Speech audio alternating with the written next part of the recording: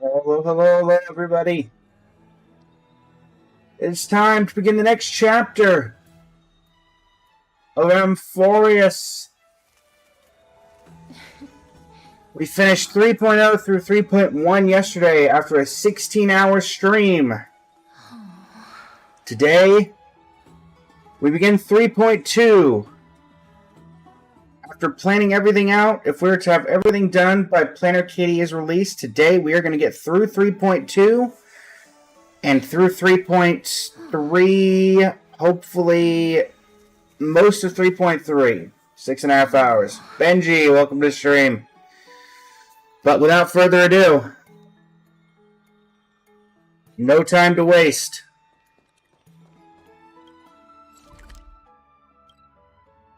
We'll head to the Garden of Life and begin the story from 3.2.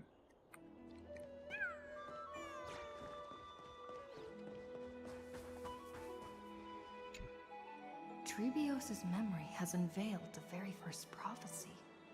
This is true. All shall bid farewell to one, and that person alone will witness the miracle. Such is the will of fate. Yep, everybody dies except one. If I take on Orynyx's trial, will the prophecy come to pass for me as well? Yep, we'll be the only one left and everybody else dies. Regardless, I must give Aglaya an answer. Yeah, we're not going to tell Dunham. Some time ago. Hey, Cass. Ah, it's you, Cass. I finished the anthology of poems you lent me. Here it is. I thought you'd be too preoccupied to find time for reading. Sometimes you just gotta, take a moment to chill. It's been a stressful past few days. Precisely because of these obligations, I felt compelled to read it swiftly. Wouldn't all these preoccupations slow your pace? It depends on how fast you read. On the contrary, knowing that time is limited can push one to overcome their limitations. The weight of these responsibilities seems to have enhanced my reading efficiency.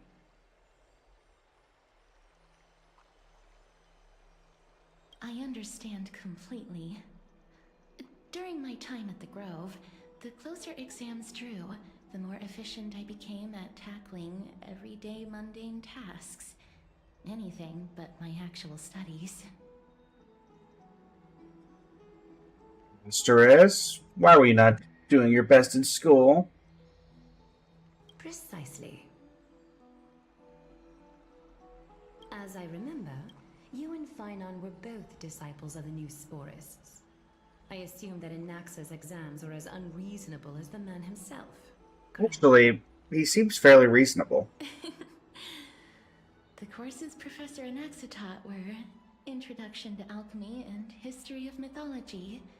And to be perfectly Who honest, in the world gave him access to history and mythology if he doesn't believe anything in the mythos of AMPHOREUS? The history of mythology taught by the blasphemous great performer himself. I can imagine their fear. Just talk about Dromos's and you'll get an A. Think about it. Students would often rush to the podium during class to challenge him on those blasphemous ideas. Wow. Challenging the teacher? That will never get you a good Lady Aglaya, grade. has your relationship with Professor Anaxa always been like this? Probably. He openly dismisses people's faith and questions the very justification of the Flame Chase journey. Our positions have been destined to be at odds. While you were studying there, I assume you must have heard of his nickname. You already gave him a nickname, Dromas Anaxa. draped in finery? As I see it, this nickname is more of an insult to the Dromas.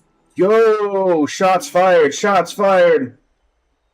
Despite his insufferable arrogance, I do hold a certain respect for his nature as a scholar.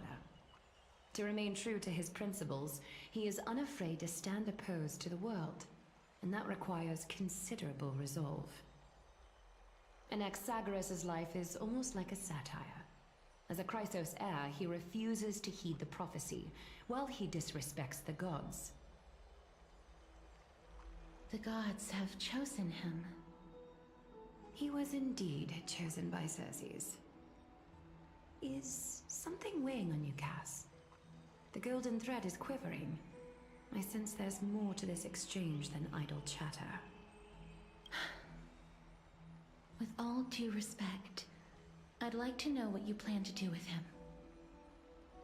Really? In light of his assistance in the battle against the Flame Reaver, I am willing to grant him some time to find a way to remove the core flame.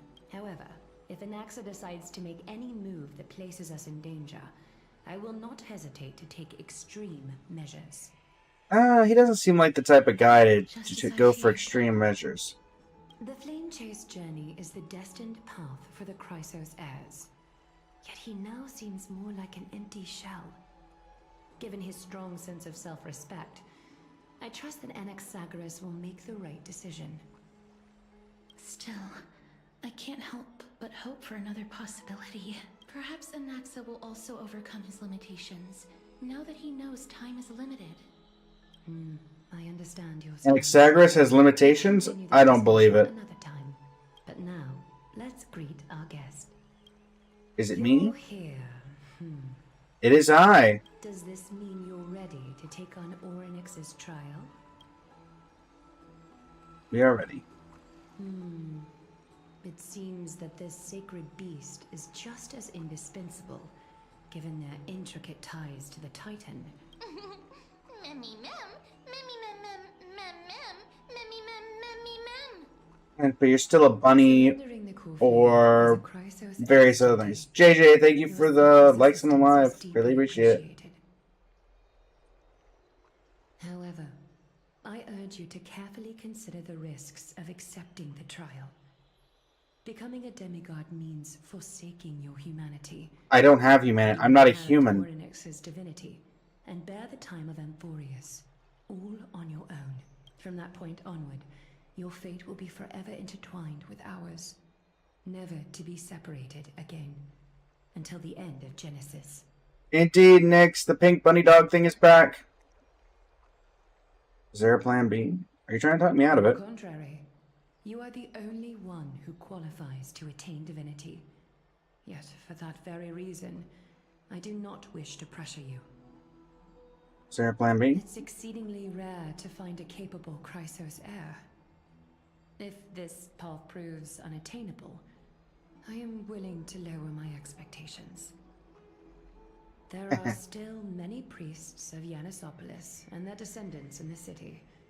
If I'm left with no other option, I'll try to find someone worthy among them. Blam, welcome to the stream. How you doing today? Seems like a shot in the dark.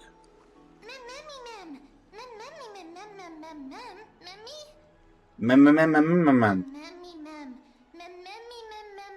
Hero.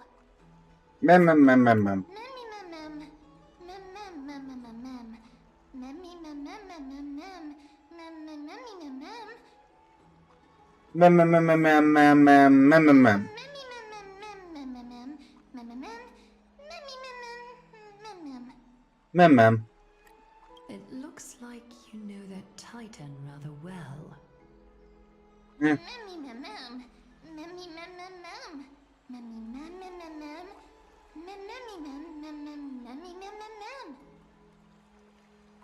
Memories that exist outside of your own experiences. I can't explain why, but I can vouch for Mem's words.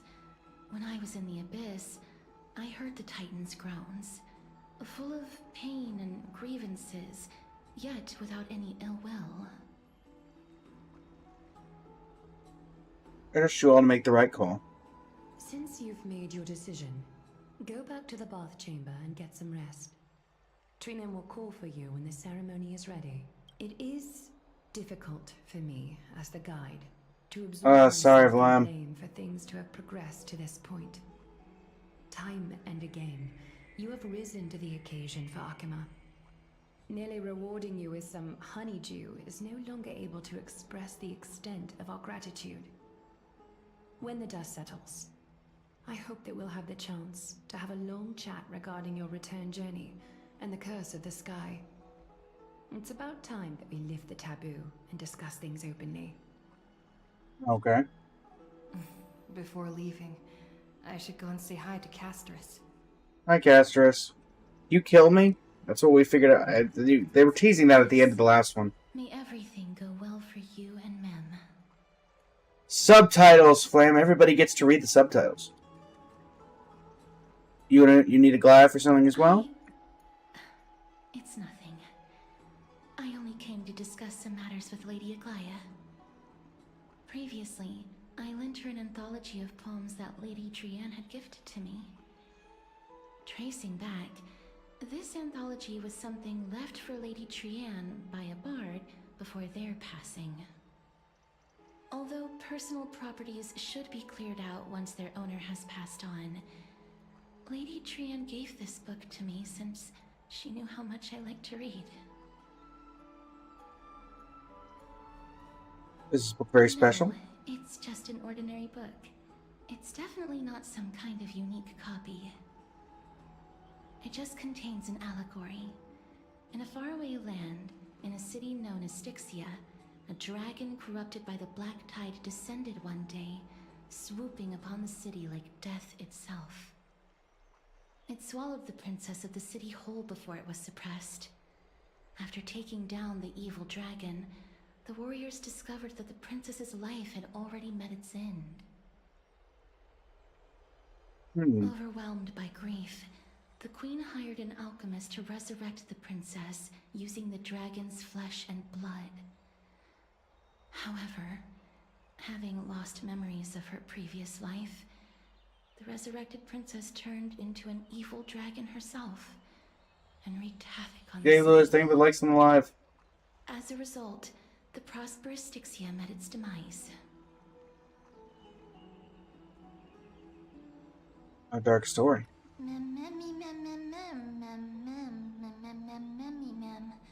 Memmy mem. The author of this book is Archepia, a wandering bard who traveled to many cities. Among the things she left behind are poems, dictionaries, and many tragicomedy scripts. She even clearly underlined and took notes in books that covered myths with her elegant handwriting. While flipping through these books, I felt like I was afforded a glimpse into the life of Archepia. It felt just like I was traveling with someone that I'd never met before.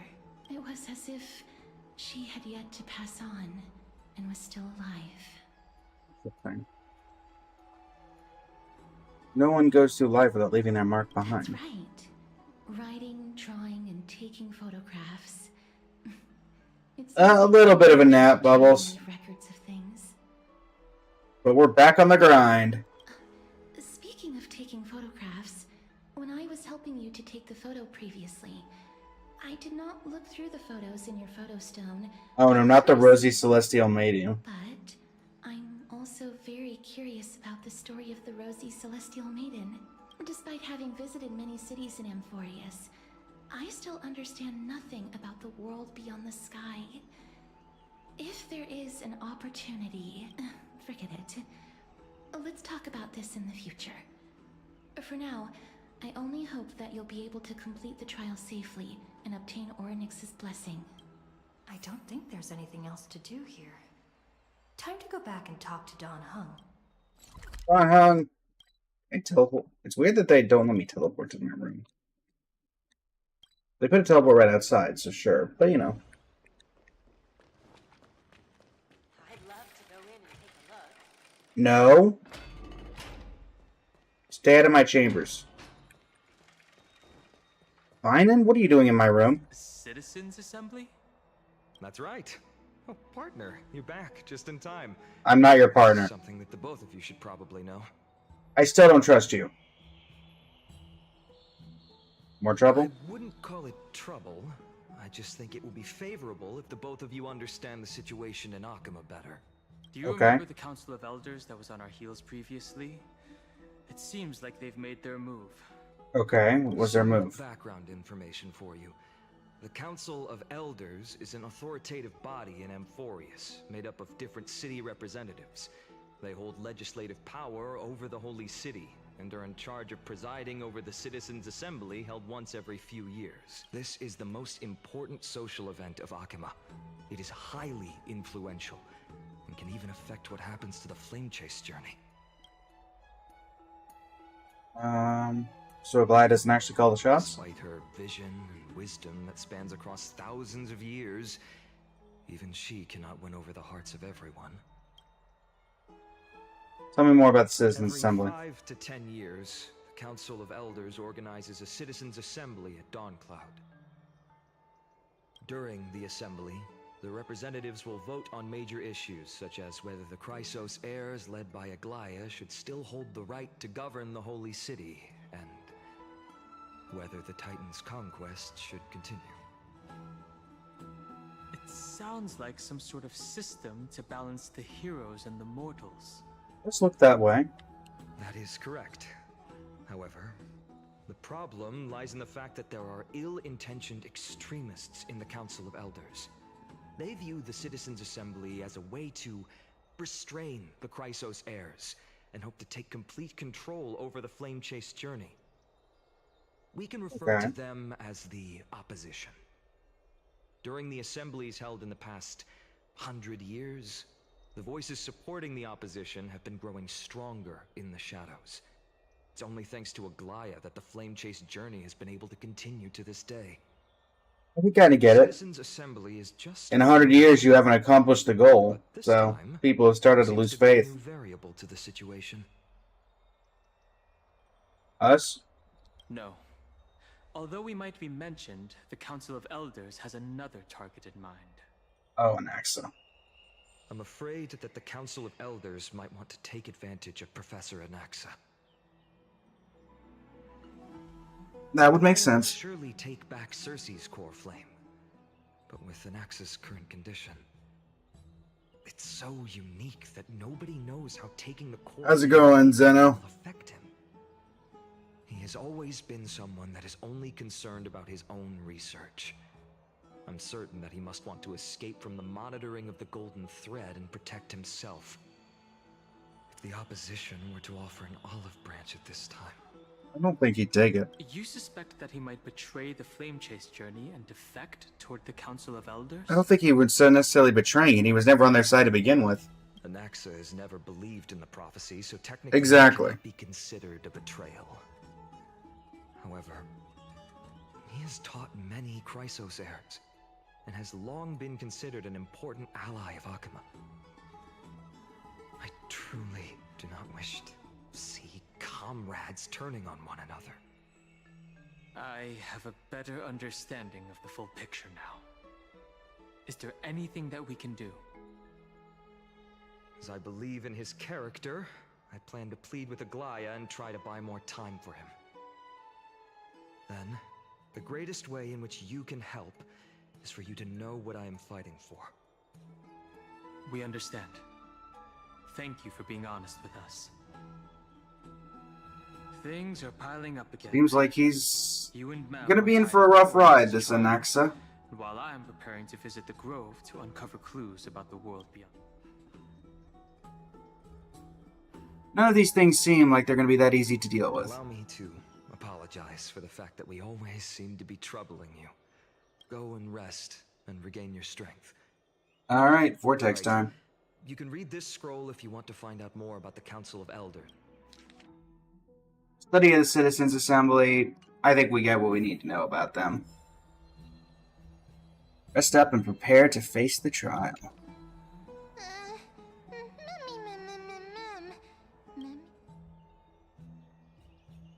Everything will be fine. Let's just hope that everything goes well. After all, as someone who has earned the gaze of an Eon, we've also unknowingly gotten used to sleeping with the midday sun. Perhaps a new phase of our trailblazing expedition in AMPHOREUS. Get some rest and wait for the trial. A few days later at the Vortex of Genesis.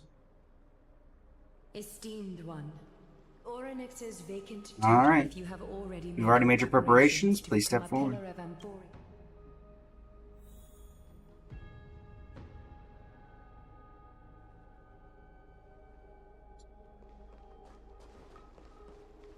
Little Gray and Mem, You mean in Mem? Thank you. thank you. Your resolves cannot be questioned. Motto going a bit crazy, everybody. We get ready to assume Orynyx's divinity. Ready to assume Orynyx's divinity. The divine position of Orynyx has already been. We can feel the space of the trial closing. As there isn't much of their soul left, we'll have to complete the ceremony before their... Let's begin.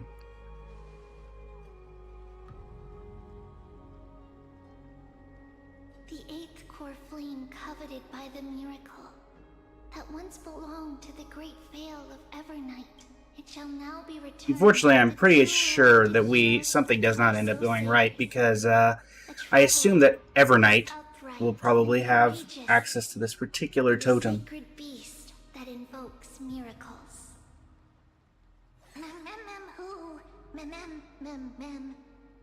Pardon me, everybody. Stepping away for just a moment. Please, come forward.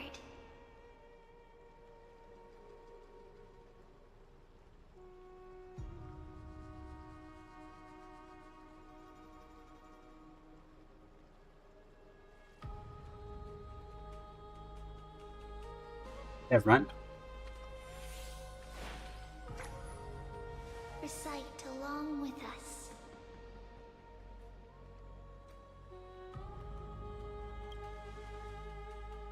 O Majesty of the 12 Titans, pillars of the we seek your divinity to mend the rifts of the world.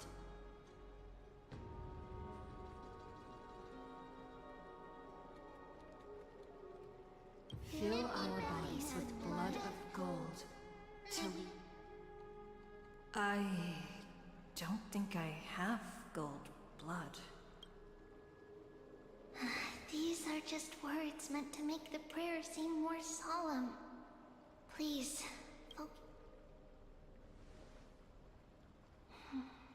and surrender the core flame.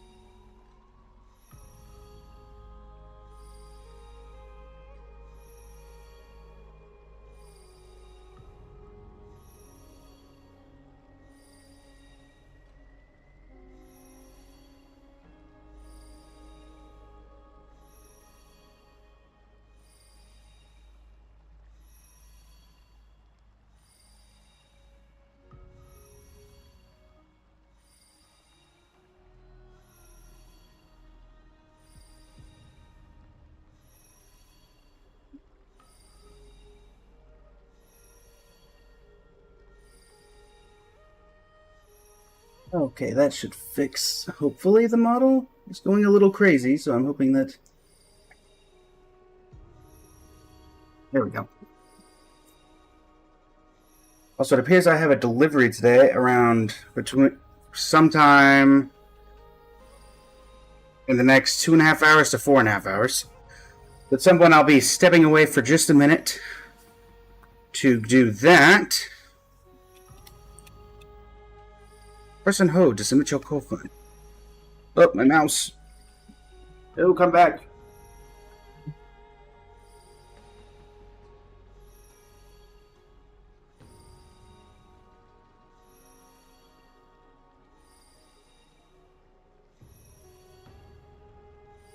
There we go. There's the mouse. Alright. Oh, the tediousness of having long-haired models. Would you stop that? Thank you. Alright, well this is clearly not going to go well. But here we go.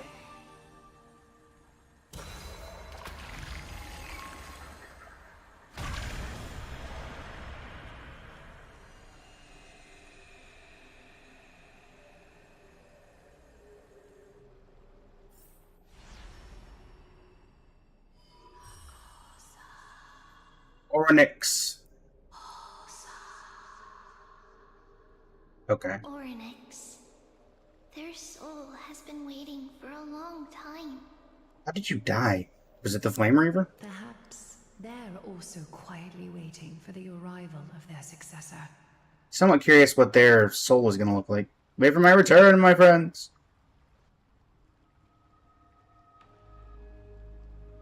Me and my stupid hat will get us The last time this I heard victory. this, things didn't turn out that well. Oh, right. Don't worry, Aglaya. She's tougher than I am, right? Yes, actually. Wholeheartedly. 100%. Never in doubt. I still don't like you.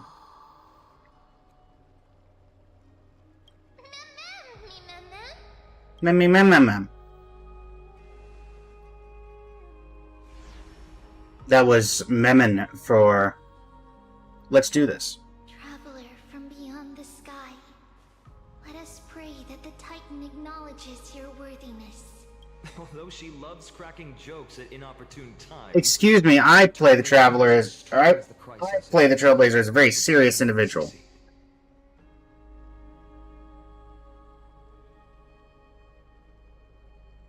I do not agree with the trash can philosophy. While she's away, I would like to have a chat with you, Aglaya. Mm-hmm. Speak. I'm listening. Alright, we switching over to my POV? Looks like we might be. Slap, slap. I do not agree with the raccoon with the baseball bat. Wake up.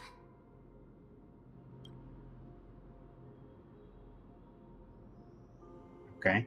How is it? How do you feel? Wait, why are you talking? How are you able to talk? I think that it's amazing too. Testing, 1, 2, 3. Testing, 1, 2, 3. I mean, technically, Mem has been speaking. Now Mem just speaks coherent. I have such a cute voice. It must be because of all the memories that I collected. They allowed me to grow beyond expectations. It does look that way. Also, listen. The words of the Titan are becoming clearer. Onyx. Mother, it hurts. Have I finally reached the end? Are the years of isolation coming to an end? Or next? Oh, how heartbreaking. Ever since the figure draped in the black cloak robbed them of their core flame, they have been relegated to waiting in isolation in such a confined space. We are going to help alleviate their pain, right? Hopefully. Memories broken. Mother, where? Mother? Oh, this is what this temple looked like out in the old days. Why is this here?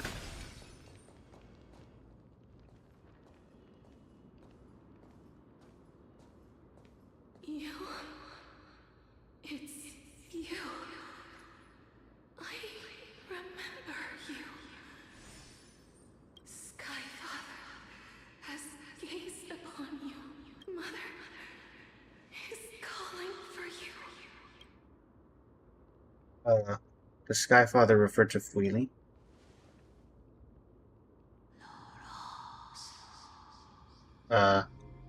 Well, you're back to muttering. The Titan's words are indistinct, each syllable emerging from the mist seems to be cloaked in frost, symbolizing memory. Skyfather has chosen you. Who is your mother?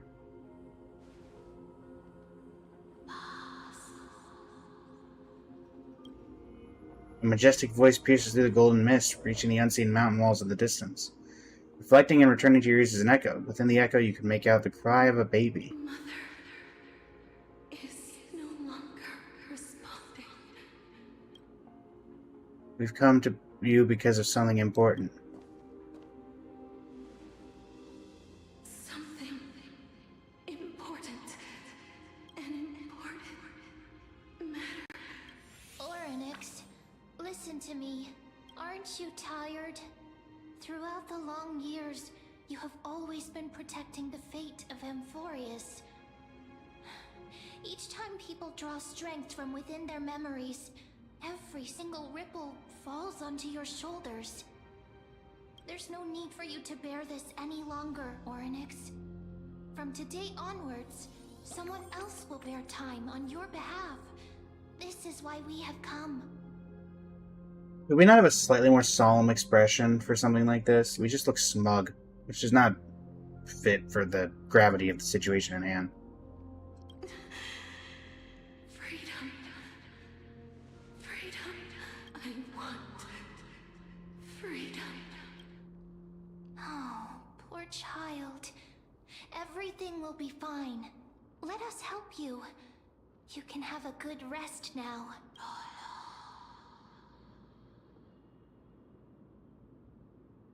Let's leave it to us.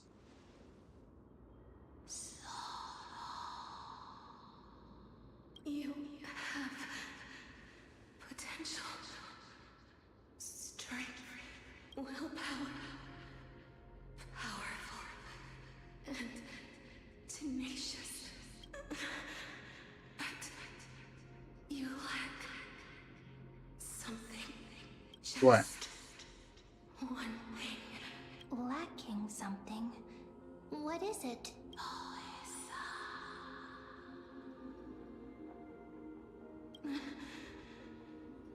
What you lack is Memory. a future. Oh. I don't have a future.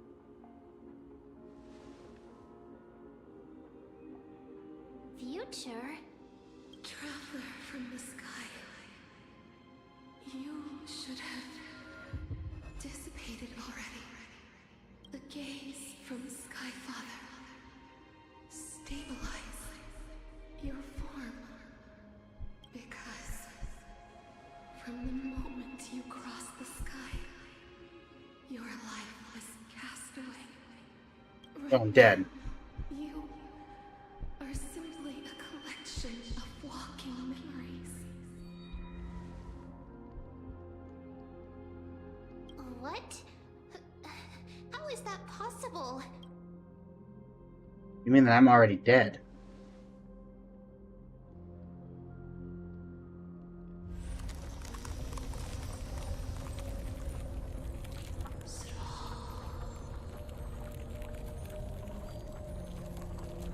The space is collapsing.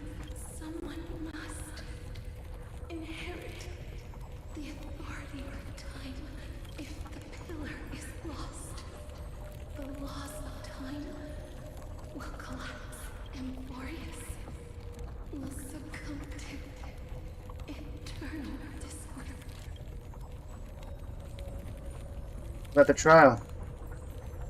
Time never compromises, never bears grudges, never forgives, never makes a choice. Child of humanity, Titans, Mother, Sky Father, time restrains everything that exists in this world. Orynyx's divinity is dissipating? Is the trial coming to an end? Pathstrider of remembrance, my strength, I shall entrust it to you. The fate of the world. If you wish to, save it. Go and find your future that has been stolen. Even if that means you'll have to cheat death. You'll have to challenge that. Hand of shadow, clasped with unlimited Well, I guess this is the way that makes the most sense for how we were supposed to get to Thanatos. For the passing of 15 entry hours. So we have 15 days. Go forth and claim your future. This is the true trial of time. So do we have the power of Onyx?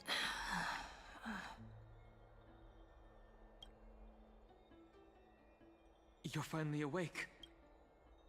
We need to have a talk. I'll keep it simple. You succeeded. Orynyx has entrusted you with their divinity. Now you're no different from a demigod of AMPHOREUS. However, Mem has told me about what happened during the trial. They're still explaining things to the others and told me to bring you back to your room to rest first.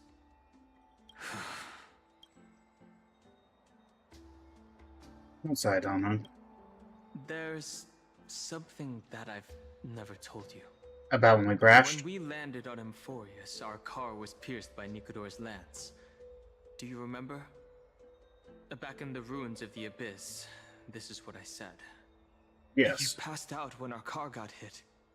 I blacked out too, but not before dragging you out. It's a good thing we were in the car, or we would have been crushed to pieces. Was I crushed? Actually, my account kind of made light of the situation. What actually Did you know I was dead? Much more complicated. You were severely injured back then, with several wounds still bleeding profusely. I struggled to carry you out and used the last of my strength to stem the bleeding.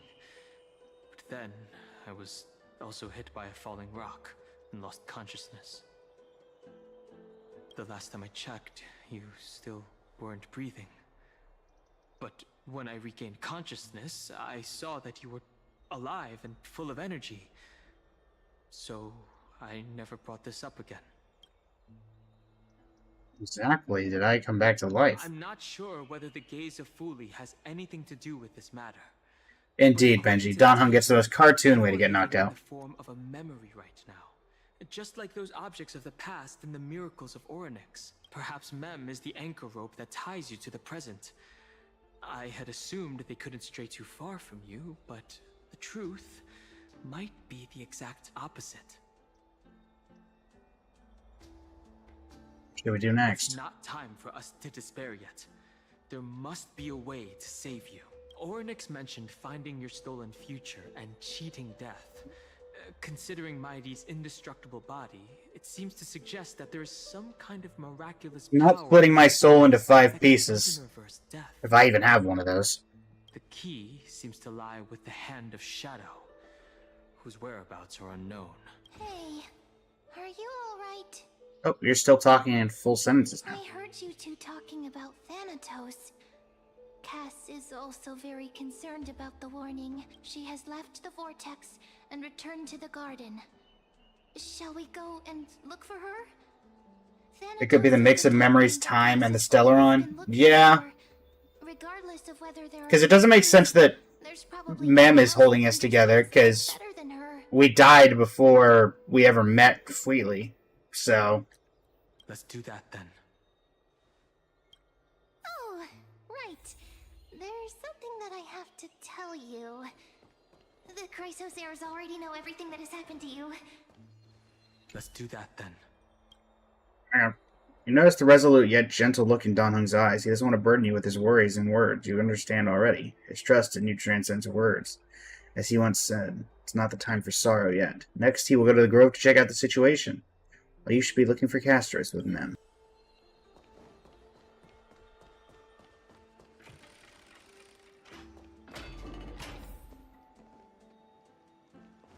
Am I going?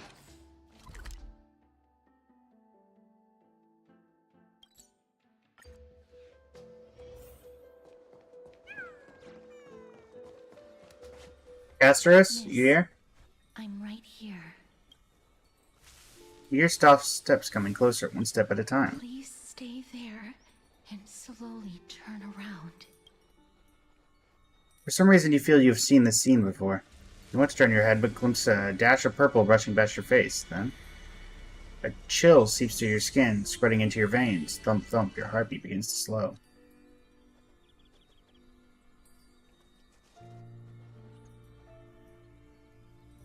Remembering the near-death experience, gotta stay on guard. Your vision blurs and the cold reality fades into a purple ocean. Then... Please pardon me. Subtle fragrance of an unnamed flower fills your senses, its sweetness making you forget the need to breathe. You realize you are still alive, not to be more precise, your death was not thorough. The coldness of the initial touch dispersed as quickly as it came, and replacing it was a touch of fingertips and a tremble born of trepidation that originated from a certain lanky arm. Her quivering finger gently brushed against your cheek, causing a faint tickle. Just as I expected. I cannot feel anything. Oh, are you checking for a pulse? Castor's just shaking. Back at the Grove, I was puzzled as to why you were not affected by my curse. I thought that it might have been the special ability of a traveler from beyond the sky. Never did I expect that this would be the true reason. I'm sorry. I should have noticed that something was amiss earlier. You had no way of knowing. None of us did. My abrupt behavior just now offended you. I hope that you can forgive me.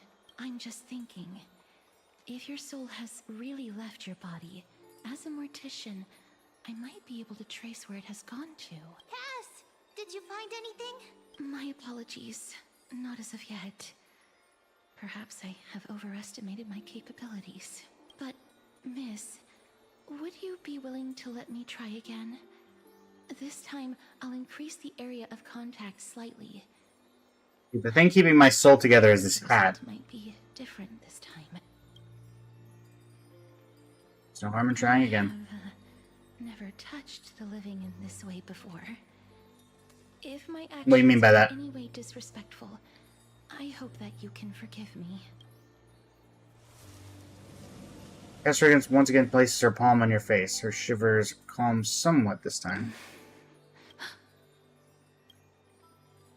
Did you discover something? I seem to have caught a glimpse of something. Your soul is currently roaming someplace and cannot find a way to escape. Well, I guess that proves I have a soul. But perhaps it might not be a bad thing. If your soul is still wandering around, it means that we still have time. We have a chance to find it before the fingers of Thanatos sweep everything away. Clues. Just a few more. I need more guidance. Okay. The connection has been severed. With my strength, I'm not able to trace it. It was me. I was a little too hasty. Don't worry, miss. Although we currently have no leads, I will do my best to search for the whereabouts of Thanatos, bring back their core flame, and personally return to you the life that you have lost too soon.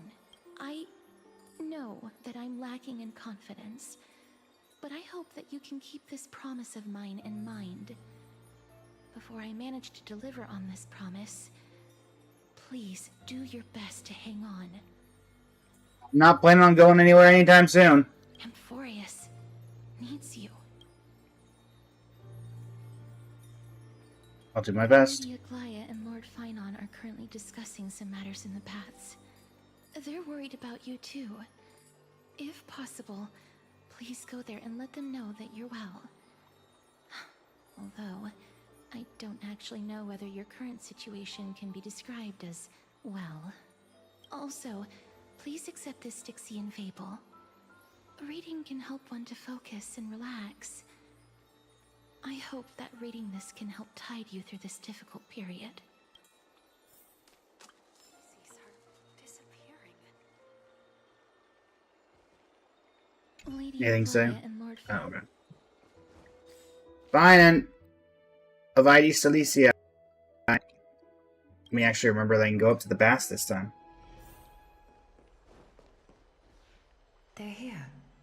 It's me. Partner! Hyacinth said you definitely wake up. How do you feel? I'm dead, fine.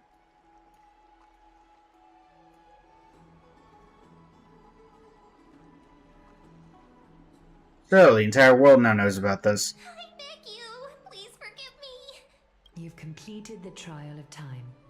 And I have to admit that the process went better than I expected. Even in the end, that Titan's heart still showed a soft spot for human. Then call her Orynyx, Aglaya. However, I never expected that. Two people who have cheated death would appear in Akima at the same time. I don't know if that dawned on cheating death.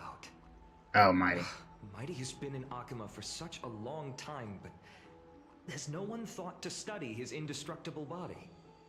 If there were even any minor breakthroughs, we wouldn't be as clueless as we are right now. Many have had this idea, but so far, there have been no results. If it were successful, Thanatos wouldn't have disappeared without a trace. Nevertheless, now is not the time for us to give up. At the very least, we can still see a glimmer of hope. Cypher. If anyone in this world knows the whereabouts of death, it would be her. What? I'll try and get her to return to Akima, but do be prepared for a less than ideal outcome. Please understand that throughout the history of AMPHOREUS, no one has ever managed to escape the clutches of death. At the end of time, Thanatos silently awaits all. Thank you for your help. It is my duty. We too require you to bear the divine position of time. But before that, just... What's wrong, Aglaya? Omens always come in pairs. A tiny air current will eventually brew into a storm that tears the sky apart. It's Anaxagoras. He has initiated contact with the Council of Elders. In the end, it has still come down to this. Play it. I earnestly hope that your assessment of him is accurate, Finan. Otherwise, the efforts of my teacher and I of the past millennium might be reduced to dust because of that great performer. Oh no, he knows what's going on. Switching to an Axis POV. Not long ago. Are you wandering amidst death? Here again. I remember this dream. This realm is covered in a silk-like fog, and the land is barren and harsh. The crowd of travelers leaves tracks everywhere. Hey! Excuse me! What is this place? Where in AMPHOREUS are we? This is clearly the underworld. The is he gonna see words us? of the traveler are in a language I'm unable to comprehend. Or perhaps they're just distracted and ignored my question. Tell me, which Titan reigns over this land? And how do I find them? Hey buddy, you good? I don't think he's good. Hand of Shadow. Hand of Shadow Thanatos. Could this possibly be the Netherrealm? Not Netherrealm. Then where is this? River of Souls? The outskirts of the Netherrealm? Are you heading downstream toward the Netherrealm? The Netherrealm. Nothing but an illusion. Titan rejects you, me. Listen. What? The traveler lifts their wrinkled fingers and remains silent. Why is he narrating that? I look in the direction they are pointing and Oh. listen closely. There. A massive shadow brought the sound of rushing tides. The sound of tides. I can hear it. Black Tide. I hear it, deep within the tides, beyond the closed gates of the Void World. A voice, about to recount something. Child of humanity. Is it death's embrace you yearn for with such urgency?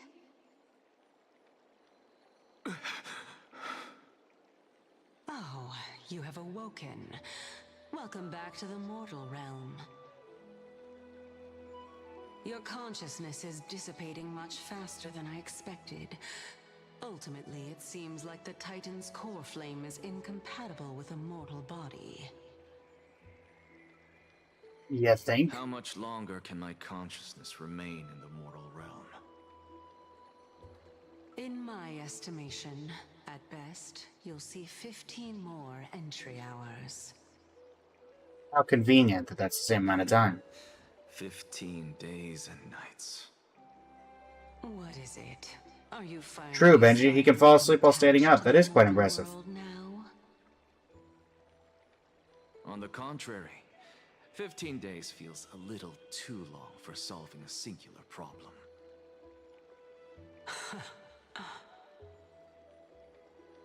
Stop giggling. It's time for us to go. The messenger from the Council of Elders is almost here. Let me ask you one more question. Are you really planning to betray Aglaya's will? What betrayal is there to speak of when I was never loyal to her to begin with? My point exactly. What about that white-haired student of yours? Acting so recklessly, do you not care about what might happen to him? There will be a price to pay for blind faith. This is also a lesson for Finan.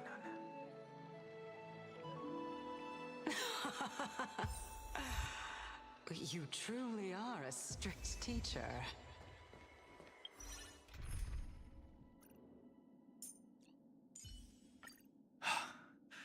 First new spore. Welcome. Of course. This is how I've always been. Up we go.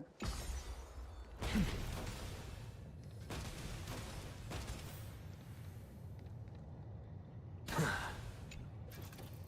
am I supposed to grab that?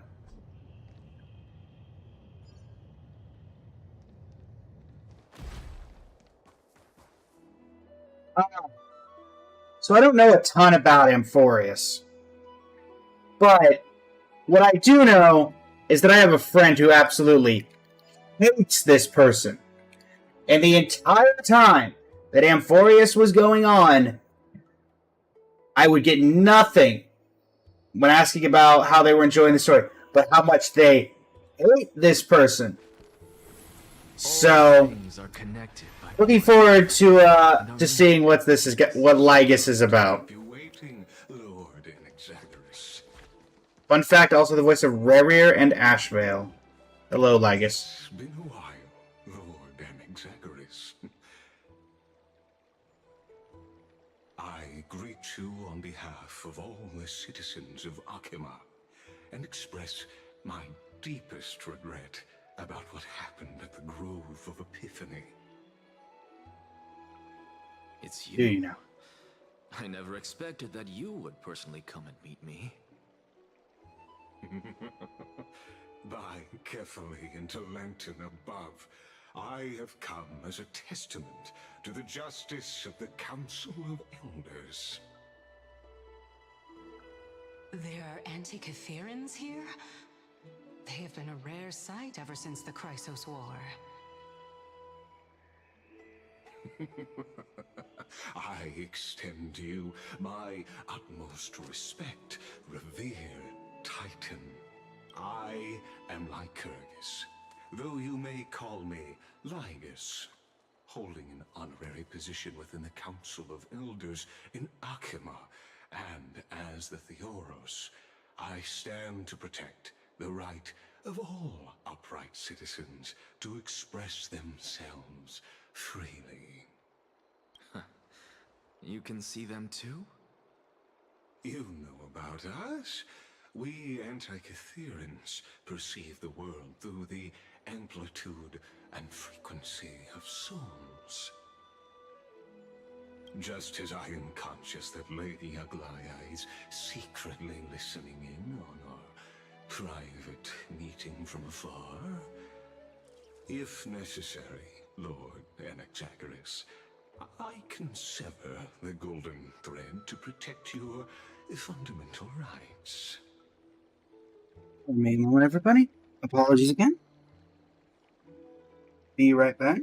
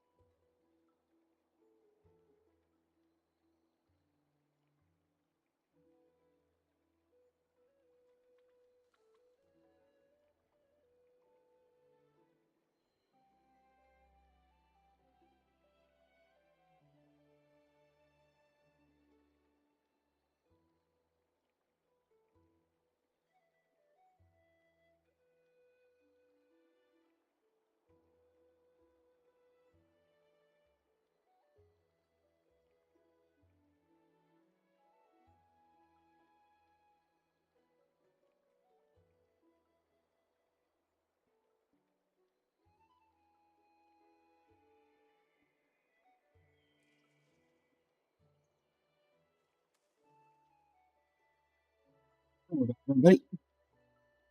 Sorry about that. There we go. Da-da-da-da-da. And live. Perfect. The demigod should know better, for such is her station. Spare those poor threats, and just let her listen to my words. They shall serve only to unveil her own folly.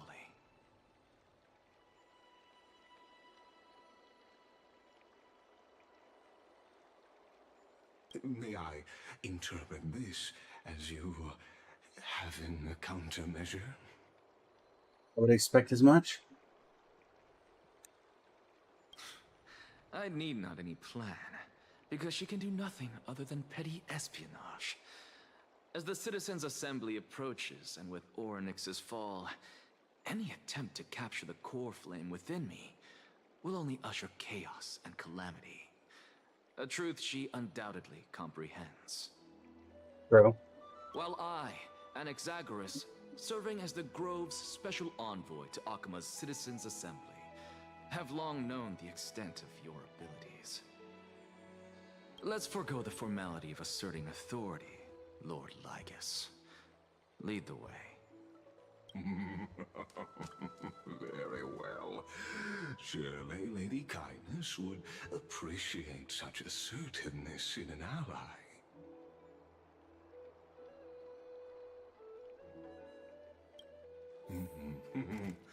She's been waiting. Follow me, please. Is there something on your mind, Lord Anaxagoras? Nothing, really. It's just a question that I contemplate every time before I ascend to Dawncloud. For the Titans, does the falling equate to death? Ah, a pondering truly deep. Time is on our side. Do you mind sharing your reflections with me? While all living beings must ultimately face their demise, Kefali has yet to meet theirs. Their journey continues unhurriedly along this long path. Are you suggesting that Kefali may not have truly passed? Yes. For dying implies an ongoing process, an action, whereas death signifies a static state, a definitive termination. In contrast to mortals, Titans exist on a grander scale of space and time, thus elongating their passage into death. The notion of their fall is but a misinterpretation born of mortal ignorance. Ah, an intriguing concept, albeit challenging to substantiate. After all, Kefali has maintained a profound silence ever since the era Arasa, while scholars and priests alike have conveyed the message of the gods' imminent fall. Perhaps the gods in their arrogance deemed it beneath them to reveal their perspectives to mortals. Nothing like two intellectuals having a conversation. Could you elaborate on your statement? Circes, the kin of the Sky Father as recounted in myths, now resides within my brain. Were I to inquire, Kefali would have no cause to refuse. Oh. That very well could be true. But what if the world-bearing Titan still chooses to remain silent? In that case, the myths crafted by the people of AMPHOREUS are nothing more than pitiful jests. It's worth a try. I believe, and I'd love to witness the fruits of your theory and the change it may bring to this imperiled world. Because I completely concur with you on this aspect. If the Titan has indeed met their end, any response from them would be impossible.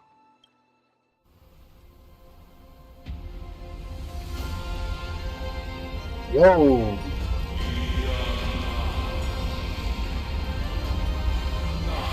What?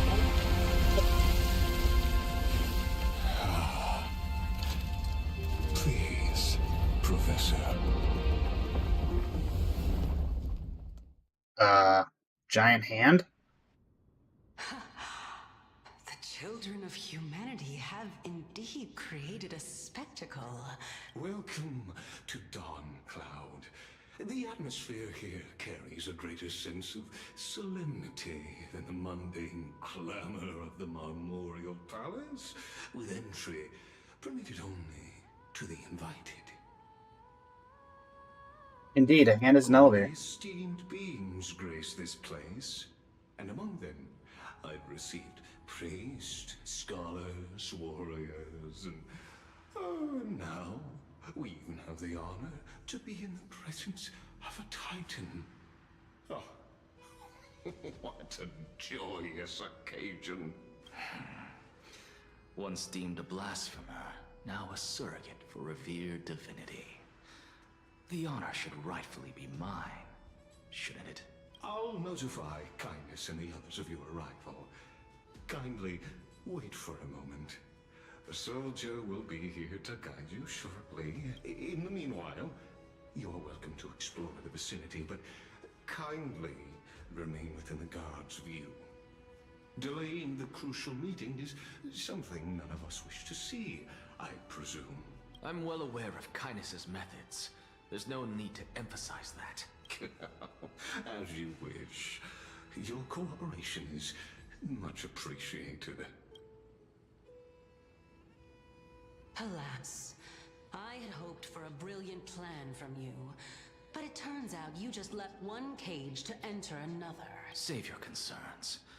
I know very well what I'm doing. I shall depart to explore the surroundings then. Now that I look around, I wonder if there are any murals bearing my portrait around here. I'm quite intrigued to see how the children of humanity beyond the grove perceive another Titan. Off you go. I won't be joining you. This Titan appears to be quite at ease. I should investigate the Council of Elders' recent activities first. Be aware, I can hear you perfectly well from here. Well, say she could. You're in her. She's in your head, so I mentioned she could hear your thoughts.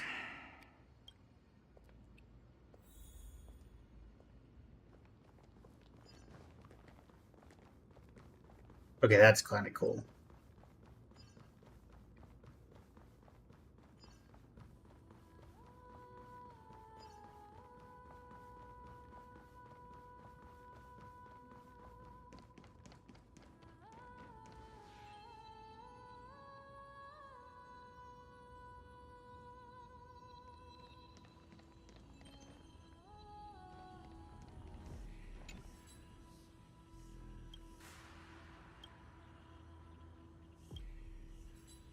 Aye, Captain. I can't hear you. Aye, Cap. Was that a SpongeBob reference?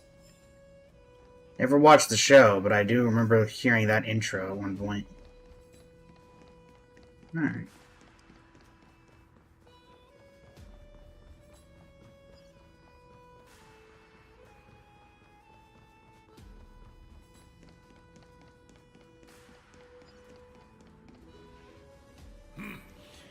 Even blasphemous scholars can come here, it seems. Hello there, wizened priest. Anaxagoras, I thought that you had died to the Black Tide, just like the other scholars. Clearly not. As Kephales's priest, are you not aware of the decorum of respecting the dead? Surely you jest.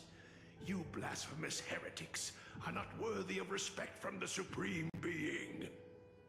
Let me remind you that you're currently in Dawn Cloud, so you'd better keep your deranged language to yourself. I am no longer that altar servant from years ago, who could only acquiesce to the commands of others. Now, I have plenty of ways to deal with people like you. I'm not sure whether I should laugh or cry right now. I can't believe that a follower such as you could have been made by a creation titan. As I see it, a dead Titan can't provide you with this level of confidence, right? Then who is it exactly? Could it be kindness? You. Seeing how fond of you Elder Kindness is, I shall let that slide for now.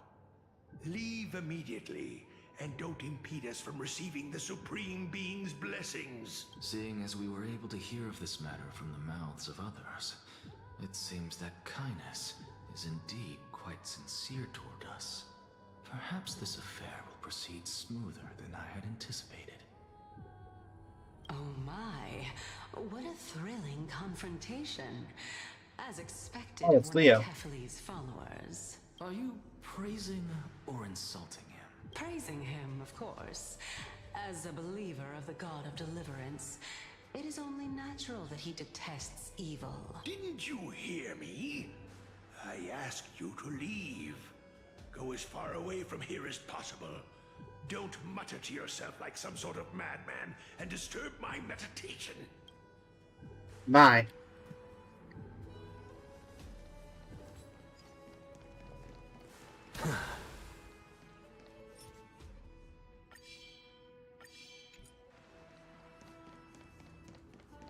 Coming through. Professor Anaxa! Over here! Hello, young scribe. Professor Anaxa? Word has it that My the name is Spartans Anaxagoras. brilliantly perished resisting the Black Tide. To find you here safe and sound, thank the fates. You could say it's the fates toying with us. It's only the Kremnoans and Idonians who chase glory through death. But your survival is a victory in itself. I'd settle for that gladly. So, are you here to report the incident to the council? I heard that after the Black Tide devoured the grove, Akuma would be next in line.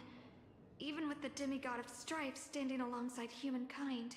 Tell me, how much does the Council of Elders know about the Black Tide? Once Kindness and her followers learned of Circe's and Orynyx's fall, they proclaimed in the council that the Flame Chasers could no longer stand against the calamity alone.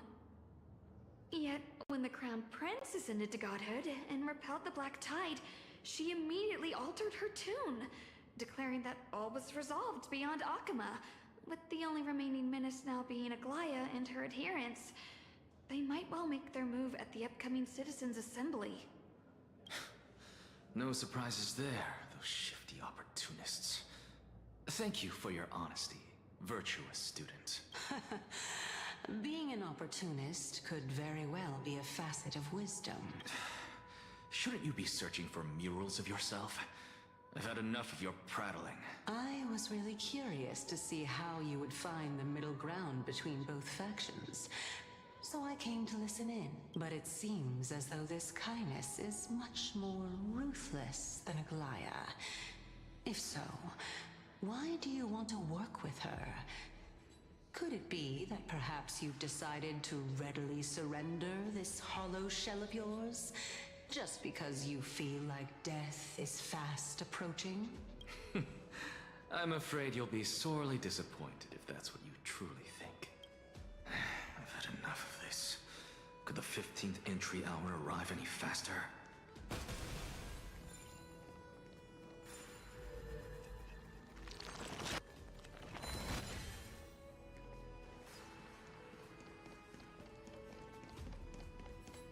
Percy's. Oh, my. Could it... Every plant, every tendril, no, even every leaf could be the embodiment of Circe's. As a result, mere mortals who did not know what the Titan actually looked like chose to paint them as a giant tree instead. Their wisdom was portrayed as fruit, to symbolize how they shared their knowledge equally among the masses. Such exquisiteness indeed. Happy with your interpretation, Circes. This mural is quite abstract. I really can't tell whether you are praising or demeaning yourself. Now I'm quite curious whether the Reason Titan has studied figures of speech before. Of course I find such stylistic devices interesting. For all we know, this could be the answer to the question, what exactly are we? I, for one, am not willing to admit that I could look this ugly. Was this the reason why you failed in your attempt to refine my soul when you were ambushed at the Grove? Since you are aware of this, why did you save me back then? From my perspective, this point alone was enough to separate you from the average person. How do two lunatics coexist in the same brain? Therefore, it seems that your journey to Dawnfloud this time is not just to seek protection. What, then, is the intention behind your actions? The entire plan is stored in my memory. So why don't you look there? Then don't mind if I do. 1 year old? 2 years old? Oh my! Even a member of the preeminent Seven Sages must hug his Dromastal to sleep? How interesting. That's enough. How unusual. Your soul is actually trembling. This must mean that behind this toy hides a secret that nobody knows. Right? Since our days are both numbered, I don't mind telling you more about it. This is a present that my sister gave to me. It's a doll that was made to look like our family pet.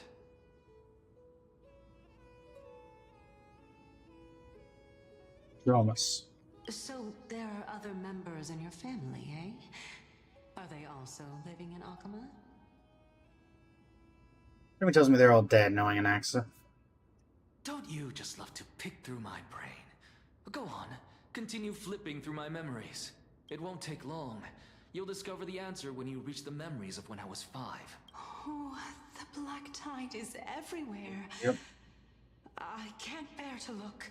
When I was young, I couldn't accept this outcome either. Georios, Aquila, Kefali, and you, of course. Although I prayed to every titan that I could think of for help, my efforts were ultimately futile. This...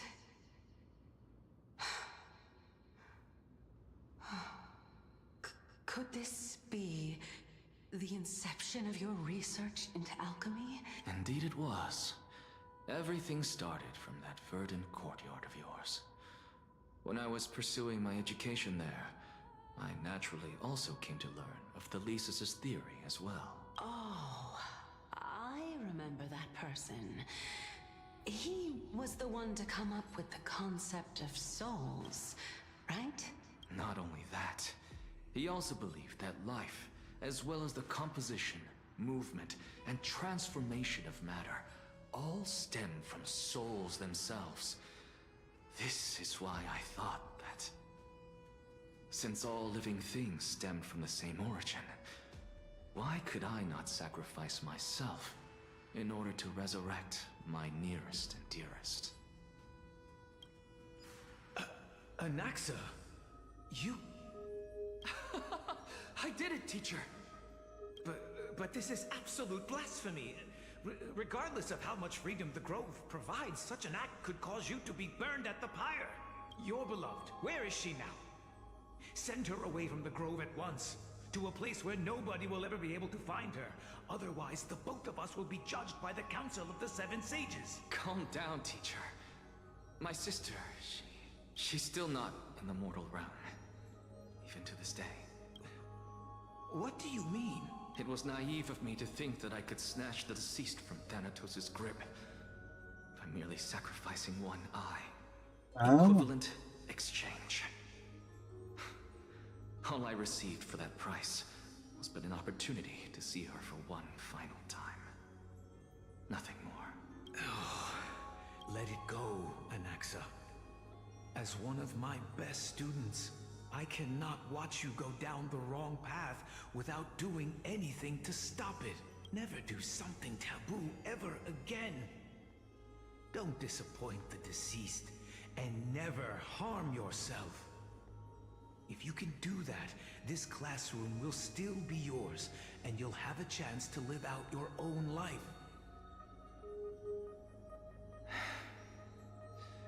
Since I was able to see her one last time, I have no other desires. You're right, teacher. It's time for me to start a new life. I am sincerely glad for you, child. Now then, what topic would you like to study? Blasphemy against gods. I wish to continue the Thesis' research. Continue the research into souls, but you know that the Grove has long since understood his philosophy like the back of their hands. Even if you continue digging into this subject, your efforts will likely be futile. I doubt that, No, considering... teacher. After my fleeting glimpse of the deathly fog, I finally understood a single truth. Since ancient days, our understanding of the souls is but the tip of the iceberg. I may have lost an eye, but my view of the world has become clearer than ever. I have grasped the truth with my bare hands. Watch as I turn this farcical world upside down.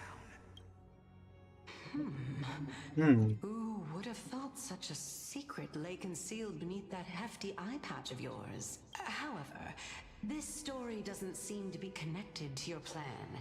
In fact, I'd say that they aren't related at all. The answer lies within the tale. If even you cannot understand it, perhaps you should relinquish the divinity of reason to me. After all, it'd be a waste for you to hold on to it. My story ends here. Now it's time for you to tell me your secret. After all, this is what equivalent exchange means, correct? As expected, you laid a trap for me to step into, unfortunately.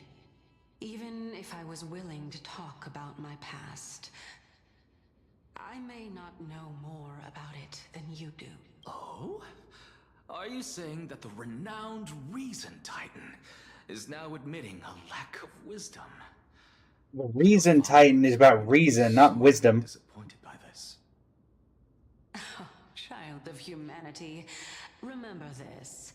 Being cognizant of one's ignorance is the greatest wisdom of all. Now I understand. No wonder you asked me to answer your random, nonsensical questions. Not only that, you're the only one who can shed light on my query. As the saying goes, onlookers see most clearly. Is that so? Lord Anaxa. I saw you muttering to yourself and was wondering whether you were caught in a delirium of reflective thought. I'm sorry to interrupt you, but time is of the essence. I have a message from Lord Lygus. Lady Kindness has met up with the Council of Elders and is awaiting your arrival, so please depart forthwith. It's finally time. Carefully. The one who created the world, and the one who bears the world. If you truly have not met your end, how will you answer the challenges of those who defy you? I didn't expect you to agree to Lady Kindness's invitation. What a wonderful turn of events. He just likes throwing a wrench in everyone's plans. There are many people who hold Isn't that the Dromas draped in finery? Avoid his gaze. I don't acquaint myself with blasphemers. Don't worry. He's too full of pride to pay us any attention.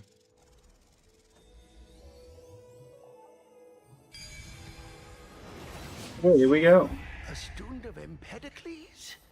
I hear that his views run counter to the Venerationists. This is what being a scholar is about. A collision of ideas only occurs when there are differences in beliefs, and it is such collisions that lead to progress. Yet, in my view, there are only right and wrong perspectives, neither of which can coexist with the other. Welcome to the Demigod Council, esteemed guests. Lord Highness. Anaxagoras. Oh, I've heard so much about you. head of the Nusporists of the Grove of Epiphany, notorious blasphemer, a Chrysos heir who bears Circe's core flame, a survivor of the Grove calamity. Did I miss anything?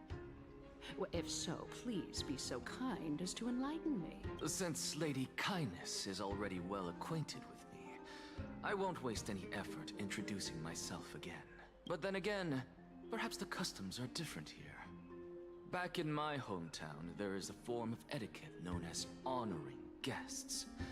The host will welcome their guest with warm hospitality by treating them to fine wine and a cozy bed. And yet, ever since I arrived, I have not been welcomed with warm courtesy or ceremonial gifts. Instead, I am met with intense scrutiny. Even more absurd, the host has sharpened their blade and instructed their servants to What did you expect of the same person who is a notorious assassin? Perhaps you intend to cut open my heart, retrieve the core flame, and then hold a grand feast for all of the guests. Everyone, stand down. Thank you for understanding. I am but a feeble scholar who is not used to the stench of avarice. Alright, I'll hate them. No need to be humble, my lord.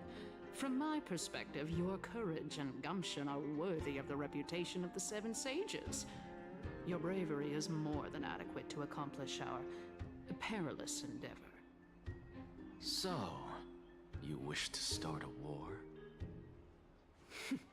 Well, since the Chrysos heirs are calling for war, we will respond in kind.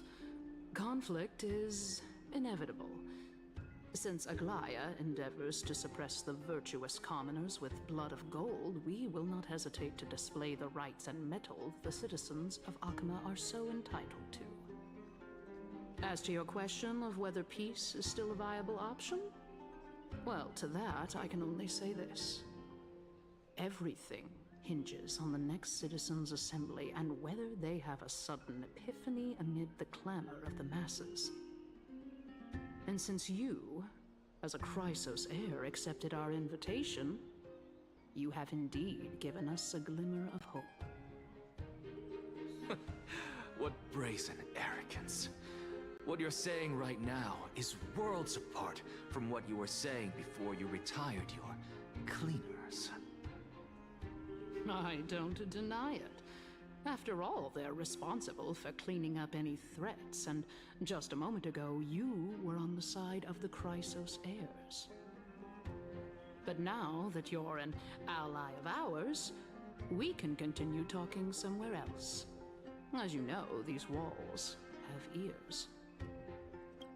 I was fortunate enough to have the opportunity to discuss a treatise about the Venerationists with your teacher, Empedocles. Yet, it seems you subscribe to the Nusporists instead, Lord Anaxa. I've heard that this school of thought is one with many detractors. It's normal for ideas to have supporters and dissenters. Just...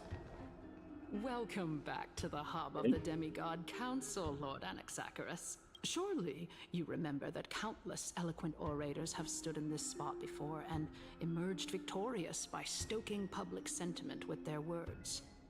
And yet there have also been innumerable blasphemous philosophers who set themselves up for failure because they refused to defend their actions. This tiny stage is the most profound embodiment of Akama in centuries.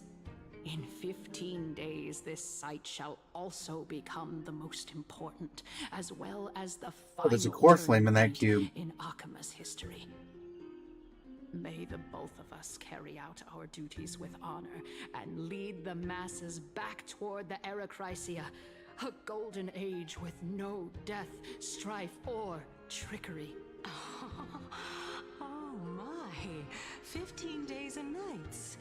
That aligns perfectly with the date of your demise. Could such a coincidence truly exist? Using death to prove myself fits my intentions perfectly. What strong conviction you have, as expected of the hero who dared to stand up to the Gold Weaver. As expected, she misunderstands you. That's enough, Lady Kindness. Dispense with the niceties. I only accepted your invitation so that I can serve the commoners alongside the members of the Council of Elders.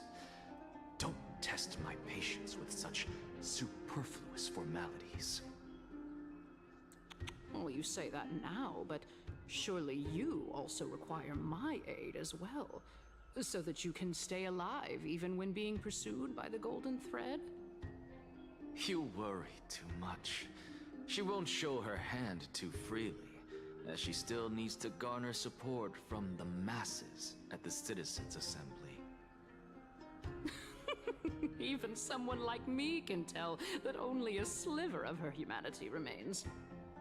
Surely you're not asserting that she will definitely act in a rational manner. Yeah, she's incredibly rational. Doubt aware, Aglaya covets the core flame that I possess, which makes it the bargaining chip that allows me and the rest of you to negotiate with her. However, in return, I'll need the Council of Elders to support me as much as possible.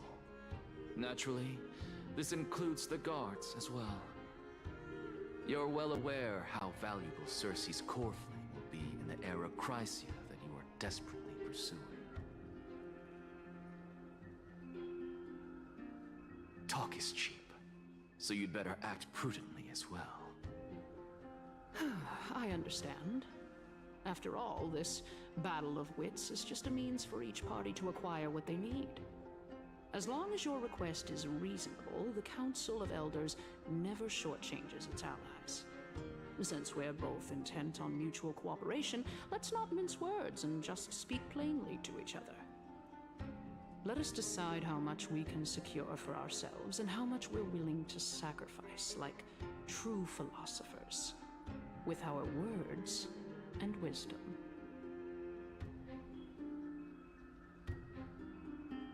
Let's begin then. Continuing from the earlier topic, let us discuss our common enemy, Aglaya.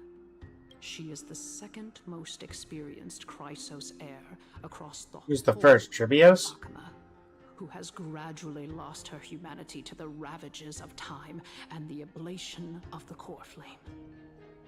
A formidable opponent indeed. Admittedly, there is ample reason for her to take your life. Yet your previous reasoning is quite sound. As a seasoned political animal, it's unclear whether she will actually cross that irreversible boundary.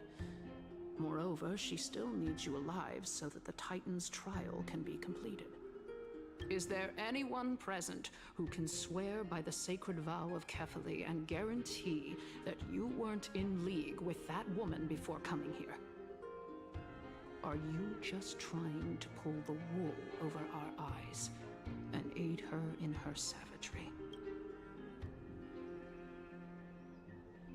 She needs vassals who will do her bidding without question. She's prepared to execute me. I She's believe prepared to you're execute me. aware of Castorus the Executioner. Long before I returned to Akama, Aglaya had already dispatched her to monitor me. If I weren't able to reach this place in time, I would have been forced to meet Thanatos first. As compared to a comprehensive plan with uncertain results, if you decide to cut open my chest and remove the core flame, wouldn't that settle her nerves even more? Everything is in place. She just needs the right timing. I understand what you mean. At the very least, the both of us agree that this tyrant who wallows in extravagance and greed is the greatest threat to achieving peace in Akama. The Council of Elders is willing to defend your right to live, just as we defend every oppressed citizen. However, I regret to say that sentiments in favor of the Chrysos heirs and Aglaya are only growing in magnitude. The peace that we are aspiring toward, as well as everything that we hold dear, will be destroyed completely. The city will be burned to ashes, and the citizens' blood will be shed. Tell me, What are you willing to do for our esteemed citizens so that they can vanquish the enemies of our fine city?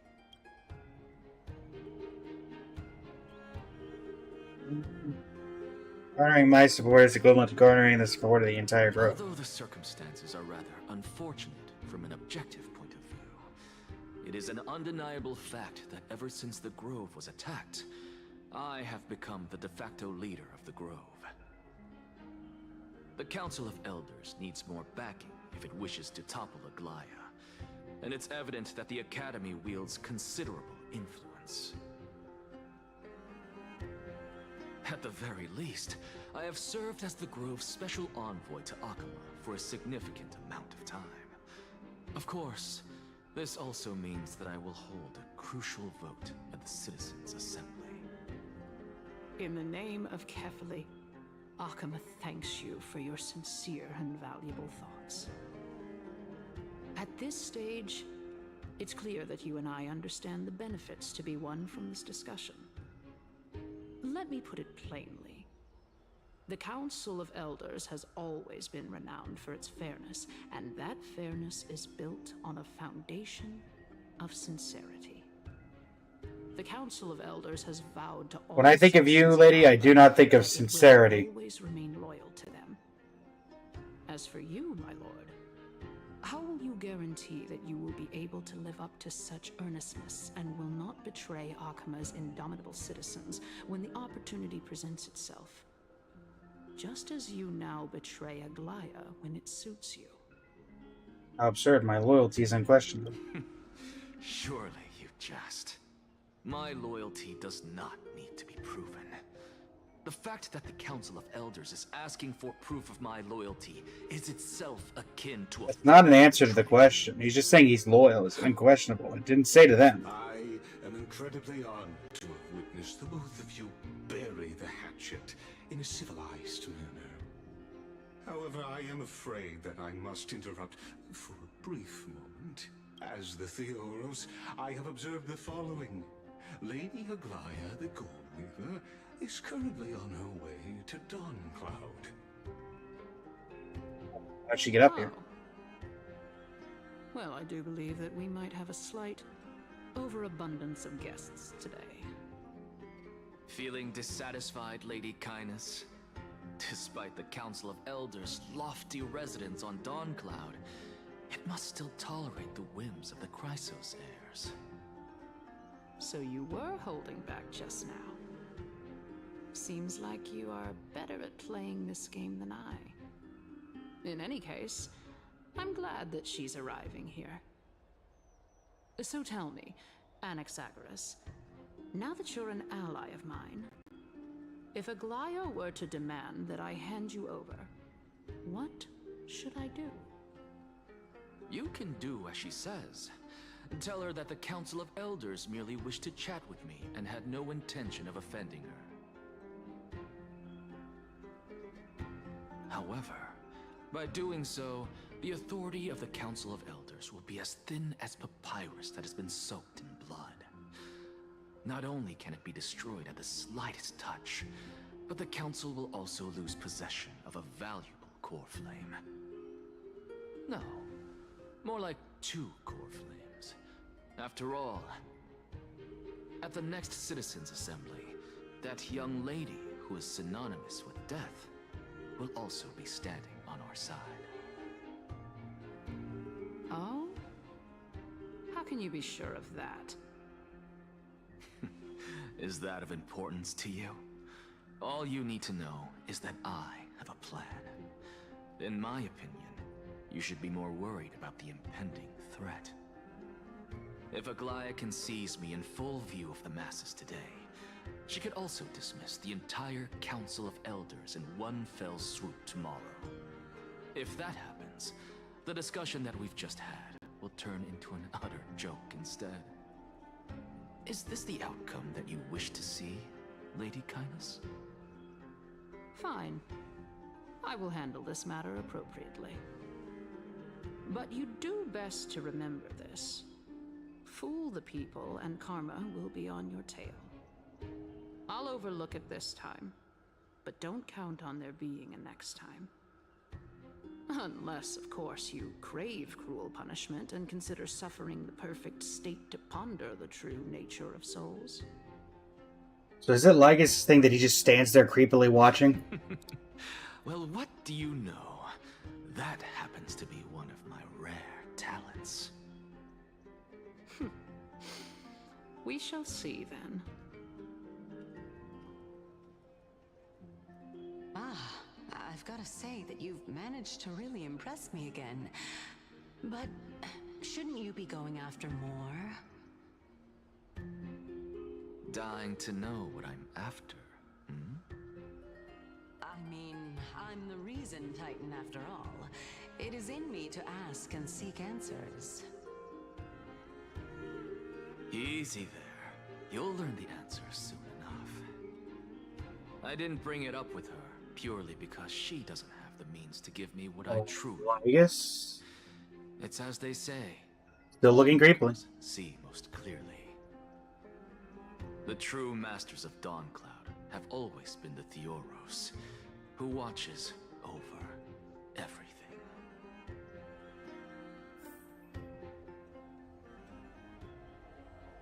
Speak with Lygus. An expected visitor. Welcome once again. You know, you could actually skip all the pointless debate and come straight to me to seek an audience with Kefali. I have no reason to refuse you, do I? You may not, but kindness has. Whoever gets hold of Kefali's core flame will get to rule over Akama. She's wary of me, so naturally I had to gain her trust. I would say that debate was not at all pointless. Very true. In my view, this individual has gone to great lengths to get close to Kefali. He might very well be plotting something nefarious against the Titan. Are you still willing to let him pass, knowing this? Yes, very much so. All living creations are always free to visit Kefali's transcendent vessel. This comes with being the World-Bearer. How convenient it is to be able to hear what they say. It is truly my honor to speak to a venerated Titan in person. Please, go ahead. Let me join you both on this journey. Oh, a bygone myth tells of an occasion where Kefali once answered their followers' questions on the peak of the Holy Mountain. Their followers have since believed that scaling this Titan cliff is one way of being with the god. Hear that? Take some stuff wrong way. Every day that you get to climb a mountain with Circes, you should sing me a hymn of praise. Titan hymns are beyond me.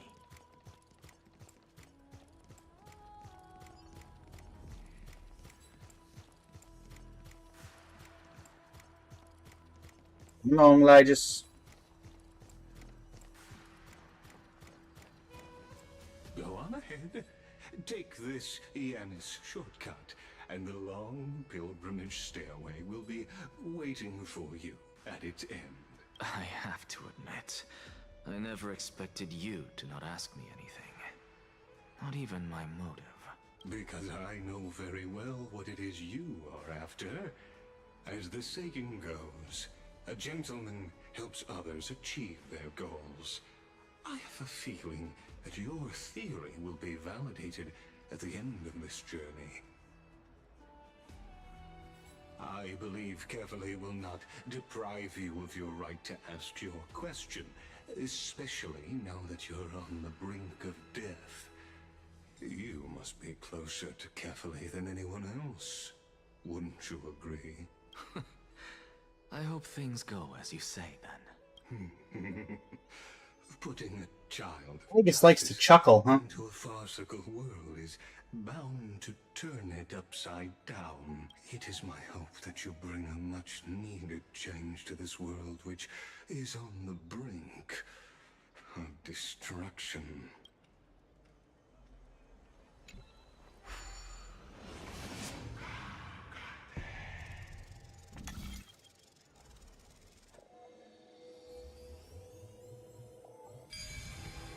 There we go. Honestly, this is my first time going up to Dawncloud's Peak. What a splendid view. Isn't it about time you recognize the magnificence of us Titans? Well, I don't see how this place is different from those temples in the city. All they have are magnificent facades. And even though I've come this far, I'm still doubtful about getting useful clues from him. I must be getting ahead of myself to be expecting to hear something nice from you. That would be correct. Haven't you been in my head for some time now? It's high time you get used to how I feel about things. Alright, we're just a short hike away from Kefali. No time to waste here. So the intellectual debate from earlier was too draining for you, huh? If AMPHOREUS gets a new lease on life, you should focus on strengthening your body and stop shirking social interactions. Get him. Save your concern. The Titan is in sight. Can you make it? Why? Are you going to carry me up if I were to fall now? I know how far I can go, so just hold your tongue and come along. Fine then. I guess I won't say any more. I'll just wait till your soul dissipates completely to gain control over your body. Wait. Is that...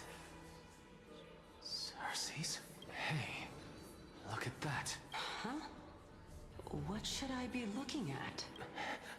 Am I hallucinating? Or do we even get to see souls when we're close to dying?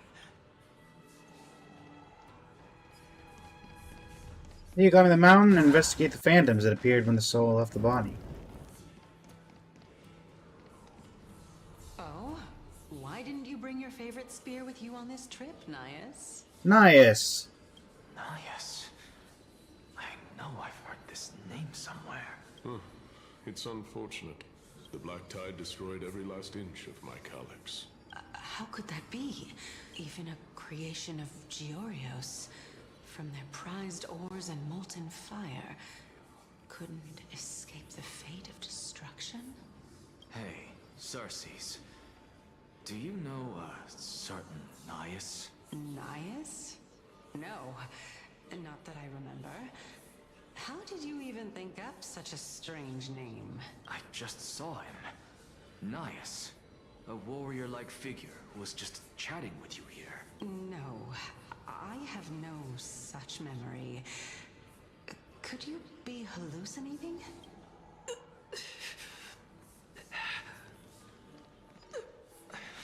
Hello, Nikodor. Is a departed spirit?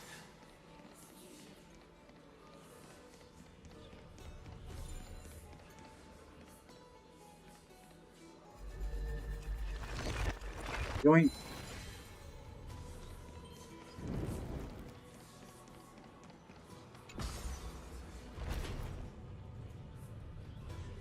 Ah, yes, magical floating mountain. Absolutely. Regular bridge and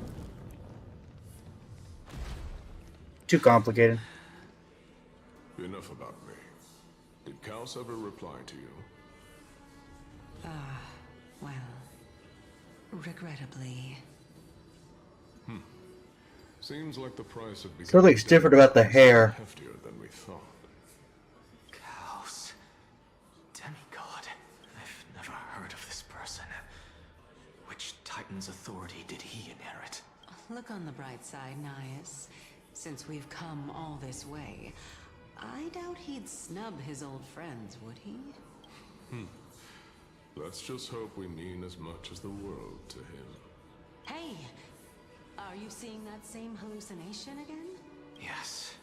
It's still you and Nias, but you're now talking about a certain Chaos. I'm guessing he's one of your companions? Chaos? This name sounds just as strange to me. Never mind. I think I know what this is about.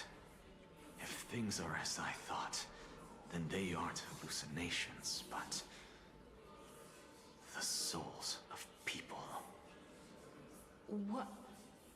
But if those are the souls of the dead, then what am I? Beats me. For all I know, you're just an illusion I conjured up in my dying moments.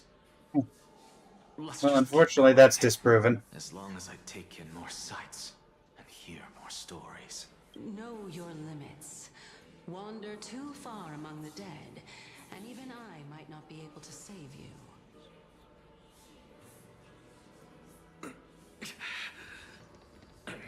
Fine. If this is indeed as I thought, then this will be very amusing.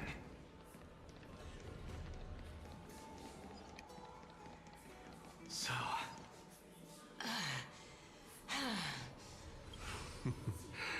Can you keep going? Of course. I'm just...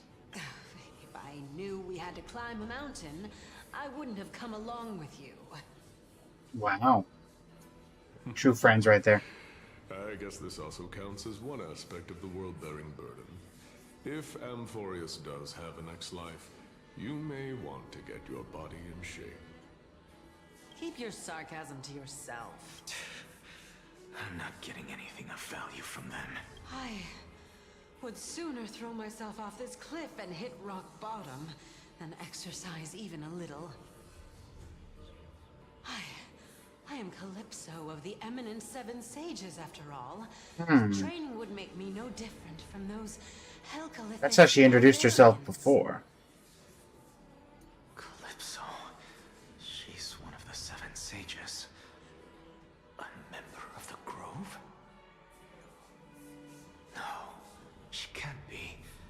I would know her name if she really were one of the Seven Sages.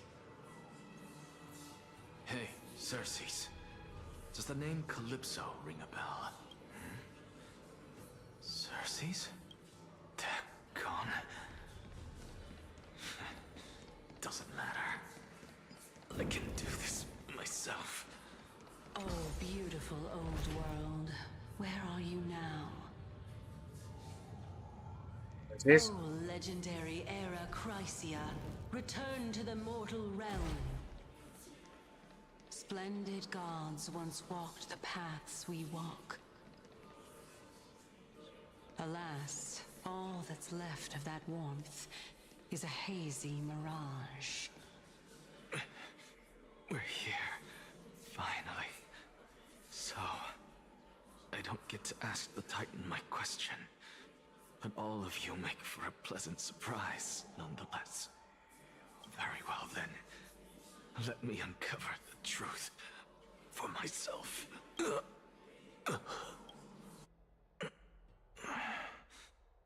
I still fail to make it in time?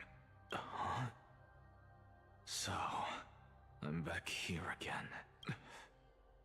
This is... I can hear it. I hear it from the depths of the tides, behind the closed doors of the void world. A voice ready to tell me something. This time, the voice is a lot clearer than before. Since we've come this far, let's just wait. Lord Nias and Miss Calypso, are you both here to visit Chaos, too? Yes, and we've been waiting for quite some time now. Regrettably, he hasn't answered us. The worst-case scenario is that he's already been overwhelmed and crushed by the world-bearing burden. You're overthinking, Lord Nias. I can still sense Chaos' soul in the area. No, that can't be. And besides, we both know Chaos' nature. A deliverer like him wouldn't fall so readily, much less give up on all that he holds dear. Isn't that so? Yes. I have faith in him. That reminds me. Why are you making this trip alone, Polixia? Polixia. Oh, my sister needs more time to make sure the flowers are fine. Sister. Such a pity. Both of you have hearts kinder than anyone else. Oh. You were born. Gastrus has a sister. That's what she said Thanatos had taken away from her. Everything that I see and hear this time has left me shaken to the core. What may seem like a mundane conversation is in truth a once-in-a-lifetime exchange that has revealed the ultimate answer to Cersei's question. The conjecture has taken shape and must now be solidified into a theorem. Next, I only need to seek verification from Kefali. By doing so, I can answer Cersei's question and reclaim my body. But no, I will not do that. That isn't important, because another one of my conjectures, one that I have always dreamed of proving, has been proved right this very instant. Fusing a mortal soul with that of a Titan to replace said Titan is not a ludicrous idea after all. It's like Don Hung POV. What are you thinking about? Just amazed at how this towering tree is Cersei's divine body. It's a majestic sight. Is that so? You don't look the slightest bit amazed, though. Plus, you seem to be strangely familiar with the city around the great tree. Merely something from the past that I won't go into. Events of the past, huh? I was also a child when I looked up at Cersei's. Their leaves and branches reflected the sparkling stars. Argue you're still a child, And I the assume. trunk was like a pillar that supported the sky and ground. I stood at this very spot back then, imagining the day when I could climb to the top of this tree. Because I would be the closest I can be to the sky at that spot. You're a sky priest, yet you study at a place that is home to the Reason Titan. That's rather counterintuitive. Don't read too much into it. I mean, can mortals even hope to reach Aquala's realm? They're a Yes. strict and draconian god. Nothing like Cersei's. Reason is willing to share what is theirs with others, but Sky only expects people to revere them. You get what I'm saying, right, Denny? After all, the Titan that imprisoned you and Grey here in AMPHOREUS is none other than Aquila themselves. Yes, I didn't count on provoking the ire of a local god. But there will always be people who dream. I think of Nigador soaring shot us towards the down, so sky. we could partially blame The him. Grove has a wealth of research on Aquila, and that is exactly what we are here for.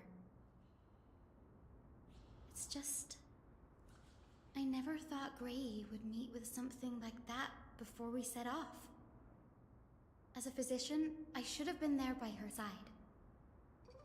Bad luck tends to come in streaks, so don't beat yourself up over it. Besides, Aglaya needs you here to uncover the truth behind what happened to the Grove. Let's just make the most out of this trip and keep a lookout for any documents related to the Death Titan. They could be useful to her. Yeah, there's no rest for the weary, huh? In any case, what we're looking for could be anywhere in this enormous grove. Let's split up to cover more ground. Danny, with your skills, I'm sure those monsters born of the Black Tide will pose no threat to you anyway. What about you? Will you be alright on your own?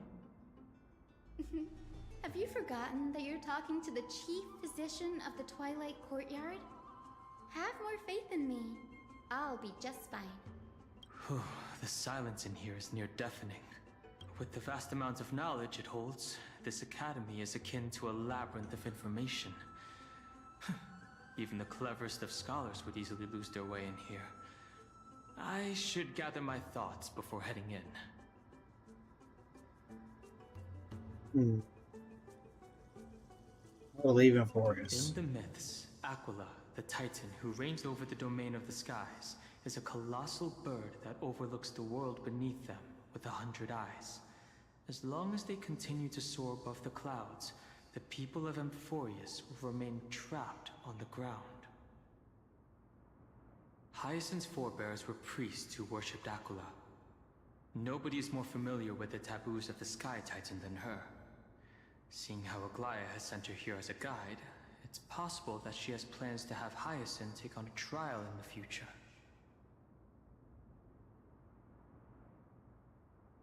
AMPHOREUS is Titan mythology. In AMPHOREUS, Titans are a common topic of discussion.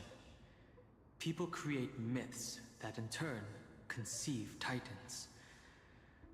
It's a tricky task to keep an objective view when among the people of AMPHOREUS.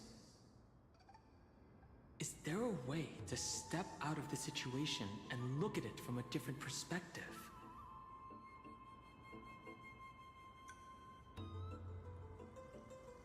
And eons. Titans and Eons are two distinct classes of beings.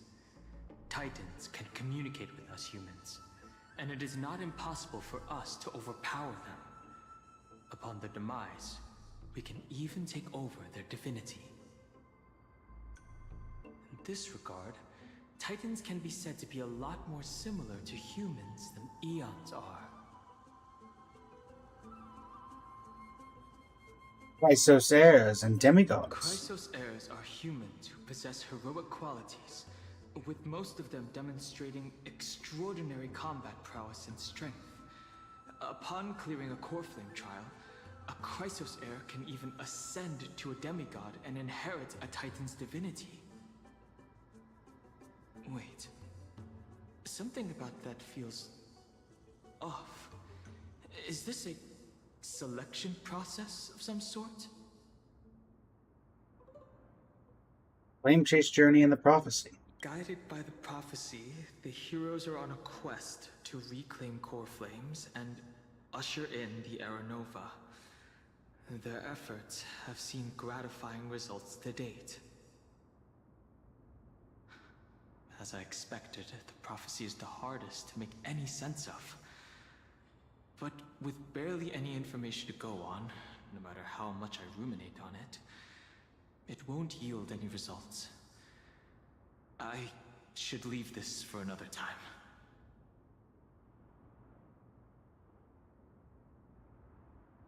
Well, don't think there's much else to think of. Probably turn my... It means blood, I guess. Nobody could have ever imagined that her life would be forfeited the moment we landed on AMPHOREUS. Yeah, luckily you didn't break your neck, because I broke mine. I should have done more to keep her safe. But it's not too late. We still have a fighting chance. The unique rules that govern life and death on AMPHOREUS might just work in our favor and save her. But the Grove is a veritable library of knowledge. Maybe they'll have records on a similar case? Please let there be one. Good old survivor's guilt. That'll be easy for now. It's time to move. The clock is ticking. I should search for more clues as I move. The night sky feels unusual, now that I've gotten used to the eternal light of Akuma. Come on there.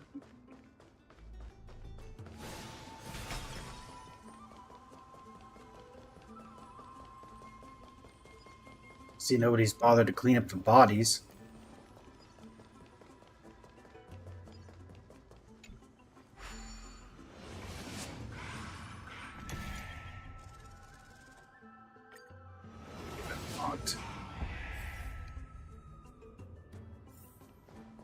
AMPHOREUS read the blasphemer's will.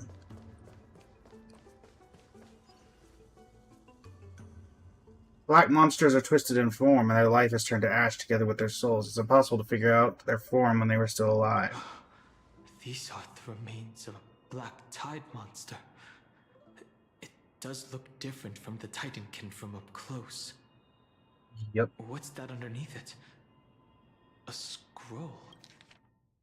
Scholars debate. A recorded debate between venerationalist and newsporous scholars. Most of it is illegible, leaving only fragments of dialogue. We all recall that state that dared touch the sky, but what were they really? Just blind masses manipulated by ambitious politicians who dared challenge the Titan's authority. A completely meaningless attempt, an absolute mistake. If you venerationalists have bowed to the Titans for so long you've forgotten the scholar's true purpose. Making a mistake does not mean the act was meaningless. Even those students new to the Grove understand this from basic logic lessons. An entire cityscape reduced to ashes proved the skyship's construction was a mistake. To me, that's precisely the meaning they achieved through sacrifice. Am I hearing this right, such a statement? Are you converting to venerationalism? No, I'm simply examining the matter from another perspective.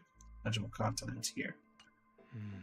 As I expected, the Grove doesn't forbid discussions about the sky. It's a debate between two scholars about the sky ships. Galaya also made mention of the ships when she interrogated us. A memory I'd rather forget. I'll hold on to this for now. With any luck, this journey won't leave us empty-handed. Huh?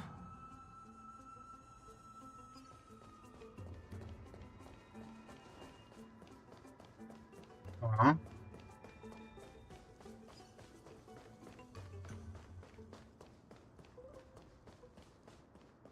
Excuse me. That's Hyacinth. Why is she surrounded by so many monsters? As much faith as I have in her, it's probably a good idea to help her out there. Really now? This is way more trouble than I could have asked for. Need a hand? Or you could sit back and watch. I can't tell if you're serious or not. But being hard to read isn't without its perks, I suppose. I'm kidding, Danny. Lend me a hand, pretty please. All right, now let's get him. Let's get him. Don't worry, Hyacinth. I've enlisted only the most premium of help to help you with your problem.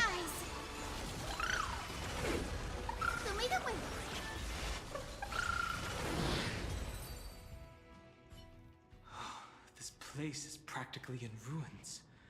What happened? There shouldn't be this many monsters here. Oh, well. The black tide is remarkably quick to detect the light of AMPHOREUS. So or rather, the blessings of the Sky Priest in me, might have unknowingly called them to me. Anyway, never mind that for now. Here, you might want to have a look at this. I found it around here and thought it might be of interest to you. A debate between two scholars, most of the legible leaving only fragments of dialogue. Well then enlighten me. What do you mean by examining from another perspective? Simply, you see. When we stand normally, the sky is above. When we stand on our heads, it is below our feet. I want to know what kind of situation inspired you to make such exalted theories. By the way, I have a student who loves to write satirical comedies and once wrote about a fool who could not figure out a question no matter what. As I said, there's no reasoning with you venerationalists. You're like Dromos, huge yet always gazing downward at the earth, while I want to be the wasp that sings the Dromos. What if that state tyrant's defeat simply proved that among all paths to Aquila, the skyship was the wrong? And Exaggerus, you impious blasphemer, mark my words, you will eventually answer for your sacrilege. I doubt your students, or that young teaching assistant girl, have any idea what secret research you're truly conducting. Ooh. Exaggerus. He's the scholar who fused himself with the core flame of reason. This is new. I didn't know Professor Anaxa was researching the sky. He's never mentioned anything about it. Finan said Anaxa might be opposed to the flame chase journey. Might be? Might is an understatement. Thank you, Hyacinth. Anaxa has never been one to venerate the gods, nor has he ever found it within himself to put any faith in the prophecy. People have come to think of him as a heretic, even in a place as liberal as the Grove. Yet, it is also this very blasphemer that Cersei favors. Fate sure works in mysterious ways. Yeah. I picked up a scroll on my way here too. It looks like it may be related to the one you're holding. Oh? Let me have a look. I see. Combines both records together.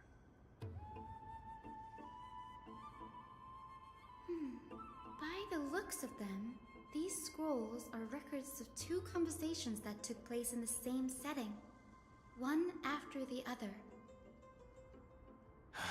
There's still much I don't know about the Grove. Do you mind if I ask you a few questions? Sure, go ahead. You want to get inside where it's a little less dangerous? Who are the Venerationalists? The Grove of Epiphany is home to 7 schools of thought. While all 7 schools are founded on the ideologies of Thalesis, the first scholar, each is unique in its own way. Among them, the Venerationists revere and worship the Titans the most. As the sage of the Venerationists, Euthyphro has always been at loggerheads with Anaxa. If we were to place the 7 sages on the scales of Talanton, Anaxa and Euthyphro would be placed on opposite sides to achieve balance. A very illustrative explanation. Thank you. Was it a mistake to build the skyships? Nearly everyone in AMPHOREUS has heard the story of the skyships by now. Aquila's stature is loftier than the heavens, and their divine retribution is merciless. That's why it's no use building giant skyfaring ships. Oh, but I do wonder if a supercharged mini Treaty cannon could slip past their watch. Oh no. That was a joke. Right? Right. What is Anaxa's field of study? Newsporists primarily study the application of alchemy in soul repair. Everyone considers Anaxa a blasphemer, but that has never stopped him from sharing his ideas, no matter how taboo. If you must say that he's hiding something, then it's likely what lies beneath his eye patch. I don't have any more questions. Anaxa often says that every failure brings us one step closer to the truth. That sounded just like him. To him, the crash of the skyship carries a different interpretation. The firmament is not impenetrable. On the contrary, it was precisely because the skyship represented the first step toward breaking free from the shackles of the earth that it provoked the wrath of the Sky Titan and brought divine punishment upon itself. It's a shame that the majority of the Grove's research on Aquila was headed by the Venerationists, with sacrificial rituals making up a predominant part of their findings. Discourse about more esoteric subject matters in relation to Aquila dwindled even further after the skyship incident. So much so that even this scroll is completely new to me. Don't worry about it. We'll just collect everything we can find on the Titans for now. There's something else that's caught my attention, though. This says that Anaxa is conducting secret experiments of some sort. That's what I'd like to know. What are these experiments he's involved in? Even I, the assistant Something blasphemous, professor, I'm sure. know Have you met the man? nothing about them. Uh-huh. I have a bad feeling about this. Could there be more to what happened at the Grove? Let's go find his secret research lab.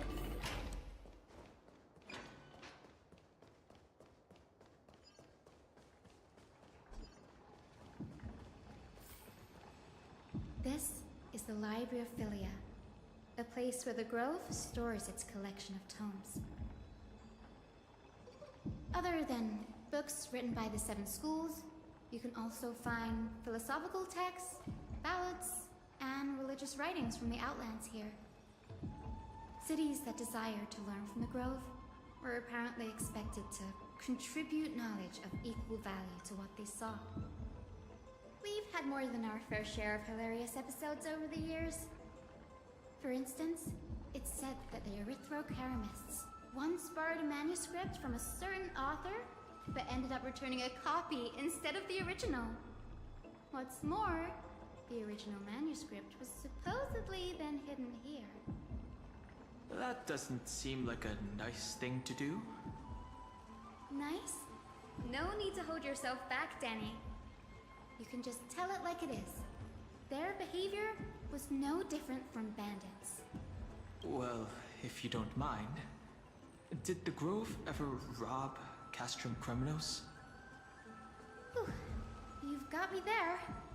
Some said you couldn't even find a dictionary in Castrum Kremnos, so I guess they were spared. Were a lot of words not in the dictionary. Many books in the Library of Philia. Flipping through them all will take too long. Why don't we use the Biblioslate to search for the texts we need? We can bring them back to Akama for reading after that. Agreed. This place isn't safe. We should leave as soon as we're done. There's still several more scrolls strewn all over the place. I'll gather them while you pull up those texts. This way, nothing will be overlooked.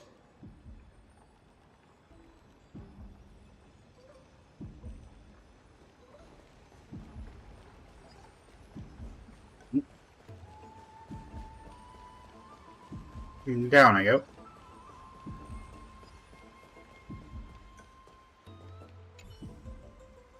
Record of the many research topics that Capra scholars applied for. Discovery that many mythical beasts renowned for their longevity actually resides in areas with poorly managed birth and death rate. Okay. Nothing helpful there. These are complaint letters from the scholars about Anaxagoras the Blasphemer. There's a thick stack of letters. Based on the dust accumulated in their perfectly intact seals, the complainant did not bother opening them. I just chucked them inside a corner. About Anaxa. I should read this. Hyacinth, you should come have a look too. Ugh, it's so dusty in here. Whoa. Are these all complaints about him? I can already see what they must have written. Anaxa has no respect for the gods. His very existence undermines order in our society. They're probably all things like that. Does Anaxa hold that much influence? Why else would they call him the Great Performer? When Anaxa established his school of thought, the first thing he apparently did was read his own work to everyone. That sounds like Anaxa. Are the Titans truly an accurate reflection of what humans think gods should be? Worlds created by gods are indubitably perfect, but what of Amphoreus? Only foolishness and insensitivity everywhere you turn. An uncanny impersonation. True. What happened after? They marched him straight to the seat of judgment before he could finish.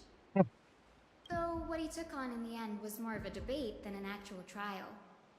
He had to address every one of the scholar's allegations, or face expulsion from the Grove. The first allegation was... Do you agree that since the Titans created the heavens and earth, so the mountains, rivers, and seas must likewise be their creations?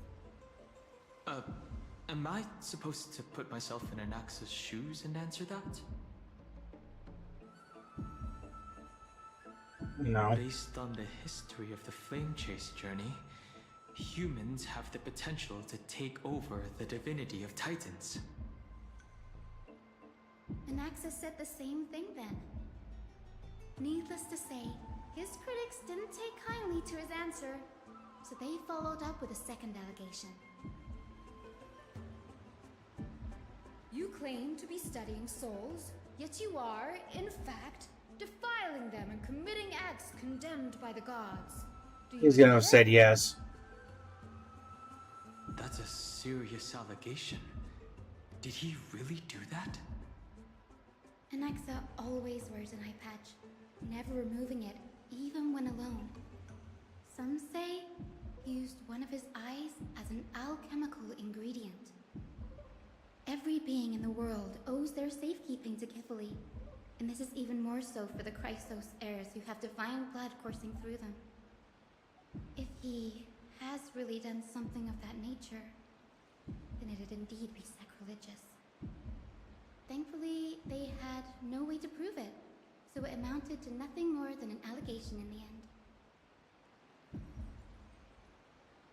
One by one, Anaxa engaged in wars of words against those who would challenge him.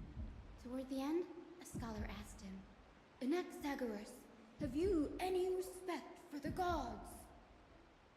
It was only after a brief silence that he answered, "I have never denied that titans are meant to be noble constructs." What he didn't say, that the Titans are not noble, rings louder in this case. Yes. I'm not sure how that controversy was eventually resolved, but what's for certain at least is that Anaxa was allowed to stay in the grove where he continued his research, despite being regarded as a heretic.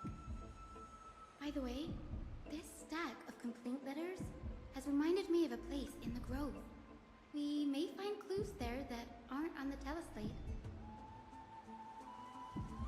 I'm talking about Anaxa's alchemy lab, hidden between the cornerstones. Given the Grove's meticulous approach to archiving, could there really be such an oversight right under their noses? It's a well-kept secret. Among the 7 sages, excluding the nominal chief sage, each has a private sanctuary where they can conduct research undisturbed in their free time. Even the administrators of the Library of Philia are restricted from accessing those places and documenting the sage's research. But with the grove in this state, I'm sure Anaxa won't be mad even if we sneak into the lab for a short while. Right? These trees, they're like a maze. Oh, there. Pardon me, I need the elevator.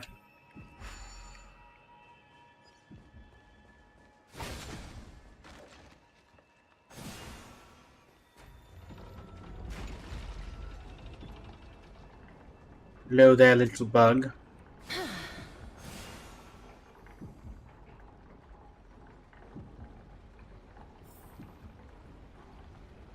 I would have had to have passed right by this, wouldn't I have?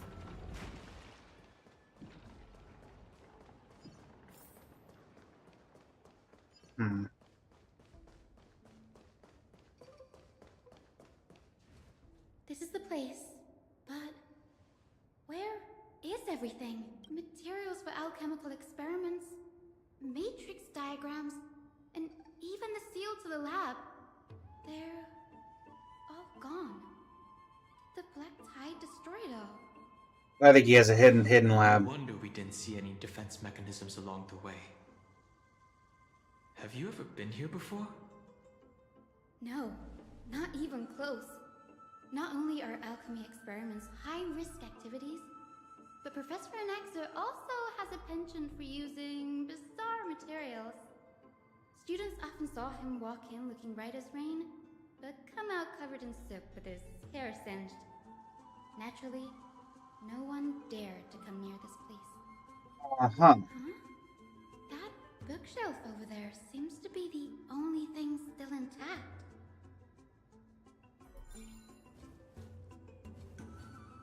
That and this thing that I'm about to restore. And this flower pot.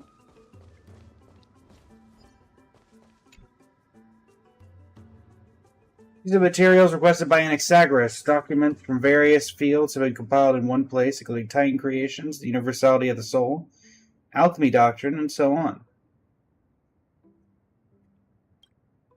Most of the materials look to be within the research domain of the New Spores School of Thought. However, a document titled A Study on the Chrysosaur's Background is mixed within. These appear to be quick notes examining the background of Chrysos heirs. The Holy Maiden of Yanisopolis, Trian, and Trinan, descendants of the Holy Maiden from the Temple of the Three Fates. Goldweaver Oglaya of Akama from the Mnestia priestly family.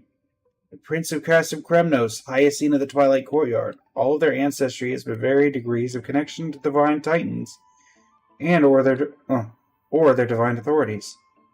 Does the royal blood come from the heritage of priest families or royal bloodlines? Anaxagoras, I myself show no such connection. Kephalli the Creator, what criteria did they use to create the golden blood to shape the Chrysos heirs? Yet Castris, the servant of death from Idona, her lineage is neither titan, priest, nor demigod. But she has walked the earth for at least a millennium with the power to grant death to humans. Where did this power come from? Another text speaks of the dragon legends of Styxia.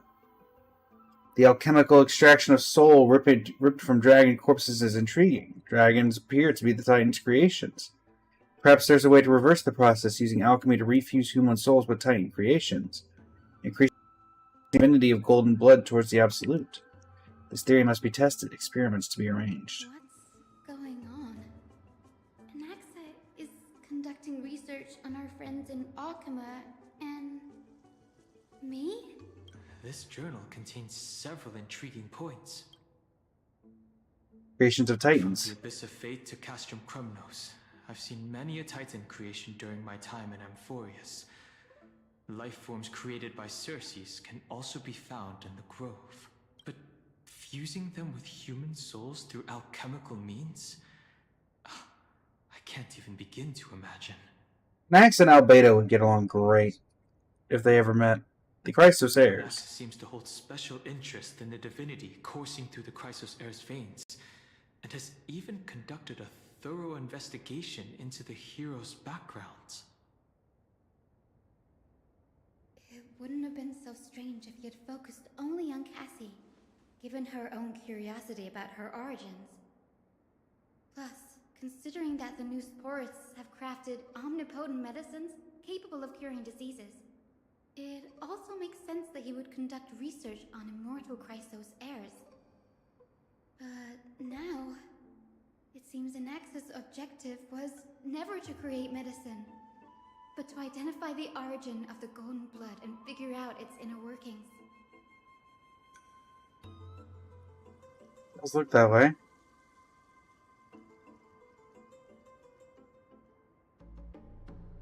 His research. Through alchemy, Anaxa aims to refine the golden blood in the Chrysos heirs to a degree of purity equal to divinity. This must be what he means by close to true purity. But treating both Titan creations and the human body as materials to be used in alchemy experiments? That's rather extreme. Danny, look at this. I have a bad feeling about this. These documents appear incomplete, judging from what's left behind. The important alchemical formulae is taken away and only the author's reasoning remains. The previous approach has flaws. Fusing human souls with Titan creations does not purify golden blood. Even pure Titan creations are contaminants to the Chrysos bloodline. Soul fusion between humans and creations merely repairs impurities of the soul or maintains a connection to dying souls. While creations tell us that Chrysos heirs and other creations were all made by Titans, their nature differs fundamentally. The Titans' creations are no intermediate products of an alchemical process, and the Chrysos heirs are closer to the Titans than their creations. In other words, I should not have considered Titan creations equal to Chrysos heirs. The hypothesis I should focus on is one pointed toward the Titans themselves. Such rare chances to study the Titans demands a meticulous selection of research subjects. Living Titans prove impossible to restrain, and dead Titans offer no insight worth pursuing. But dying Titans, they are the perfect research subjects. Only by understanding the fundamentals of creation can we ensure perfection at the moment of everything's birth. Through my own hands I will melt a Titan and reach the true essence of the soul. My biggest fear. It's come true. After going through his notes, I think I can piece it all together now. Anaxa was carrying out experiments on soul transmutation. Do you mean he's trying to reconstruct human souls alchemically?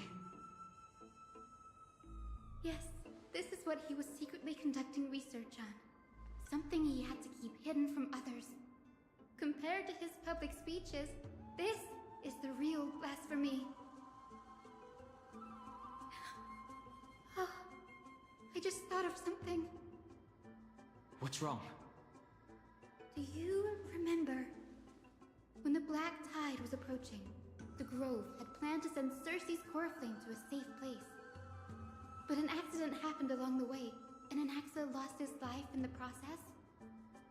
But Cersei took over his body and resurrected him, which led us to the situation we're in now. That's right. But what if Professor Anaxa's fusion with the core flame of reason wasn't an accident? What do you mean? Put yourself in his shoes. Knowing that the Black Tide was closing in and your time was running out, what would you have done? Taken out. Cersei with me.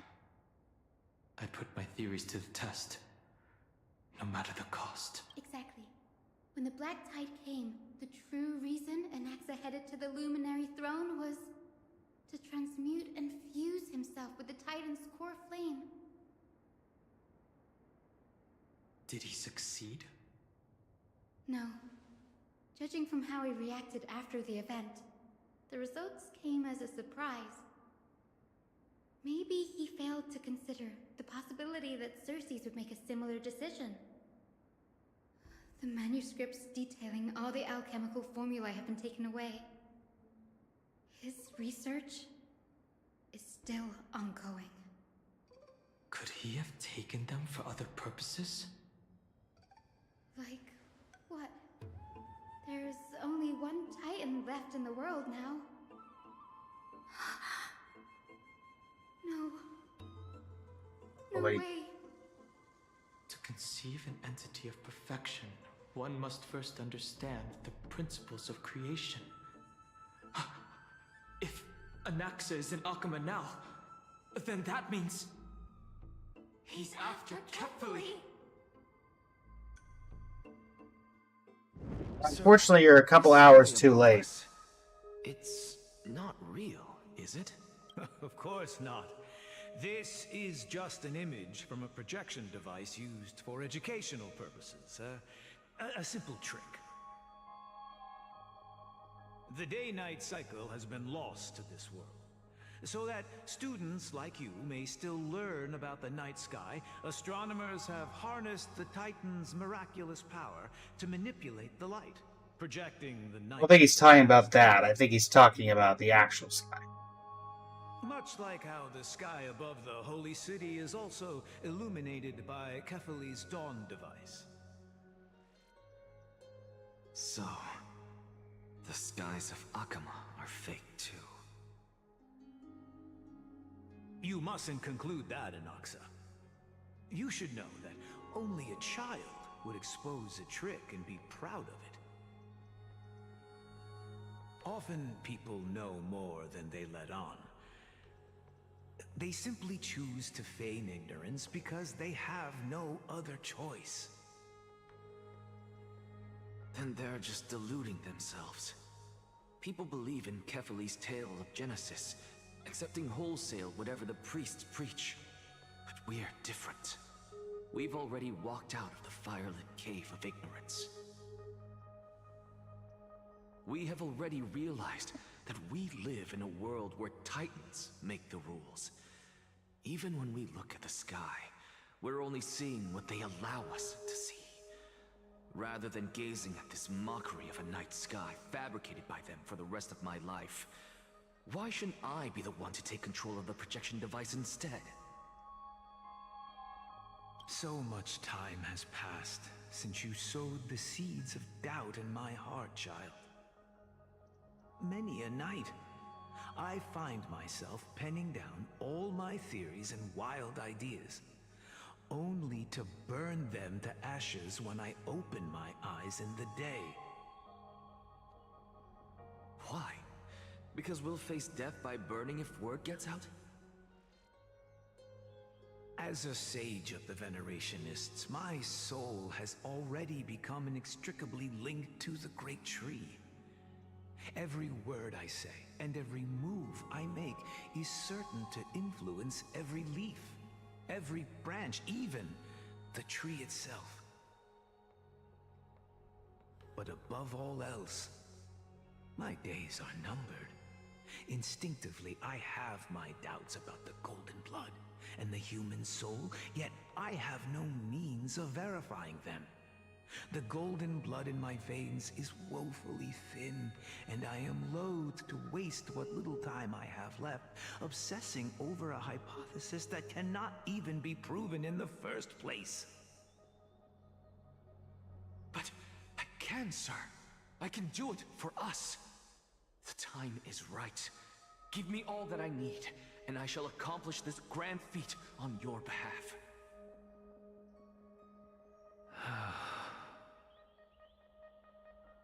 What a very intellectual patch.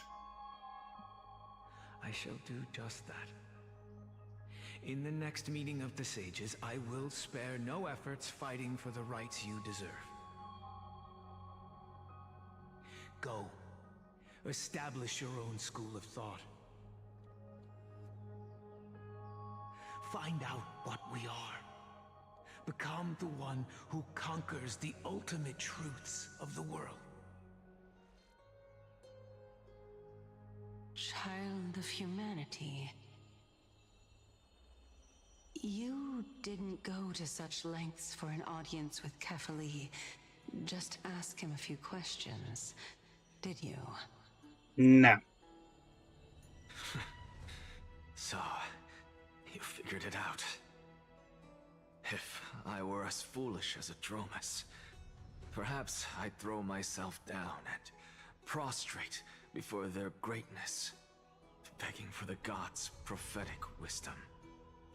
Well, sorry to disappoint, but I'm no Dromus. Alas, I am a human, standing tall on 2 feet, possessing both intellect and pride.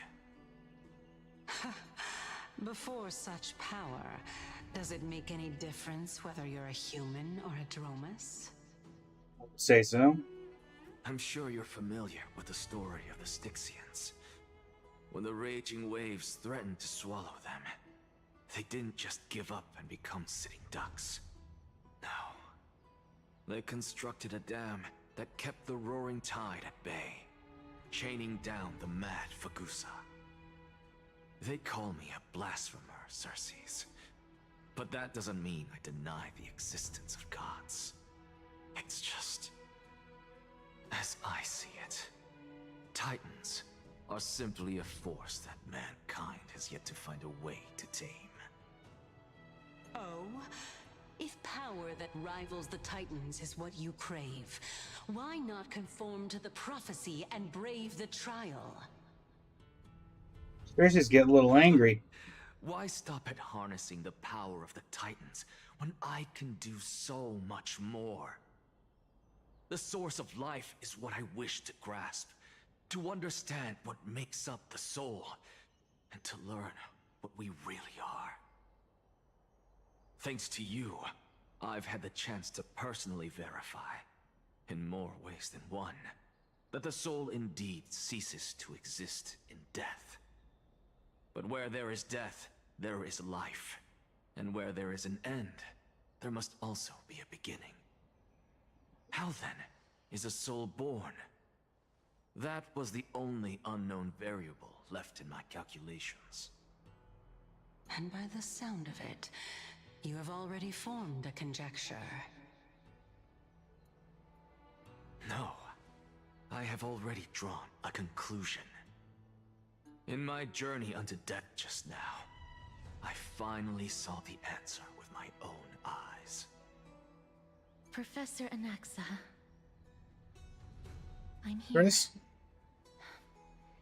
Her life hangs by a thread. I must ask you to refrain from taking any unnecessary steps. Of course. I'll bring this to a conclusive end, and give you the answer you so desire. However, in accordance with the principle of equivalent exchange, I must also demand from you what I need. What's that? As you wish. Don't you care to know what the price might be? It's a matter of uncovering the truth about the Death Titan and her survival. This may be the only time I can ever save someone's life. There is no need for me to think twice. I see. In that case, let the show begin. Indulge me. Am I correct to say that you intend to prove Thanatos' whereabouts and prove the nature of our existence now?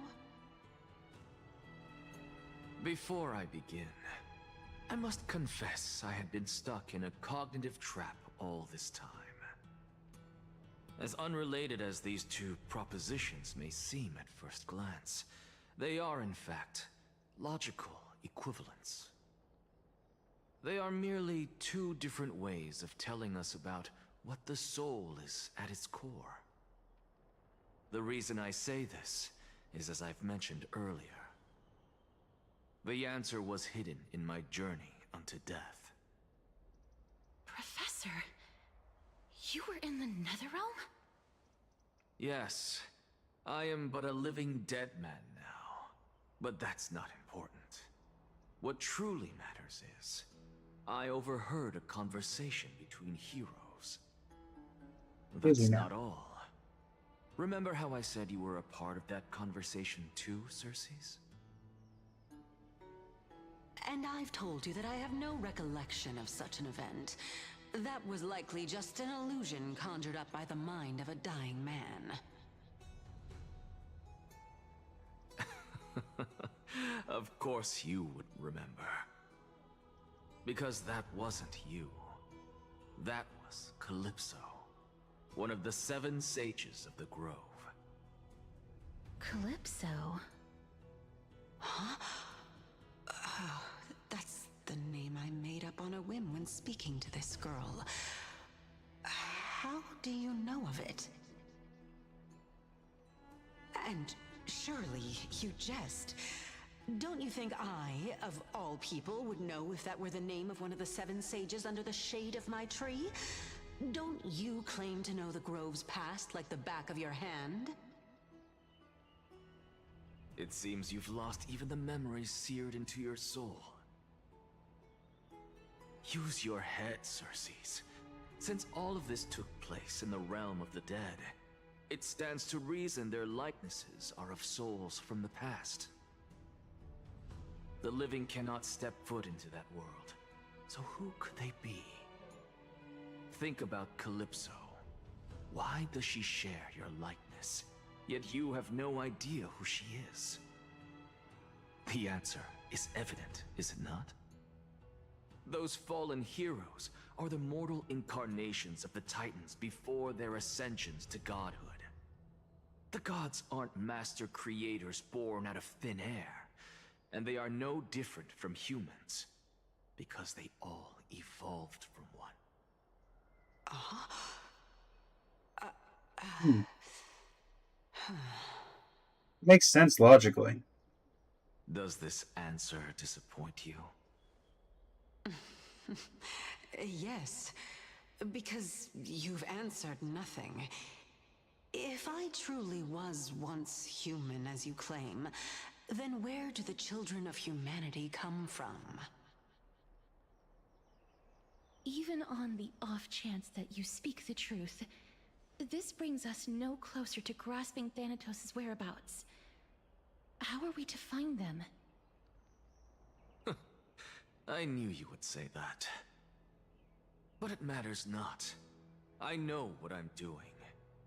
Actually, why don't we have this supreme being standing before us tell us everything? Hopefully, or Circes. Can revive a Titan? Humans cannot return from the dead. Neither can gods. But all we need to do is look at this from a different perspective, and the problem will resolve itself. The solution is simple. Just like what you did to me. If I'm reborn as Kefali, I can rebuild the world and all within it as they once did. Simple, is it not? What? Anaxa, do you have a god complex? I have news from Hyacinth and Dunhung. Anaxa might be trying to do something with Kefali's divine body. Kefali? But what could Anaxa want? Is the Council of Elders going to sit around and let such a sacrilegious act unfold? That is not possible. He is indeed the great performer, capable of fooling anyone and everyone with his tricks. I'm sorry. No need for guilt, for this is good news to us. The Council of Elders has found themselves a traitorous ally. Anaxa's ambitious desires will be something we can exploit. What we should be doing now is to keep our eyes peeled for whichever trickery Kynus is up to, and react accordingly to thwart her plans. Being Akima's political center, the Demigod Council holds just as much significance as the Vortex of Genesis. Someday, after my duty is over, this site will take the place of the battlefield where you hunt gods.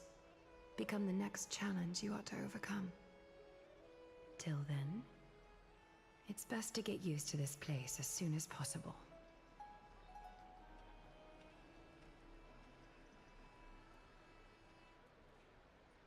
We will be waiting here for your good news.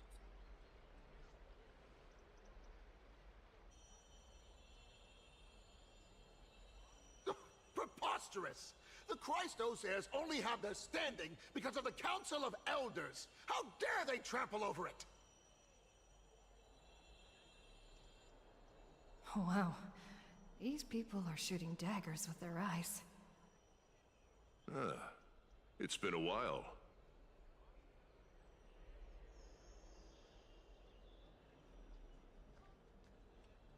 Hello, Oleg of AMPHOREUS. What? That's fine. I recognize you. The young lord has nothing but good words about your courage. It has indeed been some time, Lord Krateros. What brings you here in such haste? Shh. Keep it down. Be more vigilant. See those duplicitous dogs over there? They do the dirty work for Kynus. I've already ordered my people to hold them back, but we should still lay low. Unless you're itching for a bloody fight to get a workout in. My bad. So, did something happen? Did you hear thunderclaps last night?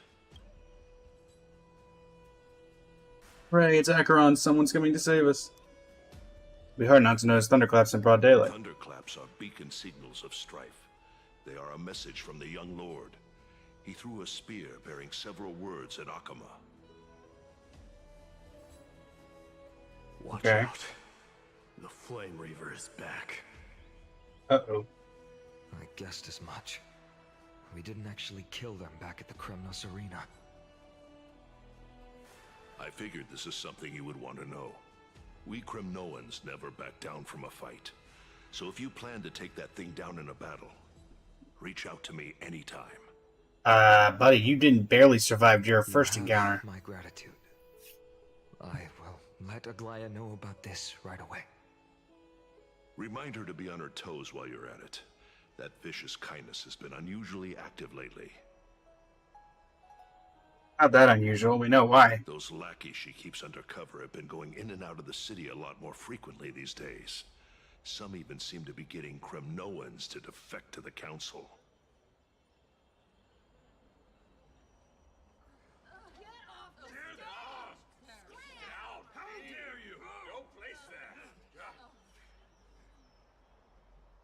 Who's talking? That's her. Looks like you can see it for yourself. We should get back. Thank you for the intel, Lord Crateros.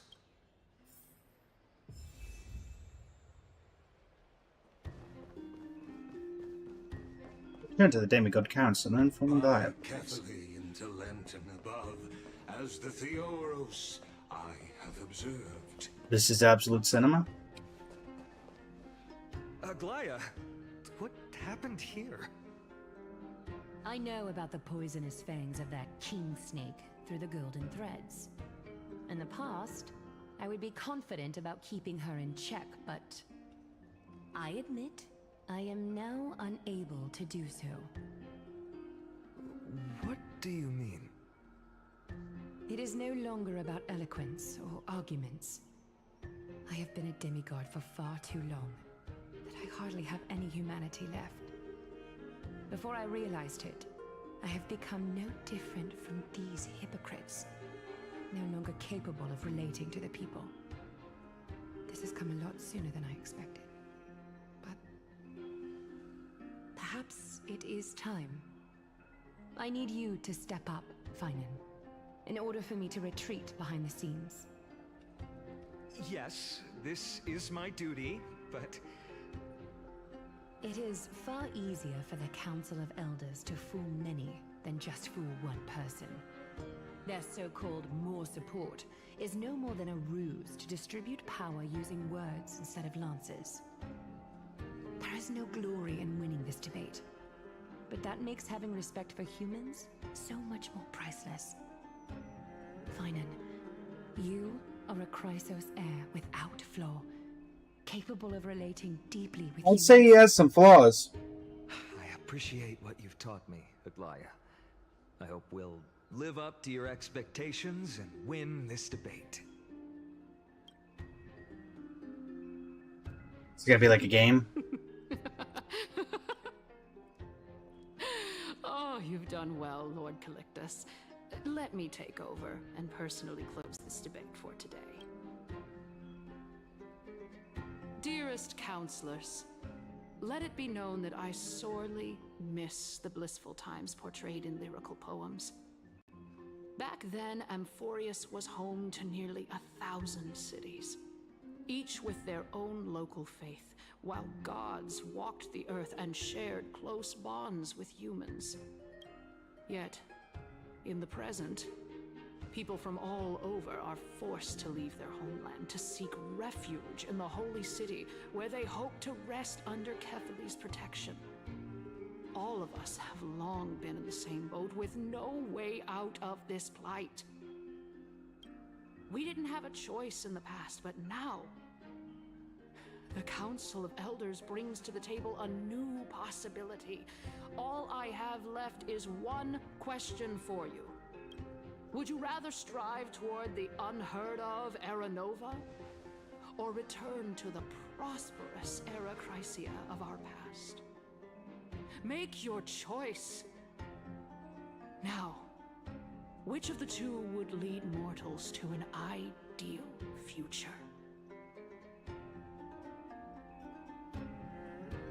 Hesitation, I stand by the Era Nova.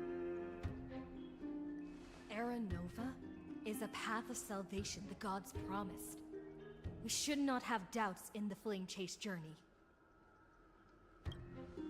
We all know that Era Chrysia is a thing of the past, Lady Kindness. Please, enlighten me. How does the Council of Elders plan to turn back time? Let the three Titans of Calamity be born, and Era Chrysia is nevermore. But bring demise to those Titans, and Era Chrysia will descend upon us again.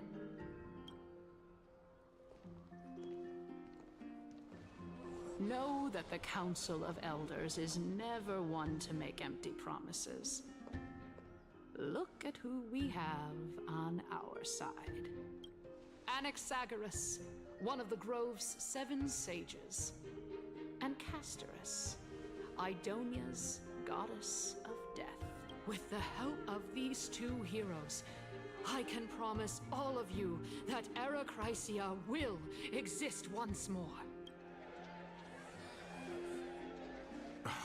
Aren't they Chrysos heirs? They're supporting the Council of Elders instead? It's clear from the start that these heroes do not get along well in their group. All the more proof that Aglaya isn't fit to speak on behalf of every Chrysos heir. I am in favor of Era Chrysia. Era Chrysia! Era Chrysia! What? Like, it's not gonna go. Era Chrysia. Castorus? Why are you standing over there? You finally arrived, Anaxa. So have you, Cass. Don't worry, Aglaya. Well, I know that you have many queries. Could you continue to converse like how the citizens normally do? Tell me, dear citizens, if we successfully retrieve and return Thanatos' core flame without anyone passing the Death Titan's trial, what would happen next? The answer is simple. We will have a chance to rid the world of death and bring AMPHOREUS back to an era when all beings live forever. We'll usher in a new future that will be entirely different from the flame chase journey. He's one of the 7 sages. Members of the Council of Elders are discussing fervently. Your proposal is much too idealistic. As long as the Black Tide still exists, how can we go back to the old days? Remember what I previously said? Kefali's core flame is guarded by the secret power of the Council of Elders. Plus, Fakusa's water curtain will be able to block out any external perceptions. Tell me, dear citizens, have any of you ever seen even a glimpse of the threat that this person is talking about anywhere within the walls of this majestic holy city?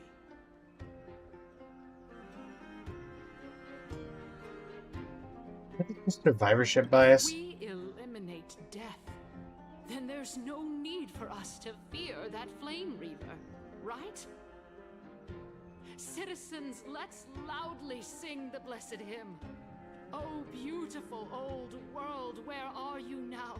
Oh, legendary Era Chrysia, return to the mortal realm. After the destruction of the 3 Titans of Calamity, the Flame Chase journey will have to end.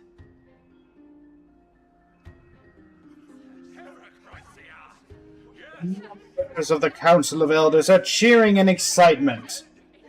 So this is how liberty dies, with thunderous applause. This is bad. The masses are now totally riled up. Anaxa, pray tell. Everything that you've mentioned hinges on the premise that we can find Thanatos' existence, right? Thank you, Lady Aglaya, for still caring about this city. However, dear citizens, we are truly fortunate and blessed. For Castorus, Idonia's goddess of death, will surely find Thanatos under my guidance. What? With that, I solemnly promise that the core flame Lady Castorus brings back will be personally managed by the Council of Elders. Thereafter, if we are able to garner the support of all of you at the Citizens' Assembly, we shall spare no effort in ensuring that the Era Chrysia will return to our world once again. Members of the Council of Elders are cheering in excitement.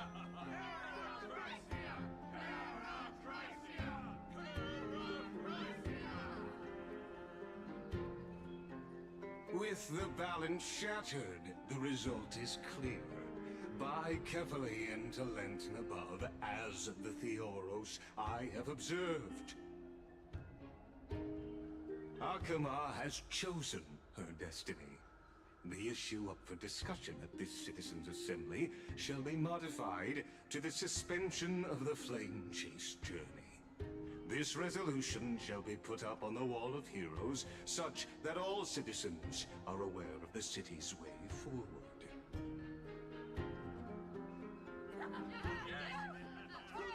Members of the Council of Elders are cheering in excitement.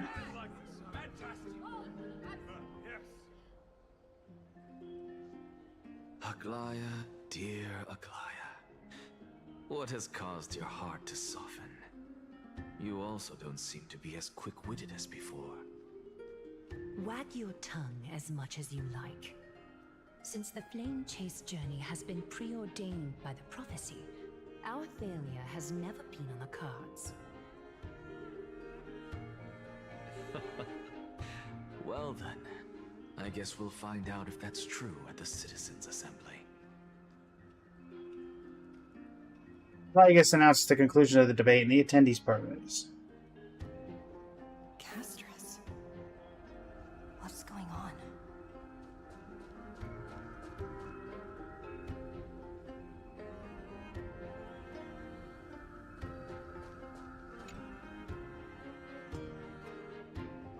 Well, it seems that when I sent you to look for Anaxa, I unintentionally facilitated your partnership with him instead. My apologies, everyone. I know that you have many questions to ask me. I will answer them to the best of my knowledge. In that case, please tell us as much as you can. What happened when you went to look for Anaxa? In actuality, he showed me a past that was both long and heavy. The reason I say this is as I've mentioned earlier. The answer was hidden in my journey unto death. Professor, you were in the Netherrealm? Yes, I am but a living dead man now, but that's not important. What truly matters is, I overheard a conversation between heroes. My aforementioned delivery has arrived, folks, so I will be right back. TikTok may go down simply because you only get 5 minutes, and I have to unpack said delivery. But if not, then I'll restart everything. For Twitch, you're just going to see a be right back screen, and we'll be right back from there.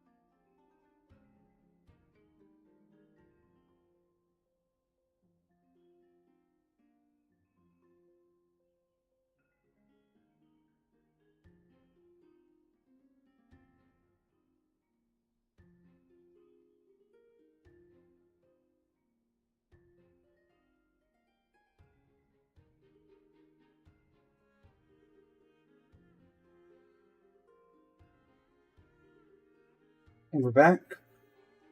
Sometimes it's just that quick. Continue, Anaxagoras.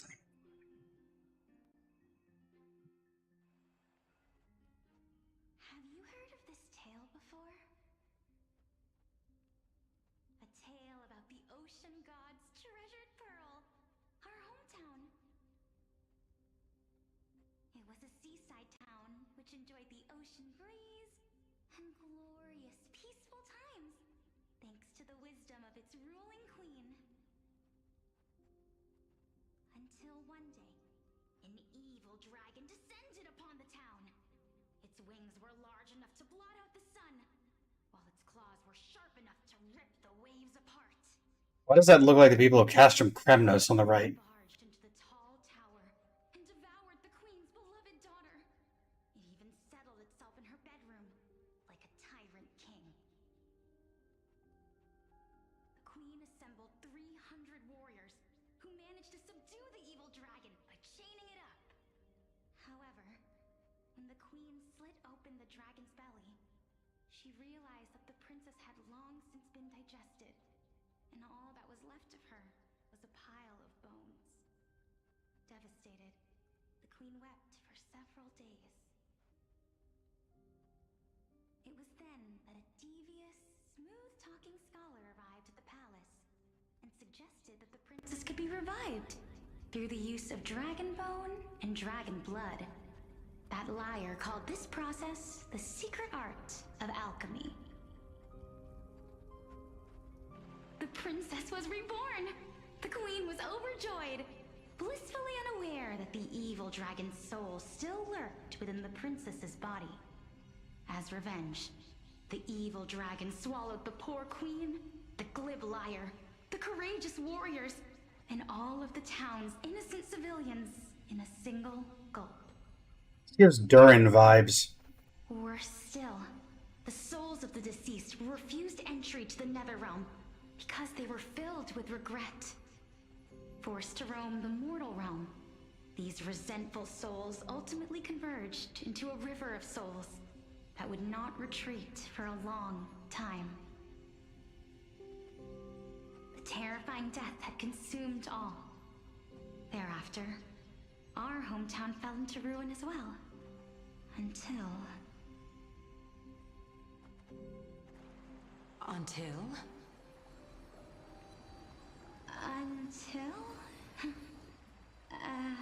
Actually, I don't know what happened next either. Oh, my. It seems that you still like to whet people's appetites even after all this time, Pelixia.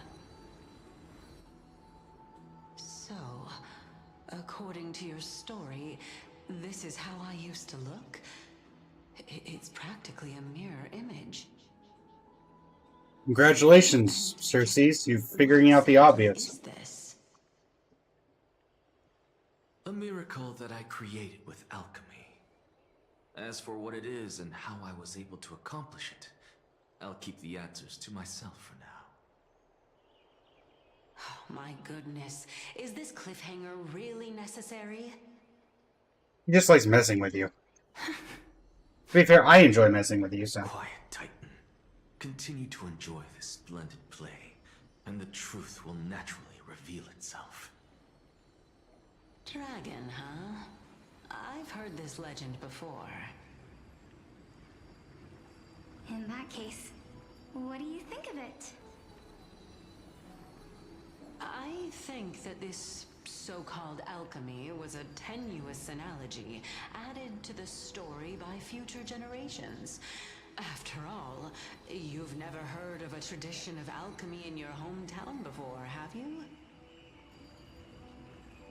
Indeed. Before I left home to pursue my education, I never even knew that anybody was looking into this area of study. Therefore, we can just treat this tale as a fable told to young children. I mean, it is the spitting image of Castris, besides the scarring on the head. If so, what moral is it trying to impart to the kids? I guess it might be the concept of equivalent exchange. Oh? I thought Hmm. Moral might be closer to something like Honor the Dead.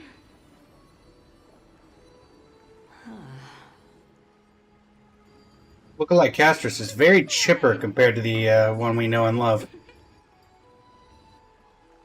No, I merely realized that we're both thinking of the same principle.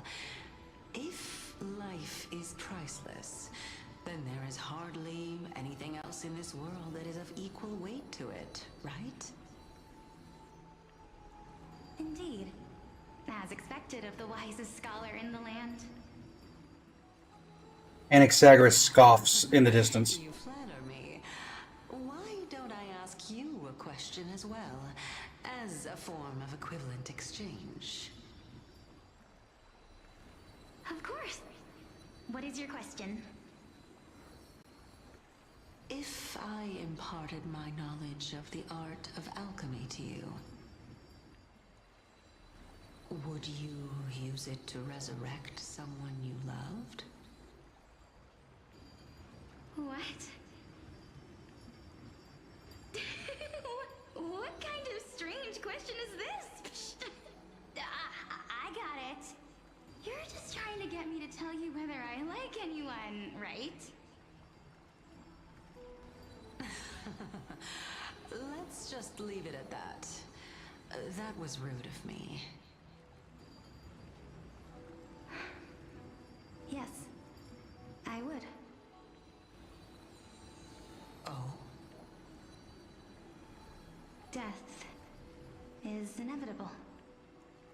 In the days to come, I'm certain that someone whom I cherish deeply will leave me for good. If such a mighty power really existed, I think I would use it without hesitation. After all, you, me, and the rest will all have to face that fateful moment eventually.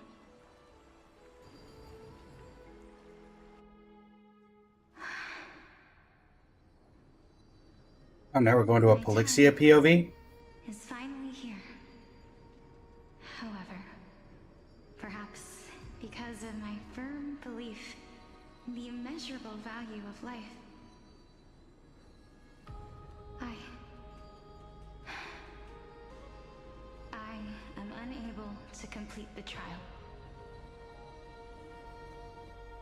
You shall wither, and through that, the dead will sprout again from the remains, and be reborn with the dead flame. It is a pity that fate is such a cruel mistress. Is there no other way of interpreting those words? I'm afraid that the meaning is clear. Between my sister and me, one must pay the price. Our trial can only be completed when the one chosen sacrifices her life.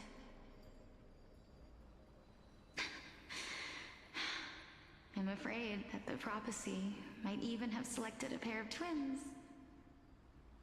for this exact purpose.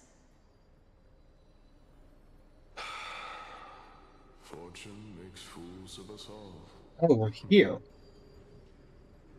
Once My sister is prepared all to of the core flames but one are done. and yet, I can't do the same. How absurd. My time is almost up, but I'm still afraid to welcome death. What should we do? If I'm ultimately not able to make up my mind... Since Chaos is willing to guide all of us and leave this trial to the end, there is still plenty of time for you to ponder. That's right. Don't allow the fog of an uncertain future to cloud your mind. Also, why the 3 question marks? We know that's Nias. Trial, prophecy. The topics that they're discussing seem familiar. But these 3 people must not have left their names in the epics. Otherwise, I would have some recollection of this.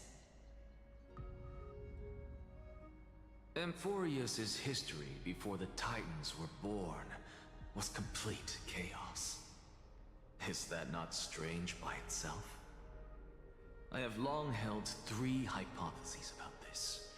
However, let's continue watching for now. Calypso, Polixia, and this warrior. I seem to have met him somewhere before. Regarding this matter, Nias, are you confident that you'll complete your trial? I was about to say, we know that's Nias. Of course.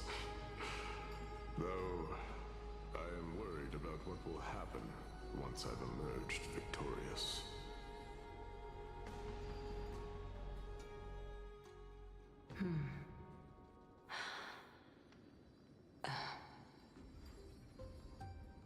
Looks like you have made up your mind.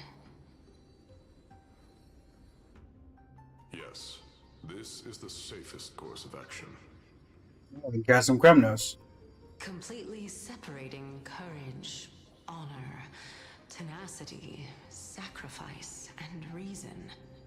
Wait, what? You really know how to make things different. I thought he didn't have any control over that, is what we determined last time. That he was manipulated into it, and he didn't have a choice. Young lady, witness my fall and demise. Lady Calypso, you shall host the soul-rending ceremony. I do not understand. Why would you dare to sacrifice yourself for a future that you won't get to witness? Because this is our destiny. The power that resides within me is so intense that I will one day be engulfed by it. Furthermore, a valorous death before glorious return has always been the path I chose to walk. A journey I began long ago.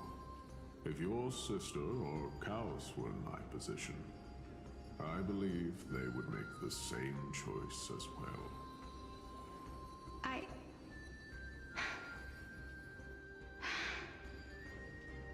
I'm not that brave. I don't know how I'm supposed to face such a serious affair.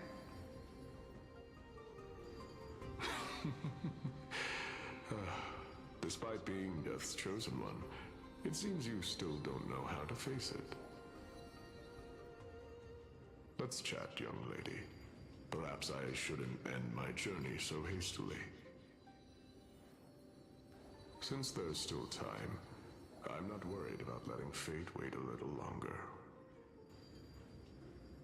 Of course. This warrior is Lord Nias. As the embodiment of Nikador's divinity, he entrusted his life to us and allowed humankind to end his madness. That means that what I'm currently seeing before my eyes is in fact... Looks like one hypothesis of mine has already been proven true.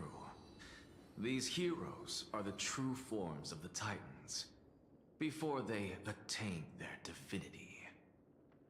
If so, the chosen one of death that he speaks of is actually... Polixia? Is the previous form of Thanatos? But her appearance... If this is true, as long as we can find out where she went, we'll naturally be able to figure out the location of the Death Titan.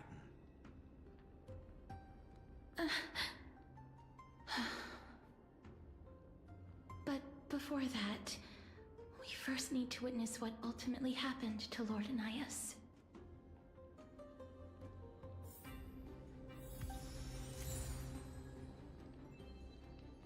Memory shown by an exile.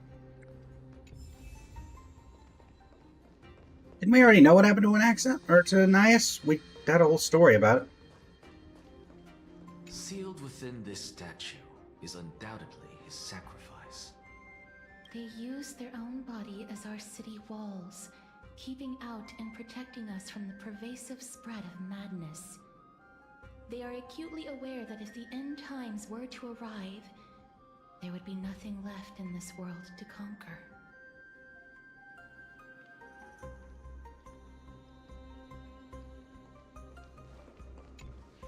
Honor, courage, tenacity, sacrifice. Oh, is this how we figure out what happened to Reason? And finally, the only thing that remains is reason. Cheer up, young lady. There is no need to shed tears over a glorious death. All farewells in this world are sorrowful, Lord Nias. No, young lady. As a warrior, I have witnessed too many bitter deaths. But now, all I feel is peace. I did not know until this moment that mortals could live their lives in such a way. Although only a sliver of your soul remains, you remain so optimistic. Or maybe the truth is that you aren't able to feel sorrow anymore. To be honest, I don't know either. But I am certain of one thing. This is not an acceptance of death nor apathy toward it. It's not even a feeling of despair. I am just enjoying what remains of my life to the fullest. Enjoying? Indeed. Along this journey that we've taken together, not only have I changed the world, I myself have also changed in the process. And now I have reached the journey's end. When I look back and see the grand epic that I've personally written, how could I not revel in that fact? But when you depart the mortal realm, won't all of your accomplishments be reduced to nothing? Separation and death are two sides of the same coin. Reconciling this doesn't come easily for a mortal.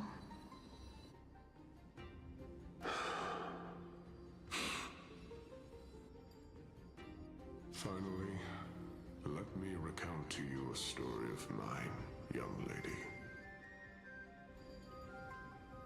The first time I returned from the battlefield, I felt extremely hollow.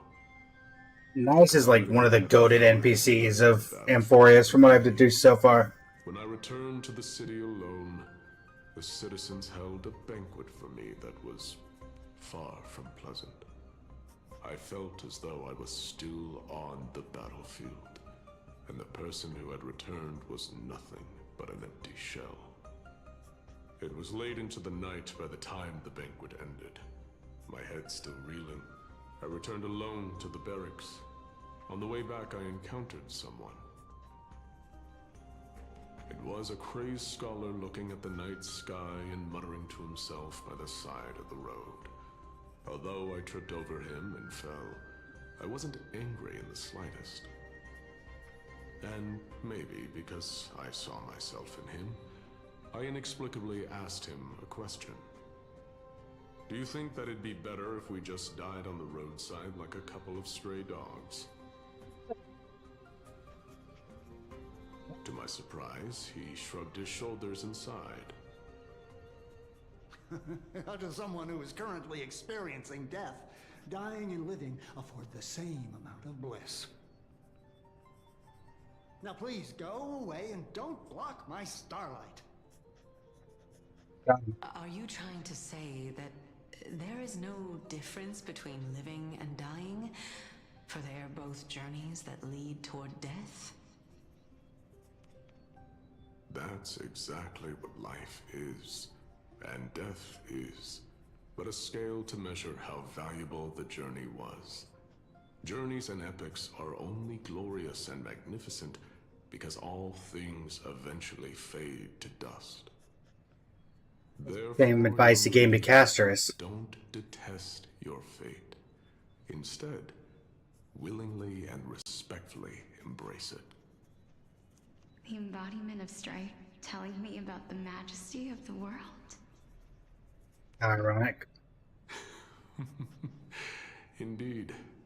I believe that when the fated moment eventually arrives, you will be able to understand my words. It is time for me to knock on death's door. This could have been the embodiment of wisdom. A long table at the end of the road, and humbly await your arrival. When that moment finally comes, let us drink and be merry then.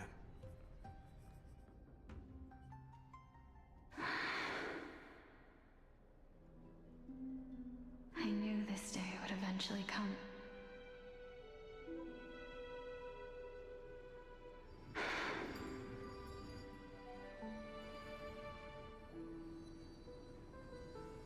Are the both of you ready? Mm-hmm. Polixia. Castorus. I'm here.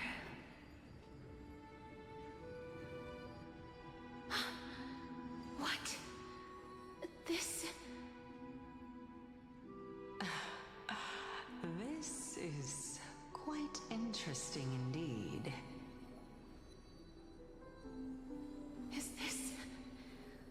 Polixia's sister? Is it... me?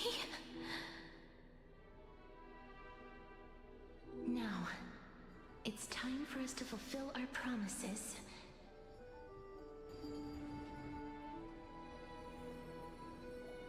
Are you afraid?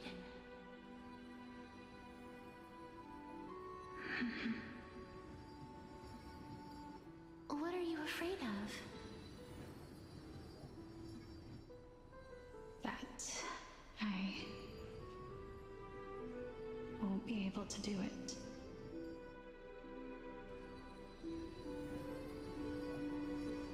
You shall wither, and through that, the dead will sprout again from the remains, and be reborn with the dead flame. As foretold in the prophecy, and according to our vows, once it all ends, we must face our fated moment head-on. Even if it was prophesized, do we have no say in the matter? It's so unfair. Why are we the only ones who are forced into mutual destruction?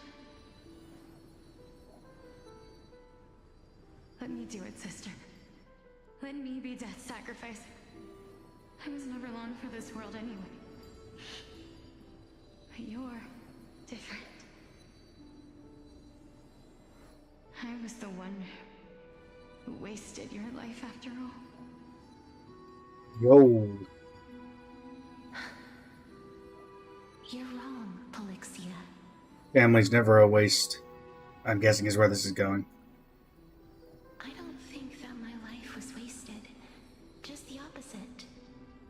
When I finally arrived at this destination and looked back at the journey I took, I discovered that flowers had long since bloomed along the path I walked.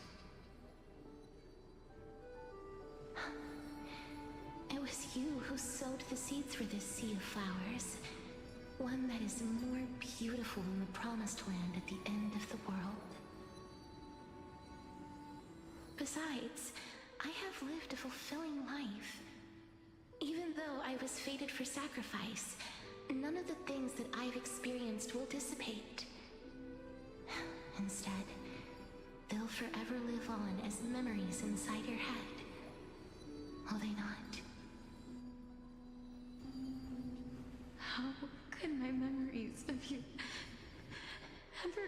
to the actual you.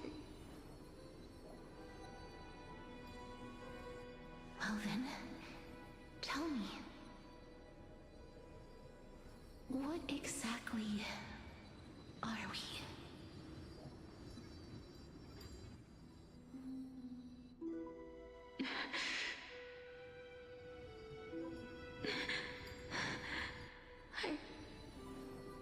I don't know. I don't know either. But regardless of what the answer is, regardless of how we're shaped by others, or even by this world, ever since Little we sisters. were born, the fact that we existed was predestined, and nothing could erase it. This is why I will always, always be by your side.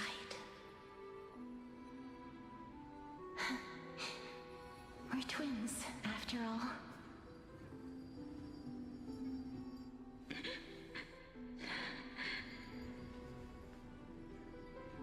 All right, my dear Polixia.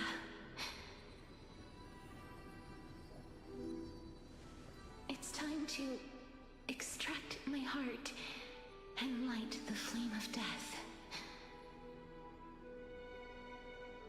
After that, use it to plant the first bud in the prophesied new world.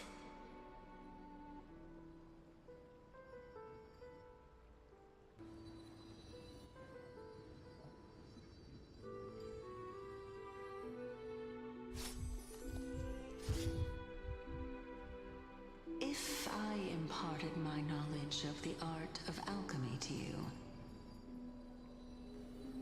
would you use it to resurrect someone you loved? Did Calypso actually do that? Death is inevitable. In the days to come, I am certain that someone whom I cherish deeply will leave me for good. If such a mighty power really existed, I think I would use it without hesitation. Even now, my answer remains the same. This is why, sister, I promise you, in the prophesied new world, I shall plant the first bud on your behalf. Go now. Return to the Ocean God's treasured pearl, our hometown. I shall open wide the entrance to the Netherrealm and grant you a second life. The living beings on this earth shall respond to my call and lead you to the sacred daylight. Remember, do not look back on the land of the dead, and do not stop moving. In the new world promised by the prophecy, march toward your new life. As for the price of our equivalent exchange, let me be the one to pay it. Everybody, we've come to the end. Unfortunately, I am not compatible with the Supreme Being, so I was unable to completely fuse their soul into my own body. However, being able to glean all this from them is exciting enough. I'm certain of this now. Before the Titans that we are well acquainted with were born, a group of heroes roamed the land. These heroes followed a prophecy and Flame Chase Journey? divine authorities one by one, until they eventually became the pantheon of the new world. Just like the Flame Chase Journey of today, AMPHOREUS' history is cyclical in nature. Huh. What a startling revelation. This means that the demigods, who bear the core flames, will also become the new Titans at the world's end, thereby shaping a new world? I believe that this is the truth behind the Era Nova, as mentioned in the prophecy. This is utterly unbelievable. Besides, those twins in the past, even if they really are Thanatos, their whereabouts are still unknown even today. I'm looking at one of the two Are twins. their whereabouts truly unknown? Didn't Polixia mention that seaside town, the birthplace of alchemy in the tale of the dragon? In our world, there exists a city which perfectly matches that description. Styxia. But the people there worship Vagusa and bear no relation to Thanatos. I have also never been to that place, as in the time of Idonia, it had long turned into underwater ruins. Take this. This is... the new Sporist masterpiece, the Philosopher's Stone. It was made by transmuting all of the sage's wisdom into a single entity. Is that you? With their flesh and blood as its foundation. Remember, I've mentioned before that the art of alchemy is all about conversion, tempering, and ascension. This process also applies to the pursuit of truth. Regardless of how unbelievable this sounds, the truths of the world have been refined from the impurities. Think about the story of the dragon. This stone will lead you to your real hometown, allowing you to reform the door to the Netherrealm and discover Thanatos' fate. You still look as confident in your victory as ever. But what if your conjecture is wrong? Simple. I shall merely admit to the entire world that my experiment was a failure. However, my line of thinking will not fail because I have already planted the seeds of doubt into the hearts of the masses. Actions speak louder than words, Castoris. With the assembly about to begin, don't forget the promise you've made. I've already searched for so long. I'm willing to try one more time. While we converse, her life is also slowly slipping away. But before I leave, I have another question. What exactly did we witness just now? I think we already answered that question. That was the world imprinted in Kefali's soul. If we are to prove its existence, you must take the final step. Go. Do not disappoint me. I understand. Hey, child of humanity. Don't get antsy. I still remember the question you posed to me. As a scholar, I do not wish to offer up ambiguous conclusions. Let's discuss this topic again when she manages to find the evidence. I merely wanted to ask, was that stone transmuted from your heart? If so, rebirth is no longer an option for you. Why not? When I was a child, I lost someone dear to me. When I was a teenager, I lost my faith. A while back, although you saved my life, I also lost my soul in the process. Now I'm merely forsaking my body. What's the big deal? Why are you always finding ways to die? Isn't it good to be alive? He wants to leave a legacy. This is but a necessary sacrifice on my path to transform into the purest of them all. Can someone who's dead even claim to be the purest of them all? Furthermore, if your hypothesis is proven correct, does it not just confirm that the myths are true? and thereby invalidate all your theories?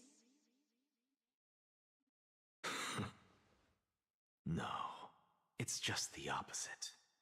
If my hypothesis is correct, it means that I can actually ascend to godhood and reshape this absurd world that you all have created. You and Sunday would get along. Not well, but you get along. That's a lot to take in at once. How do we get back here? Lady Aglaia, please, let me explain. Go on. You know that the core flame of death has always been the greatest unknown regarding the Era Nova, which is why both you and Kynus desire to gain the power to control that core flame in the approaching Citizens' Assembly.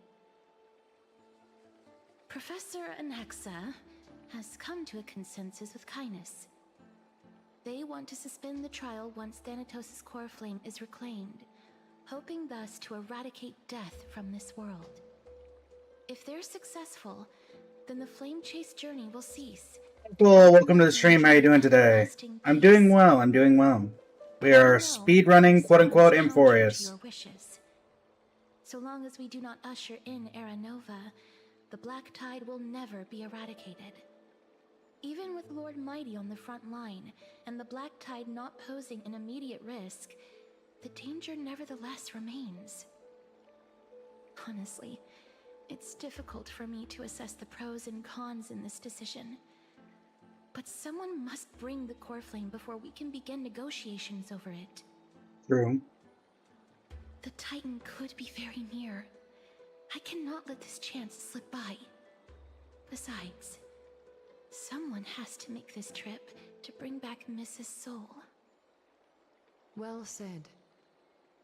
You already had every reason to seek an audience with Thanatos. It's that great performer who has weaponized your wishes and placed us in this difficult situation. Looks that way. A world without death.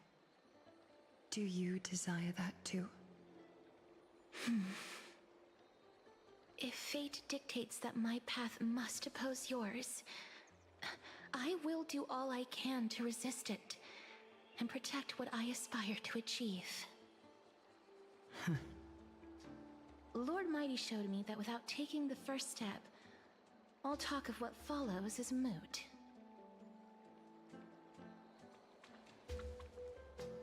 Unsure of what to say, but offer a smile. I have always That was not to hear you speak your mind, Cass, and I am glad to have heard your true thoughts.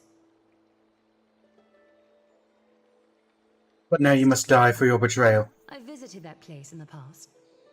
Though it is now an island surrounded by the river of Souls torrents, it's not hard to see its former splendor.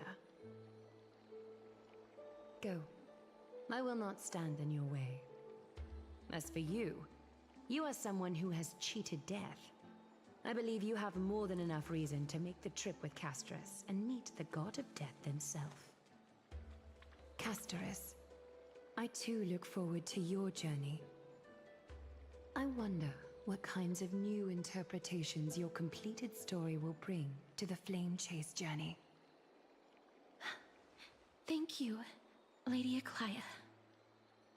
I hate to put a damper on this heartwarming moment, but if Styxia is now an island surrounded by the river of Souls torrents, then how do we find a way in? Lady Treby is probably... Oh. The answer is quite simple. Oh? In the myths, Zagreus once made the domain of the dead their treasure vault. That is to say, they could enter and leave the nether realm as they pleased. Oh, Cypher. And if they could do that, then it follows that the demigod who inherited their divinity must be capable of the same. I'll see you at Marmorial Palace at Action Hour tomorrow. Cypher shall be your guide to finding that ancient city. The tumultuous day finally comes to an end. Everyone disperses, each lost in their own thoughts. And we're approaching the last of the quote-unquote main cast of the Chrysos heirs.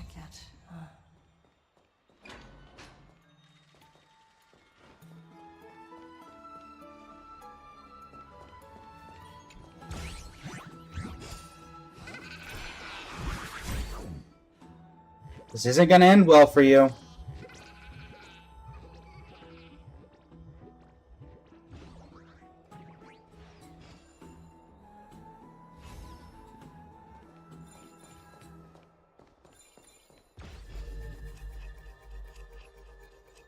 Come here.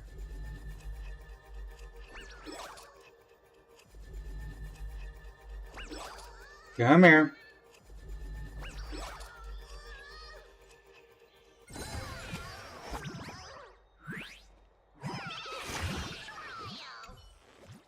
Give me that.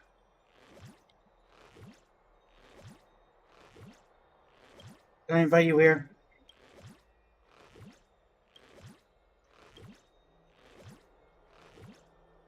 Valentin has no interest in this.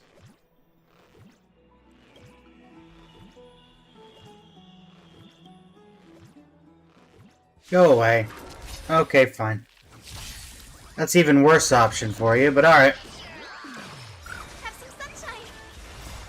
Dispel the gloom. Restore the skies. Flowers bloom for tomorrow. Memories waiting to be woken up by a shooting star. Remember me with love. Time to bully the thief. And death sprout new buds. Don't blink. May time watch over the Evernight. Cleanse hatred with love.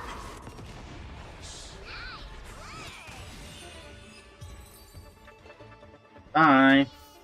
Downhung isn't back yet. Go away. Lock my door? What door? I don't have a door. Go away. Hey, friend. Is the debate finally over? Did you win?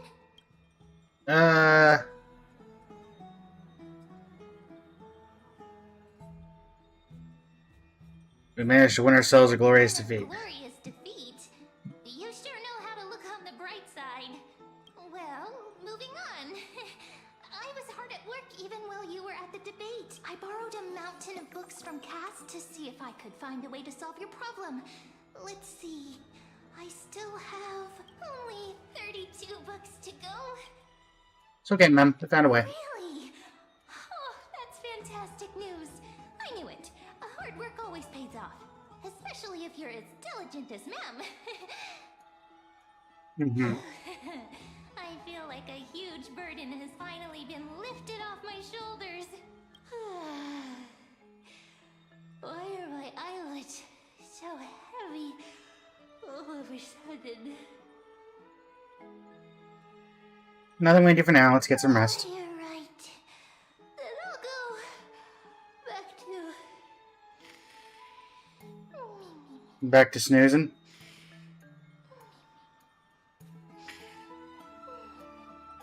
I will say I do find it funny that Mem snores in Mem.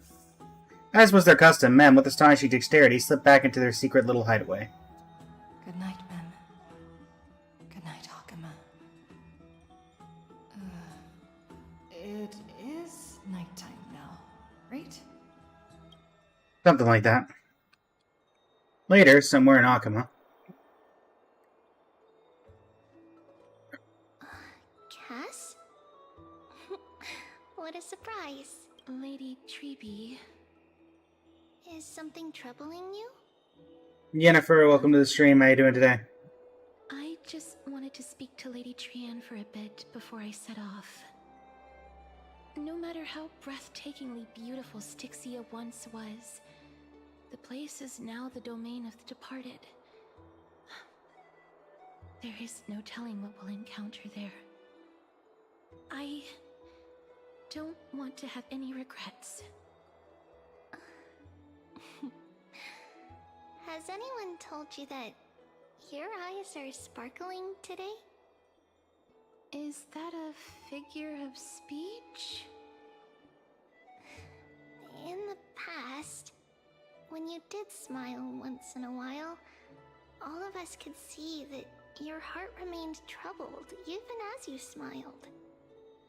Lady Treeby, you know perfectly well that see you tomorrow is nothing but a white lie. I hope your toughness is not a mask hiding a lonely heart.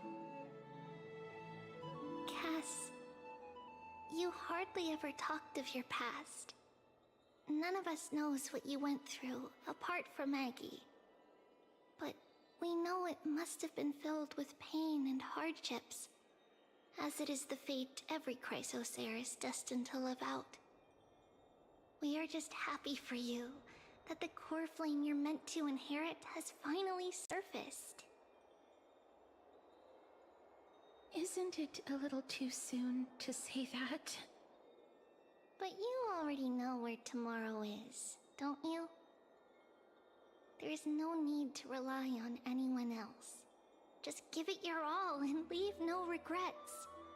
We have always believed that your embrace is just as warm as everyone else's. Because we embrace others to comfort them. And Cass, you're the kindest Chrysos heir we know. Really? Over Hyacinth? Lady Treeby. I mean, she's definitely up there. This feeling, it's hard to put into words. I suddenly found myself with so many wishes. So much I want to accomplish before setting off. Then go do it, Cass. Trian was actually working on a surprise gift for you. It's a pity she didn't get to finish it. But now Trinan and I are working on it, and we'll make sure to give it to you. So, let's meet back here when you return from Styxia. Safe travels. See you tomorrow! I don't get what people meant when they said that you never can hear "see you tomorrow" the same again. Who could it be? Danny? Actually, Danny wouldn't knock. He lives here. It's me. Oh. Yes. I hope I didn't wake you. No. Sleep is a luxury when you're at my age. It's another mission from Aglaya. No. I'm here because of private matters, actually. If it isn't too much to ask, I'd really like it if you could come along with me to retrieve something. Sure. Aren't you going to ask me what it is? No. It isn't a long way from here. Shall we? Again, unlike some Chrysos heirs, you don't get on my nerves, and you've given me no reason not to trust you. So...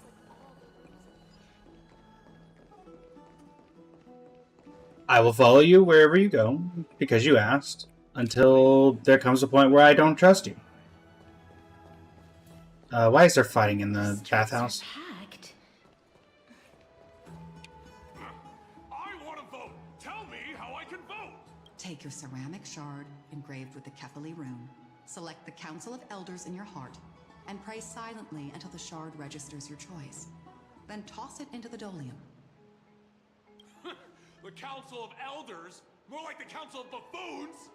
The Black Tide took my hometown long ago! Who are they kidding with bringing back Arachrysia? It's all a sham to create their own Arachrysia in Akama! The Titans are just. So long as we do not overstep our bounds again, we will not incur divine wrath. Oh, please. The time when these deranged Titans should have vacated their spot to the demigods is long overdue. You'll see soon enough, you old bogey. Well, that's just rude. And I pray that Talanton smacks some sense into you with their scales. We shall see how this turns out. That was quite a spectacle. Just another peaceful day in Akama! I suppose peaceful is technically correct if no actual violence happened. Yep. To this day, I still find it almost unreal that Akama is the only place illuminated by light amidst the crumbling ruins of Amphoreus. And its people are even holding votes to reconcile differing opinions. This peaceful sight is making me forget that this is the end times. This is what the Flame Chase journey is all about. Before coming here, I had lived for many years in Idonia, a city of rime and frost. The people there were devotees of Thanatos, and were well known for their unique burial rites and traditions. Traditions that I played a major role in. Because of the curse on you. Yes. You now know me as the Mortician of Akama. But back in those days, I was Idonia's Maiden of War. I was trudging across the frosty plains on my own when the Idonians found me. They saw the curse in me as a blessing from Thanatos, and believed that my hands could correct the Erechrysia's mistake and lead them to meet the great god of death. They provided me shelter, but in return, I was expected to grant merciful deaths to war captives, prisoners bound for execution, and heroes alike.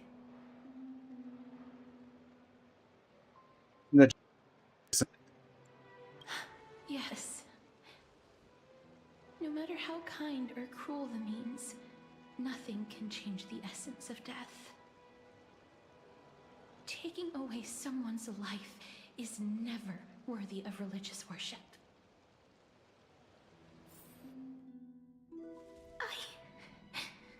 I can't do it. Their voices, they pierce my ears. The pleading. The thanks. Ah, I know that feeling, child. I was once as lost as you are now. But you must respect those walking towards death. Just like how you should respect yourself as the Holy Maiden granting humans glory and liberation. What you're asking me to do is no better than the task of an executioner. And yet you want me to respect myself. No matter the titles, I am still taking away human lives. This won't be the first time that Idonia's fanatical nether warriors have faced death. On the contrary, recruits new to the battlefield often run away from their first fight. Death is the mightiest and gravest power in this world. The fact that you can wield it means you are deserving of respect. That's such a twisted reason. Then let me tell you a story. In Idonia, the great swords commonly used by executioners are called Draconian, in memory of Drakon, an elderly executioner. The sword has 3 air holes along its body. If the sword is swung down swiftly and accurately, the holes would make no sound, and the executed would also depart this world quickly and painlessly. But should the executioner have any hesitation, the holes would produce a piercing whistle. On that cue, the screams of the executed are sure to follow. Every executioner after Drakon is to hone their sword skills every day in preparation of future executions. Every swing of their blade must be more resolute than the last, for failing to do so will bring pain. Pain for the dying, as well as pain for themselves. No. I can never get used to this. You misunderstand, child. I am not telling you to get used to it. I'm asking you to consider the source of the dead's suffering and use that knowledge to fortify your future touches with more and more determination. Go, walk with the dead and love them as you love life. Then you'll no longer hear those noises. Yeah, I wouldn't be hanging out with these people casters. Please, don't kill me. I don't want to die.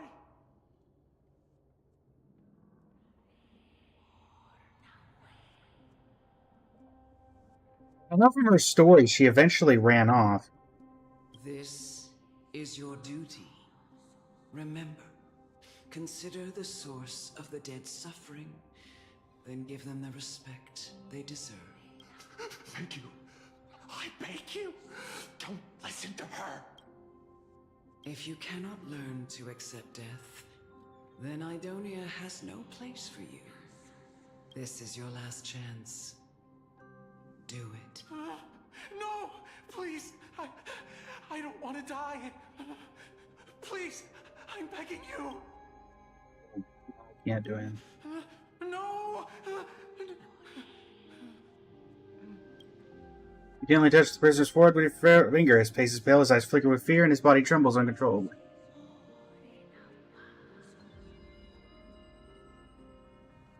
Didn't she leave when she was a child, if I remember correctly? It's because of fear, anger, and hatred, or is your so-called merciful touch of death simply a lie? Dark purple models spread like petals across the death row inmate's face, then seemed to be submerged by spring water, flooding his bodies, and the cries that had once begged for mercy slowly turn into a sigh-like whimper, as he murmurs to himself.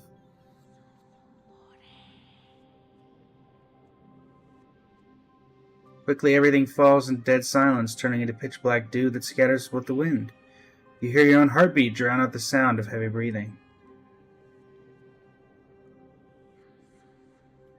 May you gain some insights through his sacrifice.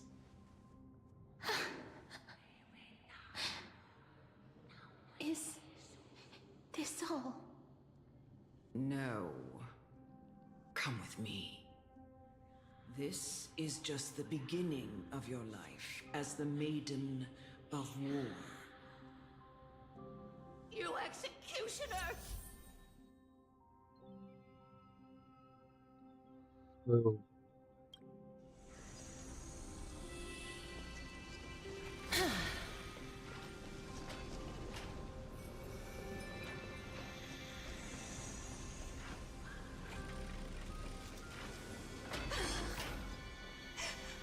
Only maiden. Go. Grant her glorious death.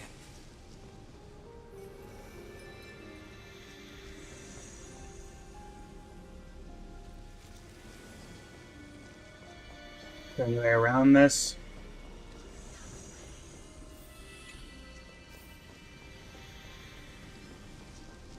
Emerge from your cocoon.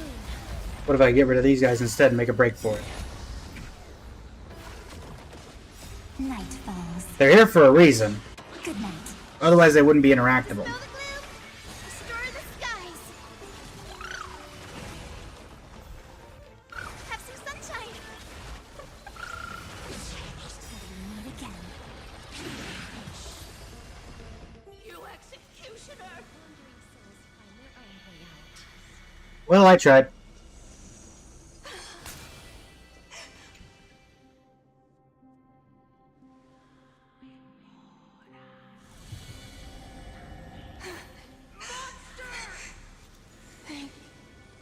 Do it then, executioner.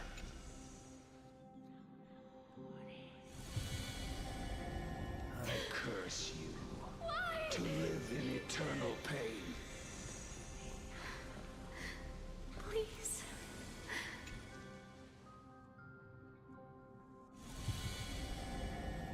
When will this ever end?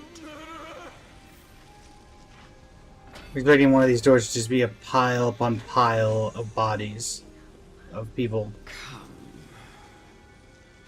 Fulfill your duty. What are you trying to do with me? I have aged. The time has come for me to heed the summons of Thanatos and journey to their domain. The final resting place of every Idonian. You're not that old yet. You still have many, many years ahead of you. No. I'm already dead.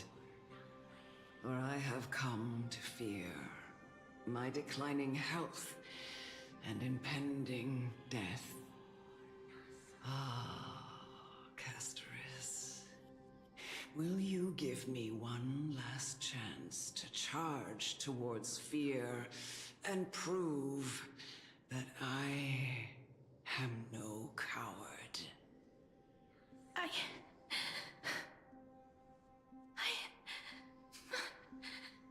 can't take this anymore! Child, it was I who brought you here from the frosty plains and set your farcical fate in motion. It was also I, Chief Executioner of Idonia, who forced the heavy duty of executing others onto you. I've always known that you have doubts and even anger about my faith and about me. I never had a choice. Indeed. We essentially abducted you. Yet What you a surprise. can end any sinful life with just a touch of your fingers. Shouldn't it be easy for you to escape from here? I'll never do that. It doesn't matter how lightly the Idonians take death, or how readily they accept it. I simply can't do it. I knew I was right about you. What do you mean? I've taught you and cared for you as my own daughter all this time. That's how you treat your own daughter. I wouldn't want to be your kid. Blessing that's been with you since your birth. I know no one else in the world would understand the weight of life and death more than you do. In the eyes of an Idonian, death is the end of all life. A destination we will all eventually reach. Humans should not resist it, but learn how to face it. You can only live your life to the fullest after understanding this principle. And when you do, even if you eventually leave Idonia's protection, even if you must carry the curse forever, you can live with your head held high, like everyone else. No! How can I? Come now. It's time. I've already taught you all that I know. Show me that you are a fitting holy maiden. Or at least that you possess the resolve to become one. Come now. It's time. I've already taught you all that I know. Show me that you are a fitting holy maiden. What does defeating a Fury-Eyed Praetor have to do with it? I mean, I'll do it. Return to dust. But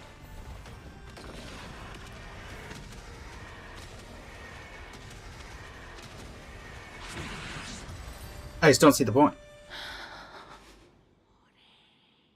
This was the last time I followed her command. I gently touched the elderly woman before me. The executioner, who had seen too much death, died the same way as everyone else. A gasp for air, a wistful look in her eyes, and a barely perceptible tremor in her fingertips. Elder Amunet, the person who tried to teach me about death, ultimately vanished like dew in the morning mist. She spent her life embodying the beliefs of the Idonians, and when death finally came, she embraced it exactly as their doctrine had taught. I have nothing but respect for her. I erected a cenotaph in her honor in the marshes outside Idonia's city walls with the others I had laid to rest. Then, I set out once more in search of Thanatos. It was a long, long journey. I heard so many discussions about death along the way. Life finds meaning in death. The world improves because there is an end. It seems the most terrible darkness in this world. Everyone talks about its heavy weight. Some resist it, some worship it, and some even revere it. How did a disappeared titan become the deepest fear of humankind? And why do they haunt my dreams? I continued my travels to seek an answer. Initially, I was running away. Then, I started searching for it. And now, at the end, I just want to know if my touch, if my embrace, can do more than taking things away. Can I make anything? Can I leave anything behind? I don't want to die. Please, I'm begging you, just let me go. I don't want to die, please. I don't want mercy like this. Just let me go. I need him. I don't...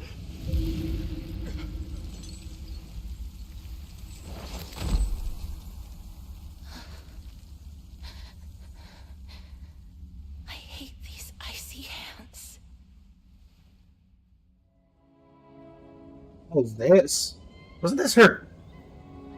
You're right about hearing gameplay. Keep going. How's it going, Bubbles? This wasn't a cutscene from the game. This was a trailer. Wasn't this? This was her story trailer. Surprised they put this in the game.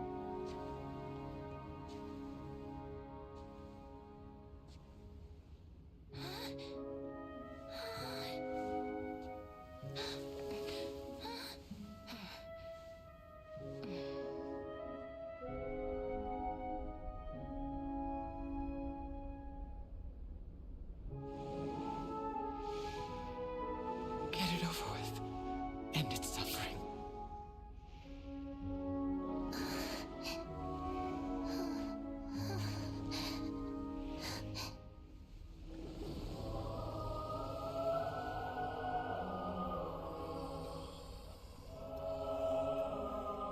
The Reaper has blessed your hands.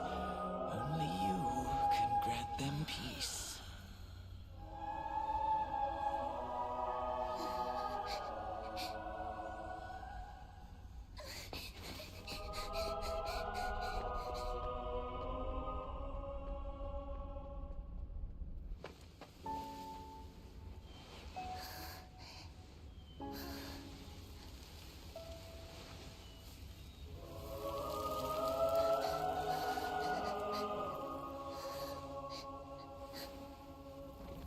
Embrace death.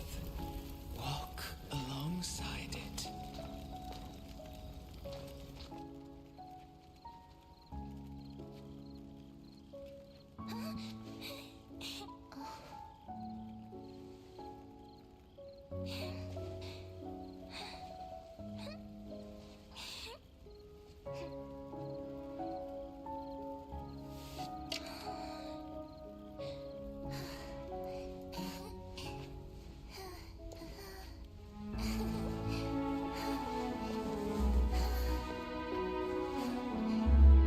Yeah, this trailer, I'm trying to find on another monitor while I'm watching this be up. This was...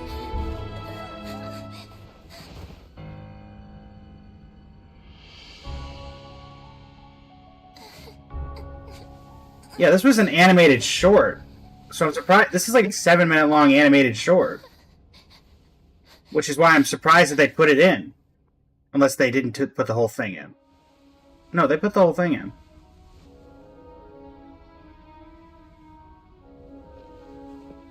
I guess this is why they were saying that Castris was the favorite child up until Cyrene. With stuff like this.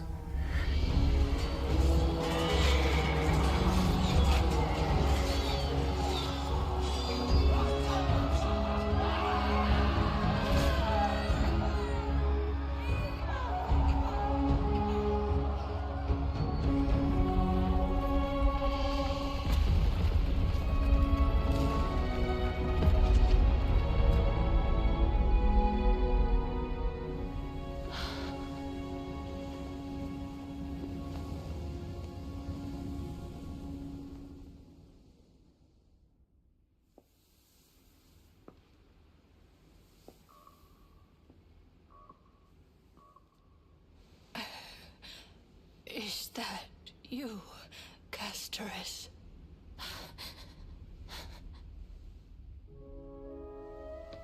All of them have gone, heeding death's summon, crossing into their domain. I must go too.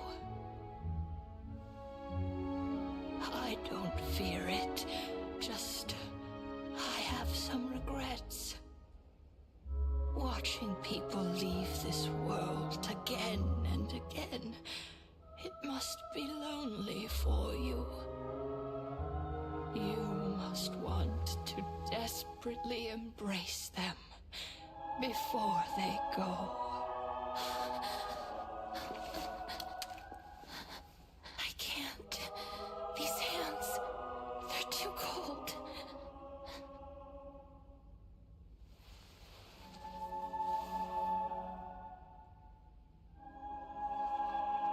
But Big Sister Castoris, your hands are so warm. Just like anyone else's. So go on, don't hold back. Give me a warm hug.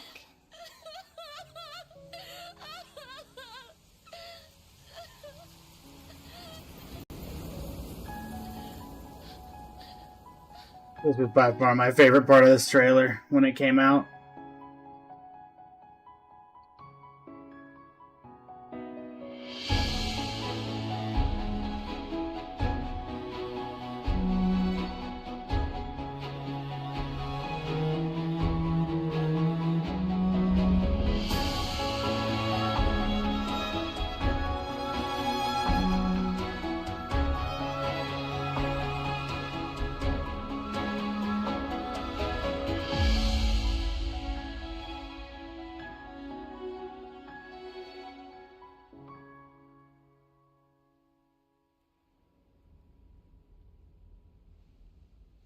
Indeed, also, and to continue to see the beauty in the world even though being still broken. Can hands like these really be warm?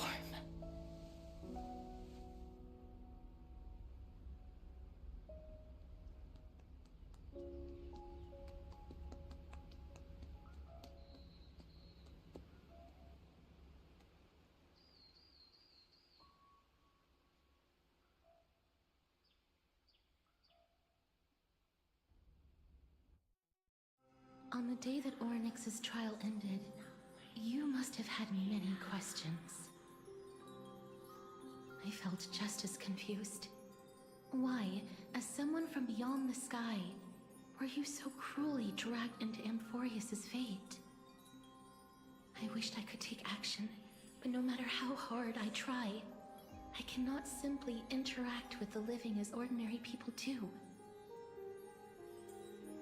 Even when we brushed against each other unintentionally in the grove, and it was obvious that nothing had happened. When an almost unattainable hope finally welled up in my heart. When I thought that perhaps my touch would no longer bring sorrow, fate declared to me, it wasn't that the curse of death had finally been lifted,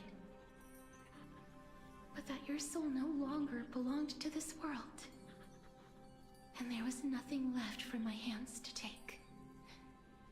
Nothing. And did I really think this time would be any different? It's not that I don't understand this reality, just that I'm unwilling to accept it. Having walked such a long road, I am still unable to find the answer to life and death. I am resigned to eternal despair. Anything I wish to hold on to, death will inevitably wrest from my grasp. From that moment on, I lacked the courage to confirm it again. Until Orynyx laid bare the cruel truth before us. But now, perhaps I might have one last chance. Long ago, Trinan read a prophecy to me.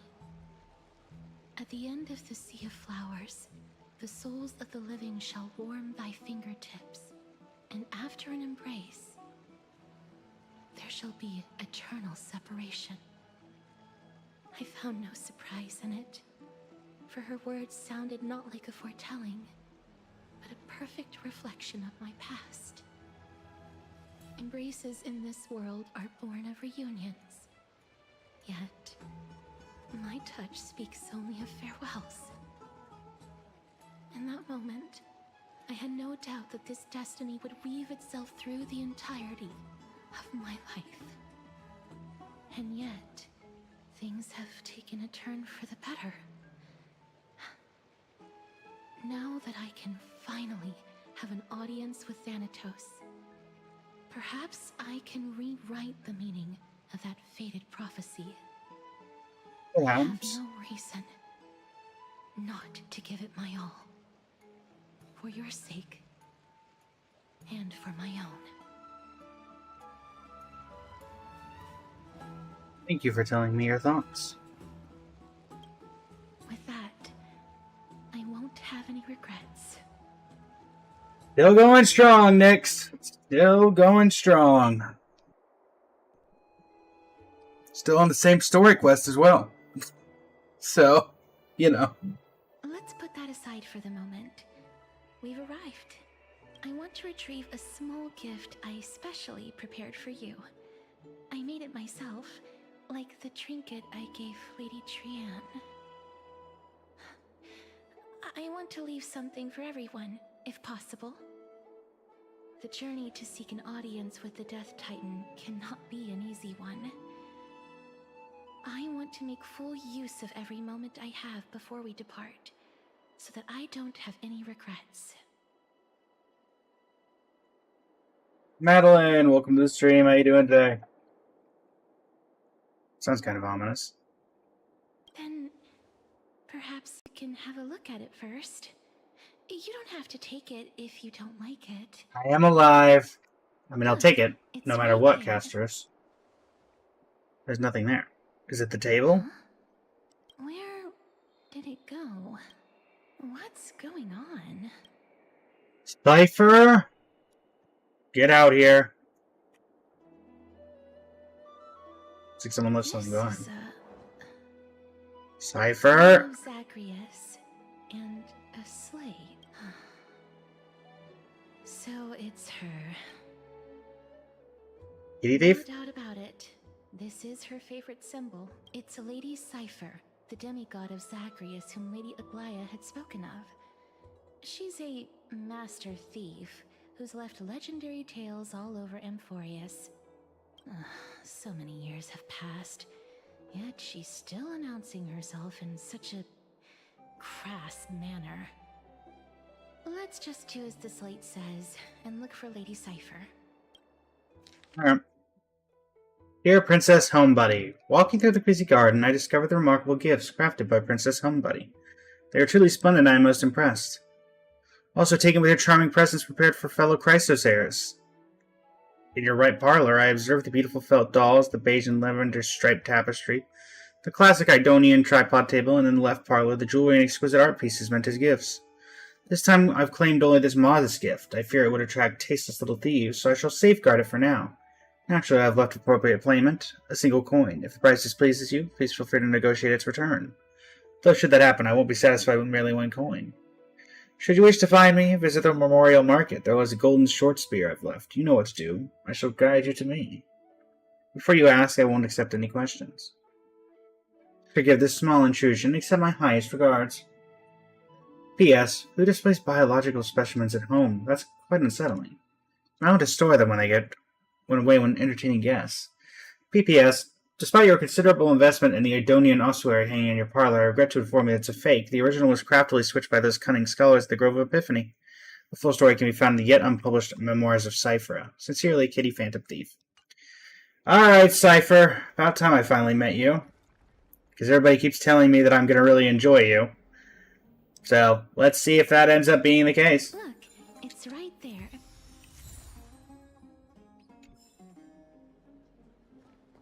There seems to be a new show at the bats today. We must pursue her. Coming through. Huh? This is a trick she left for us. Clearly, Kitty Phantom Thief wants to play a little game with you. 2 short spears, 1 correct, 1 wrong. Let me check the hint on the scroll. 2 golden short spears. Only the golden short spear engraved with the truth can lead you to Kitty Phantom Thief. The spear on the left is don't be fooled. The right spear... Oh, it's this thing.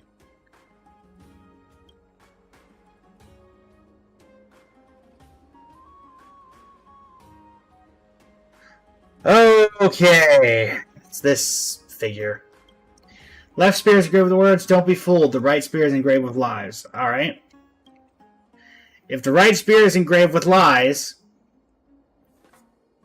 then... Also, wait, is it my... Hold on. Okay, this one's the right. Okay. So let's say, is it my right or your right or what?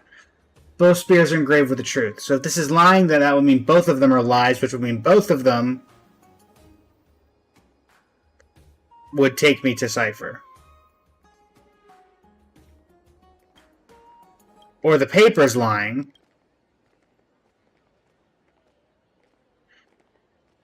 So yeah, wait, hold on.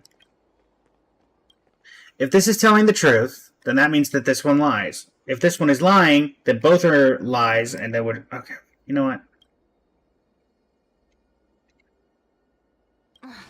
She's incorrigible. Follow me. Follow the golden short spear. This is the right one. I told you. We must pursue her. Come here, you. Oh, she hanging out with the Dromuses? Ugh. Rumph. Cypher, if this Dromus truly is her, appears to be quite content. Her gaze filled with 3 parts sincerity, 3 parts approval, 3 parts triumph, and 3 parts haha, great mystery. You've lost if you take this seriously. Hi, Cypher. She seems to be saying hello. See you treat the Dromus with its seriousness. All 12 parts of her complex emotions immediately transformed into one of admiration. Lady Cipher, please come on out. You're still careless as ever. Shouldn't you keep such a precious gift near your bosom? Since you know it's a gift for someone else, please give it back to me. Stop hiding among the people and letting the wind carry your voice. Now, since I know it's a gift, that just means I need to milk its worth. The children of the wind never stay for long in one place. Cipher over there. That does not look properly textured. Still the wind. Name your price. I'll give you however much you want.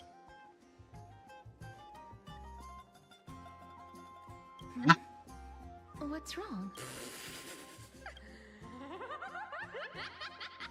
No wonder they call you Princess Homebody. Why don't you two come over to my place? It'll make a better venue for proper business discussions.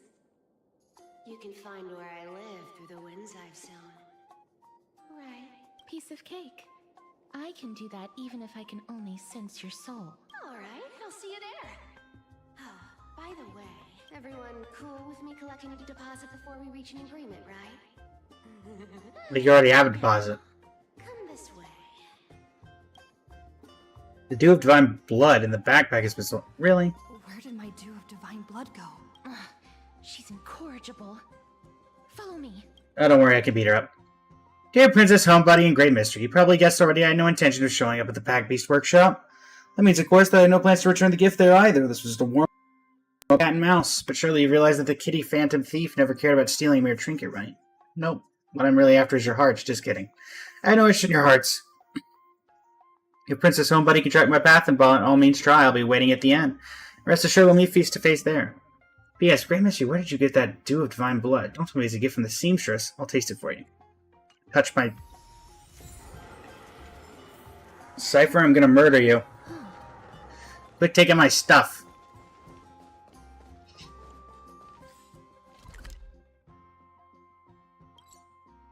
Are you on the rooftops? You're on the rooftops!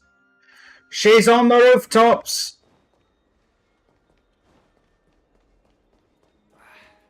Gosh darn, thief. Darn it, other rooftop. Wrong rooftop. It's about time you do some exercise. Where's the... I know there's a way up. Where is it?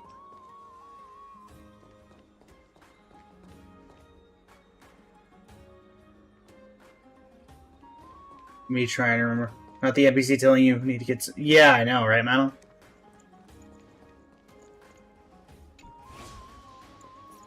Uh-huh. Cipher!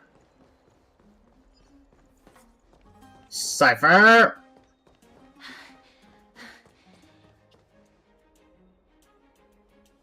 Over here! Over here! No, not that way! This way! Come on. If I really wanted to hide, you'd never find me. So relax, you two.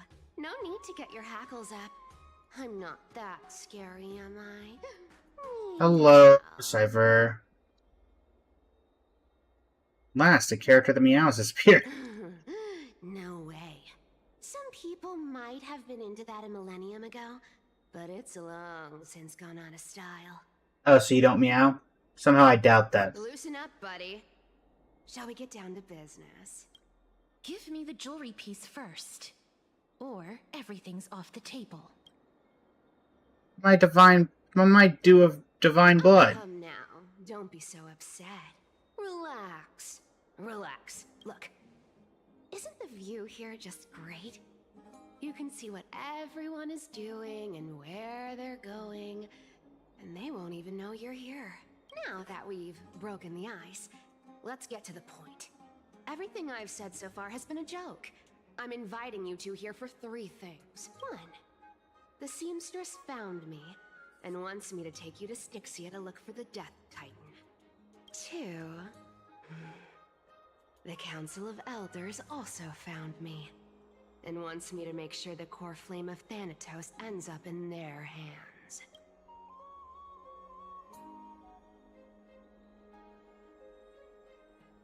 You're that famous? Of course. I may keep a low profile, but I'm still a bona fide demigod. And last but not least, I'm telling you that I'm not interested in doing either of those things. Don't go look for the Death Titan. The end. Some time ago. Well, this is some high-quality stuff, and this room is full of it. How much are these worth, Did you get all this through that Aranova gimmick? Aglaya? Some of it is family fortune, while the rest came from my business as a dressmaster. Don't liken the flame chase work to your shady dealings. Wait, so Aglaya's loaded? Wow. I should have busted down your door instead of going around like a thief. Well, spill. Why are you giving me so much money?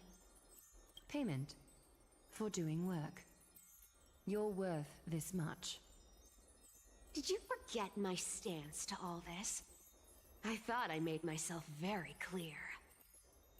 You wish to run away.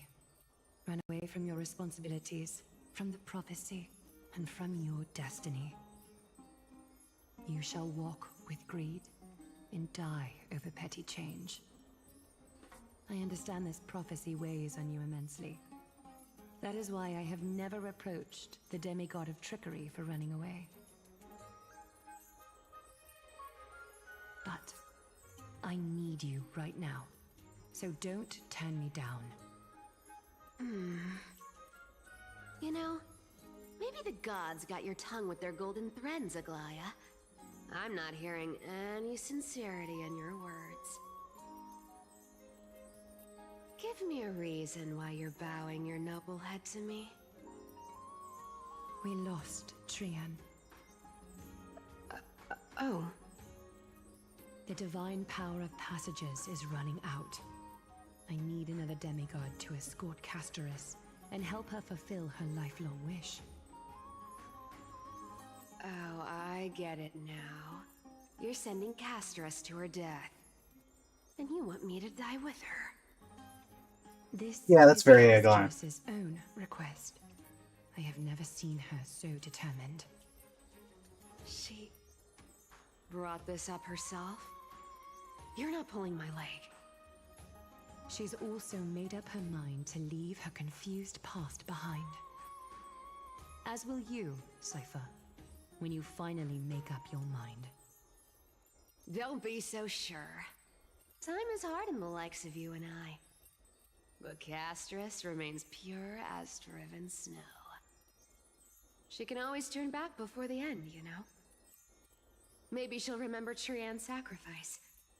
Maybe she'll remember the countless martyred Chrysos heirs. Maybe she'll remember you, with your one foot in the grave. I ain't as optimistic as you about what she'll want to do. Tell you what. Why don't I take this room of treasures as a security deposit, and we make a bet? Go on. I bet she'll change her mind and turn back. Now, if I lose, I'll do what you want me to do. Return this deposit to you, plus giving you another room full of treasures. How does that sound? You sound like you have all the confidence in the world. I don't know about that. Let's make a pact with those conditions. I hope you're prepared to lose it all. In conclusion, I want to win. So I hope you two can give up on going to Styxia. I'll give all the treasures in that room to you. And you can split it between yourselves however you want. What do you think? Tempting, right? Not really. I'm almost dead. What use do I have for money? Decline. If we don't find the Death Titan, her soul will... Oh? I can't go into the details, but we have to go to Styxia. I really don't get how. Princess, homebuddy. You keep talking about needing to find Thanatos, about getting rid of your curse, and you don't care about anything else. But did you ever live for your own pleasure? Even for just one day? What are you trying to say? I'm saying, contrary to your beliefs, Aglaia didn't take you in just so you can die for her Aranova. The flame chase journey walks hand in hand with sacrifices. Isn't that why you're always running away from Lady Aglaia? Fine. Never mind. We all have our own problems. I ain't gonna say anything anymore. It's not like I was gonna honor that bet anyway. That sounds about right But to listen Cypher. to me. Styxia is no tourist destination. Sure, the treasures buried in there are 10, no, 50 times richer than Aglaia's vault. Yet, I've never been there. And I never plan to. Because even a demigod can't be sure they can walk out of that place alive. And now I'm supposed to escort you to Styxia. Sure. Pay up. Huh? Well, off the authority of Zagreus Demigod. At least it's part of my responsibilities. Oh. Actually, it's just straight up part of your job. Okay, I mean, that makes sense. I don't like this. However, Give her a I've coin. lived a longer life than most people. Though I'm not as good at doing business as Lady Aglaia, I still have some savings. I can give them all to you. Then how are you going to live the rest of your life? Then I'll give you 90. No, 80%. Well, don't mind if I do. 80% of cast. Excuse me? And a bottle of dew of divine blood.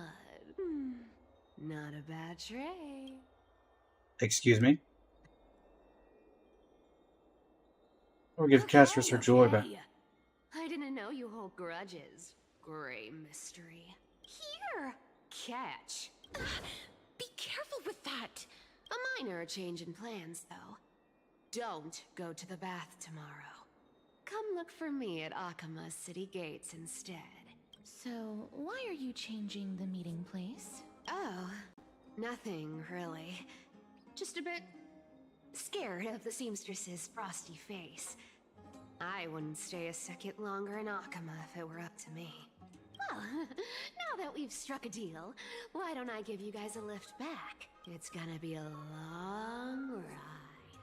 So have a good rest. Whoa. Next day, Akama. Where am I? Is this my room? How did I get back here? This is a coin. It was Cypher. And she even tucked me in? Never mind. It's getting late. I'd better get going. Mystery. These formal addresses at the start of letters are such a hassle, and you've already read 3 useless Phantom Thief letters. I've left Princess Somebody's gift here. Take good care of it. Remember, skip the bath and go straight to Akama City Gate to find me. You know I have no patience. Come late and I'll leave you clear. P.S. Yes, I'm the one who tucked you in. You're welcome. Well, thanks for tucking me in, I guess.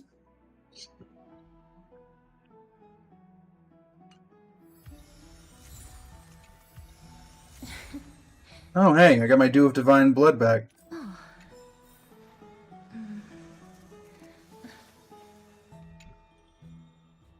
This is Castress's gift? A handcrafted silver ring. If you hold it to your ear, you can hear the sound of melting snow. And Idona, the departed seal ice and snow into a ring for their final journey, offering it to the living as token to walk the rest of the path in their stead. Oh, well, so she's not planning on leaving. Embrace your long fingers? Who came up with that idea? Well, so I'm guessing she's not planning on coming back, given the lore of that ring.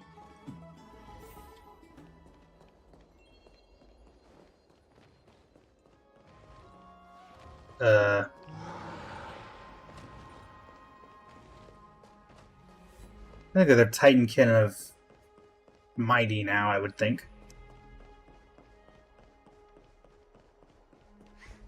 Cyphera?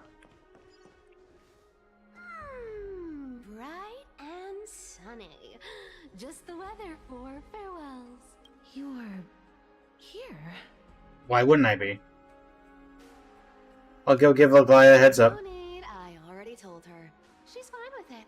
You sure know how to put me in a spot, Casterus. I need to travel with you, but I can't touch you. What a bother. Sorry. Aw, I was just teasing. Don't take it to heart. Did you know that the legends say you have to put an obol into the mouth of the dead or over their eyes if you want them to successfully cross the River of Souls and enter the Netherrealm? That's the fairy fare for entering the Netherrealm. However, I honestly won't ask you to pay this time. I'll pay. And then we'll just have to go through the motions.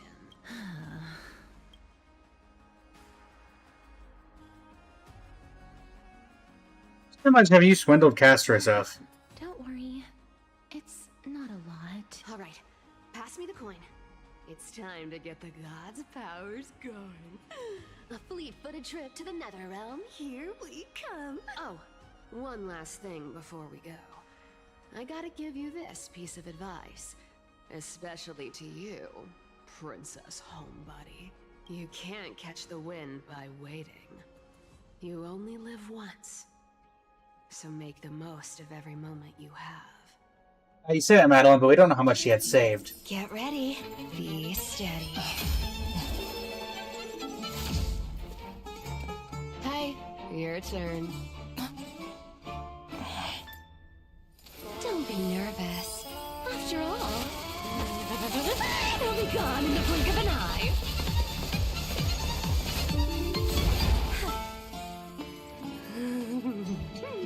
All done. Bye-bye. Well, Are you feeling all right? I'm fine. I love how they use, like, the flash run. We're still Amphoreus?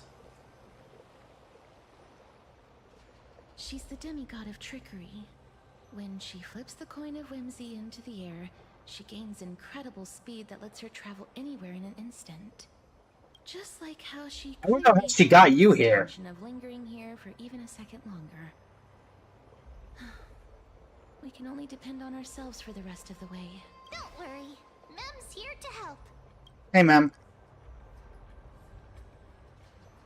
Can you teleport too? Being cute isn't my only forte. I'm strong too. This is Styxia, the city of dragons and waves. Anaxa hypothesizes that the missing Thanatos is somewhere in these ruins. This is the land of their birth. Or perhaps of their death. How would we find them? Anaxa had used a secret alchemical art to temporarily fuse his soul with Circe's and Kephae. And when he was on the verge of death, he was pulled by Thanatos and caught a glimpse of the flowing river of souls. This alchemy, considered a sacrilegious act, might actually make the souls of mortals and titans attract each other. Even though Thanatos has been missing for 1,000 years, and even their followers haven't been able to find them. Perhaps that special attraction could summon them here. Oh, so are we going to use that Philosopher's Stone to conjure the Titan? I guess that's the only way. The only leads we have now are the name of this city and the fairy tale about the dragon. Thanatos is even more mysterious than I am. Indeed. Even one as erudite as Anaxa could only point us to this place, and no further.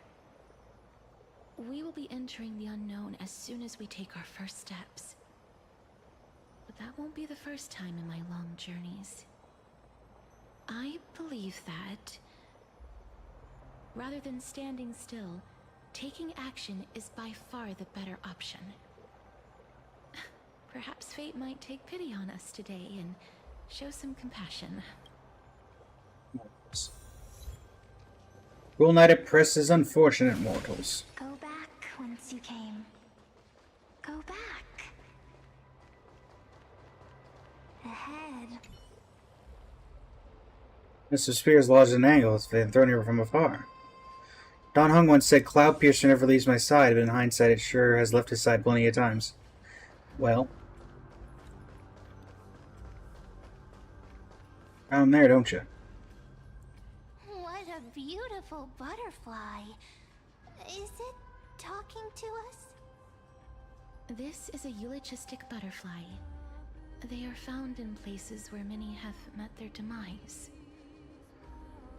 In Idonia, some think of them as manifestations of Thanatos' benevolence. By turning the lingering obsessions of the deceased into these creatures, it is as if the Titan has made life into a specimen. Others think of them as Thanatos' messengers that guide the departed to the Netherrealm. The second theory sounds more believable. After all, the things they're saying are rather, direct. That's an understatement of the year, man. But the fact that we're able to hear their whispers proves that we're fast approaching the realm of the dead.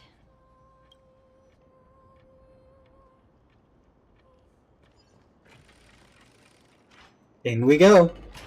These shadowy figures.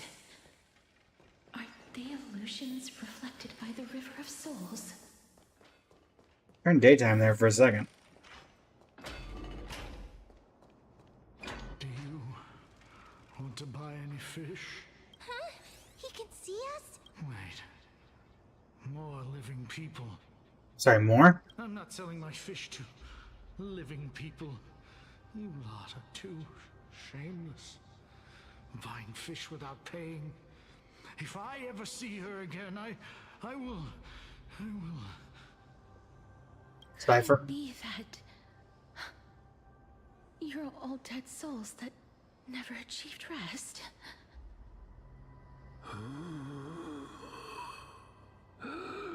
The Nether Realm does not exist. Titan. The person from earlier? Who was talking to Anaxa? You. Me. So, do you want to buy any fish? But there aren't any fish nearby. Is he just repeating everything? Other fish. Oh, nope. Gone. The people are gone too. I can only keep selling fish. So, do you want to buy any fish? Apologies. I don't have much in the way of savings, but perhaps there's another way for me to release you from your suffering. Please relax. May you fall asleep peacefully amid a gentle field of flowers. This. I knew it. These people aren't illusions. They're the souls of the deceased. Indeed, know it. They're supposed to reach the end of the West Wind by floating down the River of Souls. Yet, they have floundered upon the shoals of the stream, unable to move forward. Did Thanatos reject them? Or perhaps they didn't really die at all?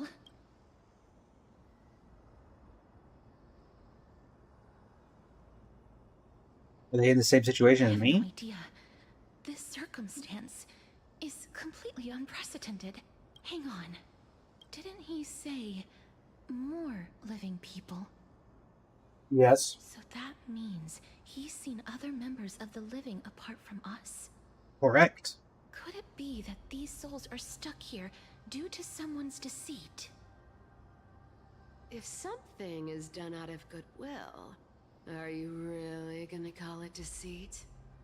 Cipher? Goodwill? I can't see anything good out of...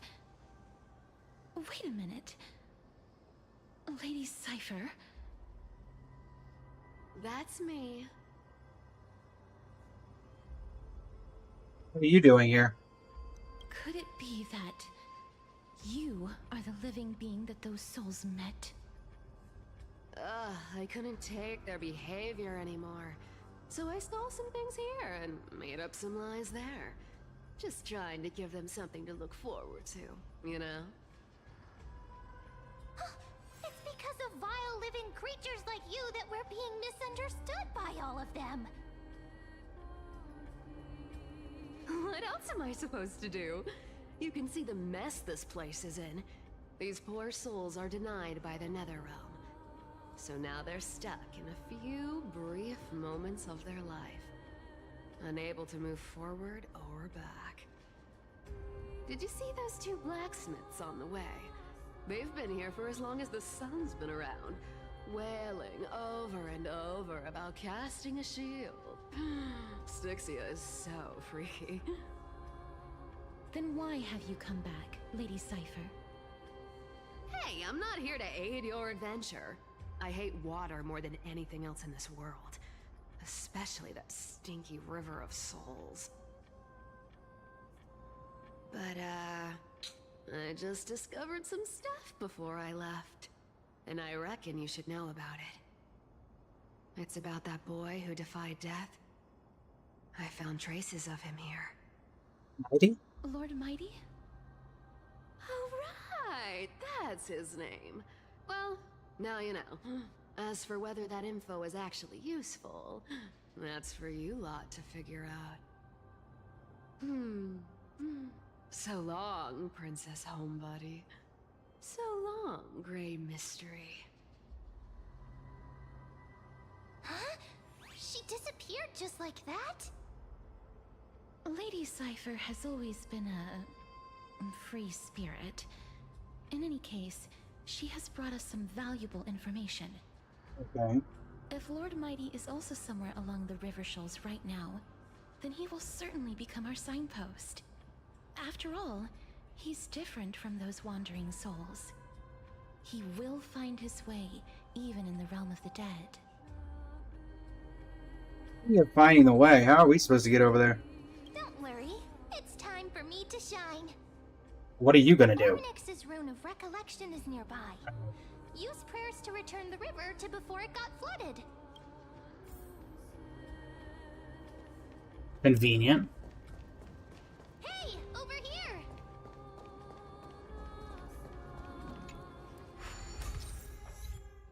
Fall effect. Interact with the rune base to obtain the Rune of Recollection. With the rune in your possession, the Miracle Orb's illumination radius moves with your character. So that we saw that at the very beginning of the game when Tribby had it. With the Rune of Recollections... With the Rune of Recollection in possession, interact with the rune base, drop the rune, and the Miracle Orb's illumination radius will stop following your character. Ornix's miracle has appeared. Amazing! It's like we're inside a giant bubble. Even the river got parted.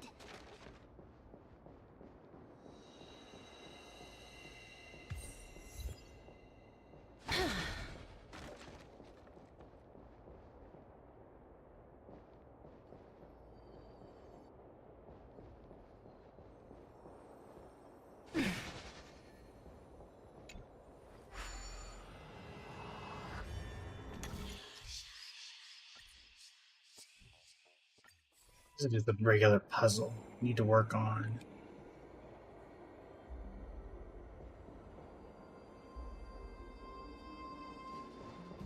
Shoot, how do I drop this? Oh. I'm going the wrong way. Got it.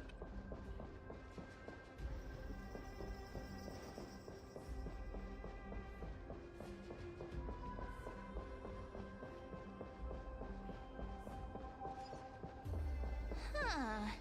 So this path actually didn't exist back then? There's a ladder, but unfortunately we have not. There are wandering souls of the deceased here as well. We must first return to the present before we can communicate with them.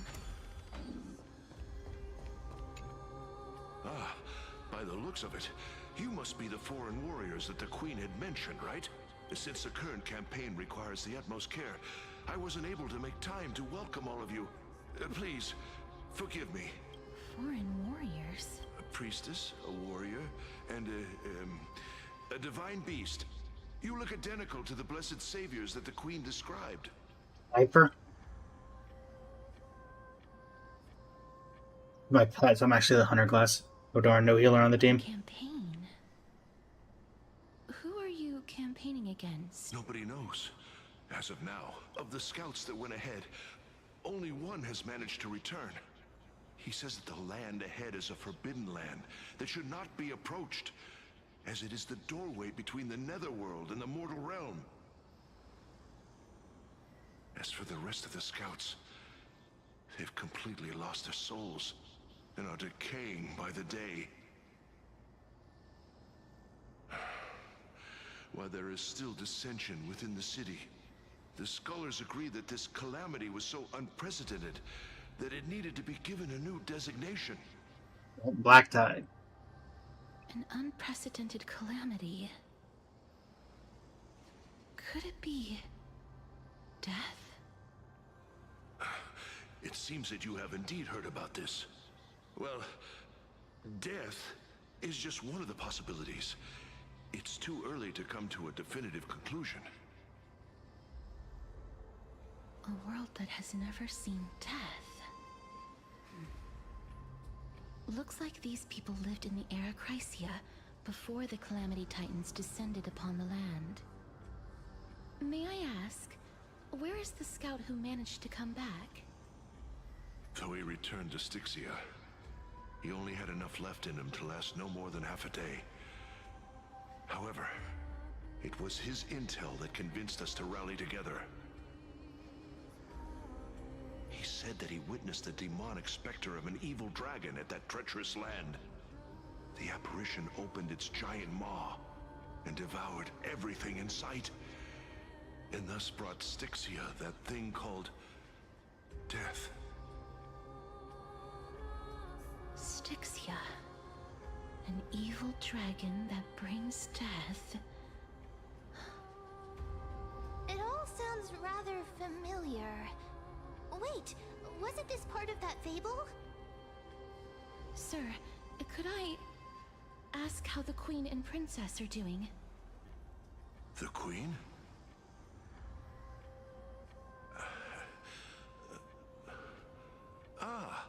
By the looks of it, you must be the foreign warriors. Well, that the you've Queen reset. mentioned, right?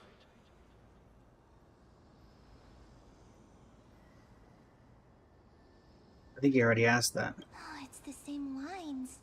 Looks like he's still trapped in the moments before his death. Leave it to me. Sir, the war ended long ago. Styxia no longer exists. Styxia is no more? This cannot stand! Newcomers, hurry up and go take your positions! Oh, looks like it's difficult for this gentleman to accept reality.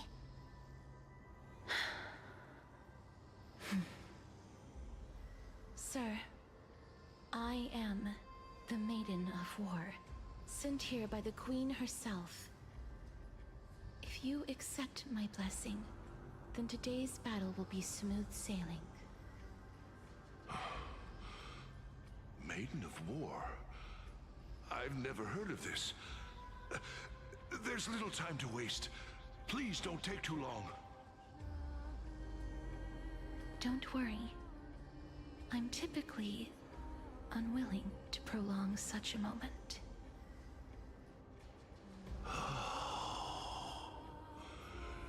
Is it over? Have we won?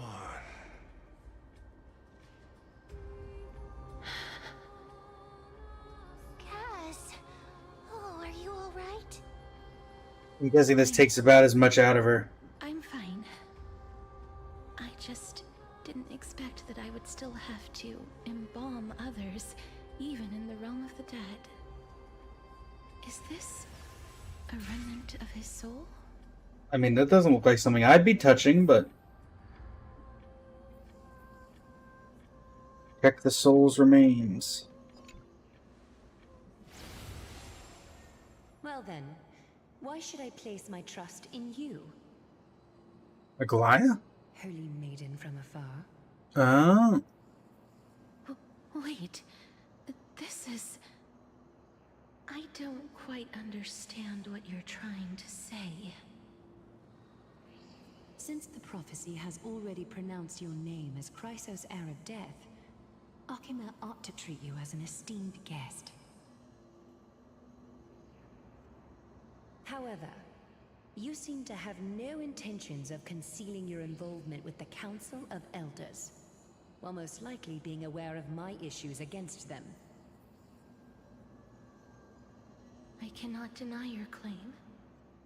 It was the Council that offered this room to me, and they had only one request.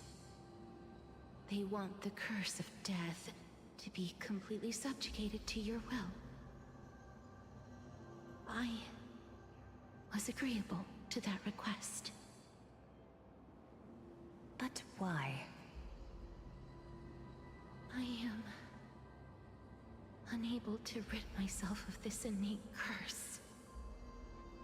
However, from this day onward, I shall use it according to your will.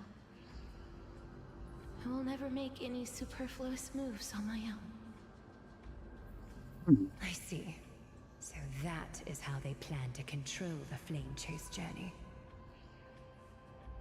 They have shifted the heavy responsibility of granting death over to me. If I ever become obsessed with executing people, they will then have ample reason to terminate the Chrysos heir's journey. And yet, you seem to not mind. This is quite surprising to me. That's because the fate that we were born with is a burden far heavier than that of an individual's life. I've woven many unforeseen events into the tapestry of fate. This is but one instance. Tidy up your precious garments and come with me.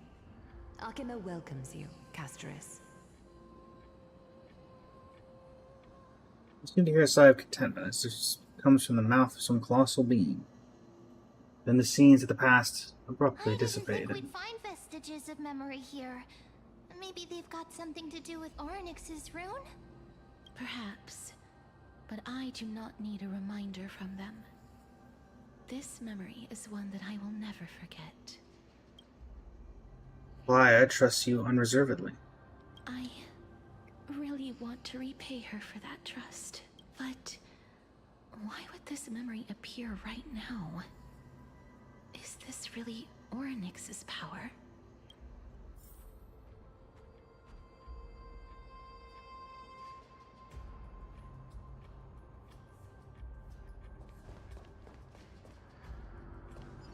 Could these dead monsters actually be... If Lady Cypher is to be believed, this could be the handiwork of Lord Mighty. He's still fighting against the Black Tide, even in the Netherrealm. Gotta take that with me, but I can't get it over here.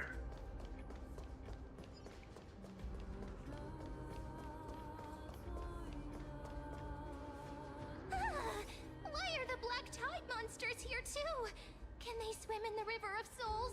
Even Thanatos wouldn't be able to accept Black Tide monsters into their realm. These traces seem to suggest that anybody who trespasses upon death will pay a heavy price. We're also here to trespass upon the Titan. Since the realm of the dead must remain peaceful, it's imperative that we rid the place of such discordant noise. Please stay back. Can do. Let me deal with these enemies.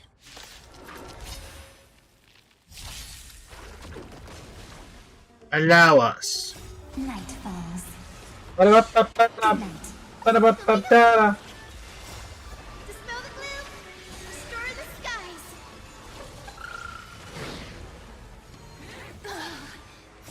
Embrace a new life. Darkness with me. May wandering souls find their own way out. May wandering souls find their own way The path out. ahead is blocked by the River of Souls again. In that case, let's No. go back to the past.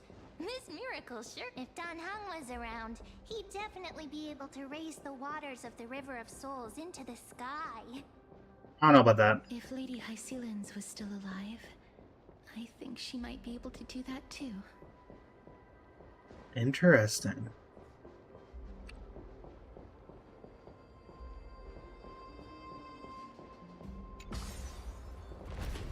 So is that that's the first name drop of Hycelens. So then at this point the only Chrysos area that we haven't heard about is Seridra?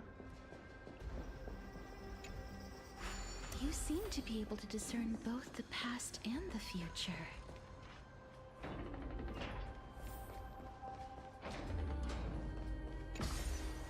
Up we go. Trying to think if I'm missing any Chrysos areas. I don't believe I am. I think Cypher's the only one that hasn't been mentioned. Or Seridra, sorry. Why isn't there a god yelling in the distance? Indeed, my downtrodden fellow, your sorrow and joy are but means for me to amuse myself. I will at least derive some comfort. If all the tears that I had shed were determined by some mightier being above. It's you people. Well, these are the people, yep, that she killed. Oh, this place must have been a beautiful courtyard in the past. There you go, Rameyer.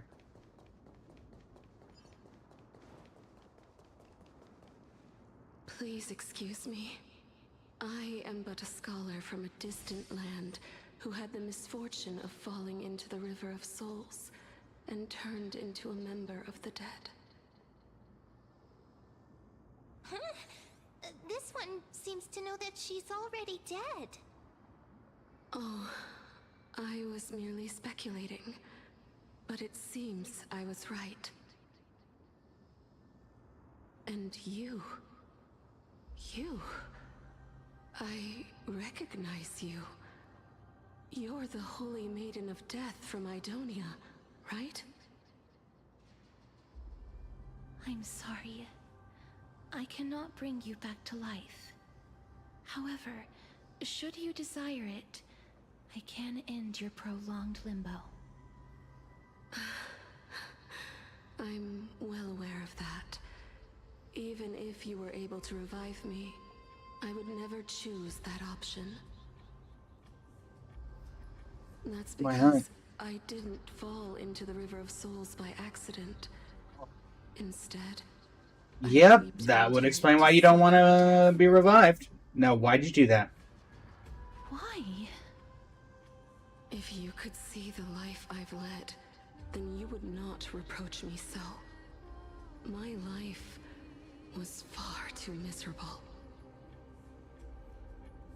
But I did not expect things to stay the same even in death. What a joke. In escaping my mortal life, I've entered a millennium of pain instead. Circe's above. What cowards humans are. For we fear both life and death simultaneously. I'm sorry. I'm also powerless to answer that question. That's all right, Holy Maiden. At least you are able to respond to me. Please, grant me death. Circe's above. Does this count as thinking till the moment I die? Looks like it. Can't imagine. She seems free. I have seen too many farewells. Her distress is quite commonplace. There are those who will end their lives over what seems to be the smallest of worries. For some people, this power that I possess is a blessing rather than a curse. But I never managed to convince myself of that. When you're the one having to use it. Cass, are you still trying to create a world without death? Yes, because when placed under time's vast scales, there is no worry in this world that cannot be solved.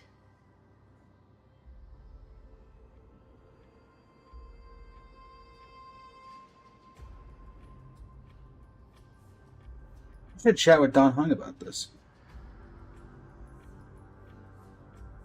This is a wish that I've held for almost a millennium. My mind might have changed once upon a time if people managed to strike up a friendship with me. But I've never been more firm in my conviction. Now that I've learned about your near-death state, it is my duty to wipe death from the face of this world.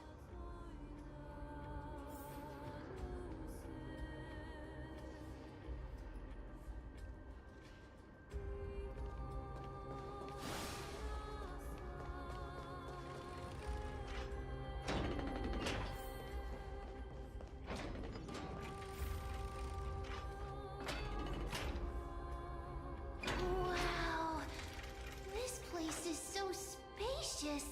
Is this the kingdom's vault?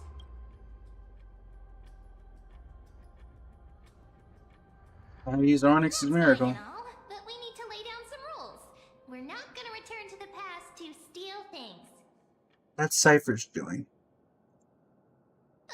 Do we need to enter that doorway to climb even higher? There seems to be a person. Oh, more like a soul guarding it. But how should we get up there?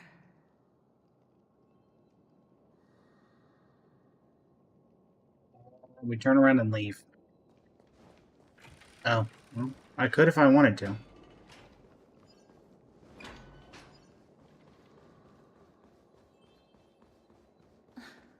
The path is blocked yet again.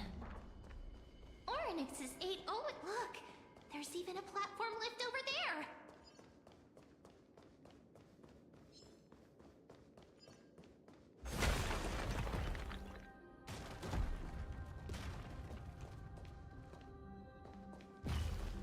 That didn't do much.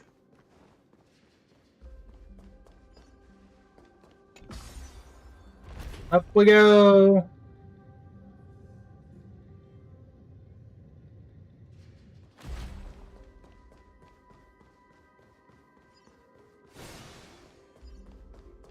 The power of gods, but I cannot break 2 bookshelves.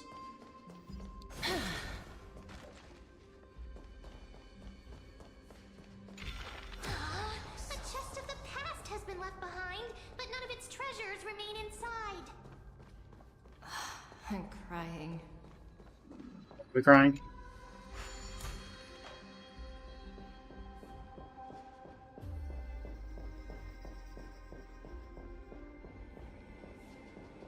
Need that.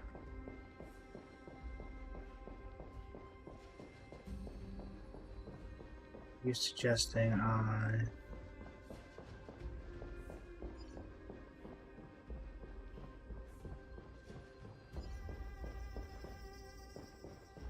Ah, this is terrible. I see.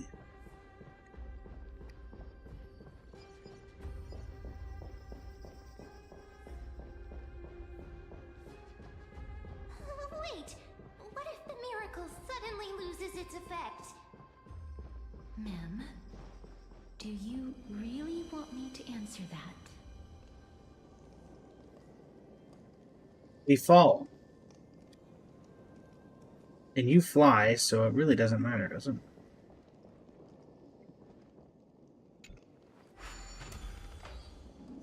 Stay back. Don't come near me. Huh?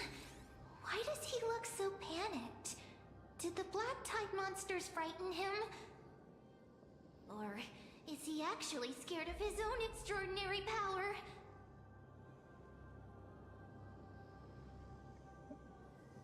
Oh, these are the troubles the powerhouses like There's us no face. need to be alarmed. We're just passing by the area. See? None of us look threatening.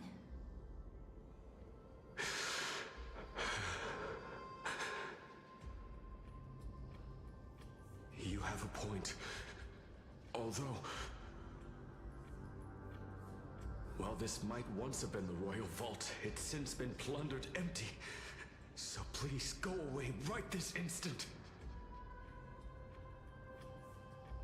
Viper? You've misunderstood us. We simply heard your shouts as we were passing by, then decided to come over to find out what happened. My goodness. Did I really yell out loud? How rude of me. How rude indeed. I'm sorry to have bothered you. I merely saw a warrior. While that spirit didn't harm me, his blows really packed a hefty punch. Oh no, not the Flame Reaver. A warrior? Could it be? Or Mighty. Wait a minute. You seem to be quite different from him.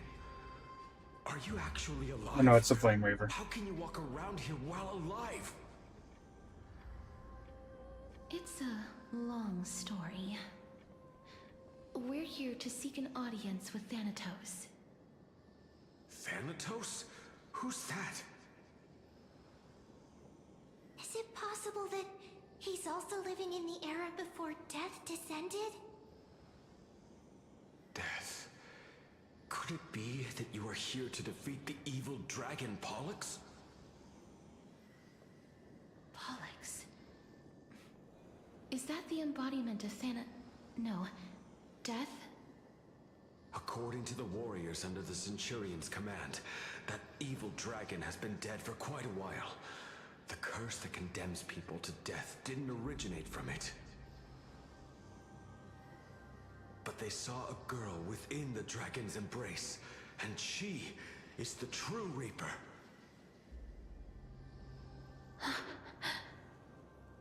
Pray tell, where is that girl right now? I've heard that the Queen spared no effort in bringing her back to the castle. Her Majesty intends to control all of AMPHOREUS with this unprecedented power. As for whether this rumor is true, well, no one knows. You have my thanks for the invaluable insight that you've given us. Please, treat this touch as a token of my gratitude. You... Are you...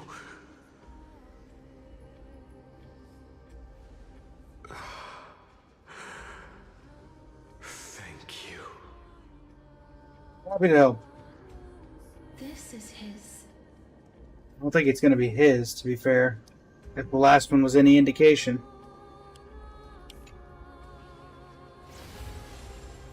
Then you granted him death?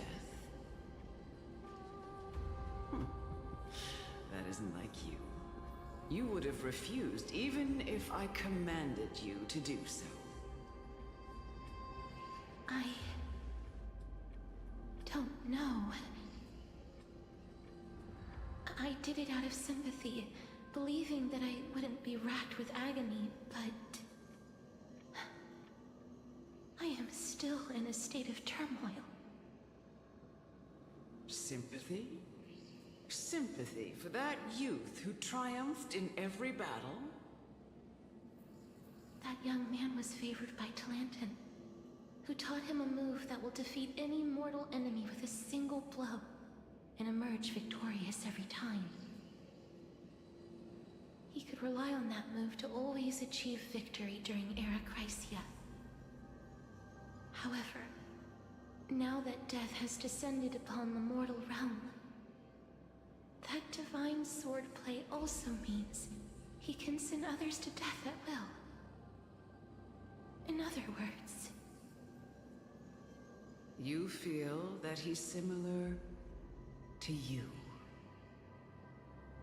Yes. Since he can never be inferior to others in martial combat, death would be the inevitable outcome every time he strikes.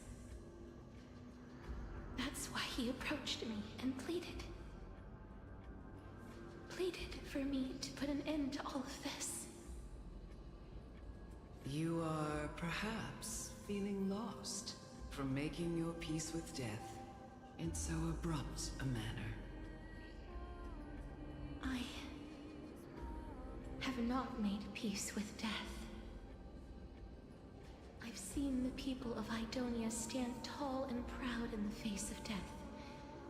Even before the fated finale arrived, they were already content with the lives that they'd lived. They had such proud expressions. Expressions that made me believe death would be an insult to these mortals if the concept is truly a power that a god had carelessly cast down upon the world. Perhaps death's authority was never meant to exist in this world. Just like how I shouldn't exist. I won't refute your beliefs for now, but would you be interested in listening to a story of mine? It's a fairy tale from foreign lands, told by the person who brought you to me in that ice field long ago. A tale told by the Queen of Styxia. What? Wait a minute. Yes, you are, princess. The girl born in the dragon's embrace. The personification of death these souls talked about. That's you, Cass? I've already had an inkling for a while now. But I honestly have no memories of Styxia. My memories only begin after Amunet brought me to Idonia. Well, onward we go.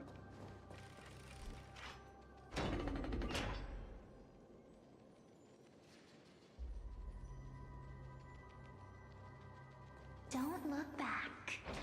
Keep moving forward. Always. It's yet another eulogistic butterfly.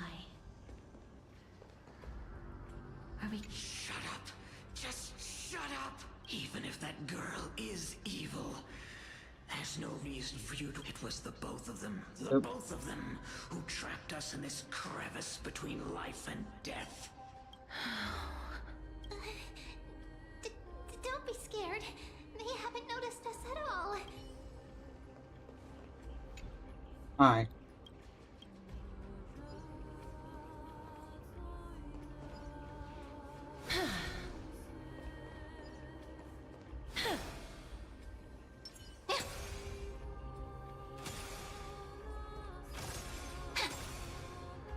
Are you done?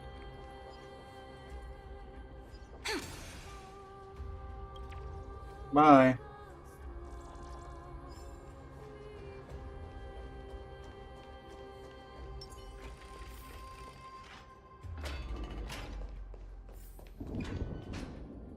Oh, this is...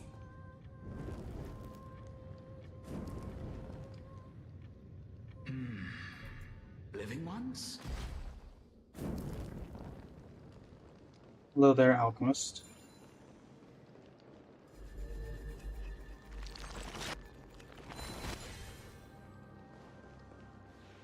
Oh, could you be the scions of Styxia? What do you mean? Did you hear about the great work that I'm doing here? And have thus arrived to give me the last material that I need for transmutation? What? What transmutation? Great work? Have you heard of the great name of Pollux, perchance? Yes.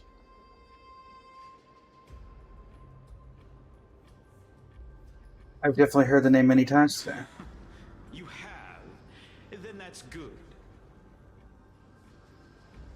During the Age of Myth, a time likely before your birth, I was the unsurpassed zenith of alchemy that none could reach. On the shoals of the River of Souls, I shall make Pollux soar again and bring death back to the world.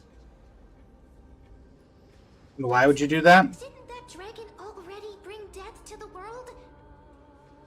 Oh, looks like you don't know the whole picture. Well, it's true that the missing girl can grant death to mortals. Pollux, the one who delivered her onto this world, makes it so that humankind cannot die.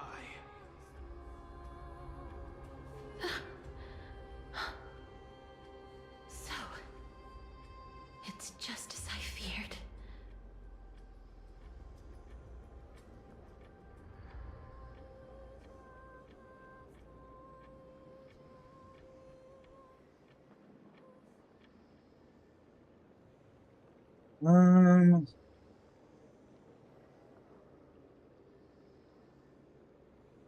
Are you two sides of the same coin? Yes.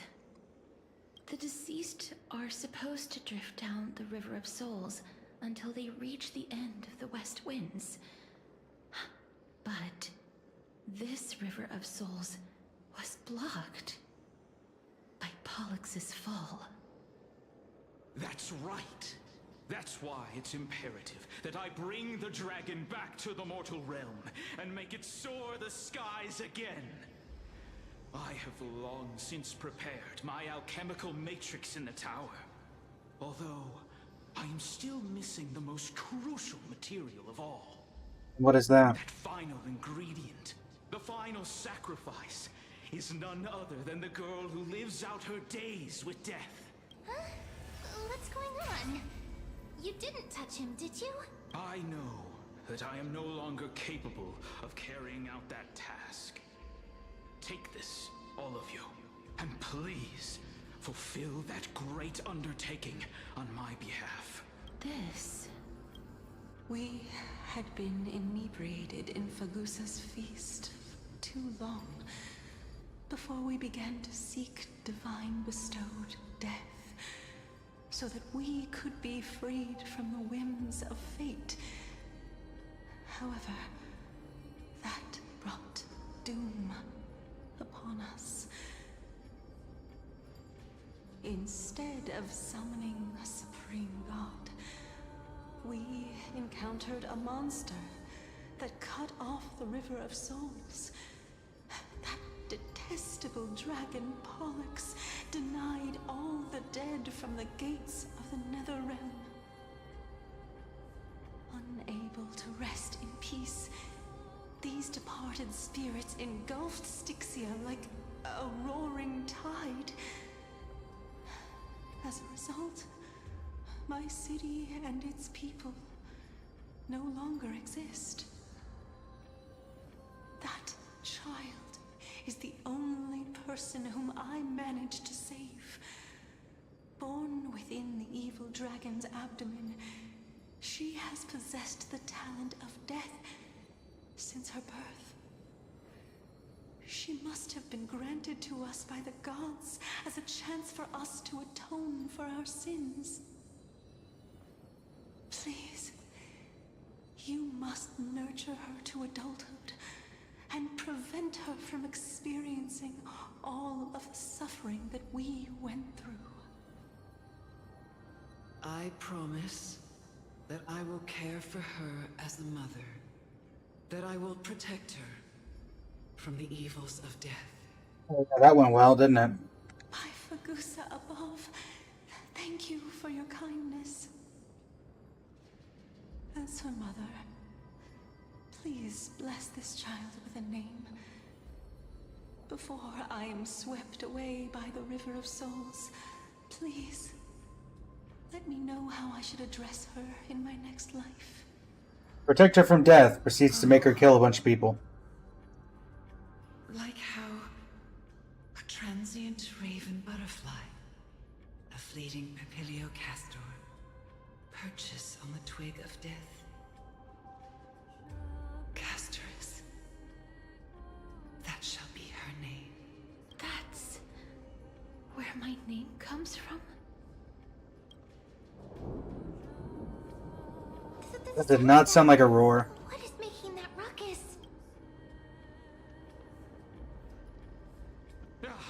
Living ones, don't waste your time bickering. The Netherrealm's wrath is falling upon you. Black Tide creations. When did they miss? Please fight them with caution. Be careful not to suffer the same fate as those Black Tide creatures! Everyone, hide behind me! Oh, don't worry, we'll be fine. Flowers bloom for tomorrow. Memories waiting to be woken up by a shooting star. Remember me with love. May life and death sprout new buds. Don't blink. May time watch over the Evernight. Rewrite destruction with me! There's so many of them! And how are we holding up? Oh, fine. Embrace a new life. Night falls. It'd take a long while before they could break through this line, ma'am.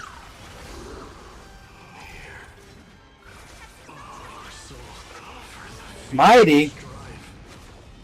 On their triumphant return. Mighty? You? Lord Mighty?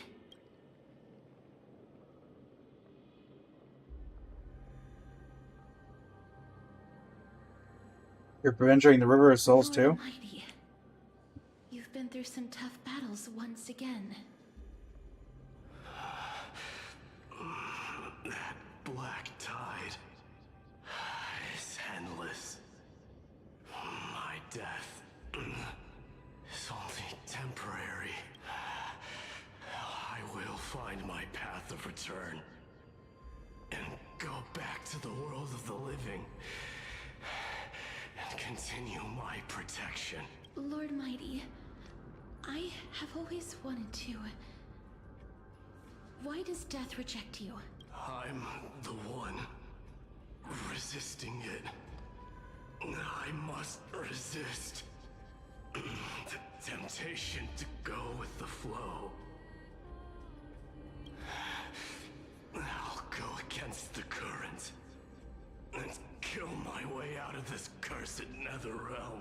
That is my destiny. Let's go to the ground, Mighty. Seems like he's completely focused on resisting the temptation of the Dead's whispers. He's working hard every minute to deny death. It seems his battlefield is not limited to the world of the living. Lord Mighty, are you willing to travel with us? We're headed for the Matrix inside that tower to summon Thanatos from their prolonged concealment. Thanatos. Challenge. Death. That's right. If we can work together and defeat them, you won't have to be troubled by the curse of immortality any longer. Let's go together, Castorus. Let the person who has brushed against death countless times guide your way. Cass, are you sure you want to do this? The alchemist said he wanted you to be a sacrifice. I'm not afraid. There's no reason for us to turn back anymore. Rather than standing still, taking action is by far the better option. Perhaps fate might take pity on us today and show some compassion.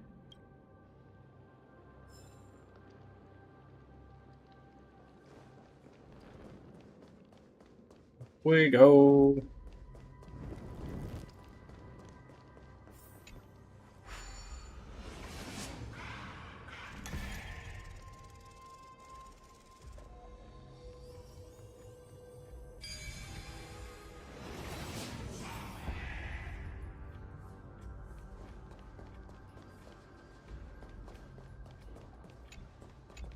Light.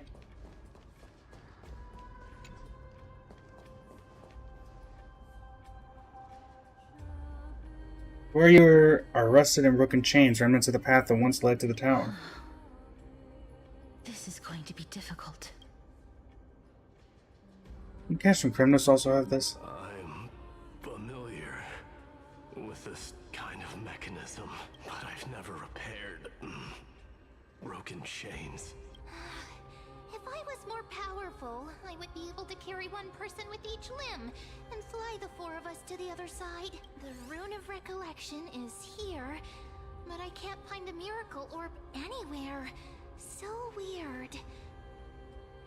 Oh, could it be in that collapsed tower in the distance?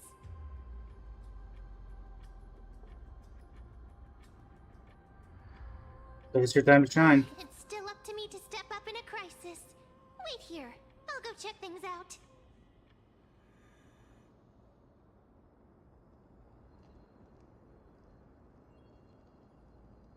Ready? Ask Mem to use Onyx's prayer. Just shout for me when you need my help. Go, Mem. Just leave it to me. Go, Mem.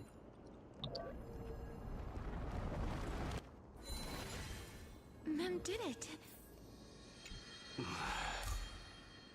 The pink squirrel is... The miracle's range is limited.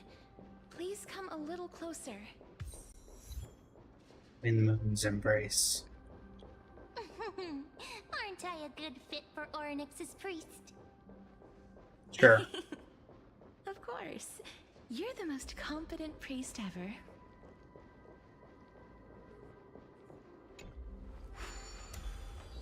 The alchemical matrix should be behind this door. Wait, is that Trianne? Is that...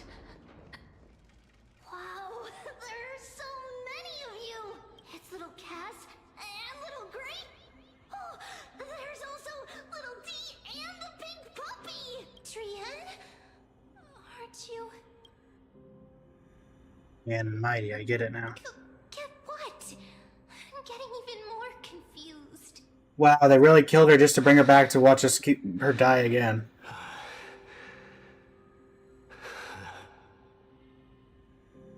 This is the first time I've encountered a deceased friend while going upstream in the River of Souls. It really works like this. Just like the other departed spirits we've encountered along the way.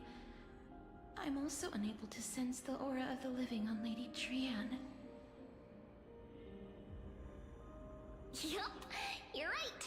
Trianne already knows that she'll not be able to return to everyone's side. But Trianne believed that little Cass would eventually return to the Netherrealm. So, Trianne has been standing here, at this spot closest to the world of the living, and waiting for little Cass. Oh, it must have been very tough for you. But according to what Trianne said, we're almost at the entrance of the Netherrealm. Trianne promised Trevi and Trinan that when little Cass got here, Trianne would get the gift ready and be the first person to run over and welcome you. So, little Cass, don't cry. Please, accept this. We finally finished it. Oh. This is what Lady Trevi once mentioned. The gift for me that you didn't manage to finish. The Holy Maiden of Janus. Even when separated by life and death, their thoughts are still connected. Little lion.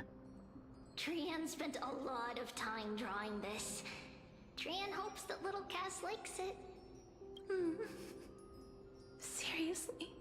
It's seriously a wonderful drawing. Lady Trianne. This is our flame chase journey. Little Cass, we don't know what your journey was like before. Trevi has always said that it must have been a very harsh and frightening journey. But little Cass no longer has anything to fear now, because everyone is here with you in this flame chase journey! That's right. Only now, when I see Lady Trianne's gift, do I realize that I've already obtained so many things I would never have dared to dream of since I embarked on the flame chase journey. It's the first time I've gained so Also, many not the companions. cat mouth for The Cypher. first time I picked up the hobbies of crafting and photography. The first time I had dinner with someone else. The first time I went to the market to buy the Chimera doll I'd liked for a very long time and hugged it to sleep. The first time I wore a dress personally made by Lady Aglaia. The first time I went for a walk with Lady Treby, Lady Trian, and Lady Trinan. The first time I enjoyed the night breeze and looked up at the stars with Miss Hyacin. The first time I took care of Dromesis with the Trailblazer.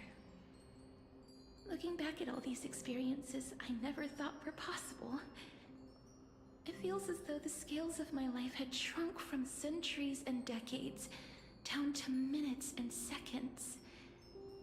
And all of them are so precious. I took countless photos in the past, but they're all black and white landscapes. I don't have a single one with friends. If I had known... Oh no, Benji, I think an AXA works out pretty well.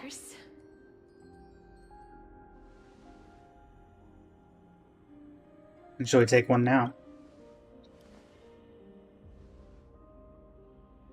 Trian says yes! Trian likes little Cass and would love to take a picture with little Cass. Sadly, being departed souls, our images cannot be captured in the world of the living.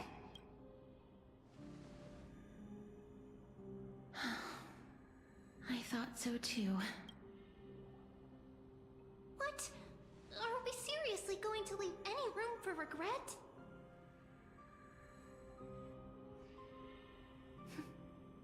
There won't be any regrets. This vivid drawing surpasses any photograph from the world of the living. Little Cass smiled. Treby, Trinan, and Trian's wishes finally come true!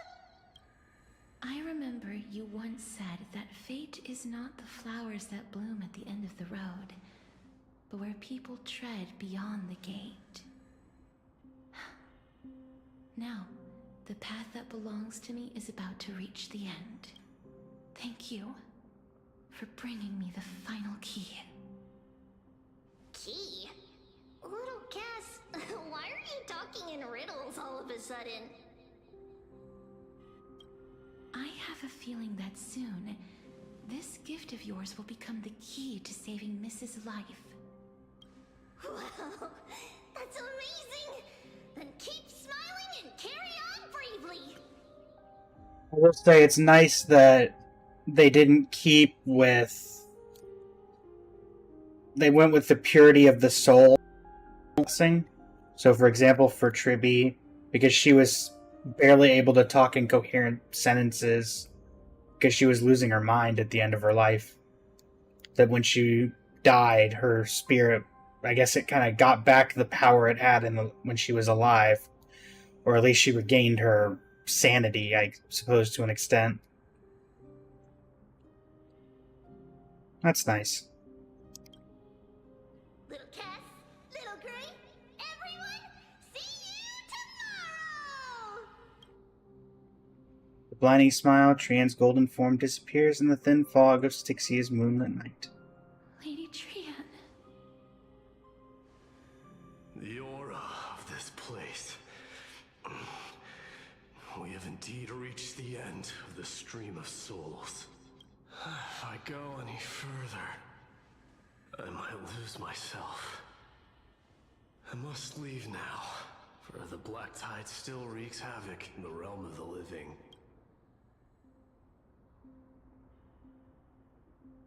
You find your way out? I have broken free from the chains of death countless times. This time will be no different. Castorus, Will you fulfill your duty for the flame chase?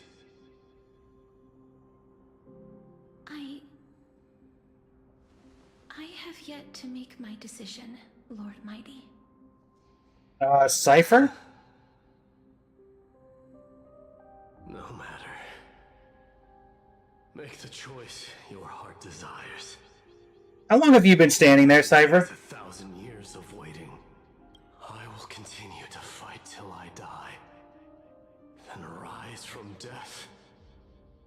Till the miracle descends. There is one more thing you should know, Lord Mighty. What is it? Professor Anaxa may have deduced the principles behind the Era Nova. You and I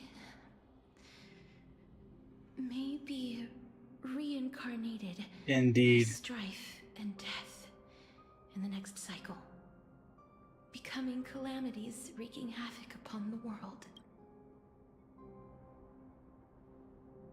I see.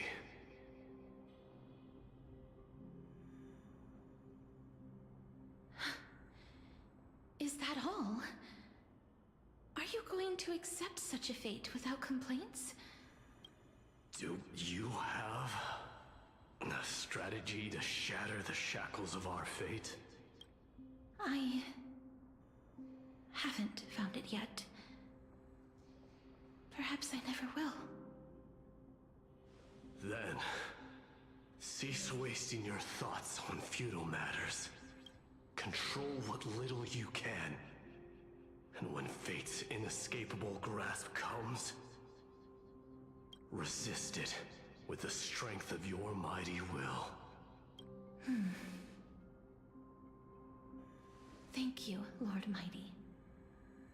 I will find the right decision.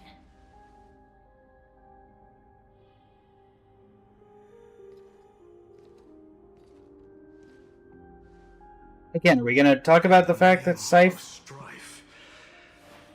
May you meet a fitting end. This must be the alchemical matrix the spirit mentioned. Let's see. We need to insert Aquila's sky, Georios' earth, Kephali's fire, Fagusa's ocean, and Nestia's love.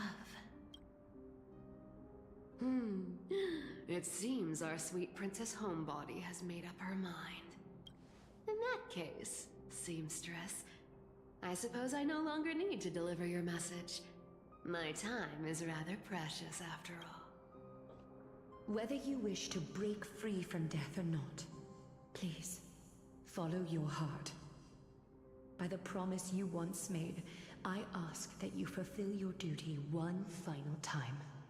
Castorus, please, live as a human, and die as one.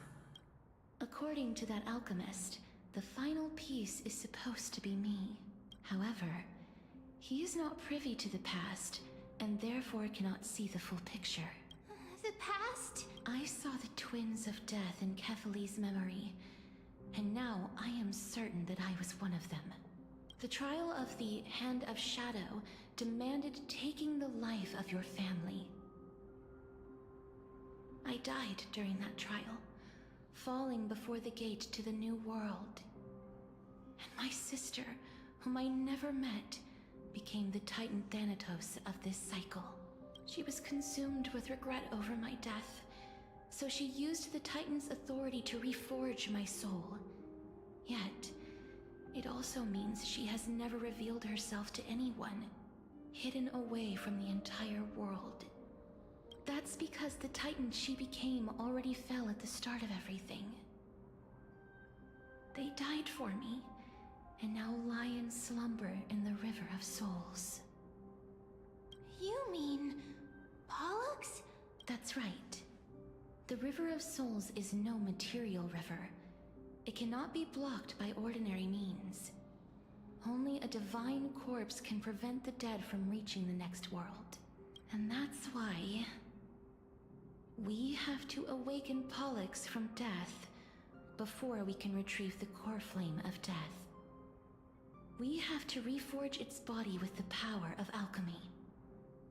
But Cass, if that alchemist speaks the truth, does that mean you're also part of the dragon body?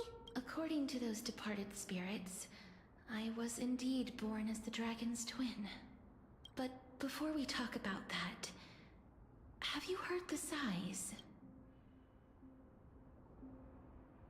I didn't even know I was collecting the souls. I heard them too. So what are those? I think it's probably the sign of Pollux's wish being fulfilled. They must have realized how heavy a price they'd need to pay when they used their divine authority to resurrect a dead woman.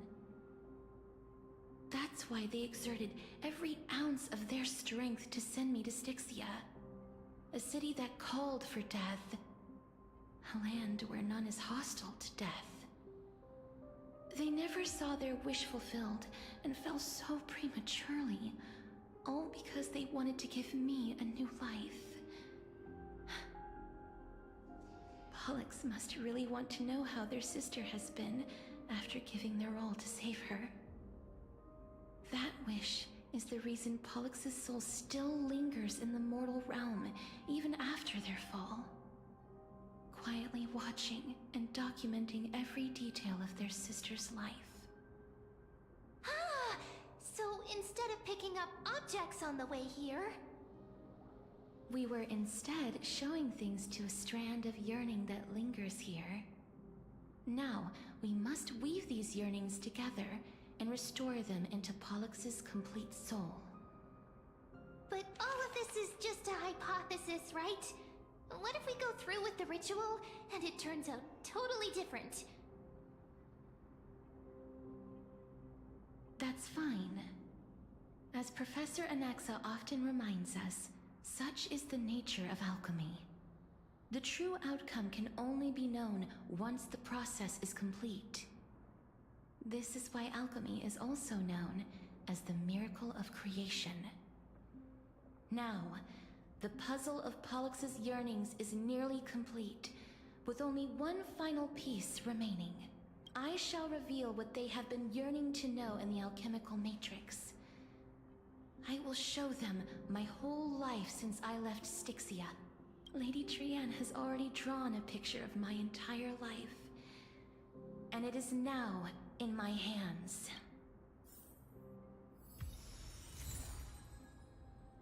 Trianne's hand-drawn picture. Trianne secretly prepared a small gift for Castorus, a childlike drawing of the companions on the flame chase journey. Castorus perceptively notices it and the memory it represents. It will be the key to saving Lumine from the Netherrealm. But little Cass no longer has anything to fear now, because everyone is here with you in this flame chase journey.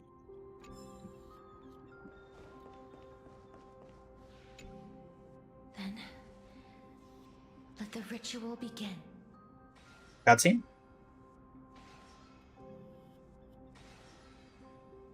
And now, the objective is complete.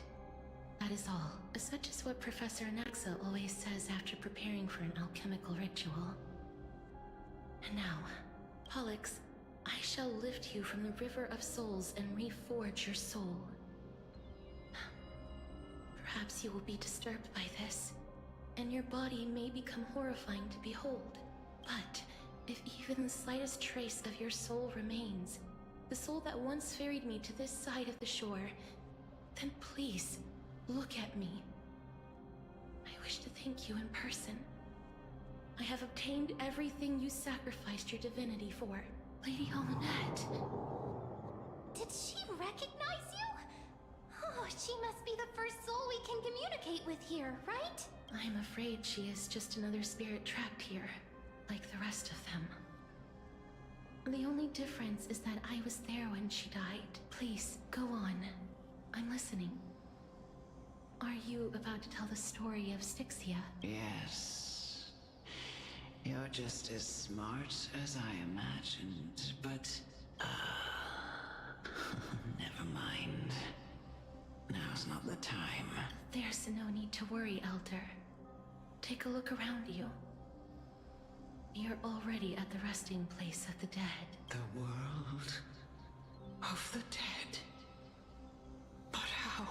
I understand that you chose to remain silent about the story to protect Castorus, the girl who coexists with death, but you no longer need to hide that story. I can assure you that you have protected that girl's life well. Oh, well, in that case, let me begin. Styxia, the pearl of the ocean, plagued by unwarranted calamity and ravaged by death in the fairy tale. It was the first city-state to shift their faith towards death, even before Idonia did. From where you stand now, I suppose that's a bit hard to believe. Right? Indeed.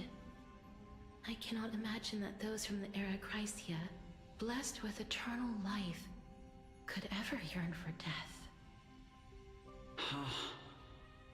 I have pondered the same question, child.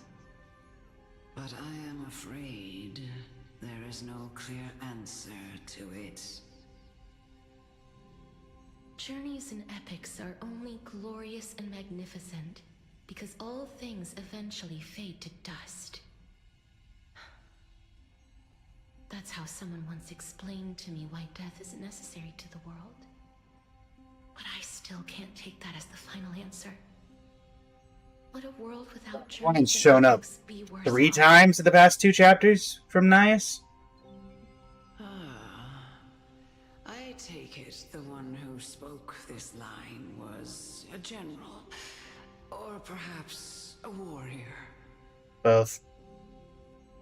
I, however, did find some inspiration in these words. Would you like to hear my thoughts, Castorus? Please enlighten me, Lady Amunet. Though I have already made up my mind on how to handle the authority and core flame of death. Your words might truly guide me toward the path forward. You and I are neither warriors nor generals. Therefore, journeys and epics cannot truly resonate with us. But what if I reframe it like this? What if love is not a trait bestowed upon mortals by Nestia, but a blessing from death? Love. No one ever invented the word cherish in the era when life was eternal. For all the good things in the world can be revisited endlessly, and every bond formed carried no risk of being severed. The so-called Era Chrysia was an age devoid of both virtue and sin. People did not truly live. They simply existed, going through the motions without passion or purpose, then waiting for something to happen. Perhaps the people of Styxia chose to embrace death not out of fascination with its cruel and fearsome side, but instead became fixated and obsessed with the impulses and desires tied to a finite existence. Therefore, death is not a thing of fear and desperation, but... That's right, Castorus. It is the reason we shed tears when parting ways, and also the original spark that ignited the passion of mortals.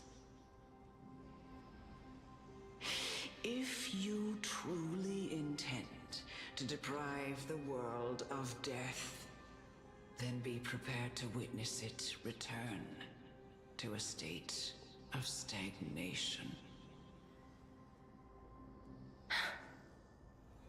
I understand, Lady Amunet.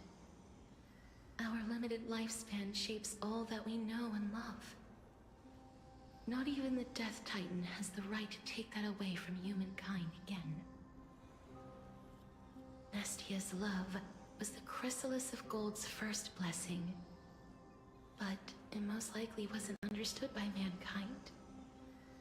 We only learned to interpret this wonderful gift after Thanatos' arrival.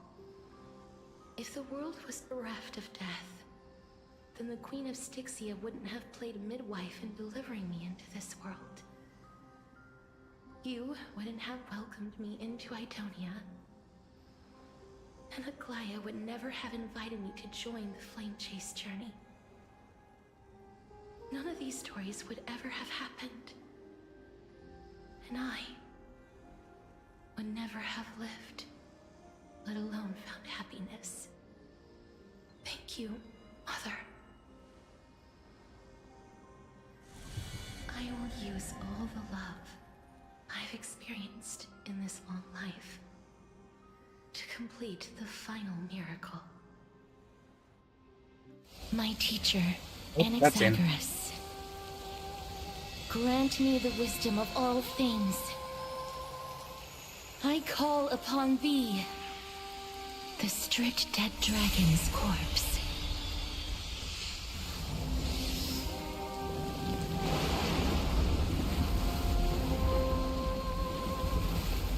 Rises from the earth, falls from the sky. As above, so below. This is the greatest power of all powers. Unstoppable in this world.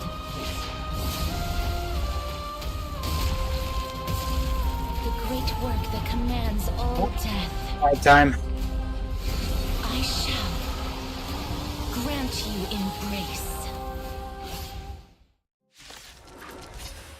Thankfully, I'm quite adept at dealing with this guy, too. Not to mention, this is the Casterus boss, and I'm playing the Casterus team, so... Everyone's been waiting for us. Next time it rains, I'll be there, umbrella in hand. Desperate Bubble, Desperate Bubble. Is the girl who once saved my life truly gone? Or will you show yourself again once we eradicate this hatred and regret? Down you go! With me. He's still in there. I know you're anxious. Oh gosh. That literally melted through that HP bar. To weep in grief. I will grant you peace.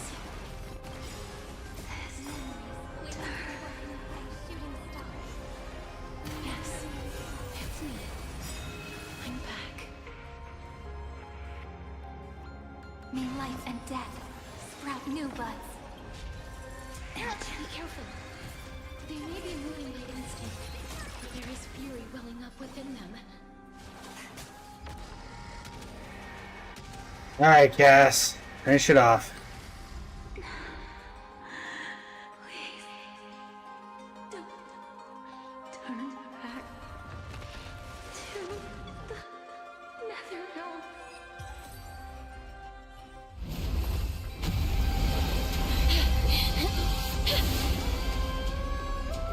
Oh, that's how water physics works. Sleep in peace.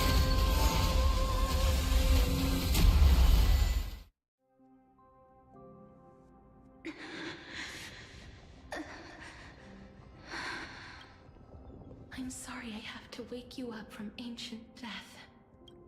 And I know you're anxious. Shh. Don't be afraid. Do you remember me? I'm the girl you once carried across the Sea of Souls. I wasn't able to remember you, but with the help of many people, I was finally able to pick up these broken fragments of my past.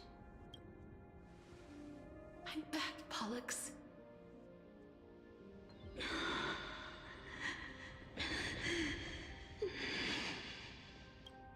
I know this might not be what you wanted, but I have to do this.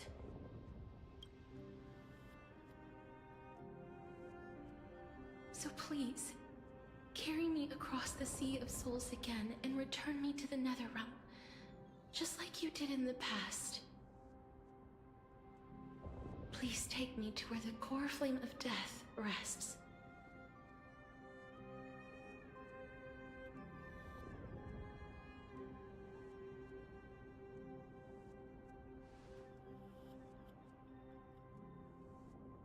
I'll be going now. Okay, let's go.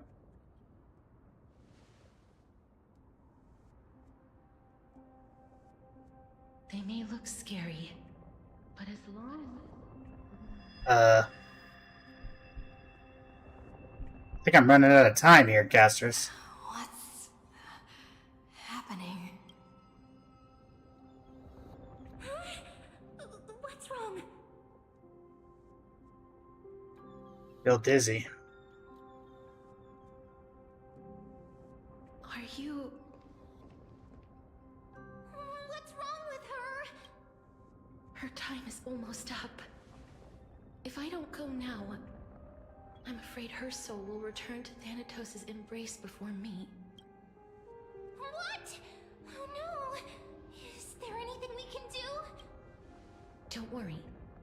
I promised I would ask Thanatos for the Trailblazers' right to roam the Earth again. Mem, stay here and keep a close watch until I return, alright? Alright. I'm the best at taking care of others. Go on, Cass. Make sure not to leave yourself with any regrets.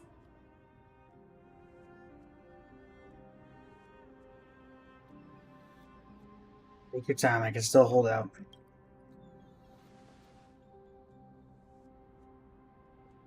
It's a deal then.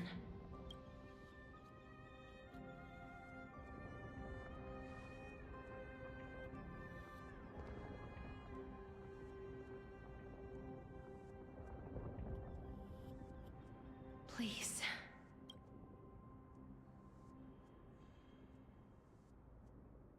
Wait for me.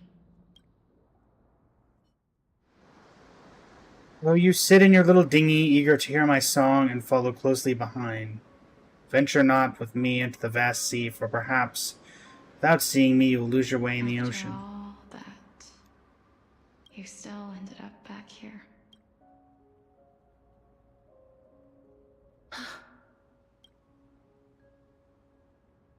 A beautiful field of flowers. So the legends were true. The Netherrealm really is a sea of flowers. Yes. Just like the flower fields we tended to back then. Is that you, Plixia? Do you remember me? I don't have the memories from that time, but I've seen you before during an experiment. I see. Call me Thanatos, then. It'll be easier. However, since you recognize the name, you must already know everything about Thanatos, right? Yes. I'm here to reforge the order of life and death in AMPHOREUS. You know, my sister was a sympathetic, but rather sensitive person. Whenever she didn't want to say what was on her mind, she would avoid eye contact and look off into the distance. Just like what you are doing now. Can you tell me about the last Era Nova? What did you do, Polixia?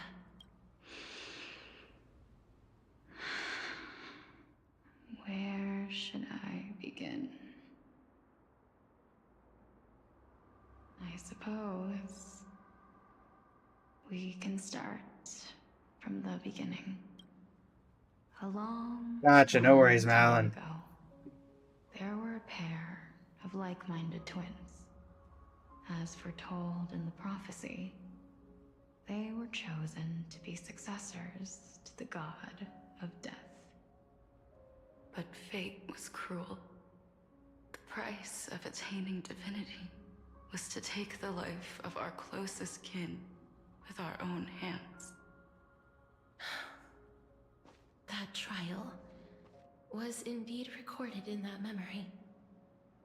Then you should already know that my sister voluntarily gave up her own life, so that I could ascend as the demigod of death.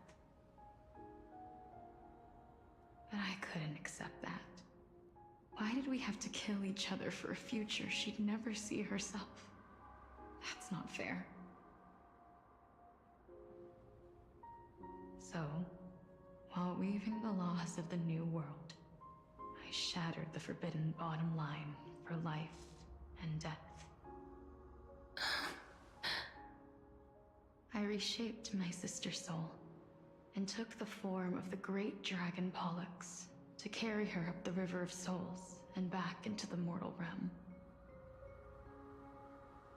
But our fates were already decided and manifested in unexpected ways in response to my futile actions. Aging is an unbreakable law of nature laid upon humankind, created at the same time as death. When the living die, their souls will meet Thanatos, who would determine where every soul goes. If the Reaper raises their left hand, the soul is granted death and allowed to enter the Netherrealm to await reincarnation. If they raise their right hand, the soul is rejected by the Netherrealm and returned to the mortal realm to continue walking the earth. That's why the Hand of Shadow can only lay down judgment and not embrace another being. Yes. Death was originally a pair of hands, but they were split in twain when we reached the mortal realm, never to touch each other ever again. The half of Thanatos that represents life, the undying human who grants death, that was the curse I forced upon you.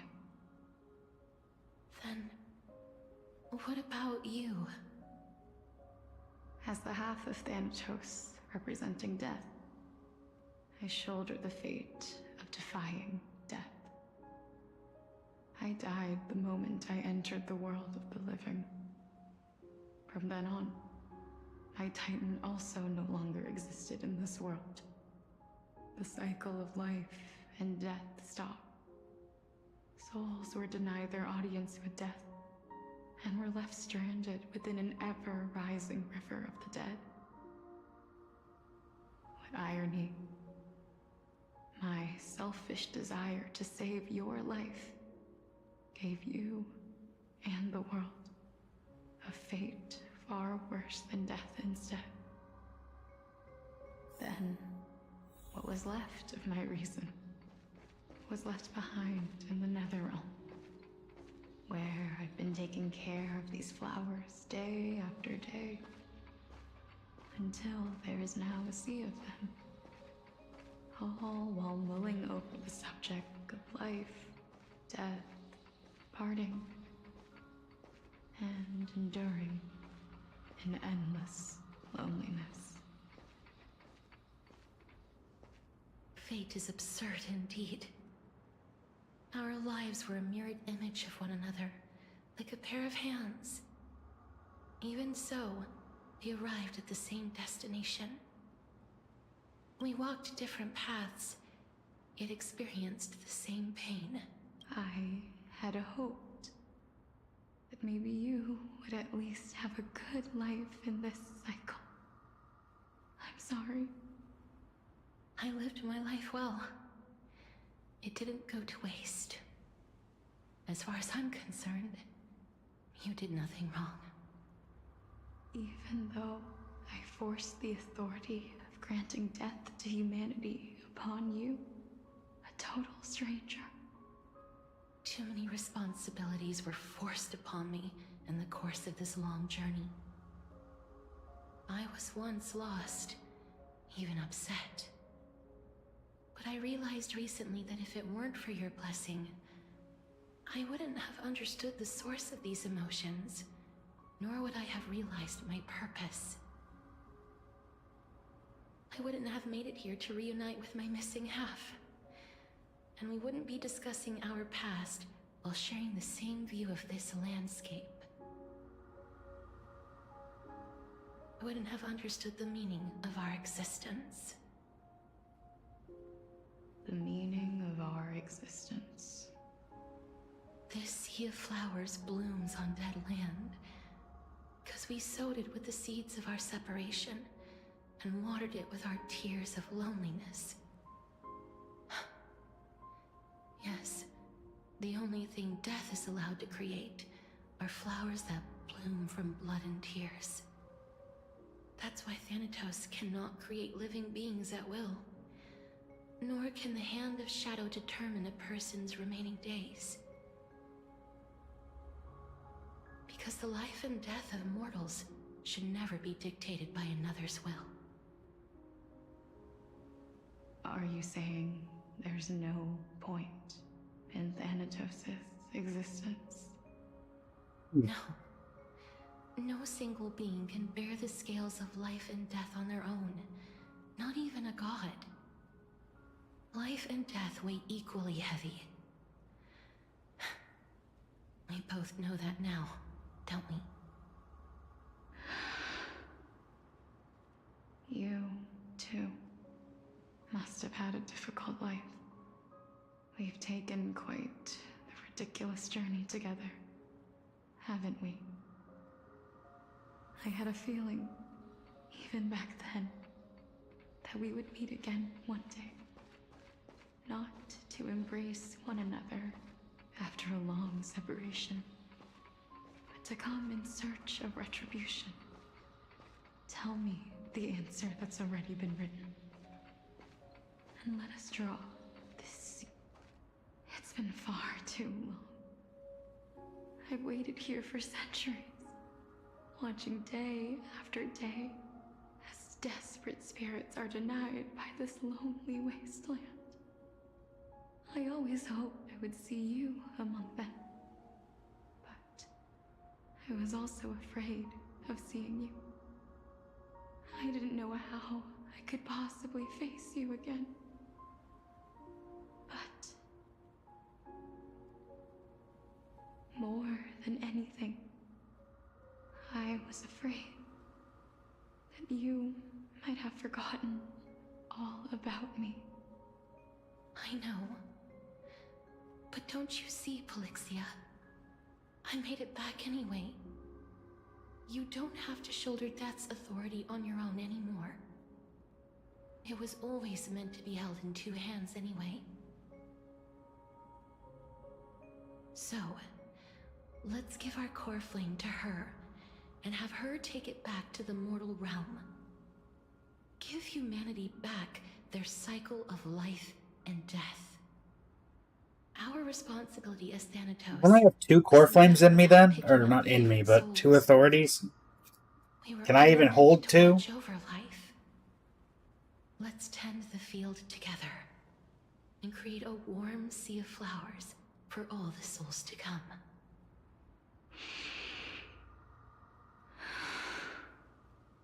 What do you think, Polixia? Are they going to change to Polixia? Yes, just one last step. You shall wither, and through that, the dead will sprout again from the remains, and be reborn with the dead flame. As foretold by the prophecy, Thanatos' authority is only destined for only one person to wield. As the Chrysos heir of death, as their demigod, as a titan, our fated moment has arrived once again. Just like before. Yes, just like before. But unlike that time, the ones undergoing the trial this time are prepared. You've made up your mind? Yes, as dictated by fate. But I won't be afraid. Oh, think about defying fate. Why are we so fine with fate? Complete your trial in this life. Grant me the embrace of death, and light the spark of life ablaze. You've been tempered by life and death. I know you'll be able to give this wasteland its first breath of life. Like a raven butterfly, flying swiftly into the netherrealm, perching on the twig of death.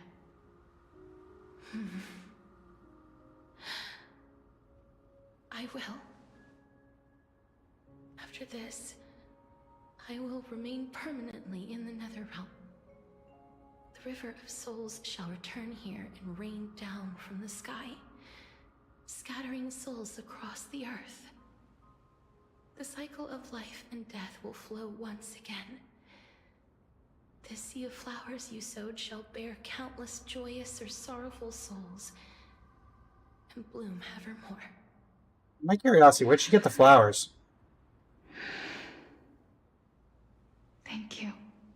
Just one last thing. Can you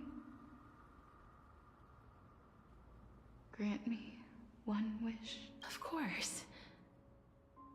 What is it? Please, don't forget me. I promise you, when we meet in the next world, even if I have endured another reincarnation, even if we do not know each other's names, I will still hold you tightly in my arms. Just like what I did when we were born. Casterus, you're as beautiful as a fleeting butterfly.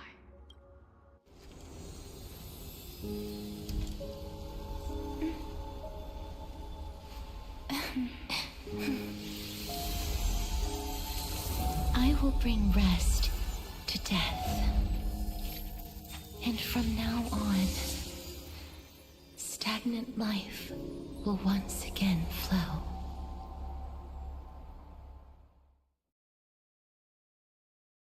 So, did she kill her? Is that what we're going with here? At the same time in Akuma. Time flies. In the blink of an eye, the 15th entry hour is already at hand. Bro. When this farce is over, your soul will be placed on the scales of life and death. Are you ready? Looks like it. No need to ask so many times. Of course I am. Then why do you drag your feet? Is your fear of crowds holding you back again? A great performer has no fear of crowds. I simply find them too noisy. Paying attention to conceited fools like them would be an utter waste of my time. Such harsh words. As I see it, you are no less arrogant than they are. We got you there. I couldn't agree more. Never mind, she doesn't have you there. Oh. I did not expect to hear that from you. Are you not going to refute me? I know myself better than you think I do. At the very least, better than a stowaway like you. And they say men whose ends are nigh have but kind words. Well, that is exactly why I chose you. Should I thank you for the compliment? The hour of the trial has come. Do you have an answer for me? And how will you prove the veracity of your argument?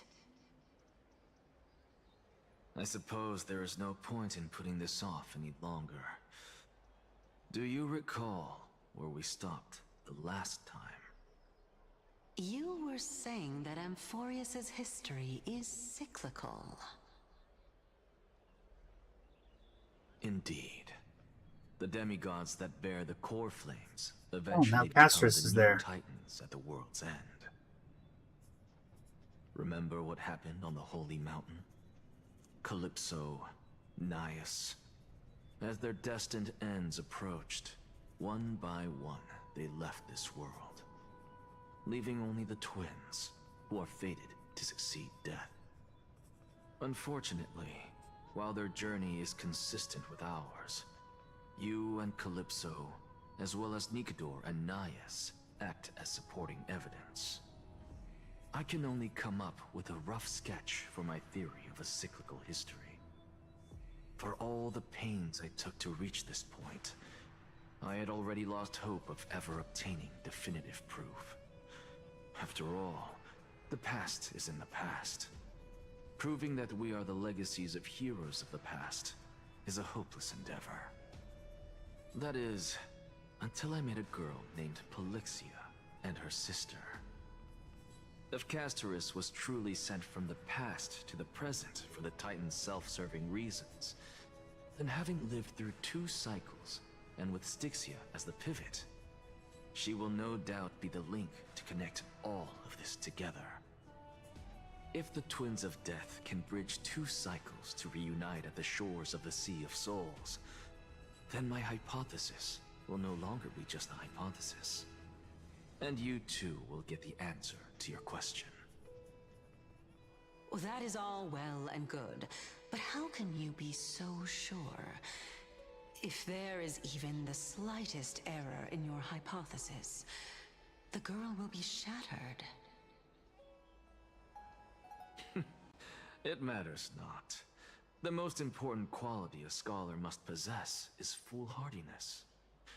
If you are overly cautious, then you'll never have the gumption to make the first step, and change will never come. Besides, I, Anaxagoras, am destined to overturn this farcical world. Come, let us go and teach those pathetic worms one final lesson. Lament on Stream of Souls. Dream bubble and slumber. Dream bubble. Fine. So they are leaving. What do they do? Those Chrysos heirs who started this terrible war hear you. Let them hear the voices of the people.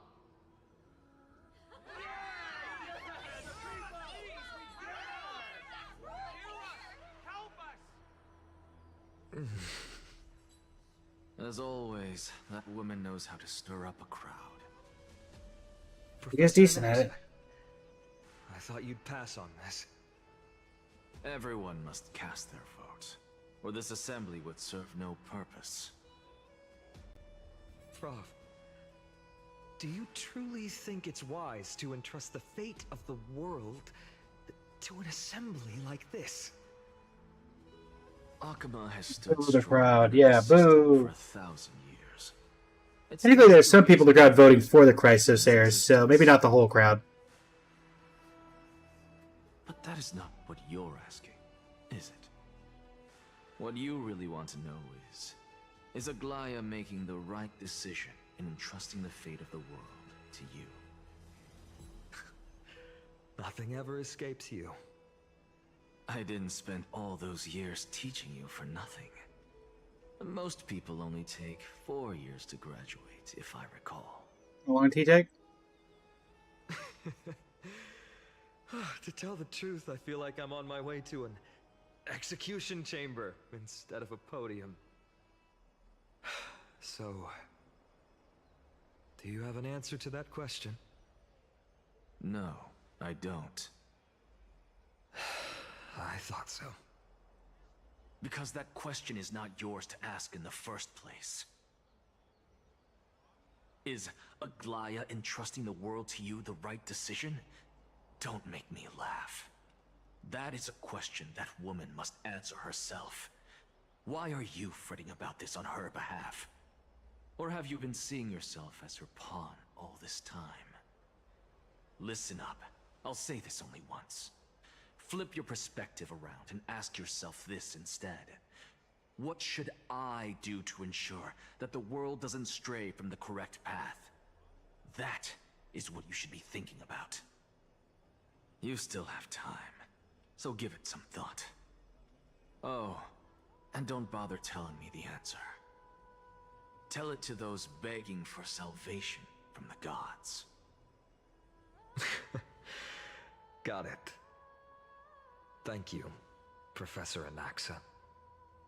That's Anaxagoras to you. Who will you be voting for?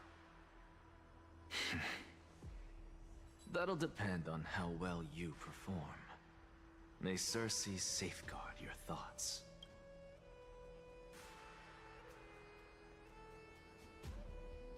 Pick up the message-bearing soldier and take a seat in the special seating section. Lord Anaxa, you're finally here. The last speaker for the assembly will be taking the stage soon. The resolution will be passed after that. Lady Kindness has reserved a special seat for you. Shall I show you to it? Lead the way. This way, please. I actually don't necessarily mind things remaining the way they are. Elders and citizens. Hello, Largus. If you please. As the Theoros, I present to you Finan of Ides Elysiae, virtuous citizen of Akima, and the last speaker of the assembly. You know, I was about to say, maybe I'm being too harsh on Finan for always being introduced as Finan of Ides Elysiae, because Lygus is always, as the Theoros, but then he went and just announced Finan as Finan of Ides Elysiae. So maybe I'm not being too harsh on Finan for that introduction. Much obliged, Lord Lygus. I remember him. He's the penniless lad working for Aglaya. Where's Lady Goldweaver? Why is she sending this guy to give the last speech? Is this really the end of the Flame Chase journey? Can this dude really face down Kindness? I actually don't necessarily mind things remaining the way they I like how the crowd chatter is the exact same. It's not changed, because it's the same person saying things. Dear citizens of Akima, as you look upon me, so too do I see you. I see your fear and misgivings, your apprehension about the discord between the Chrysos heirs and the Council of Elders, and your uneasiness about the future of the Holy City. Yet, before you contemplate something as grand as the fate of the world, I ask that you look closer. Look beyond the horizon illuminated by Kefali, at the crisis threatening to overwhelm us. What? Ides Elysiae, my beloved hometown, is a village forgotten by time. It is a place with the most invigorating breeze and wheat fields that spread all the way to the sea. I once thought that there I would enjoy a lifetime of peace and quiet with my friends and family. How I wish I could invite all of you to that paradise, far from the noise and chatter of the world. Alas, I can't. Because she, and all that she nurtured, all that I loved, they have long been devoured by the black tide. My beloved home is no more.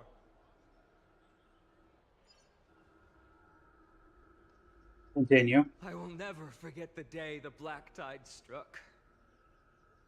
My father, Hieronymus, fought with a broken sword to his last breath to protect his child. My mother, Aldada, she was ripped apart by monsters. Also, I might live to stand before you here and now. Galba, he was a hunter. But in the end, those arms that once drew a bow instead embraced Piso, his beloved son, as they both breathed their last. Pythias, the teacher, risked her life to save her students, but a burning beam fell on her, crushing her. And what of Livia, her daughter? Did she make it out alive? No, she didn't. Livia, Piso, and so many other children. My childhood friends. They were all swallowed by the black tide and turned into monsters. They kept saying the same thing over and over. Even up until the final moment, I finally steeled my heart and granted them eternal peace with my sword. Why, Fina? Aren't we the best of friends?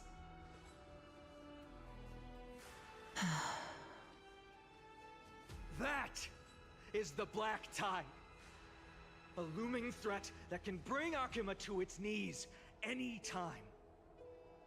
Kindness may have promised that with the 3 Titans of Calamity Con, Akuma will return to an era Chrysia once more, but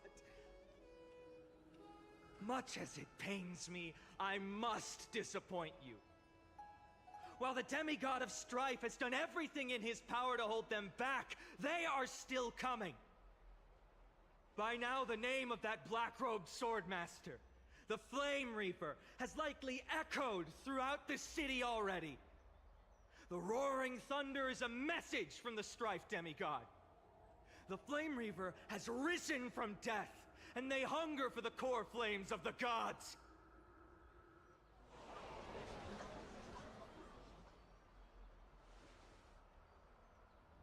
Lies! If such a powerful enemy is indeed approaching, why is Akuma still a picture of peace? You arrogant citizen. Exactly. The city of Akuma shows no signs of pandemonium or chaos. And why is that? I beg you, spare a moment to think about this. Are we able to stand here and hold this assembly in peace today because the danger has passed? No. This peace we enjoy is no gift of fate. We are able to stand here today only because the Chrysos heirs have stepped up and shielded Akuma from calamity. With her golden threads, Aglaya has preserved and continues to preserve these idyllic days that all of you hold dear. The Council of Elders claims that Aglaya will one day forsake the people because her divinity is eroding her body and soul. But ask yourselves this. Rather than offering her aid and support, why do they choose to watch and push Akuma away from the Flame Chase journey? The answer that no one can bring themselves to speak of. A truth stained in blood and buried in greed, fear, and vanity. Allow me to lay it bare before you. It is because the Council of Elders, which bears Akuma's history and honor, along with this citizens' assembly we once took so much pride in, are now infested with vermin.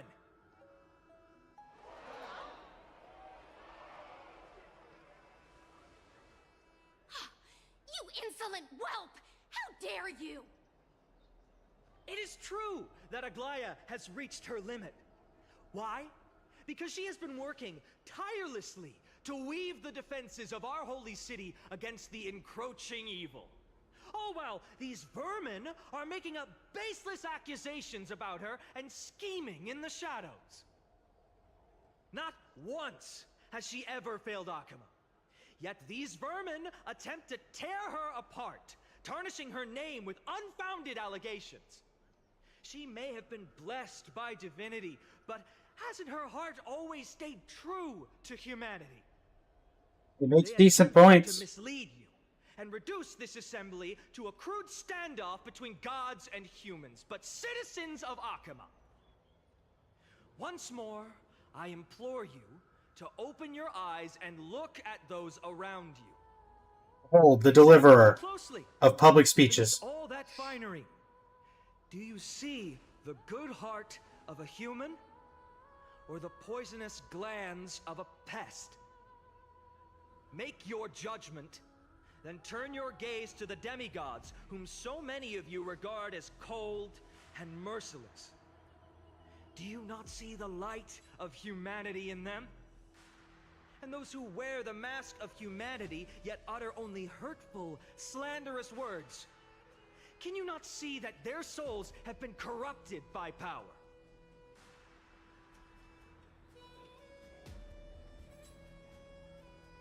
Yet, no matter what your answer is, and no matter who your vote goes to, rest assured that you have nothing to fear. For Aglaya, Tribios, and I will remain your faithful guardians and pledge our lives to upholding your decision. And this vow will stay true until the end of our days, where it will be passed on to future flame chasers. A steadfast and unwavering promise that shall endure through the ages. Absolutely right. This race was here. Only our best interests in mind. I still don't understand it. We never believed these times have to end. So. Good job, Aglaya. You treated you. Well, in an uproar, representative leaders from different cities in Akama throw pieces of pottery into the Dolium. After Lagus took the stage? Time on the scales of Talentum, those who call for the continuation of the Flame Chase journey, and those who demand its suspension. Each faction holds an equal share of votes, resulting in a perfect... Oh, is it going to be an Exagorus' vote that tips the scale? As expected. This is the moment when the Flame Chase journey is the closest to its end. And now, it's your turn to vote, Lord Exagorus. Is there anyone else who hasn't voted? No, you're the last. Cast your vote with care, for your decision will break this impasse. I have long since made a decision. Very well. May you bring much needed change to this farcical world.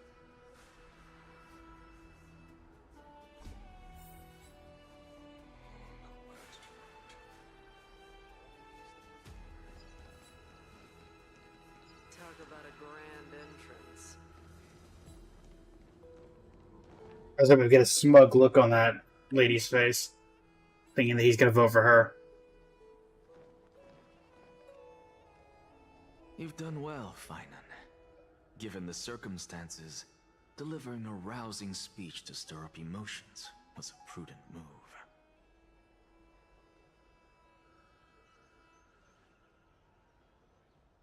Thank you all for your patience.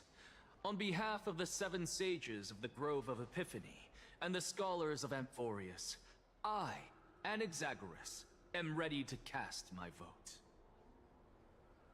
But before that, in the interest of fairness, Lady Goldweaver, I pose a question to you before all who are gathered here. Will you, as Finan has promised, stand by the decision made in the Assembly, regardless of outcome? In the interest of fairness, I make no promises, lest it should influence your decision. Very well. I thank you for your honesty.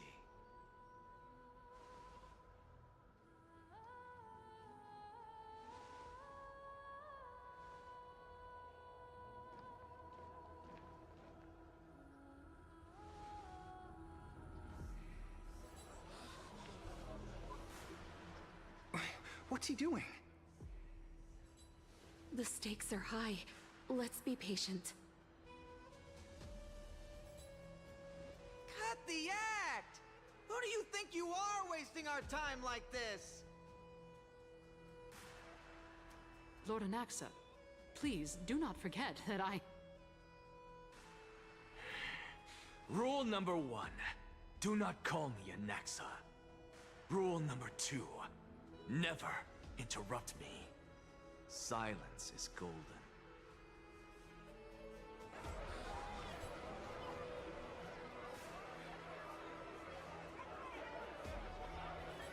Just vote already. What are you waiting for? Your vote. Cast your vote. Cast your vote.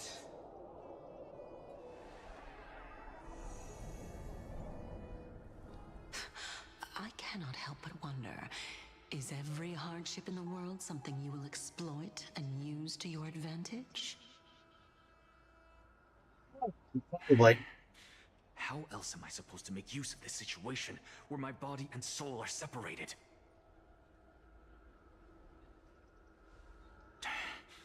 Oh, Circes. Or should I say Calypso? Accompany me on this final journey. Let us journey to the Netherrealm and see how she will substantiate the answer to your question and validate my decision. We need only to follow the sound of the tides.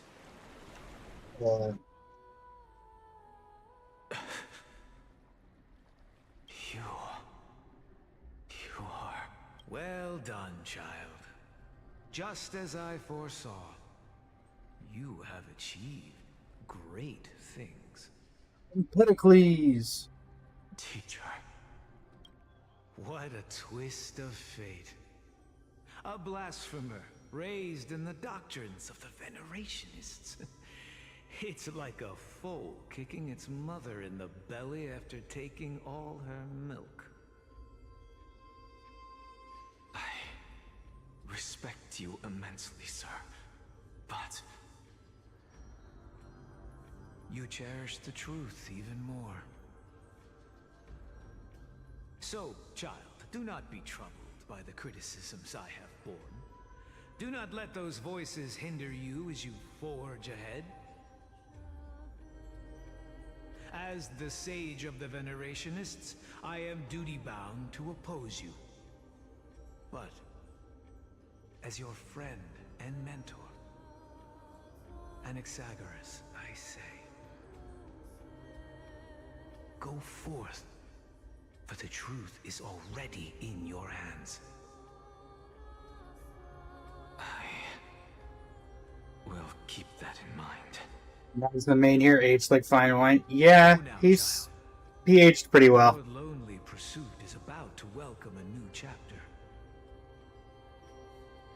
And when you reach the end of this journey, may we meet again with the truth before us. You have my word, sir.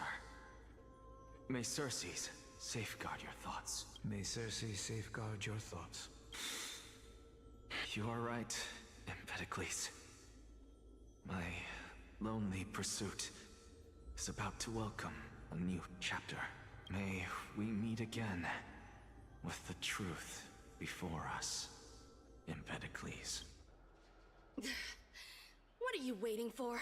Just cast your vote. Silence! Silence, everyone!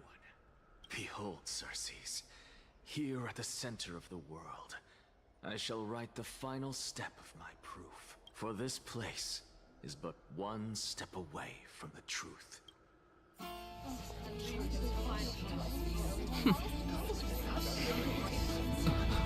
Professor, I completed the proof you wanted.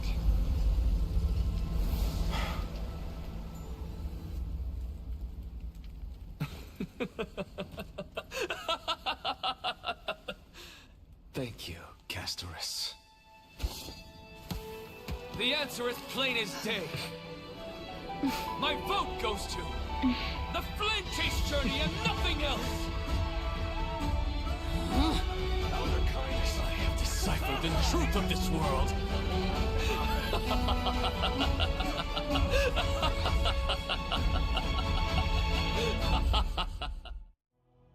He went insane. Shattered, the result is clear. By carefully enter Lenten above, as the Theoros I have observed. No! Ligus, you can't!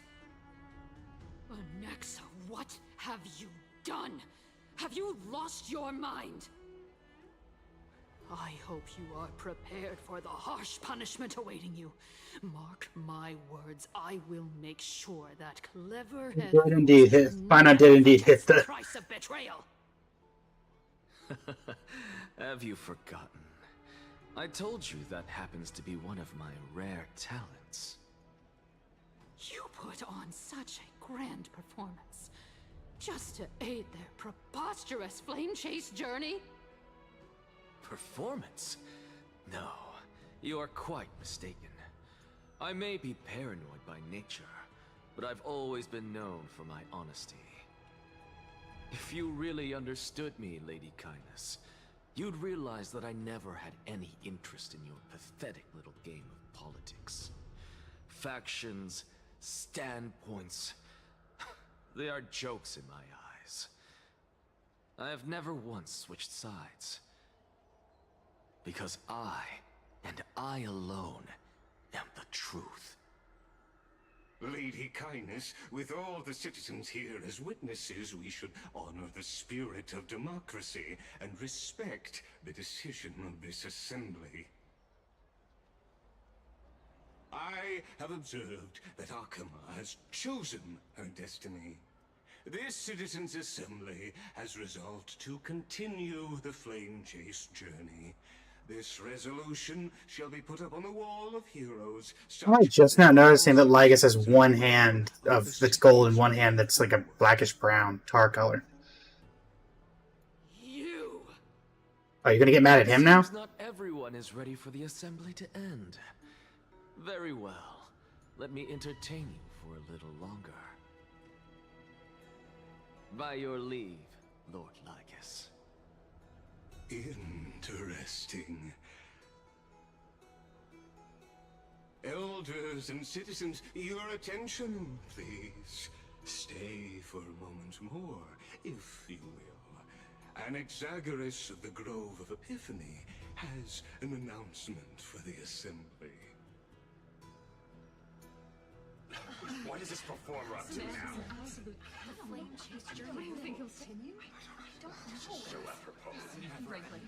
Just so apropos. Have you met him? Moments ago, all of you made a decision on the fate of AMPHOREUS. As a supporter of the flame chase journey, it pleases me to see the choice you have made. But I regret to say that I still harbor doubts about this outcome. Thus, I hereby challenge this resolution. Huh? Tell me, who among you dare swear to Kefali's name that Era Nova will truly welcome the fairy tale ending that the Chrysos heirs have promised? A beautiful new world free of calamity and madness? Nonsense! That's impossible! What is he getting at? Of course not!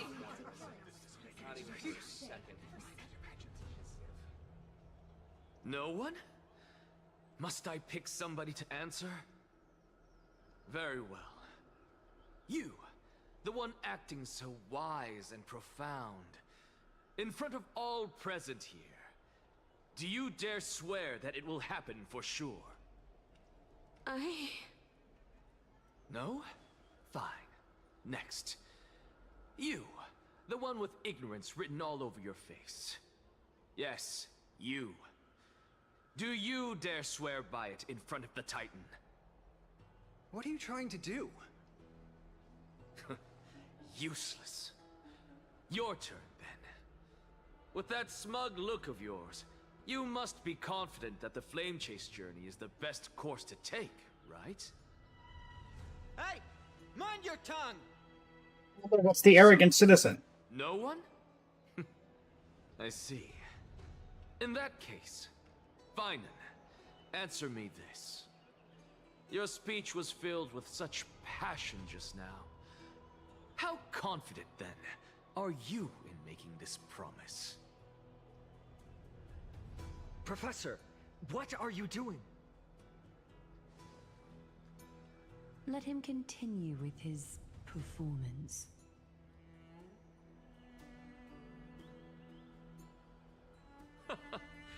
Will you look at that? Even Finan and Aglaya lack the courage to make such a promise. And what's even more absurd is that no one but I can promise you this new world. And yet, the Assembly passed the resolution anyway.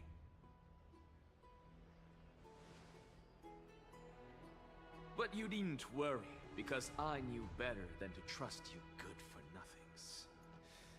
That is precisely why I am here today. To give you one final lecture. Now listen up and listen well. I, Anaxagoras of the Grove of Epiphany, hereby declare everything that the Flame Chase journey promises is true. Finan of Ides Elysiae, the prophesied demigod who shall succeed Kephali, will reforge each and every one of us in the Doesn't new this world. discredit the Flame Chase because he's a known blasphemizer? What? The core flame-bearing titans were the Chrysos heirs of yesterday. And the Chrysos heirs who carry the core flames today will become the titans of tomorrow. All of our souls shall endure for eternity in the miracle of the World-Bearer. And all under Kephali's protection shall step into that new world.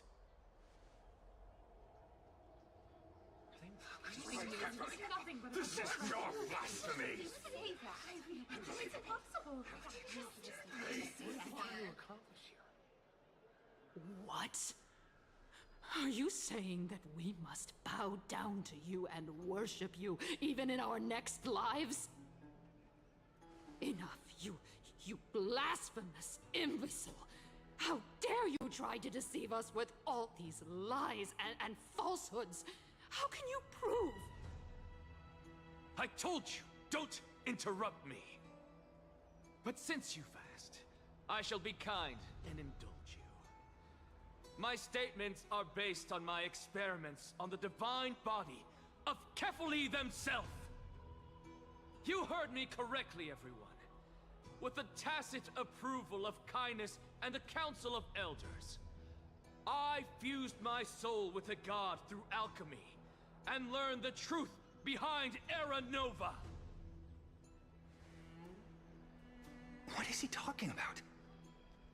Isn't that pure blasphemy? I, the vile, wretched blasphemer, deserve nothing less than death for my sins. And the Council of Elders, which granted me consent and aided in committing this atrocity, should face punishment alongside me. By the gods, even Kindness has betrayed Akuma. The catalyst. We're carefully evolved. You got played, Kindness. I had no knowledge of his transgressions. He did that on his own. The Council of Elders bears no responsibility for his actions. Lord Lygus, as the esteemed Theoros, are you going to simply stand by and allow the Council of Elders to be dragged through the mud? If the accusation is true, I will acknowledge it.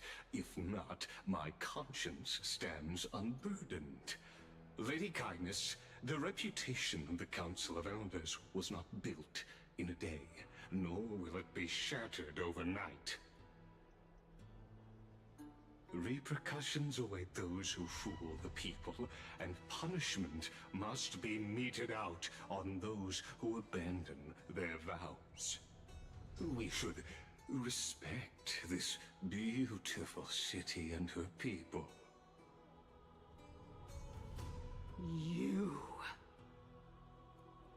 Lady Aglaya, the Gold Weaver, I humbly ask that you take on the responsibility of overseeing this judgment in the name of the fairness of Talantin and the justice of Kefali. To the use of death. She's not going to do it. In the circumstances, and in accordance with Akima's codex, as the only demigod among us, you shall rightfully wield this authority. The honor is mine to bear. How is this permitted? Somebody do something. This is how we're supposed to hold it. Hungry cloud noises. And citizens, silence, if you please. Anaxagoras of the Grove of Epiphany has made his statement clear. As per Akima's codex, No worries, I Benji. request all present citizens to stand with me in exercising the right of judgment. First, Elder Kindness of Akima and Ligus the Theoros stand accused of neglecting their duties and abusing the law, leading to the egregious blasphemy against a god.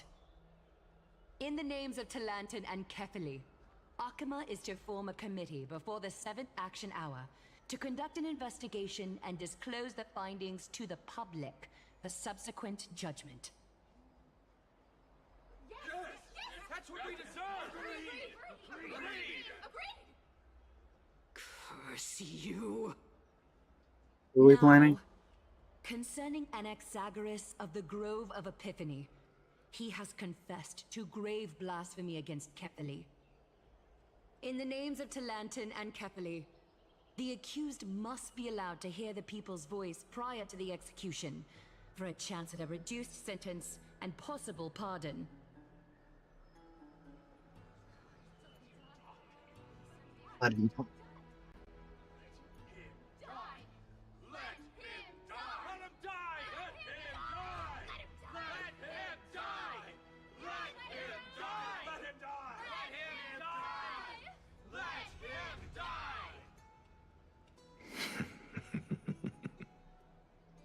Professor.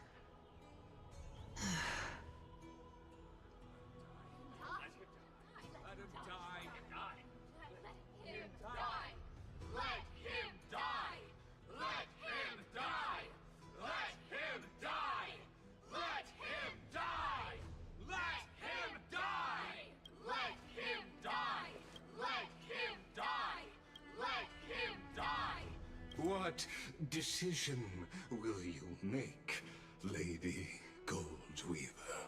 Enough with the hesitation, Aglaya. This is not like you. Let him die! Then, in light of the people's voice, O Talantin on high, may you bring death upon him.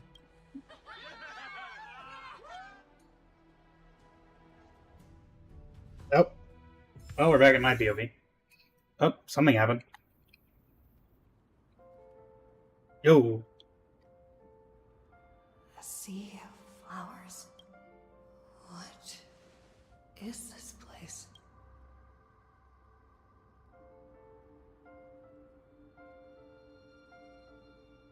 Allow me to reintroduce myself. I bore the name of Castris while walking among the mortals. And now, I stand as the demigod of death, the living side of Thanatos. Welcome to my realm, where the west wind ends.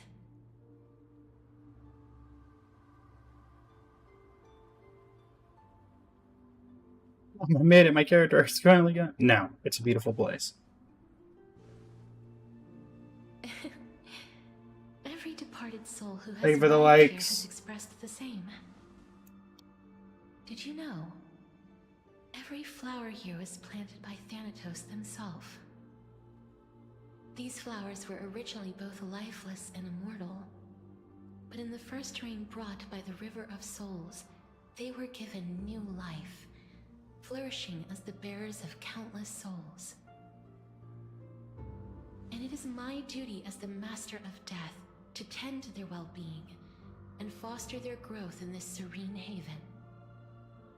Similar to the structured cycle of life and death in the mortal world, these flowers too shall wither and fade, returning to the earth and then ascending to the sky with mist and tides. Eventually, they will descend to the mortal land as gentle rain.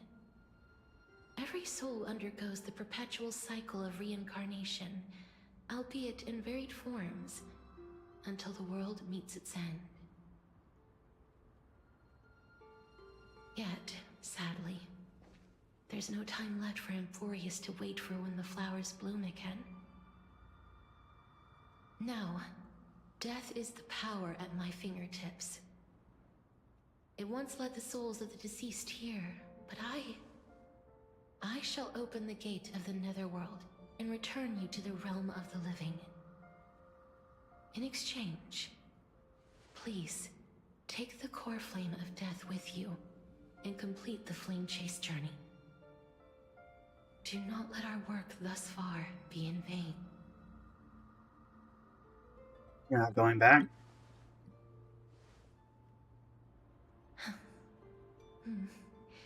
Just like the other demigods, I will stay here and embrace my destiny. That being said, it is not easy to guide a lost soul back to the mortal realm. The whispers of death are sweet and alluring. If your determination wavers, you will succumb and be forever ensnared by the Netherworld's grasp.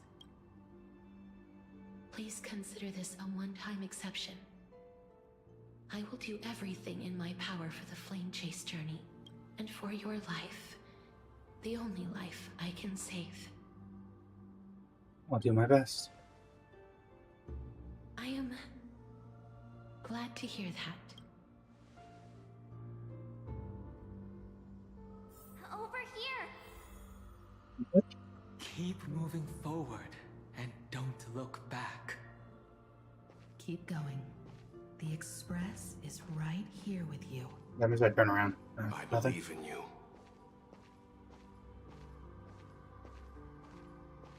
This is the scene where Donna was going to give me mouth to mouth when I was dead the first time.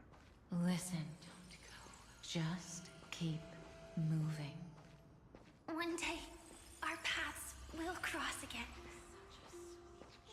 Not that picture again. Lift your chin up high and step forward with us toward tomorrow. I wasn't even there for that. That's right.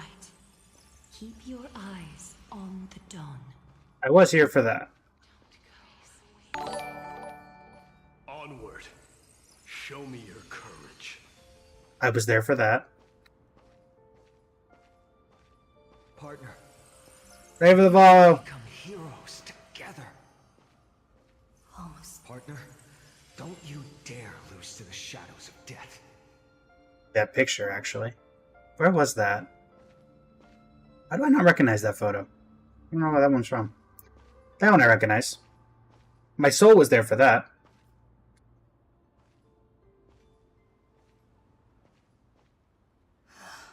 Finally.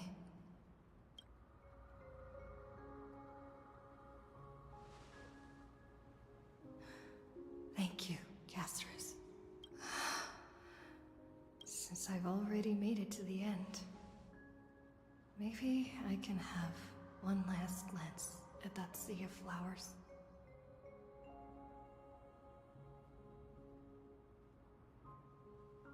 I have one option. Don't turn around, keep looking forward. Acheron. Fear not, as a touch of red will be awaiting you at the end of the path. What are you doing here? It'll guide you and illuminate the way out. By doing so, you'll eventually reunite in the warmth of the sunlight. Run!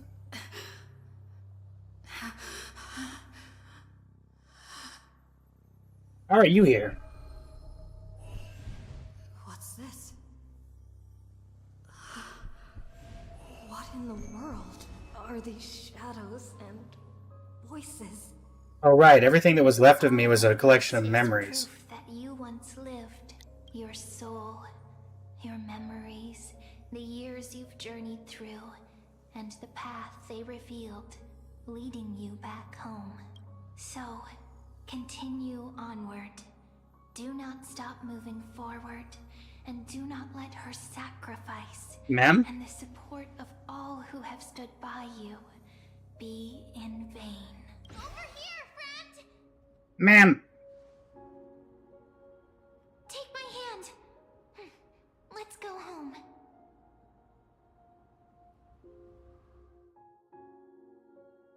Goodbye, Nether Realm.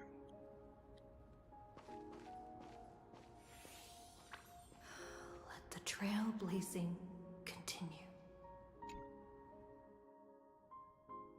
This would be where I'd expect it to end, but nope. Okay. I'm back. At last. I knew you could do it. Your soul is still perfectly whole. As if some kind of force is trying its best to keep it together. That's nice. Is it Ornyx's final blessing? Or is it a miracle of your own? It's truly incredible. Such a strange surge of familiarity. So hard to describe. Perhaps it is fate, once again fulfilling its own design. Or perhaps it is the loss from beyond the sky, so familiar to you, that intertwined our fates long ago.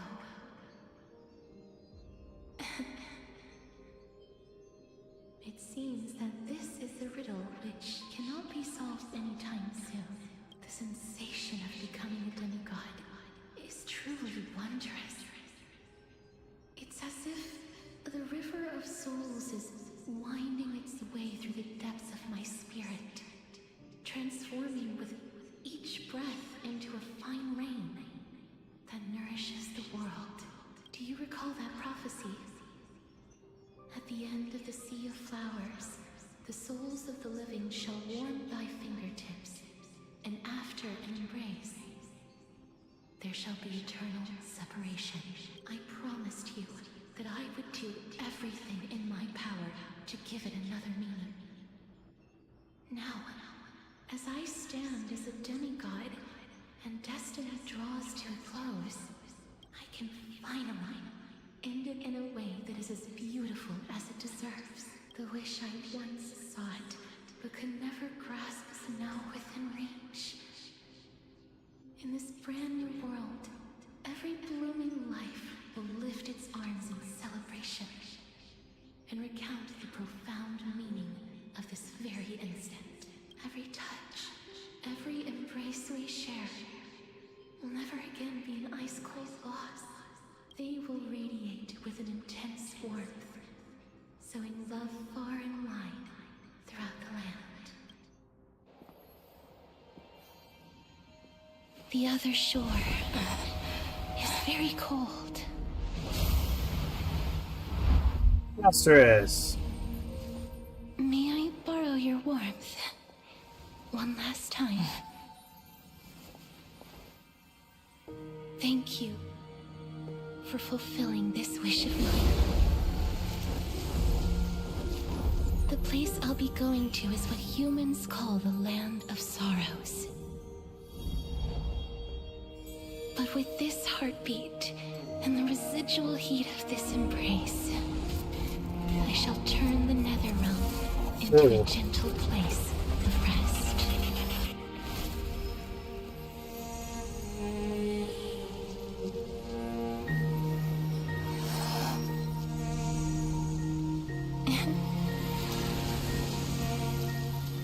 This embrace may be brief, but it's the proof that I once lived. Farewell, Casterus. Farewell, then. May we reunite in the new world. Presently in Akama. That grand and absurd performance was what you've been seeking your whole life? I gave up everything in search of truth. And it culminated in this very moment. You, on the other hand, performed as I expected. You did not hesitate when you saw the chance to attain power. It's as if you... Crave power, like a fly craves rot. Those are your words, not mine. But what you said at the end, did you already know what I had planned for Thainan? I may have lost an eye, but my vision is clearer than anyone else. You've nearly exhausted your humanity. You're no different from my current state as a walking corpse. That's true. I've long since burned to ash over the past 1,000 years. Only he is capable of unleashing a raging fire that rivals our final great enemy, Aquila. So, this is our last chance. How about we let go of the bad blood between us? May I resonate with your core flame, Aglaya? Please do. That's impossible. To persist with your soul thinned to such an extent. You're insane. Just as you fight to lug your corpse onward to complete your unfinished goals, I have my own reasons for doing this. Until Thainan grows into his position as the prophesied leader, I must continue to lead everyone on the flame chase journey. I must keep inching forward, even if only as an empty shell. I've long predicted this was the case, but I didn't think you'd already lost so much. How ironic. We would have avoided so many misunderstandings if you and I had just spoken this candidly before. But casting aside our ideological differences, there is one thing you and I agree on. Thainan? Yes. He was born to be a hero. He understands the hearts of the people, and I can confidently say he is a far better leader than you. Only he is capable of fulfilling your mission. Sadly, he is a man cursed by Nestia. But by my estimates, his horribly elaborate sense of style should not impede Aranova. Congratulations are in order. We found common ground at the very end of our destined paths. When you put it that way, it makes me want to take back what I said. Aglaya, we're back. I'm back too. Come welcome our great hero reborn from the ashes. I hope he didn't hear your earlier assessment. It wouldn't be the first time I criticized him. A man should be aware of his own shortcomings. Agreed. Submit the core flame of death. I'm gladdened by your... Okay. But I don't see Castris among your number. It looks like she not only helped me prove my theory, but helped you fulfill your mission as well. I believe she'll always be by our side. I agree. She might not have been able to change her fate, but she still wrote the final verse of her epic herself. Dreamin, please recite the prophecy for us. Trailblazer, please surrender that scalding core flame for us as well. You Can do. are the only life she ever saved by her own hand in her 1,000 years on this earth. I believe no one is more qualified for this noble task. Ceremony begin.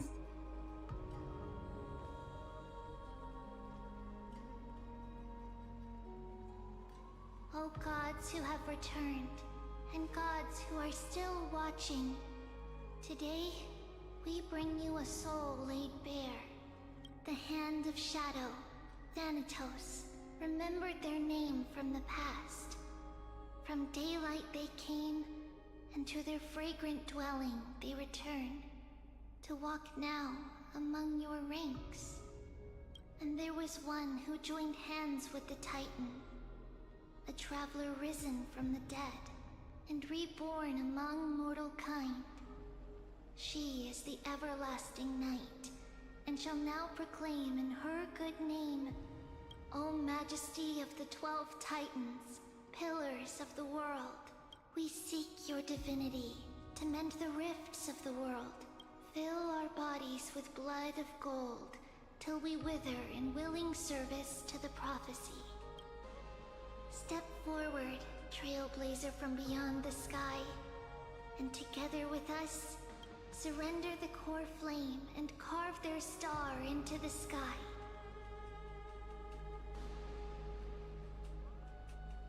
Goodbye, mistress.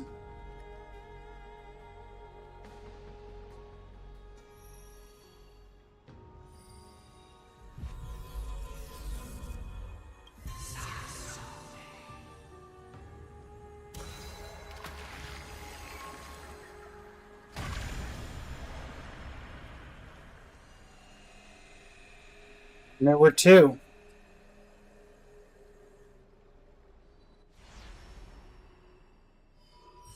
Aquila and Circes are the only two remaining. Constellation for death.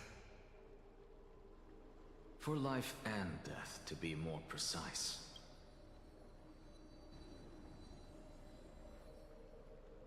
Look, it's... Or an embodiment.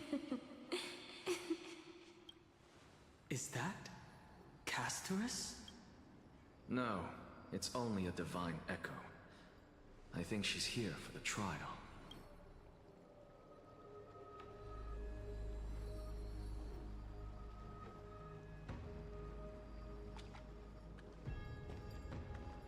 I'm gonna go to.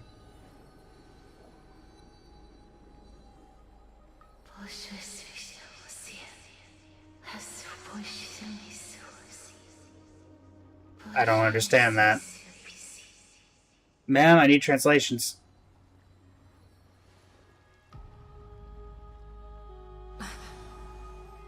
I didn't catch that. Did anybody understand that? What did she say? That's the language of the Titans. Castorus... No. The Titan. They said... I have illuminated the cold shadow of death. Onwards. For your path to the future is bright and its flame eternal.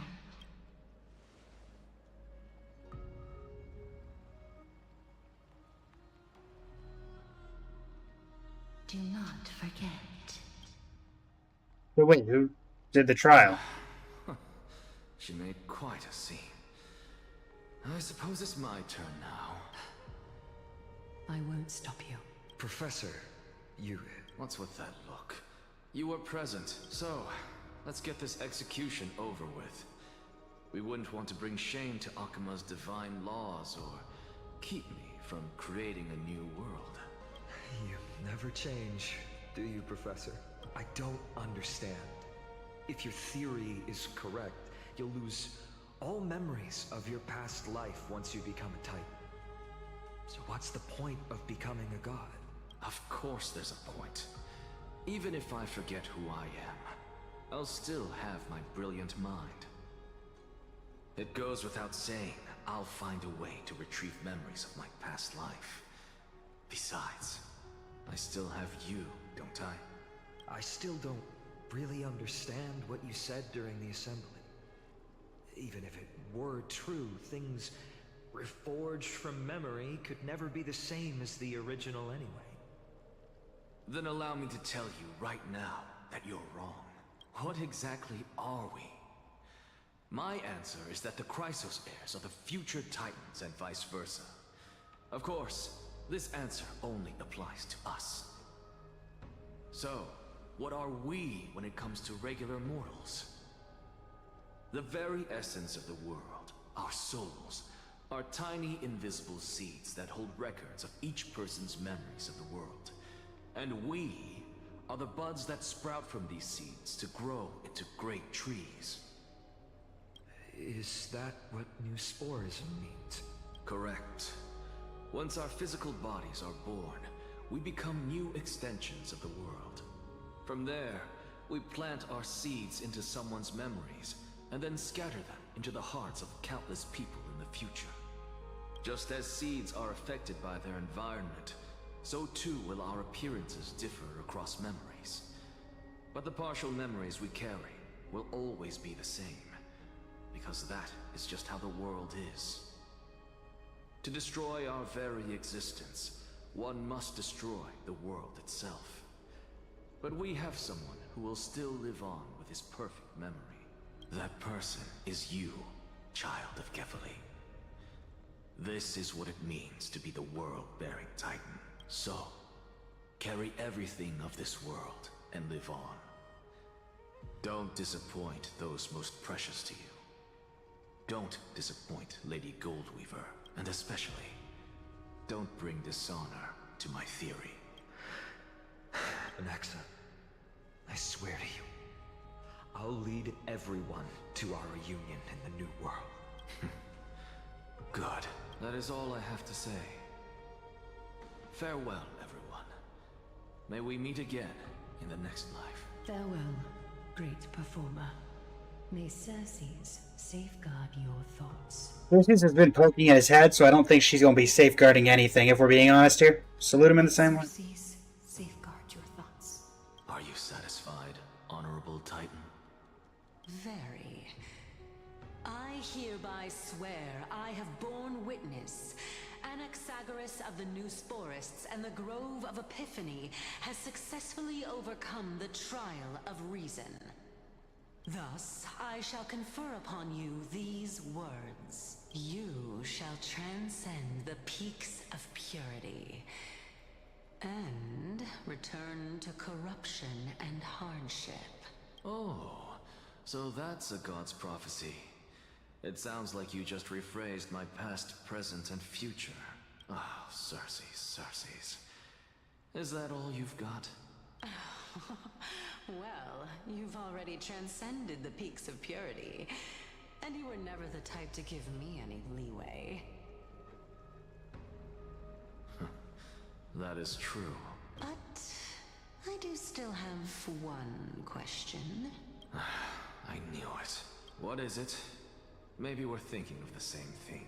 As you've so boldly stated, we and the world itself live on through the memories of others. If that is the case, whose memories did the very first new spore sprout from? How should I know?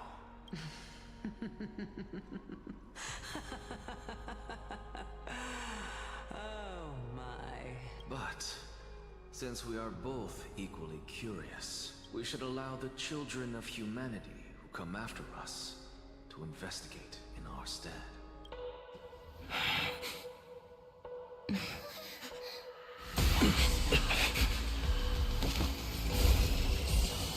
Rejoice, Cersei's. I sow the seeds of suspicion in the new world with your soul! And now, the objective is complete. That is all. He goes out like a boss. Absolute legend, that man is. Oh. She's still alive. Was March 7th also in this condition when she was first rescued by the Express? March, I told you to turn up the heat. Her condition was very similar. It's just that at that time, the Express did not have a memo keeper who could diagnose her condition. But she still woke up naturally.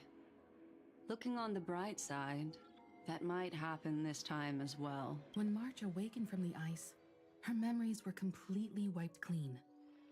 I want to prepare for the worst. and prevent something like that from happening again. Can you share with us your hypothesis? I do not have conclusive evidence, but judging by her current condition, perhaps March 7th's memories have been hijacked. Hijacked? Think about it, Miss Himiko. What will happen when someone loses their ability to remember? I'm not a biologist, but I hear that there's a species of fish on Von Wach that has the memory span of less than a second. It forgets anything that occurs in the very next instant. Perhaps something similar will happen? Unfortunately, short-term memory is an entirely different concept from the inability to remember. Perhaps it is difficult for you to imagine, but an individual who has lost their ability to remember turns into nothingness. Nothingness? The belief of the Garden is that everything in this universe can be interpreted through memories. This is the driving force behind the continuance of this path. The past is made up of memoria, while the future is a possibility that will eventually be converted to memoria. But the present, it doesn't really exist, and it's only an abstract expression.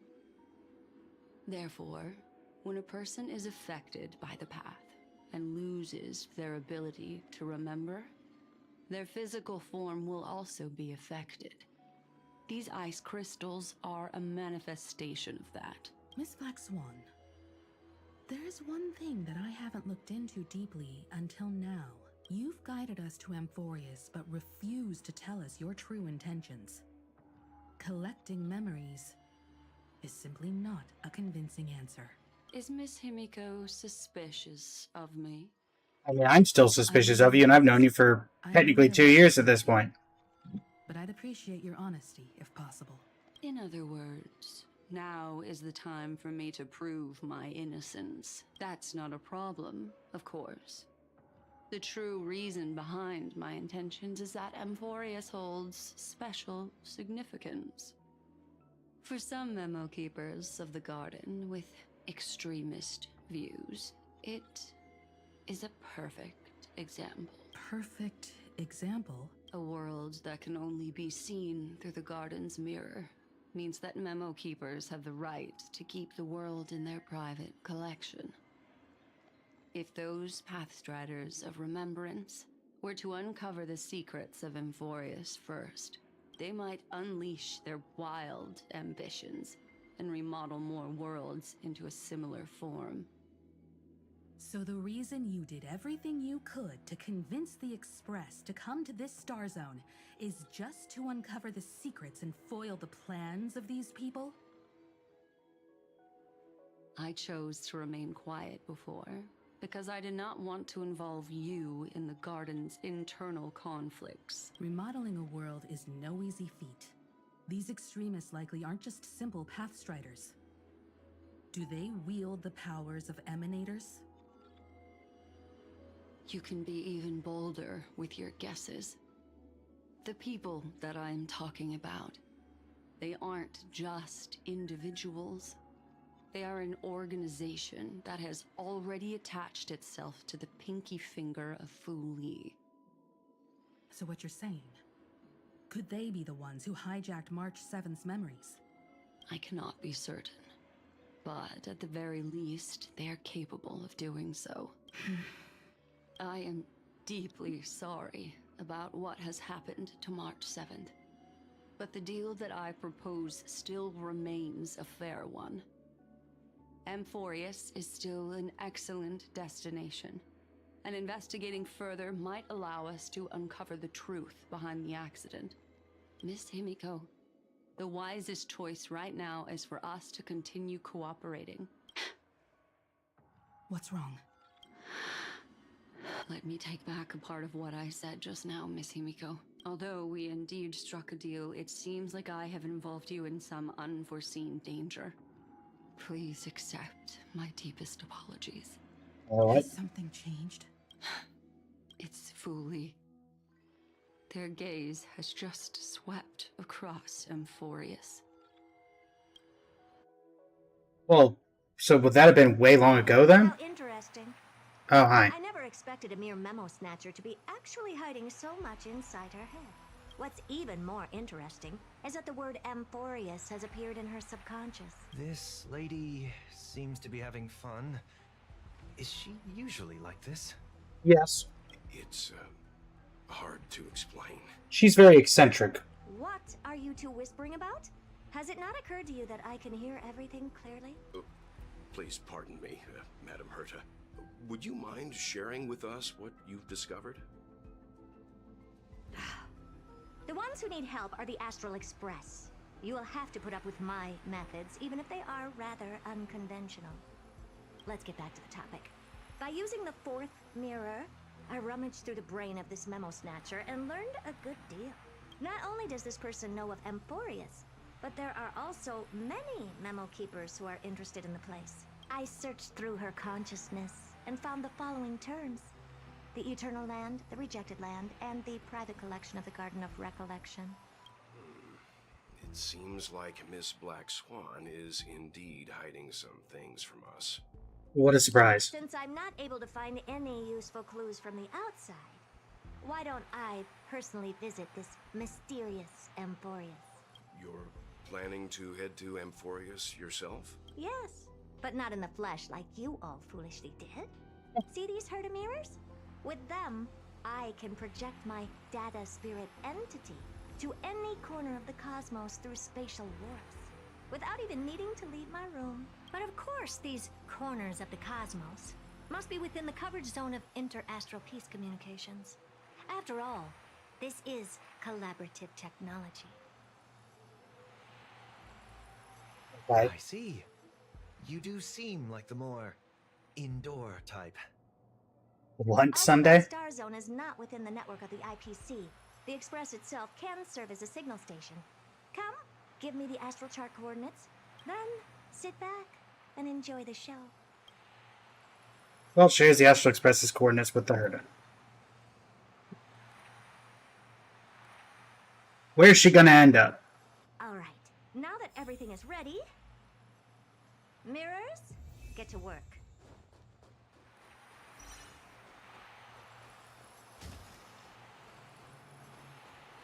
Kind of funny how I could just leave. First mirror, input the coordinates. You'll be in charge of the spatial warp. As you command, Madam Herta. The preparations are complete. I wish you a pleasant journey ahead. Second mirror, prepare for the thought refraction. There's still some distance from the Astral Express to the AMPHOREUS celestial body. You're in charge of sending me over. This time, raise the power to the maximum. Don't be stingy. Oh, okay. I won't fail the mission, Madam Herta.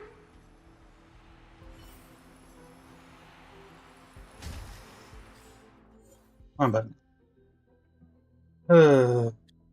Third mirror, you're in charge of generating the data spirit entity. Third mirror. Third mirror. I'm happy to help, Madam Herta.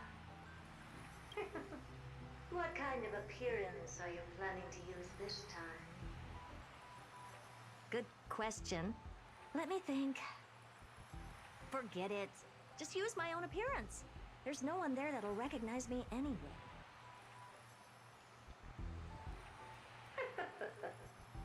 As you wish. Fourth mirror.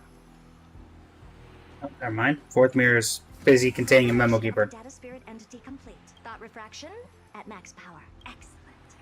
The first mirror. Let's get going. Have a safe trip, Madam Herta. May your journey yield good results. Coordinates input complete. Preparing to activate spatial warp. Destination: unknown celestial body. AMPHOREUS. Spatial warp countdown. 5, 4, 3, 2, 1. Warp activated. Oh! So that's AMPHOREUS? Its appearance is, well, sure is unique. Second mirror, prepare for thought refraction. It's time to send me in. Alright, please read the safety protocols carefully. Can't you hurry up? Yes, ma'am. Yoink. I didn't expect it to be so turbulent. I should have asked the second mirror to use slightly less power. Flame Reaver and us? What a magnificent sight. Is Wait a minute, this stuff's not lit. AMPHOREUS? Let's see. Perhaps I'll be able to find a way in. What's this? A statue? It's ugly. I don't like it. What's this? How creepy. Oh, it moves? Who are you trying to scare? I'm gonna save that clip so I can use that for a edit sometime soon. Oh, I finally found your traces. How esteemed must you be for the great Herda to come out personally? When we return, get ready to become free labor for the simulated universe for the rest of your lives. It's either a projection or a fake. There doesn't seem to be much to take note of. Jason! My deepest apologies, esteemed lady. I'm afraid that you cannot proceed Like it? further. How are you in here? Who's there? Your visit, although not part of my calculations, is a pleasant surprise. It's a pity that the preparations are not yet in place to receive you with the hospitality that someone of your status deserves. Are you not going to answer my question? Who are you? I have many identities, and I'm going to have even more in the future. But if you just need a form of address, you can use my common alias, Lycurgus. Lygus. All right, Lygus. But you can't possibly think that I'm just asking for a name, can you? Regrettably, I do not have the authority to share more information. You're not now. However, standards are always flexible. While not violating the ultimate protocol, I'm able to disclose this piece of information. As you thought, this is the entrance to AMPHOREUS. Now, please, kindly turn back.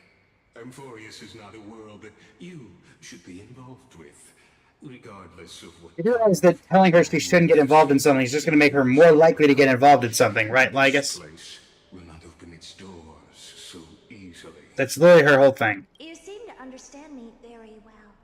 Then you should know that I have no reason to listen to you. Your reaction is completely within my calculations. Despite my long years as a watcher, it seems like my assessment of human nature still remains accurate. From you, I'm able to sense a beautiful desire for knowledge, but my answer remains unchanged. Madam, it is with the utmost goodwill that I suggest you return to where you came from. That sounded like a threat, Lygus. Let's assume for a second that I'm not so well-mannered, and that I insist on uncovering the secrets hidden behind you, Mr. Lygus. How do you plan to dispel this notion of mine? Within the scope of the ultimate protocol, there are 178,244 logic chains at my disposal to convince you. After filtering through them, I have determined that I only require 3 to attain the results that I desire. Oh? I'm all ears. First, for reasons that cannot be disclosed, AMPHOREUS is a completely isolated celestial body. Apart from me, no one else will be able to help you enter. That's not a good argument. Second, If your plan is, as you've alluded to previously, to force me into cooperating by showing hostility, do know that, just like you, I have basked in the gaze of the erudition. I stake my honor and assure you that in the worst case scenario, our mutual destruction will be inevitable. Oh? No wonder I couldn't find a back door. When I did a scan of our surroundings, the safety protocols on you are comparable to Screwy's. How interesting. I assume that you still wish to hear the third logic chain. Of course. Why wouldn't I? Third, even if you exhaust all your means and find a way to break through, you will surely give up once you understand the consequences of your actions.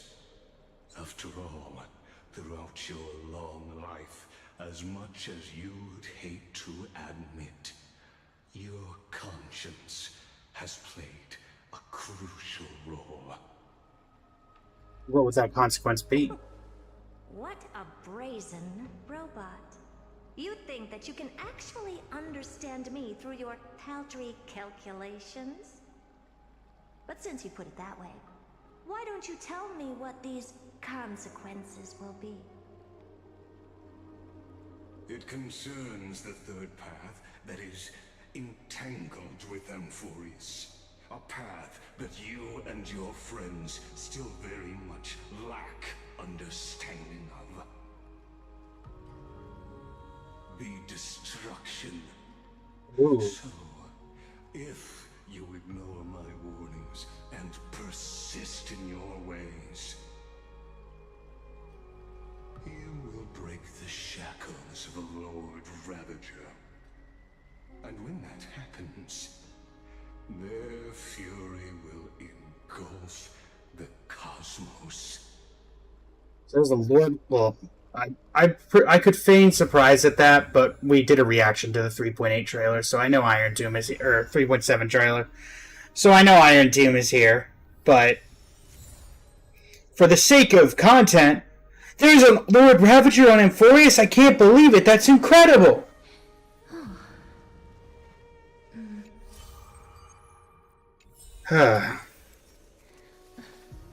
Is that the end of the story? For that chapter? I can't even tell anymore. The Fall at Dawn's Rise. Okay. That's 3.4, right? We are out of... Or sorry, 3.2, right? HSR 3.3. Is that The Fall at Dawn's Rise? Yes. The Fall at Dawn's Rise. Projected to take 7.5 hours to complete. We were hoping to be done at 7.5 hours. Instead, we ended it. Finished this one at 8. So we're about 30 minutes behind the typical schedule. Whew. Alright, chat. Without further ado, let's get started on the next chapter. Ripples start to form in the bowl, rolling endlessly. The murmuring water whispers of revelry, the undulating vital patterns like tiny waves. Yet this small space has also become a roiling ocean. Ah, absolute bliss! 'Tis the pinnacle of bliss! Such long-awaited satisfaction, thank you, my dear! This ambrosia has sobered me up a little. The visage of your reflection is so good-looking that I can't help but get all stirred up. Thanks for the compliment. Time, how long has passed? Oronix, you move fast. Dance hard, then indulge hard. Waste time hard, little fishy that wants to swim to tomorrow. When your banquet ends, the absurdity that you will see when you sober up will be the price for buying inebriation. You speak less sense sober than when you're drunk. Ambrosia, ambrosia. The tide's voice is languid once more, its words fragmented like water splashes. It seems the space's desire for liquid is insatiable, an ever-unquenchable patron of ambrosia.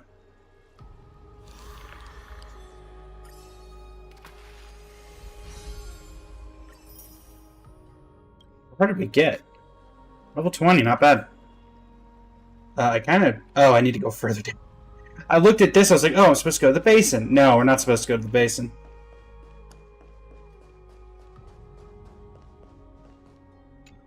Oh, is this just a recollection? Thanatos and Circe's core flames have been returned. Sometime after that, the 12 constellations hover above, overlooking the vortex of Genesis. They embody the 12 Amphorean deities, fate, foundation, creations, and calamity of the world. Now 10 among them have fallen, their core flames return to the origin of Genesis. Above you, constellations shimmer, their brilliance echoing the faint slumber of each titan. And you have experienced 4 ascensions and 4 partings. Lance of Fury once became the Mad King, plunging the world into ceaseless strife until your valor brought it to an end. And its demigod successor, the undying Mightimos, chose to bear the title of Premnos alone, returning home to be crowned as the last line of defense for the Holy City. Mighty, may your battles know no defeat. Back then, the incarnation of time entrusted Mem to you at the Temple of the Three Fates. Back then, the lively girl with red hair fulfilled her mission and bid the first farewell. Time speaks of not fairness, yet it never stops, and now this power resides in your hands. See you tomorrow, Trian. Not long ago, the head of the Grove Sages helped you repeal the menace that is the Black Tide. Compel the menace, even. And still not long past, that unruly scholar staged one grand performance, granting you a glimpse of this world's truth at the cost of his life. Oh, the incarnation of reason, have you found your answer at the end of existence? The prophecy once made the hand of shadow choose 2 people, granting one of them the fate of death, yet their bond wove a hauntingly beautiful tale that stretched across time. At the end, the incarnation of death, who journeyed for the Neverrealm to the living world, chose to remain in that sea of flowers, retrieving your future.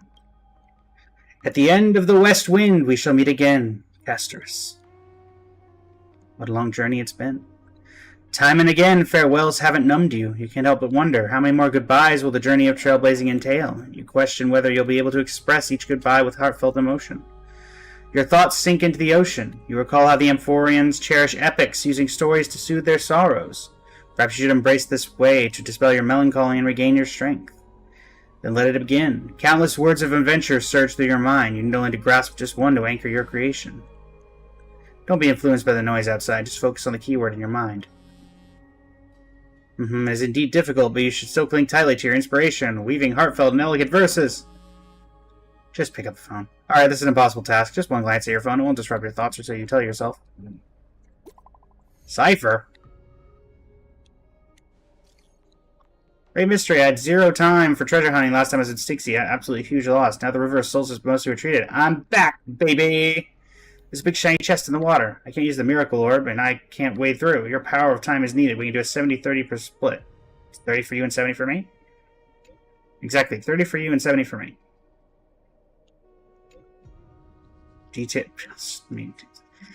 Alright, fine. I'll go hang out with Cypher. I must admit that some people still manage to live joyfully in this arduous low point in life. Cypher's endless desires for wealth seem more turbulent than the waters of Scale Gorge Waterscape. You're not wrong, Benji. She want that money. Forget the past for now. It only brings sorrow, but sadness has no place in this moment. What you need is the drive to move forward. You decide to head to Styxia, where the River of Souls is no longer blocked, to meet up with that cat girl. Hopefully those clinking trinkets will, as always, lift your spirits. Oh, Styxia's moonlight is so beautiful, and the River of Souls is so quiet. It's like everything that happened was just a dream. I wonder if Cass is doing okay on the other side. If I write a letter and put it in a drift bottle, will she be able to read it? I miss Castorus too. No, this shouldn't be so depressing. Now's not the time to feel down. We gotta pull ourselves yourselves together. By the way, it was Miss Cipher who asked us to come here. But where has she gone? She's probably already raiding. Huh? What's that sound? Is that her zooming toward us? This aura feels so familiar. Let's go check it out together. Be very careful. Actually, hold on. The last time Oh no. I have a bad feeling about this. Oh no. Last time we said aura and familiar was the Flame Reaver. Cass, or not Cass, Cipher, you didn't get tangled up with the Flame Reaver, did you? Hey, what's that on the ground?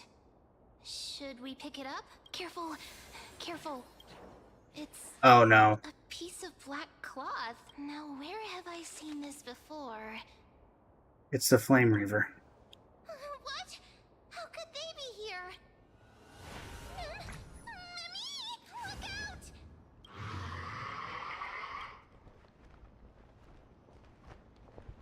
Get ready. Wait! We both know what this thing can do. Let's try our best to deal with them for now, and we'll slip it to the past with time's power as soon as we can. The river of souls is full of fish. Big and delicious. What? What? Thank you, ma'am. I agree. The Flame Chase journey stops now. Oh. Cipher.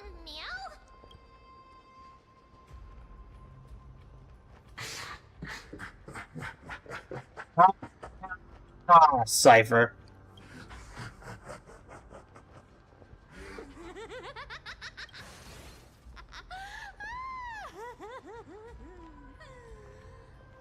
Sorry, I couldn't pass on the chance to give you two a good scare. Listen, let's leave. It's Cipher! Don't run! I'm the real Cipher. The real one. Come on, don't be upset. I'm just giving you a kind reminder that AMPHOREUS isn't safe at all. The whole place is full of dangers, including that swordmaster. Make sure you stay on your toes, no matter where you are.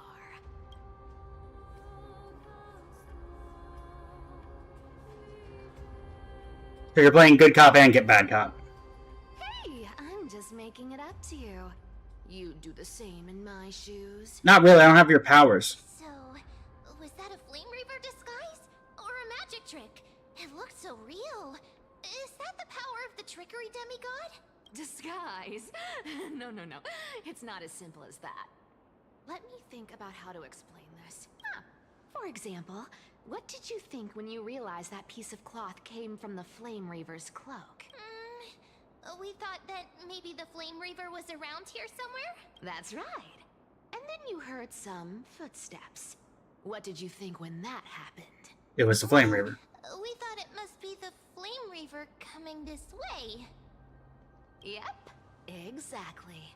I just used some hints and, mental suggestions to help you believe in a lie. Lies are what Zagreus is best at. If everyone believes in a lie, then it becomes reality. Power to make lies into reality? That's got all my hair standing up. You're just telling us everything like that? You think I might be lying? No need. The seamstress trusts you for a reason. Someone as honest as you couldn't trick me even if you wanted to. So, there's no harm in telling you. Besides, terrible. I'm a we still need to team great up to liar. Treasure hunting, right? Let's wrap up here. It's time to get going. Okay. Oh, Was that your teleslate? Aglaia? Fine then. Hello? Lumine, did you rest well? I came during the lucid hour and you seemed asleep, so I didn't want to wake you. But I can't stay idle in the current circumstances. I feel like it's time to continue our special training. Let's go to the Grove, shall we? What do you mean?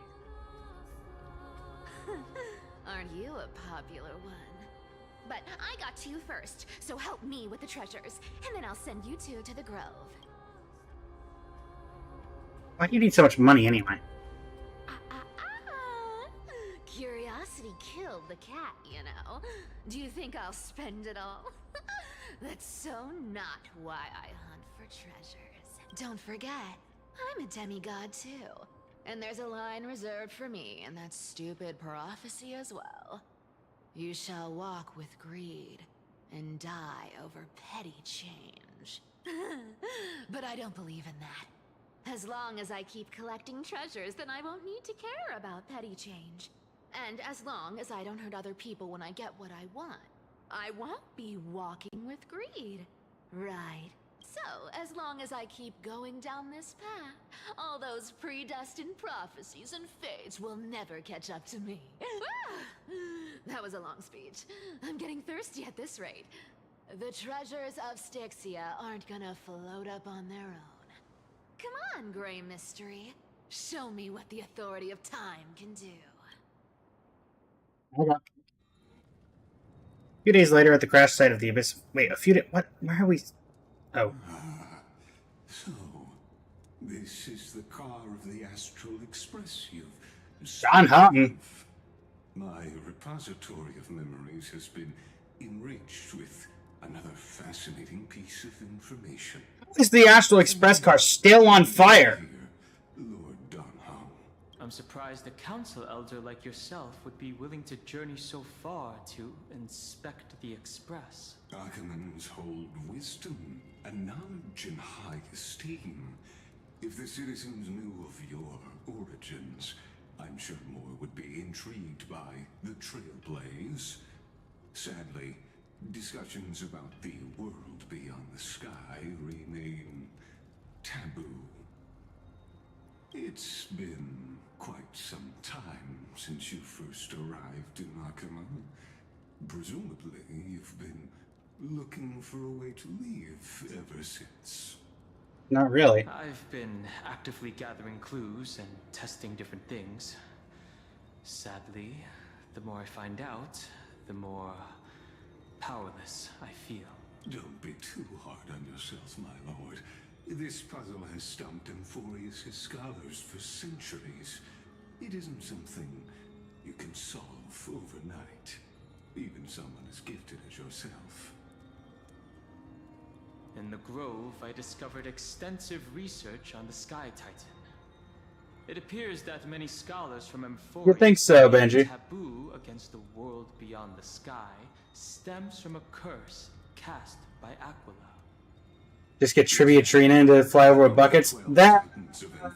no thanks, I don't feel like getting nuked. Known for being the most capricious. The weather itself reflects their mood. Tranquil sunshine, mournful rain. Aquila's breath is a brisk wind, and their cries resound as thunder in a storm. Additionally, Aquila is one of the two titans whose core flames have yet to be returned. The sky above affects every citizen. It's clear that Lady Aglaya's decision to confront Aquila at the end of the Flame Chase journey was a carefully considered strategy. If returning Aquila's core flame can break the sky's curse, we won't have to exhaust ourselves searching for a way back. We can simply focus on aiding the Chrysos heirs. Anti-Catherians have no home to return to, so I understand your concern for your old friends and homeland. It's an anti... Do we actually get to learn more about his race? Anti-Catherian technology, or scanning, as you might call it, to assess this car. Assuming my judgment is correct, I might be able to conduct a thorough overhaul of its power systems. Really? But... Of course. That's only if you, my lord, permit me to interact with it. By all means, please, proceed. But be careful. The Express's thrusters are extremely delicate. You honor me with your trust. I will be very careful. Lygus carefully scans the damaged propulsion system and methodically begins inspecting its components. This is unbelievable. You seem to understand its structure perfectly. Have you repaired something like this before? Not exactly, but we Antikytherians are inherently sensitive to machinery. Carefully endowed our kind with a unique advantage for analyzing and learning.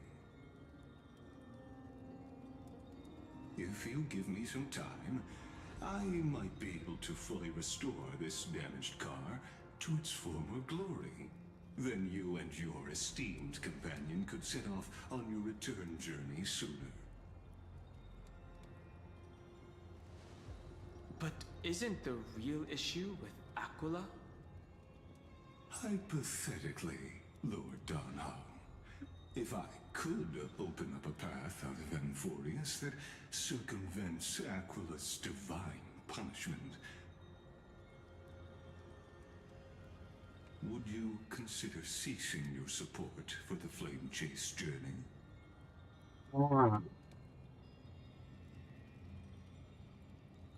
I don't understand. Does the Council of Elders possess some secret means of counteracting divine punishment? It's best if you don't delve too deeply into that question, my lord. All you need to know is, I can make it happen. Maybe this is not a decision by the Council of Elders, but rather his personal wish. The crucial point is, if you and your companion are unwilling to halt your support for the Chrysos heirs, it could offend certain interests.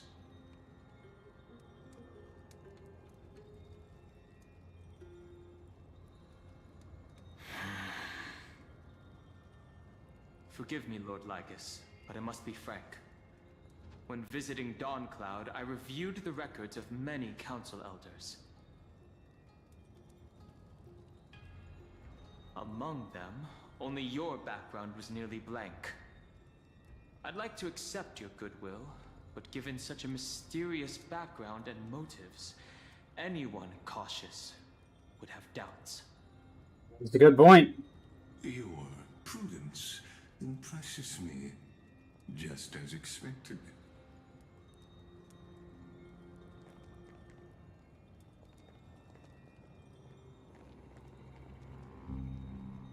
Are these people... Is this a trap? Is that why you accompanied me here? Please don't misunderstand, Lord Donham. As the Theoros, I have no allegiance to their plans, nor am I obliged to obstruct them. I am neutral. Out of respect for you, I hope to offer a peaceful solution to ensure the safety of you and your companion.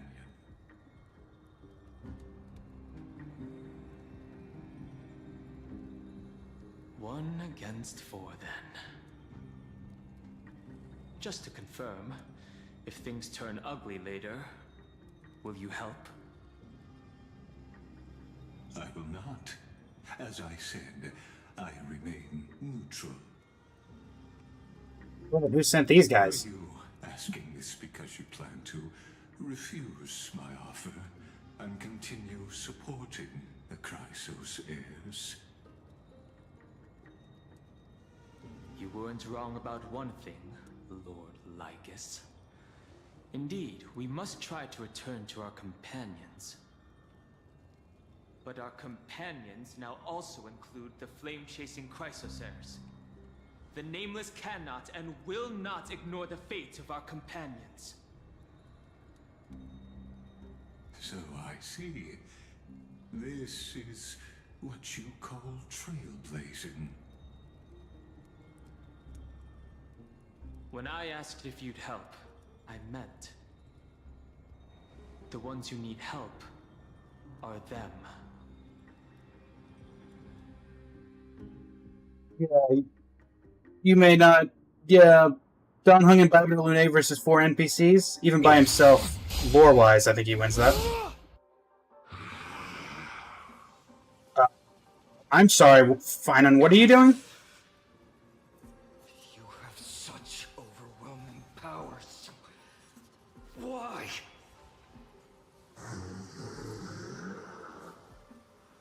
Answer me. Why do you stand in her way? Why are we at the Grove of Epiphany? Take the core flames.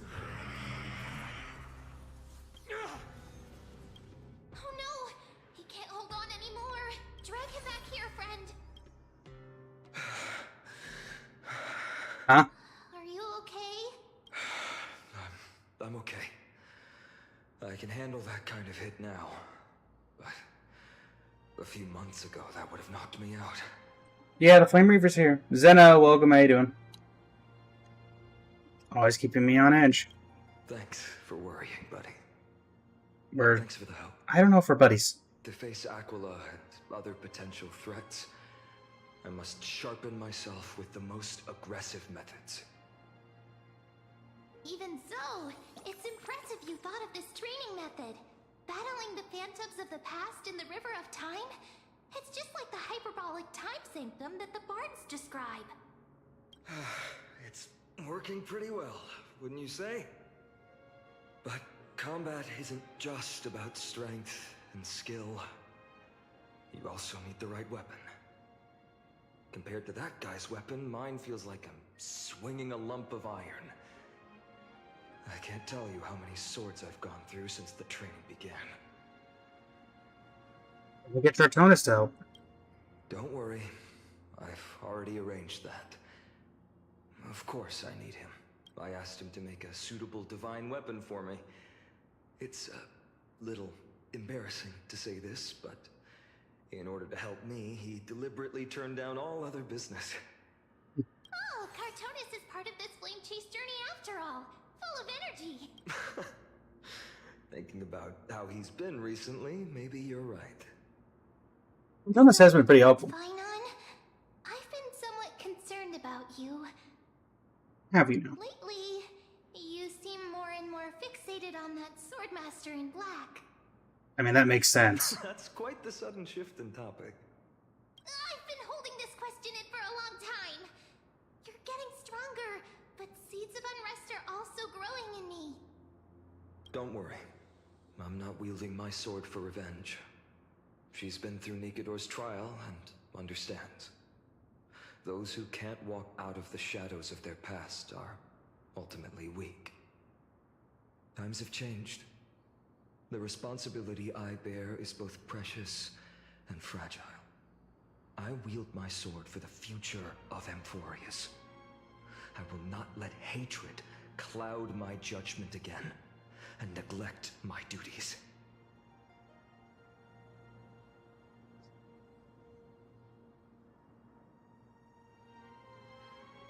We'll be here by your side. You're right, partner. As of now, I'm not able to handle that swordmaster on my own. I still need the help of my friends. Every time I say something, things get so serious. I don't want to be the person who keeps bringing the mood down. I'm out of energy for training today.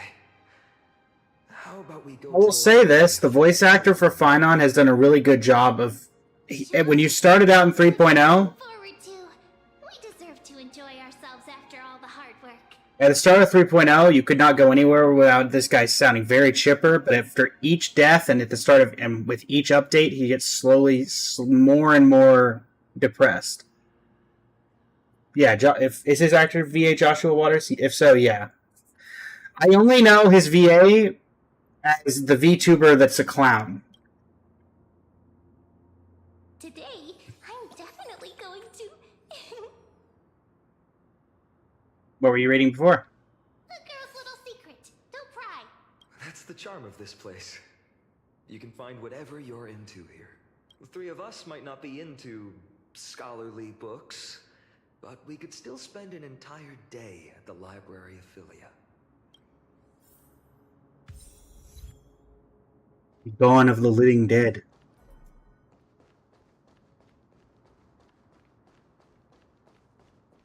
To the library. To the library! Here we are! Where was that slate last time? Was it here? For the past few months, you've come here more than once, fishing out that small piece of essence from the ocean of knowledge that best suits your taste. You're really quite relieved that Don Hung isn't around. I won't be here to judge your reading tastes. The scroll at hand shows a small line of text, non-standard reading material. Please return to its original place after borrowing. Do not let any Grove professor discover it. 10 exclamation marks. Seems that the scholars of the Grove, amidst their profound academic discussions, have forgotten their little hobbies. So what reading manifest material will you peruse?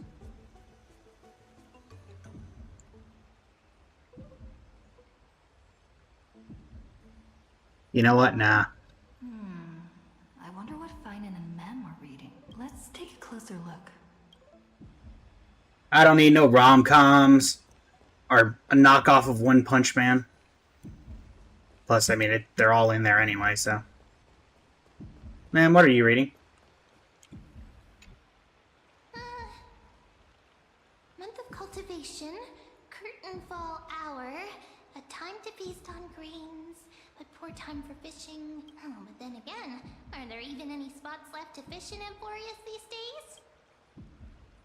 Good to fishing? You scared me!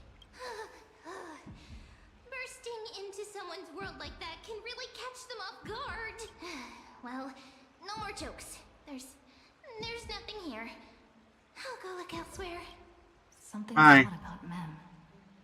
What are they flipping through? Song of Fate season. I kind of want to see what Vinan's reading.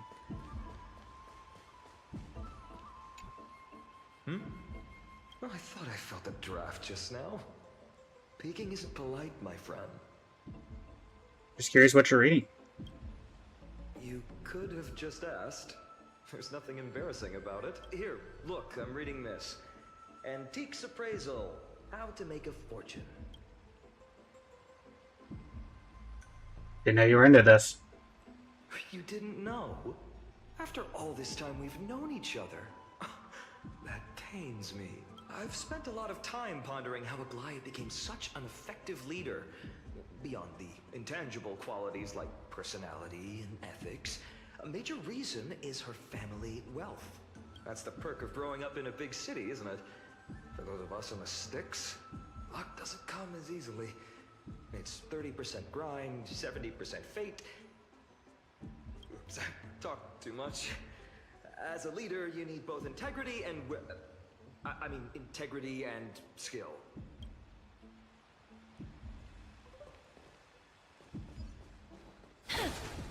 Alright, ma'am, now what are you reading? Ma'am! Ma'am!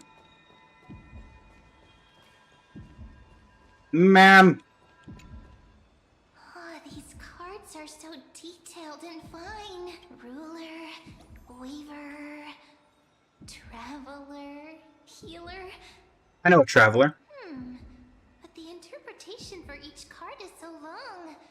Do I have to memorize them all? What are you looking at? What a coincidence! We meet again. Guess we're fated to be together, huh? But you must be busy, so I won't bother you for now. Hope your day, every day, is joyful. So suspicious. Not like their usual self.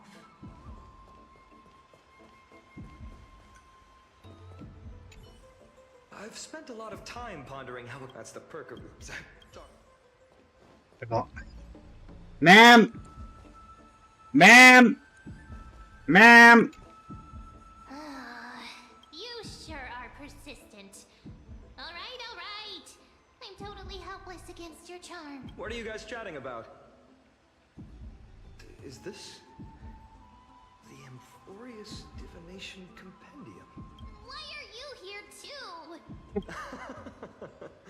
Sorry, seeing you two chasing each other around, I suddenly found my book not that appealing anymore. Sorry. Never thought Mem would be into divination. But it's not exactly a niche hobby. So why all the secrecy? I wanted to set up a surprise! Master it in secret and give you all a shock. But getting caught Naturalite feels shy. A girl's heart is more delicate than Aquila's ever-changing. Exactly, Benji, because we're a group. A surprise, huh? Someone else used to tell me the same. She was really good at stargazing and divination, especially with cards. Yeah, just like the ones you're looking at. And you must be pretty familiar with all sorts of divination techniques with a friend like that. No, I know nothing about it. I've never really believed in using cards or bones to predict the future. If the good omens foretold by divination were true, my hometown, Heidi's Elysiae, wouldn't have disappeared. Don't forget, we've got Lady Trina. Every other form of divination is just smoke and mirrors or cleverly rehearsed tricks compared to her flawless prophecies. Be approached with a critical eye. To me, divination could be a power that guides our spirits. Fate always casts a shadow in front of us, clouding our view of the future. That's why people turn to divination.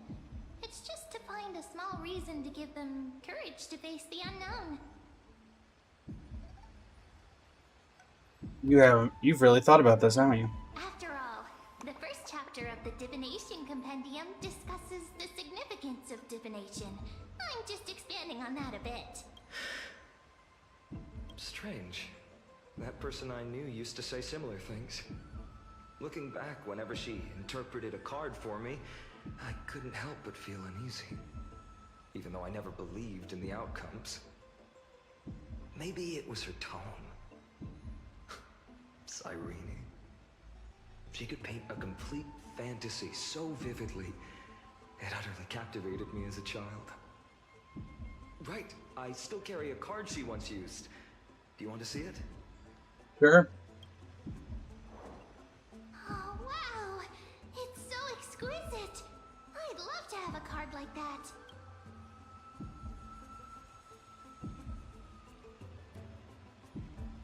Let's admit up to the task. Oh, now that you mention it, yes. It would be even better if it were made of, say, crystal. Speaking of which, partner, there's something I haven't shared with you all. Remember our first trip to the Temple of the Three Fates? The riddle that Orin exposed to us? Like Pokemon cards? Technically, you catch the Pokemon, Oh, hold on. Okay, you get the Pokemon, not the cards. Oh no, we're getting jumped again. You are... Assassins! Save me. These folks are up to no good. Black clothing. Masks decorated with golden blood. Are they cleaners? To directly call us by our name, it seems you, Lord Finan, have studied the forgotten history of AMPHOREUS quite thoroughly. Who are they? Your friend seems quite interested in us. Perhaps you could explain, Lord Finan. It would be the polite thing.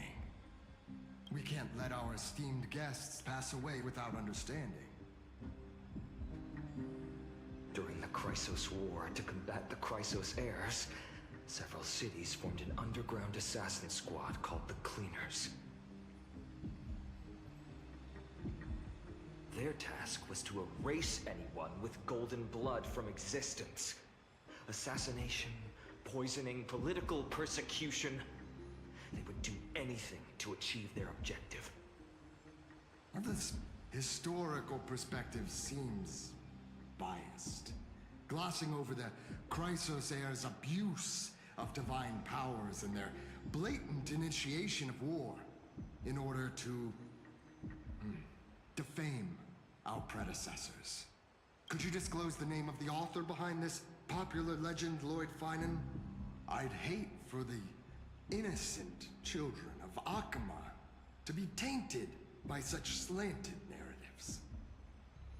You should have stayed buried in the dust of history. The Citizens' Assembly has once again legitimized the mission of the Chrysos heirs. But as for you, not one citizen would cast their vote for you. Executioners lurking in the shadows. What does it matter? We've long since stopped expecting to be understood. People have become too accustomed to peace. and they've forgotten the disasters that arose from allowing generations of the Chrysos heirs to rule. Complete nonsense. Did you really travel all the way to the Grove just to have an argument? No, they're here to kill us. I enjoy dealing with people as straightforward as you, Lord Finan. You've probably figured out why we've come before you. The handler you got there, who do you think you're fighting? Keep your cool, partner. They've come out of the shadows, which suggests they have something up their sleeves. All right, let's hear it. What are you hiding? But watch your language and don't say anything you might regret. My shoulders might be sore and my sword a tad dull, but it's still enough to slice off your tongues. Whoa, fine, chill. Chill, man, chill. Oh, hi. Little Ika, first appearance, let's go! It's a bit small, but the lighting is perfect. Thank you, Lady Treeby. With this, the Twilight Courtyard can be reborn in Akama. Do you like it here too, little Ika? It's so bright here. Maybe you should rename it? How about Luminous Courtyard? Lady Treeby makes a good point. But Twilight Courtyard carries the long history of the descendants of the sky, and I'd like it to continue. Right. How does the legend go again? Even Lady Treeby forgets things. We just haven't prepared lessons in a while now, so we're a bit rusty. Just give us some time and we'll remember. Ah, now we remember. Kremnos and the Firmament, Volume 3, Section 5. With Seliosi, the Day Thunder Knight, striking down the Eye of Twilight, the divine war between Nikador and Aquila, which spanned centuries, came to an end. Thereafter, the Skyfolk gradually declined. Numerous sky fortresses were abandoned, and their descendants began to establish themselves on the land. Finally, those descended from Seliosi the Day Thunder Knight were welcomed by the scholars under Circes and established the Twilight Courtyard in the Grove. The historical records seem slightly at odds with our memories. But the details from that time have become somewhat hazy to us. As long as they would say erosion. For Lady Treeby, history is more than just words on a page. It's something you've personally lived through.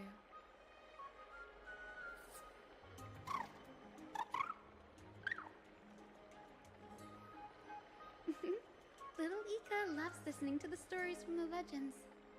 I'm sure you're also imagining one day you'll be as awe-inspiring as the winged beasts by Seliosi's side. That day will come. I believe it. Just keep growing. Lord Crediros? Crediros? Miss Hyacinth. And Lady Treeby. Good to see you're doing all right. I heard from the citizens you were nearby and came to check. Oh, that's nice. All right. What's going on, Crediros? There's been another violent incident at the market. A shop was smashed and looted.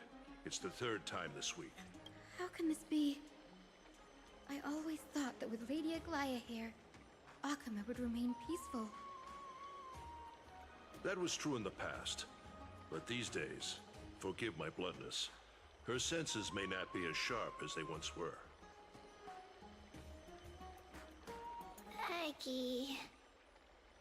In my opinion, malevolent forces have noticed the slack in the Golden Threads and are now plotting to exploit the opportunity. The Citizens' Assembly just wrapped up. Why is there still unrest? The Chrysos heirs won by only one vote, Lady Treeby. From my years of experience, a narrow victory often walks hand in hand with unrest. Trouble! Miss Hyacinth! Trouble! Clementine, Take a breath. What's going on? Please, something terrible has happened at Marmorial Palace. What is it, Doctor? Calm yourself and talk us through. Lady Aglaya. It's Lady Aglaya who's in trouble. Uh-oh. How's it going, Doodle? On the stream. Moments ago in Memorial Palace.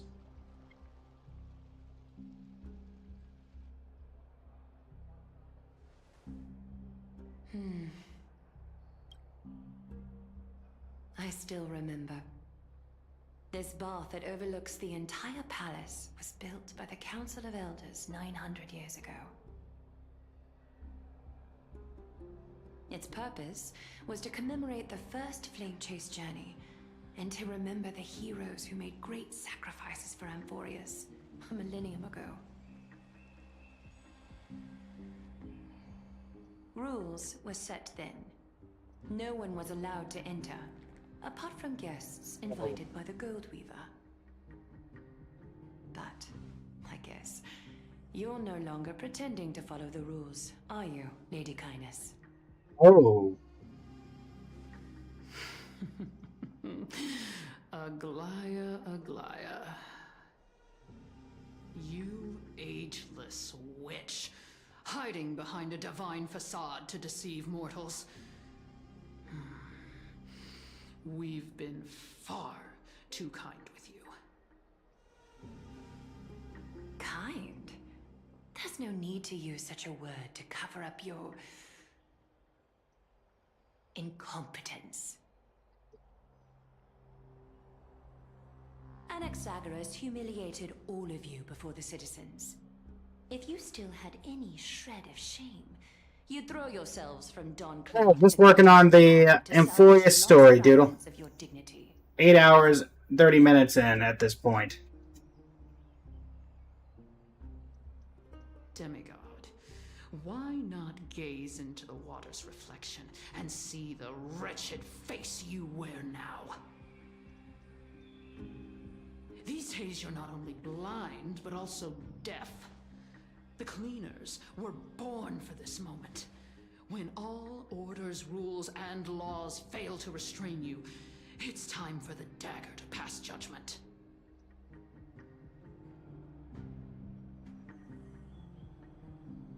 If you're in such a hurry, give it a try. Going toe-to-toe with a demigod? We're not that foolish. The dagger isn't at your throat, but...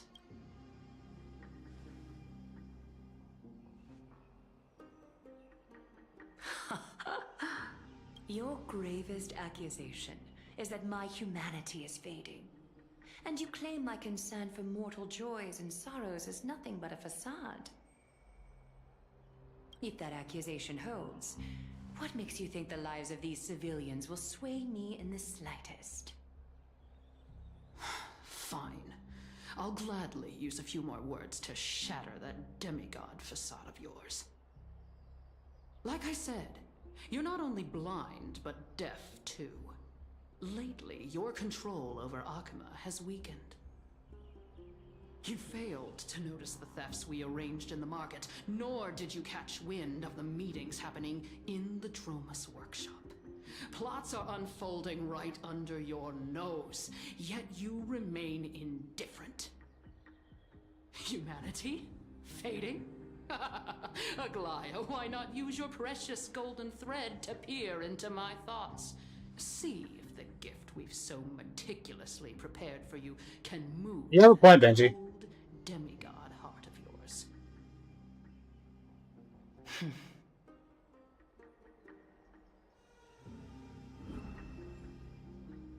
In this moment, I only regret not being more ruthless. Because your evil is beyond cure. You finally figured it out. You have grown dull. I've been holding that image in my mind this whole time to make sure you could see it clearly. Indeed, going head to head. I want you to have this knucklebone talisman, Big Sis. Oh. I hope it brings you luck every day and keeps you safe from bullies. That girl who can't speak or hear. What if she accidentally lost her eyes too? You know better than anyone what it feels like to lose your sight. Imagine if 1,000 years ago you, already blind, had also lost your voice and hearing in your youth. Would you still have become the Aglaya you are today?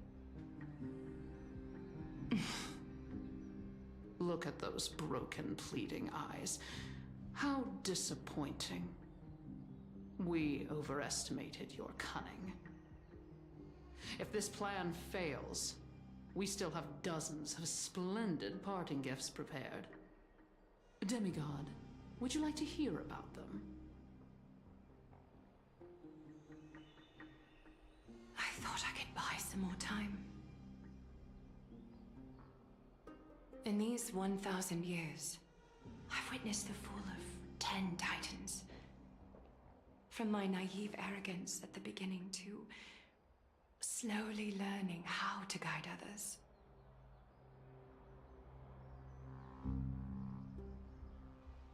No offense, there is 20, 30 people down there and no one's looked up once and seen this? It's time to let go. I should be grateful. Grateful that I've reached this moment. To let my departure become a path for others to follow.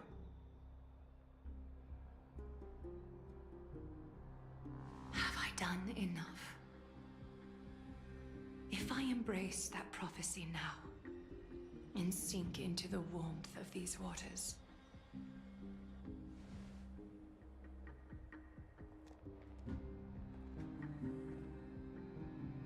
will the wandering wind stop to mourn me? Cyphra? What was that?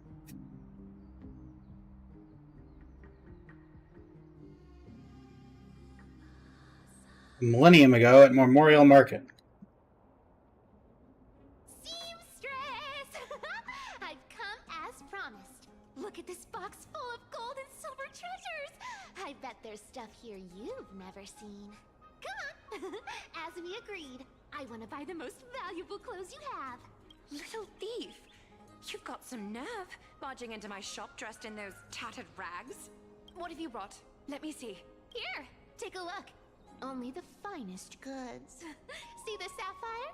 It's even more blue than Fagusa's eyes. Such exquisite luster. I've only seen an ocean's tier of this quality in my mother's treasury. Wait. You've seen one before. And here I thought I'd leave you speechless. What a letdown. It's just an old memory. My family estate all burned to ashes long ago. This workshop is what I built from scratch. Wow. A daughter rebuilding her family business. How admirable. Enough with the jokes. At least you did get to enjoy those luxuries. Mind your manners, kitty. Tell me, Cyphra, where did you come from? And how did you acquire these treasures? I won them fair and square in a bet. What? Do you doubt me? Speak up, seamstress. Give me a straight answer. Do you want these or not? Strange. You're clearly lying to my face. But my golden thread doesn't tremble at all. That's because I'm not lying. I've been telling the truth from the start. Is that so? The scars and the mud stains on your face tell another story. I do not play Dead by Daylight, Doodle. Come on. Can we just do business without all this Baby chatter? Cypher! Don't worry. I didn't leave any evidence, so no one will bother you. How can I trust a word you say when you're so skilled at lying? Dealing with you rich people is such a pain. Always wasting my time. Fine, if you don't want it. There are plenty of others who do. Hold on. Your treasure? I'll accept it. But these alone aren't enough to purchase the Gold Weaver's finest clothes.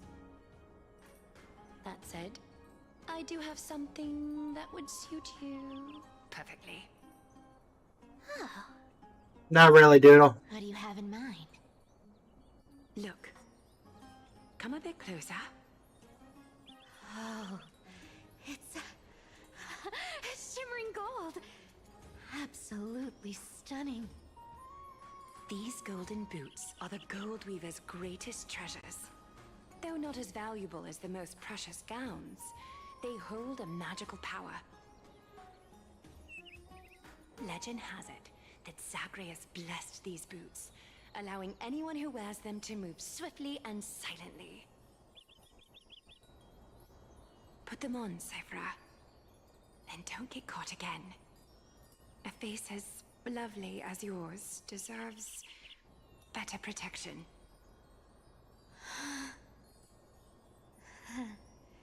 You rich folks just love sticking your noses in everything, don't you? Well, I'm taking these now, so don't get any second thoughts. What's wrong? Do you have a smaller size? These are way too big for me. Well, I suppose you'll have to grow into them. Do you have to interrupt me in the middle of my story? Fake? What's fake? Those boots definitely don't hold Zagreus' divine power. You're AMPHOREUS' most cunning liar, and even you were fooled by a Glyad. Watch your mouth, or I'll feed you to the fish in the river of souls. Weren't you curious how I got tangled up with that seamstress? Well, now you know. Satisfied?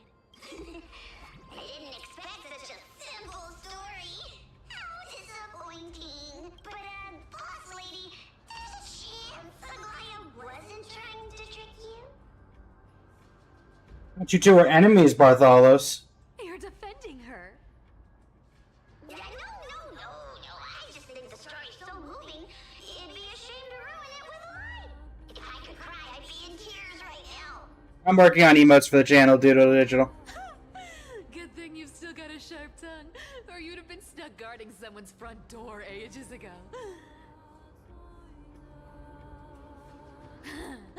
Enough chit-chat.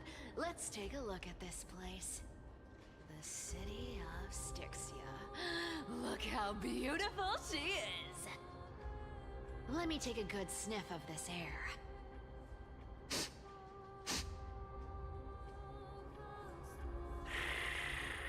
This air, it's filled with the scent of treasure everywhere. Wonderful! Thanks to Castorus and Grey Mystery, the ancient city's barrier was finally dispelled. Now that I think about it, helping them was well worth it. Time for treasure hunting, Barto! Lead the way, and whatever we find, we'll split 80-20. Well, I have a suggestion. How about 70-30 instead? Listen closely. Do you hear that? The gnawfish in the River of Souls are growling with hunger. 80-20 it is. How generous you are, Boss Lady Cypher. Anyway, what's with all this water? It's damp, cold, and miserable here. I hate it. Ooh, the mighty demigod of trickery. Uneasy around water. I mean, she is a cat. You wouldn't understand. The people of Dolos are talented in many ways. Just, not in swimming. Why don't we have a race? Long distance, sprint, or laps? Take your pick. What's got you so worked up? Relax. Who would have thought the fearless Lady Cypher was afraid of water? Cats hate getting wet. What's so hard to understand about that? Now, hurry up and figure out a way across. Or I'm... Don't Yep. rush me! Let me take a look around! Got it! Let's use that thing! Come on! Follow me, boss lady! Not a good imitation. I'll play along. Let's see where this goes, Bartolos. Tell me, how did you hunt for treasure when I wasn't around, boss lady? Oh, interesting. But that's not Bartolos. Eventually, Doodle, I'm planning on it. Was this device designed by priests of Ornyx? Do you think you can handle it? Don't underestimate me, boss. Just find a cozy dry corner and wait for me. Mission accomplished. Now you don't have to worry about your tail getting wet. Not bad, but just a warning. If this thing fails while we're halfway through the water... Don't worry, trust me. For that sweet 20% cut of the loot, I'll make sure you're taken care of. Huh. This feels truly magical. When did you pick up this trick?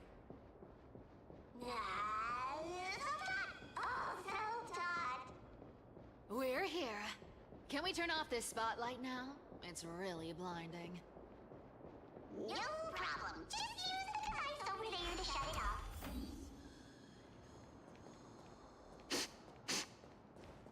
The scent of gold coins, gems, and fine leather. It's so refreshing. Yes, right here. What are you waiting for? Start digging. Roger that. Watch me. Bartolos activated excavation mode. Unearthing. The treasure buried deep underground. That's a huge chest. Move over. I want to open it myself. Wow, wow. A massive haul. Unbelievable. It's hard to imagine the kind of luxurious life the people of Styxia once led. As expected for a realm of Fagusa's disciples. This entire chest is filled with ornaments made from ocean's tears. Here, take this. See if it suits you. Thanks for the gift, boss. Much appreciated. Look at the clarity of this purple crystal. It matches my skin tone perfectly. Oh, safer, safer. You truly have the most refined taste of all of these in Amphoreus. Let me try this on. Huh? Where is my treasure? How long have we known each other? I can't believe you still fall for this. This is... How could I have forgotten about this? I'll believe it is true, and a lie becomes reality. What a convenient ability. The demigod of trickery's divine gift. Far more practical than any golden thread or teleporter. Alright, enough fooling around. Here's the real thing. Lead the way. Cipher rules! I've already pinpointed the next trove of treasure! Starting navigation. We're set to make a fortune this time! Got any plans on how to spend it? Of course. Spend nothing. Have you forgotten? Isn't that like... Once activated, this thing makes a racket that can be heard for miles. It's just too stupid. Seriously, what was the Titan thinking when they came up with this thing? Hey! If you don't want the trickery to be exposed, you'd better start by keeping your mouth shut. What do you say? Boss lady, you're absolutely right. I'll be careful with my words. Ah! This thing's way too loud.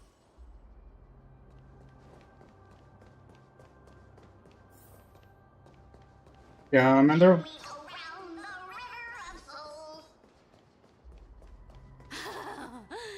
There's a big guy guarding this place. Yeah, big and... Look at its face. Oh my, how could something be so ugly?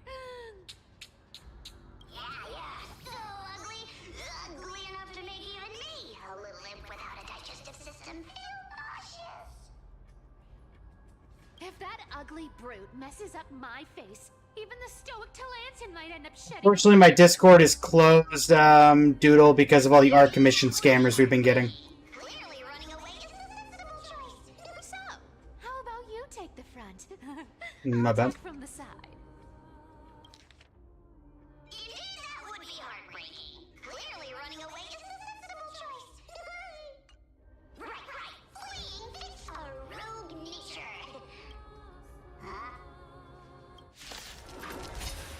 Well, he turned around. Night falls. Good night. Dispel the gloom. Restore the skies.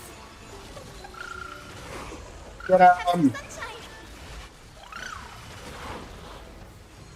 Gotta stop them here. Embrace a new life. Memories waiting to be woken up by a shooting star. Remember me with love. May time watch over the Evernight. Don't blink. May life and death sprout new buds. Cleanse hatred with love. Such an ugly and useless creature, taken down with just a couple of hits. How boring. Hey, Bartolos, are you still alive? Give us a squeak if you are. Squeak. Look at you, all shaken up. Can't handle even this bit of action. Should be safe here now. Get to work. Boss Lady Cypher. Those activates excavation mode, unearthing the treasure buried deep underground. It doesn't smell like anything valuable this time. Since we've already dug it up, let's open it and see. Huh. Is this? See you around, Doodle. Month of balance. Day blank. 3 more neighboring households moved away today. The tide has risen higher than ever before, already reaching the 5th step of the stone stairway out to our residence. The priest insists it's merely a seasonal high tide that will soon recede, but having lived in Styxia for 30 years, I never witnessed water levels like this. Leandro from the harbor went fishing 3 days ago and reported the seawater had become unusually turbid, appearing as if mixed with ink. Beneath the surface, he glimpsed strange shadows, not human in form yet possessing distinct outlines. After returning, he developed a high fever and has remained bedridden since. Month of balance. Day blank. The city's feasts have grown increasingly frenzied. Grand celebrations that once occurred only during the month of joy now happen almost daily. At the Andros family's banquet last night, I witnessed 2 normally well-mannered women treading grapes barefoot, emitting strange laughter, and then directly drinking the dirt-laden juice. They claim to be mimicking Fagusa's ritual ceremonies, though I've never heard of such an absurd form of worship. Prices at the market have risen by 30%. The honey brew merchant reports that the brewing process has become exceptionally difficult lately. The yeast cultures mysteriously rot. Only by distilling with seawater collected directly from the harbor can they produce proper wine. Fortunately, our Doris is clear-minded enough to advise us to minimize our consumption of the city's water and wine. Month of everyday day blank. Last night, strange music emanated from the harbor. It wasn't produced by any instrument, but seemed to rise from the ocean depths. The low, haunting melody sounded as though it were telling an ancient tale, compelling people to approach the shore. Several neighbors' children sleepwalked to the dock last night. They claimed to have seen the goddess in the water performing and wanted to get closer. The priests have forbidden all forms of musical performance and deployed soldiers to patrol the docks. For some reason, I can't shake the feeling that they're acting from fear rather than genuine desire to protect us. Is that Hycillans? Month of everyday, day blank. Today I met Nora, the cloth merchant, at the market. She revealed that the situation in her district was far more dire than we had imagined. The spirit water pool in Fagusa's temple suddenly dried up 3 days ago. Despite their best efforts, the priests cannot replenish it. More alarming still, strange cracks have appeared on the wall behind the deity statue, forming patterns of script that no one can decipher. Nora also shared peculiar rumors. Some claimed to have seen in their dreams a woman playing a lyre draped in black veils with eyes gleaming like seawater. She allegedly told dreamers that Styxia would soon face a great transformation, and only those who would be saved. Some city residents have begun referring to her as the prophetic sea musician, despite the priest's determined efforts to suppress such rumors. So definitely Hycillans. Month of freedom, day blank. We finally decided to evacuate with our entire family. The seawater has risen to the highest watermark at the dock, yet some remain oblivious, still immersed in endless revelry. Our family and the neighboring Milan household have decided to journey to Akama together. Reportedly, the World-Bearing Titan's protection extends there, and the tides of darkness have not yet invaded those lands. We plan to slip away quietly tonight from the northern dock exit. We pray to Fagusa for safe passage. Month of freedom, day blank. We've been traveling for 3 days now. Last night, the Milan family youngest child suddenly developed a high fever, continuously muttering strange phrases that resembled an ancient ballad. His father decided to take him back to the city for medical treatment. We all know there is little hope to be found there. This morning, looking back at Styxia from the hillside, I was horrified to discover the entire city developed in a strange aura, with seawater simmering like an unnatural blue radiance in the sunlight. From a distance, those magnificent buildings seemed to twist and distort in the water as if they were merely illusions. Month of Weaving, Day blank. We encountered several other fleeing townspeople. They brought even more horrifying news. The seawater in Styxia had begun displaying strange colors and textures, something sometimes thick as honey, other times solid as glass. Those who remained in the city had begun undergoing bizarre transformations. Even more disturbing is that at night the entire city bathes in an indiscriminable glow, as if they enveloped by some gigantic amniotic membrane. They say that this is Fagusa's punishment, but I can't help wondering, is this the Titan's wrath or some power even greater than the Titans at work? We've decided to continue northward to Akama. Along the way, we've heard rumors of somebody named Blank who could supposedly appease Fagusa's wrath. But these are merely legends fabricated by desperate people. We common folk can only rely on our own feet to flee this disaster. Month of Weaving, Day blank. Tonight, after the children fell asleep, I secretly examined a small vial of seawater I brought from the city. It was the last drop collected from the spirit water pool in Fagusa's temple before we left. In the moonlight, it displays a strange shimmer, as if something moves within it, unlike any ordinary water. By chance, I discovered that gently tapping the vial with my fingertip produces a peculiar sound, like distant lyre notes echoing. At that moment, I seemed to glimpse a mysterious woman standing upon the sea surface, sorrowfully playing a melody that no one could understand. I don't know if this was illusion or reality, but if it really exists, one who can hear the sorrows of Styxians, then as we embark on this uncertain journey, please grant us a flicker of hope, even if it's merely a beautiful dream. Akama is now within reach. Taking one final glance back at my homeland, the beautiful scenery of old is nowhere to be seen. Only distorted masses of light and shadow undulating on the sea level, resembling foam heaped by waves before dawn, dissolving by one to gradually reveal its cold and true nature.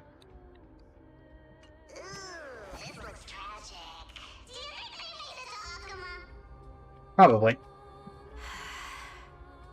Probably not. I've never seen or heard of anyone from Styxia and Akama. At least Stolos still has me left. Guess this city wasn't so lucky. It does seem unfair, doesn't it? Just because they were born in the wrong place, they had to face such devastation. Meanwhile, those in Akama, simply because they're supported by the world-bearing Titan, continue to survive. Yeah, the world just isn't fair, is it? Speaking of the world-bearing Titan, Cypher, didn't you tell me once you used to be an apprentice at Kefali's priestly court? Huh? Did I? Yeah, you definitely told me, and I remember it clearly. Maybe it's been so long your memory's gotten a little fuzzy. Right. I did tell you. It wasn't a big deal. I just snuck in with a bunch of mumbling priests and watched them do their spooky rituals around some glowing rock. Honestly, I was only interested in the wallets of the old grandpas on the council back then. Don't remember much else. It's been what? Nearly 1,000 years? Oh, I see. But you in a priest robe? No, that's hard to picture. Kind of like trying to think of Kuki Shinobu in a Shrine Maiden outfit. Besides, priest robes from 1,000 years ago were nothing like the ones today. Right. I didn't think about that. I was just curious if you ever overheard anything interesting from those priests. How ridiculous. Come on, let's head to the next spot.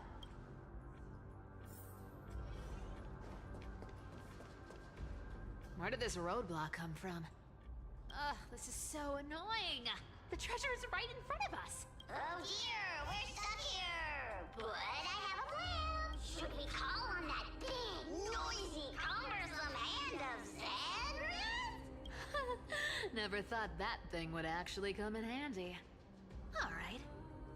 Do you want to handle it? Leave it to me, boss. I don't need a controller. After all,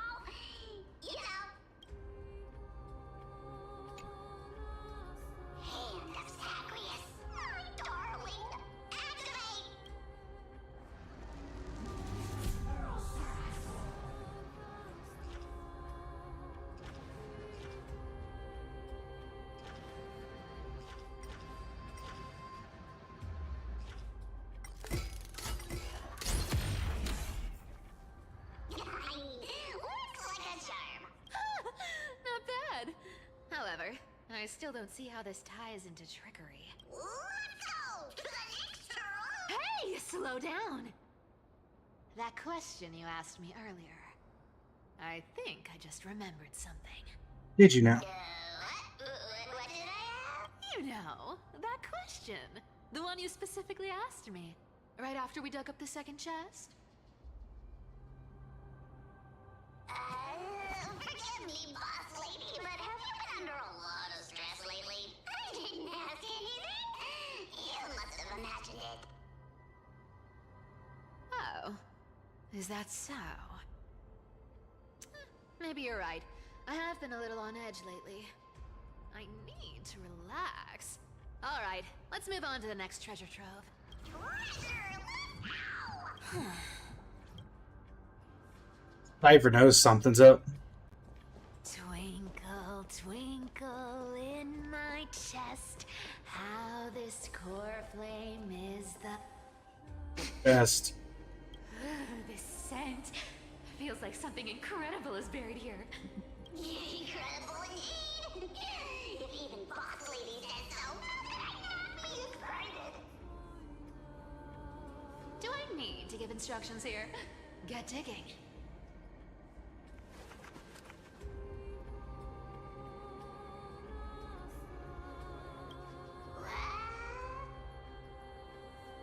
Oh, isn't this a golden scapegoat?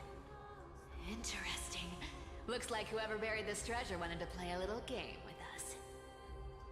Oh, isn't there a myth about this thing? Those who feared fire became sheep. Those who did not became human. Sheep, humans, whatever. All I know is unlocking this gets us treasure. Here. This honor's all yours. Puzzles and tricks are right up my alley. Just leave it to little old me. Well, man.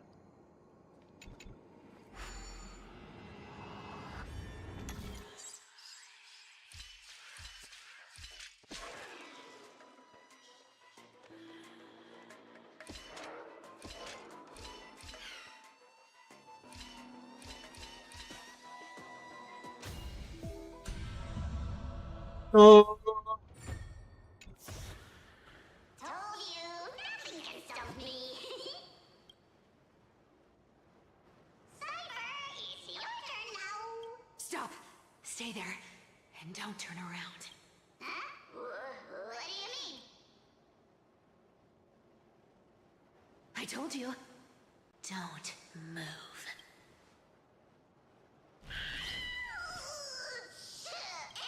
My poor old back. What are you doing? Shh, quiet. Don't say anything unnecessary. That seamstress. She's listening. What? Boss, do you mean? Stay put and keep quiet. I'll handle her. Whoa, whoa. Seamstress. Getting sneaky, aren't we? Did you think I wouldn't notice your little spies lurking around me? As time passes, I find myself leaning more and more on blind luck. With only the power of this little nymph. Naturally, I couldn't slip past your sharp eyes, Cyphera. Even if you could fully control Bartolos's mind, I would still be able to see through your disguise. Aglaya. You've gone to such lengths to spy on my every move. What exactly are you after? I've told you before, you don't need me to succeed. Why don't you just let this go? I already made an exception and got involved with Castorus and Grey Mystery. Asking for more now. Isn't that pushing your luck a bit too far?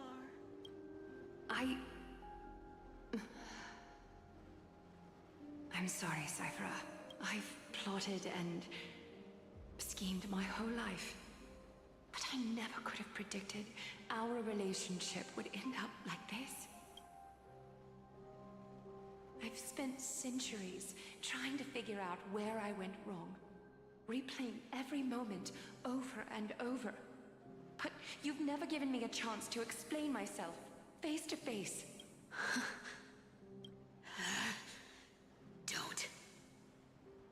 Don't talk to me like that.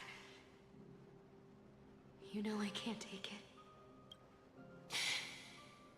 1,000 years ago, out of foolishness, I let my silence steal away the most beautiful sound I'd ever known.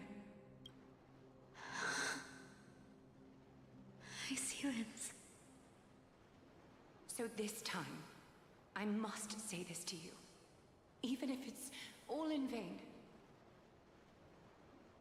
I need you, Cyphera. The Chrysos Heir's mission needs you.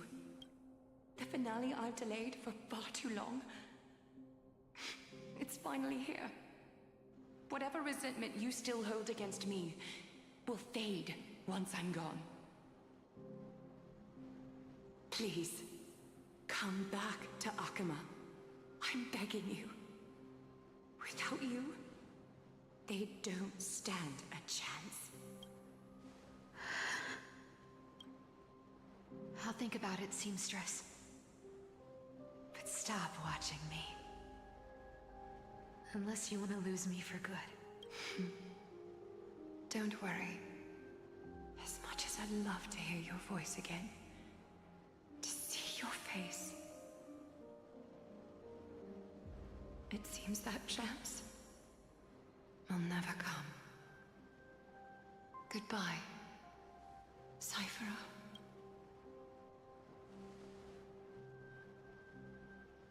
Goodbye, Aglaya.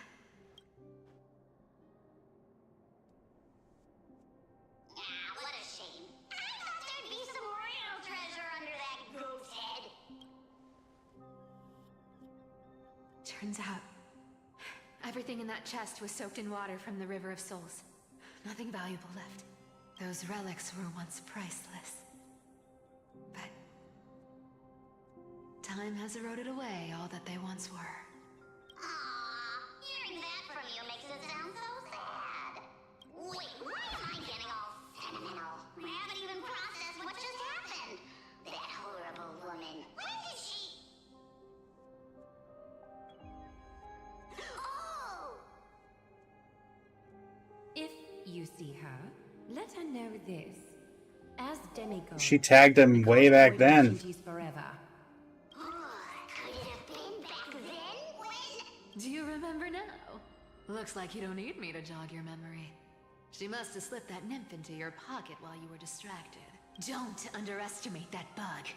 It's every bit as dangerous as the seamstress's golden thread.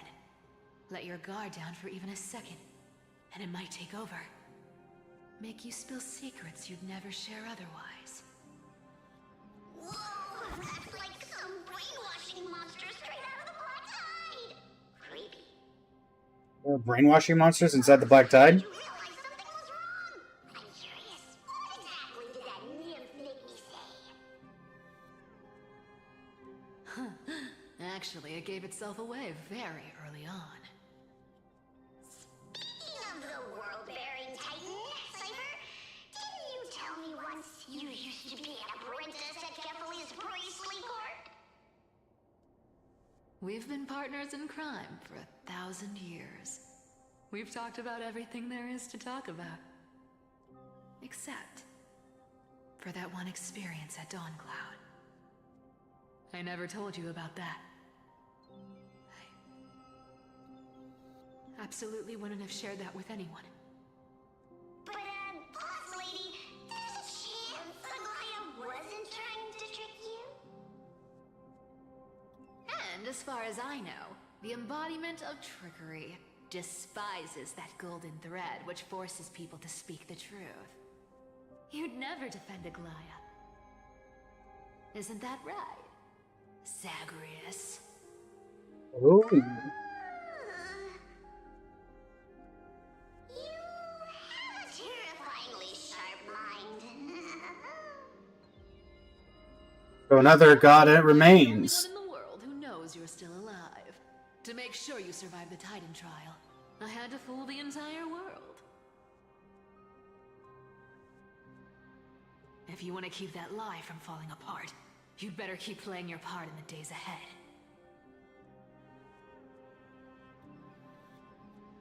Even if it weren't for saving my worthless little life,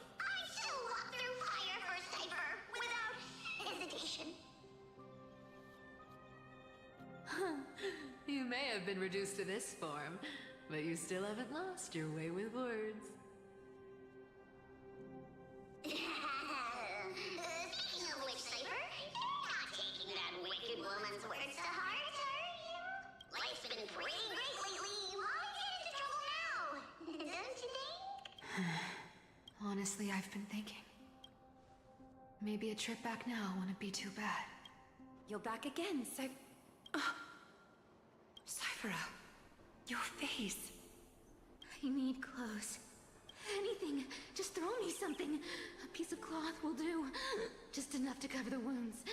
I will pay back the amount I owe. I promise. You're bleeding golden blood. Yes. What about it? So what if I'm one of those chrysosairs they talk about? Those infinitely strong heroes. World-renowned swordsmen. Exceptionally intelligent scholars. Cyphera. Oh, I'm sorry to disappoint. Who knew that group of amazing people would include me? Pauper. Thief. Con artist. Maybe I should just make another cut to drain all this yellow stuff out of me and... Stop it, Cyphera. I'll give you clothes. Warm you up and... Stay here. Stay in my workshop until you're healed. Aren't you going to ask me how I got these wounds?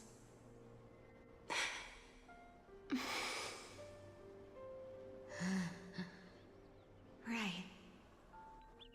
What's the use? I'm so good at lying. Even your golden thread can be fooled. If you can't verify the truth, why bother asking at all? I don't need to ask. Nor do I need to use the golden thread. I know everything you do is for survival, at all costs. Stay here. You won't have to deal with the cold or go hungry again. Stay by my side, and you can start putting yourself back together. Aren't you worried I'll ruin this place's reputation? Or that I might sneak off with your precious clothes and sell them? I wouldn't have invited you if I were worried about those things. You're weird, seamstress. You know, they say a child who often lies remains a liar for life. I've tried not to become a liar, but honestly, it's just too hard. I'm close to giving up. What makes you think I won't disappoint you? Because I can feel it. Not with the power of a demigod, but with the heart that beats. Oh, so she was already a demigod at this point. You love this place. That's why you keep coming by, but also why you hesitate to stay longer.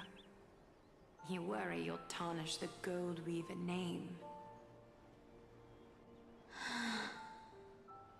After taking over Nestia's divine authority, I became used to letting the golden thread distinguish sincerity from falsehood.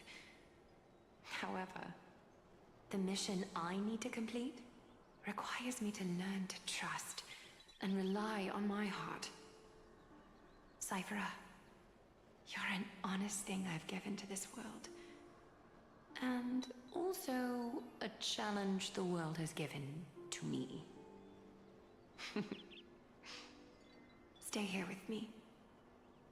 You have a beautiful face that deserves better than to be covered in scars and grime.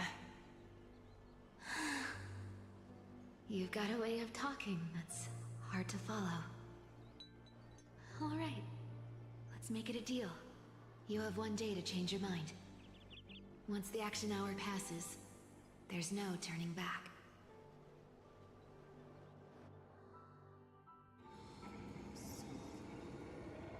Uh-oh. These folks in black. are not responding to provocations, nor do they seem intent on fighting. What exactly are they waiting for? Pressure. Fear. Planting seeds of anxiety. It seems this is the strategy they've chosen. An organization that sees it as their mission to eradicate the Chrysosers. I've read some chilling accounts. Stories of the Cleaners using alchemical arts to implant fragments of memories into their successors, ensuring both identity and hatred live on. From what I know, these stories are true. The kindness we know today, strictly speaking, is the 27th kindness. My goodness. Objectively, the rise of the Cleaners was both inevitable and necessary. Yet, their ruthless and twisted methods earned them nothing but disdain and condemnation from history. And still they endure. An organization persisting through time, now working tirelessly to obstruct the flame chase. Are they truly so terrified of the Aranova the Chrysos heirs strive for? Even in these crumbling end times, there are always those who find ways to profit from the chaos. To ask the vested interests to abandon their status, wealth, and ambitions in this world for a distant ideal may be no easier than creating a miracle. Easy to create a miracle. I wonder where she is now. If they're targeting me, she definitely won't escape their notice either. I hope all is well.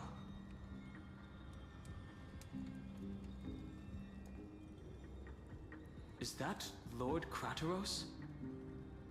There you are, Lord Donghung. We couldn't reach you on the teleslate, so the Holy City Guard almost assumed you two had met some terrible fate. You pests crawling in the shadows, back off. Your plot ends here. You played your hand. Run while you still can. It might be your only chance to survive. Yeah, he stood his ground to the Flame Reaver. You're nothing compared to that. Stay away from Akama forever. If you set foot there again, the fury of its people will tear you apart. Because Aglaya is dead, and in the eyes of the Holy City citizens, her blood is in your hands. Jeez, we didn't even get a chance to save her? Okay. Oh, well, we took care of them.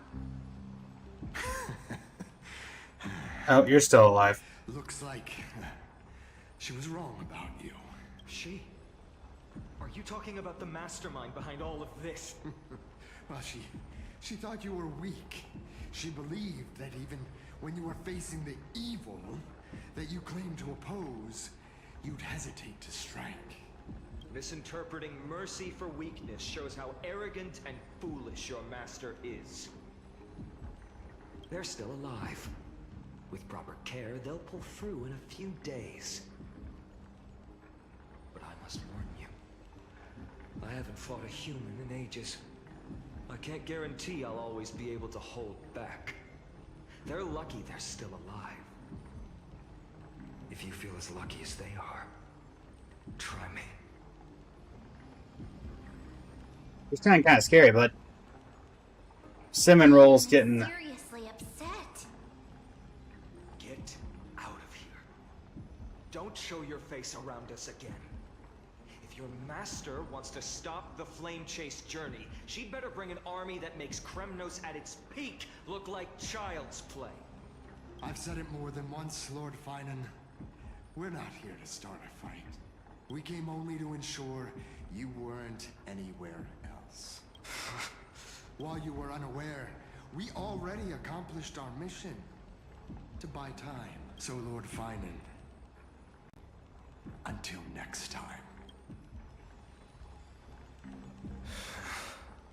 Are you okay? I'm fine. Anyone who uses innocent lives as bargaining chips has gone too far. Didn't Kratos do that? They were after the Chrysosairs. I guess the opposition within the Council of Elders is still desperately fighting to obstruct the flame chase. If the conspiracy is exposed, they'll be hunted down in the Holy City like rats with nowhere to run, no matter where they hide.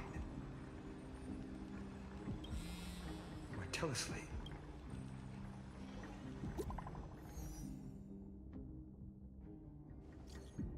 Little announcement. Due to a force majeure, the world-bound web operations will be temporarily suspended. Please stay calm and remain in your homes.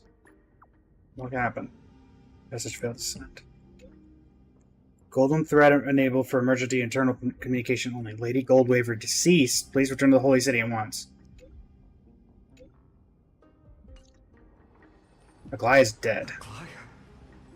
Is this blasted? Those guys. Was it their doing? But how could they possibly? Hit multiple locations at once. This could just be one of her schemes.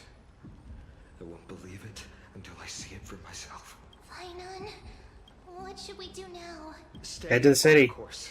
I'll contact Treeby and ask her to keep the citizens calm. We'll hurry back to Akima as fast as possible and assess the situation in the city. If we run into any enemies along the way, I won't be merciful this time. Yeah, he's in a mood. I mean, I get it, but... Cartonis? Oh, you're forging a sword for Finan, aren't you? I haven't seen you wield the hammer in so long. I couldn't help but be entranced by the sight. You, Aglaya, in this form you come to me. It means... That's right.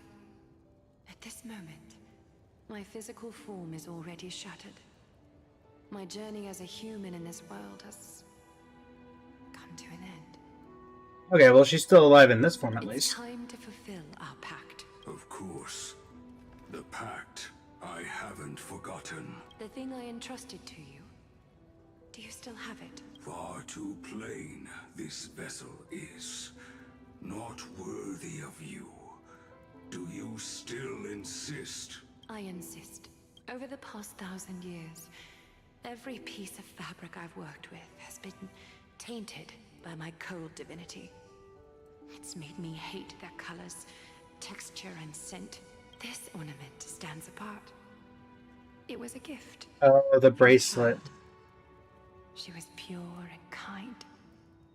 I often wished my childhood could have been like hers. How to say goodbye to everyone? Have you already planned? I'm afraid there's no such detailed plan this time. I deeply regret not being able to say farewell to them, one by one. The moment has come. My departure will give them one less thing to worry about. This parting gift should help ease the regret of such a sudden goodbye. Invented for the Titans, Kremnos' soul-forging technology was. Though divinity it retains, filtered out, the remnants of humanity will be. Is that what you want, Aglaya? You've confirmed this with me repeatedly. Yes, Cartonis. I need you to do this for me. Condense my divinity into this ornament. It might still be useful in the future to help them complete their mission. Selfless until the end. Envy that child, there's no need to. Already lived a grand life your humanity has. Your praise puts my heart at ease, Grand Craftsman. Now, please, take me through the last tempering that fate has to offer.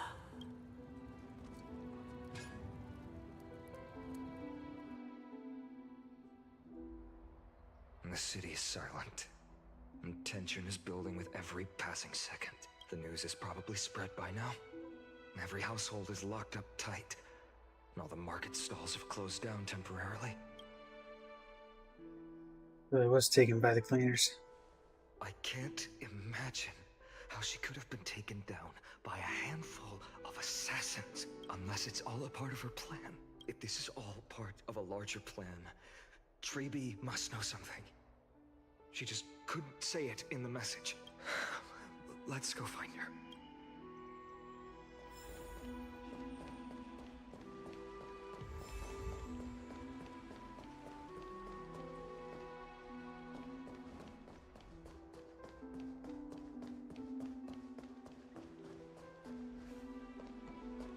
I know people still know that's the Council of Elders' fault. Dunham came back before us. You're back. How's everything? No injuries, I hope? Don't worry. The cleaners didn't lay a hand on us. Lord Kratos, were you in the city when it happened? What exactly went down? Regrettably, no one knows the details of that moment. Despite the 30 people that were on the bottom floor and never looked up. Only saw. It's fine. Just tell me. Eyewitnesses at the Memorial Palace saw Aglaia fall from the Chrysos airbath. Oh, God. She showed no signs of life by the time the Holy City guards approached to check. They were too afraid to jump to conclusions. After all, she was a demigod who lived for over 1,000 years, the leader of the Chrysos heirs. Most citizens of the city believed that death couldn't touch her. She was pierced through the heart by a uniquely crafted dagger. I saw it for myself. It's one of the weapons carried by the cleaners. He was assassinated. No, that doesn't make sense. The ones who appeared in the Grove and those who confronted Dunhung in the Abyss didn't immediately resort to violence. They were just watching and trying to intimidate. They didn't have any reason nor the courage to attack Aglaia. Perhaps speculating blindly won't help. Let's go find Lady Treby, as she understands Aglaia's mind best. I'll stay here to lead the guards and maintain order. Find out what happened, but don't take too long. With Aglaia gone, someone has to take her place and lead Akama. Also, Miss Hyacinth was the one who declared Aglaia dead. You might want to speak with her. Thank you, Lord Kratos. I'll stay here. Also, Miss Hyacinth.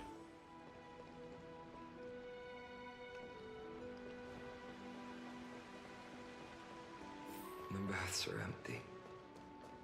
No citizen feels like bathing after hearing such terrible news.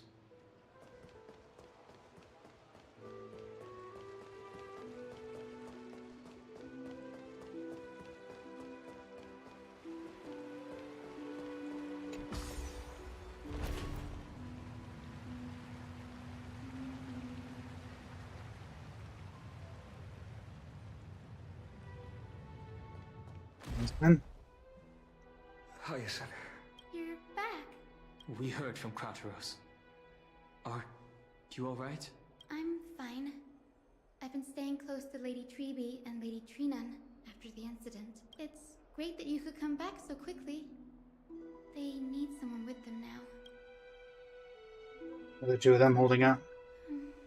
Not well. After all, we witnessed Lady Aglaia's last moments. I tried to treat her immediately, but even the sky's blessings declaring her death was the hardest thing I've ever had to do as a doctor. Lord Finan, don't push yourself.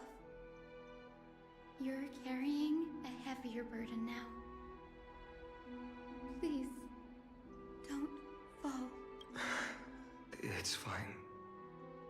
I can handle it. What I've lost is a mentor and a comrade in arms. But for Treby and Trinan, they've lost 1,000-year-old bond. Like they're losing a part of their lives. They just lost a part of their lives. Hyacinth, you've been awake for a long time, haven't you? We'll handle things from here. Okay. See you later, everyone. Next, we should visit Lady Treby. Emerge from your cocoon. Didn't mean to hit that.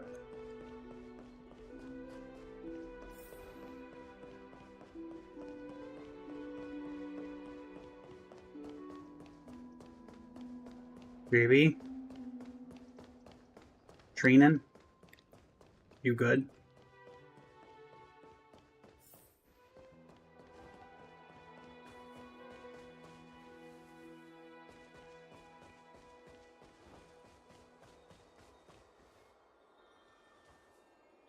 Snowy. Little Gray. You're back. Lady Treby, Snowy, don't. Please don't apologize to us. You went to the Grove to prepare yourself for the threats to Akama. You didn't do anything wrong, so don't be hard on yourself. We were always by Aggie's side throughout this long journey, so we understood her thoughts better than anyone. She knew she wouldn't see the end of the Flame Chase journey, yet she gave everything without hesitation.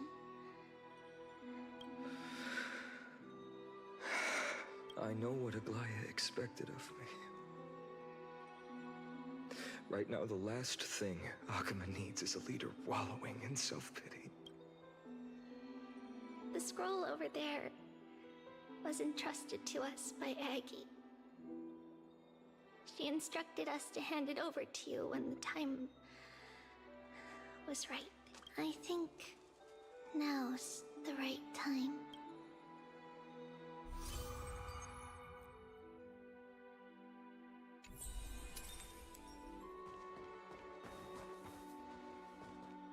Aggie, I still remember the taste of that oatmeal.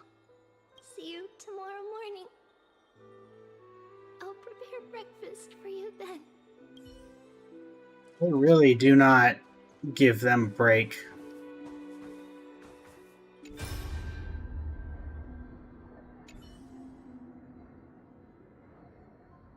You're not to take the medicine anymore. No need, teacher. Medicine can only steady my flesh, but it cannot stop the decay of my soul. I've already borrowed too much time from this world, and now the time is up. Now is the best time for my exit. Please don't cry on my account, teacher. I have a final selfish request. Can you let me in here? I will definitely fulfill it for you. I wish for my death to be quiet and gentle. I hope that my lifeless body will not be exposed to the eyes of the public. Teacher, I have faced too many changes in my lifetime, but in the pursuit of one thing alone I have remained unchanged for 1,000 years. It's beauty, isn't it? That's right, teacher, beauty. Do you think Snowy is ready? 1,000 years ago when I took up the core flame of Nestia, do you think I was ready, teacher? Born into this era, we have no choice but to grow amidst the raging waves, not set sail after everything. Finon, he will understand. He will grasp the duty I've left to him. He is mature enough now, no longer blinded by anger or hatred.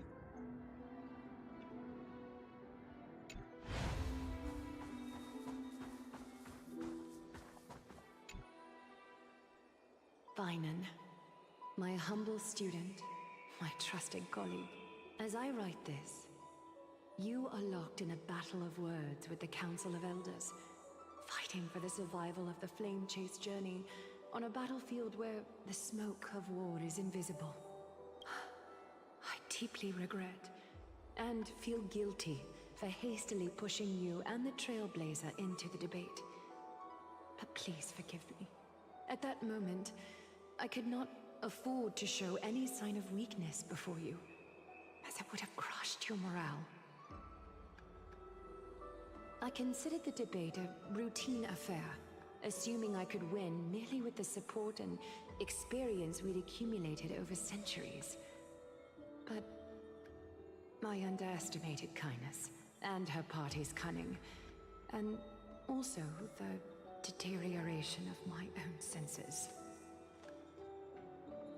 The trap was likely set by the debater Calictus. He had prepared a severed golden thread in advance, revealing it to the public when Kindness was faltering in the debate. He claimed I was reading everyone's thoughts with the golden thread to cheat in the debate. I could have countered that low tactic in 100 ways, but my words slipped out before I could even think about them.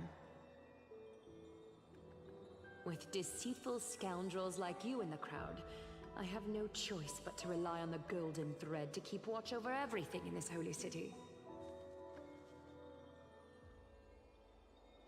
You can imagine the reaction that comment provoked.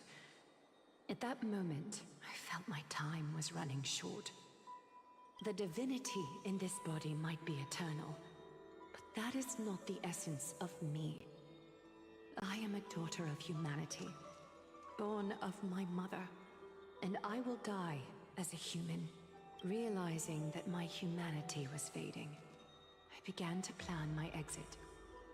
What kind of departure would not waste such a belated death?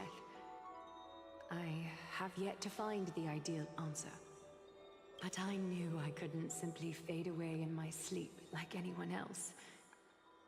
The serpents have always lurked in the darkness, terrified of their heads being cut off by the golden thread. If my departure were to be calm and uneventful, it would only lead to a swarm of those serpents emerging from their nests.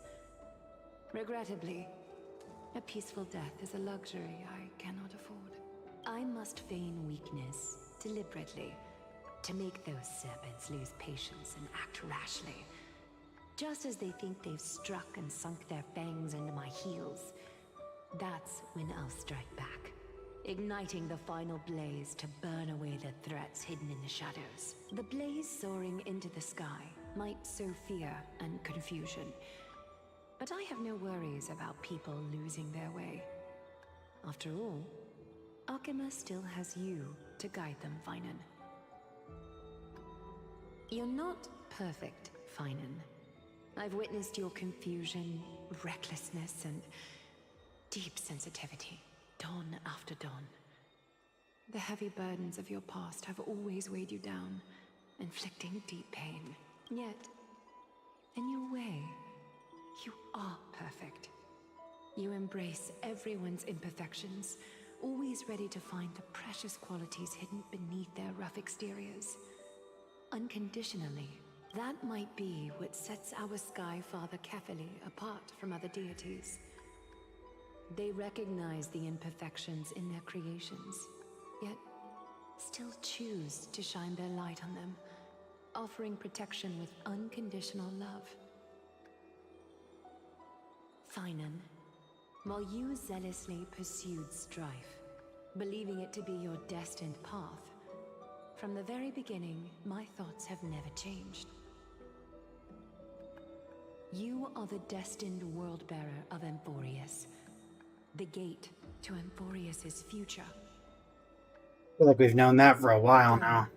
Or at least it's been implied. Chase journey of the prophecy, ignite the stars, and inspire hope in the hearts of humanity. I will be waiting at the end of the West Wind, looking forward to the miracle you will create. Aglaya, how could I possibly be worthy of the burning torch you've passed into my hands?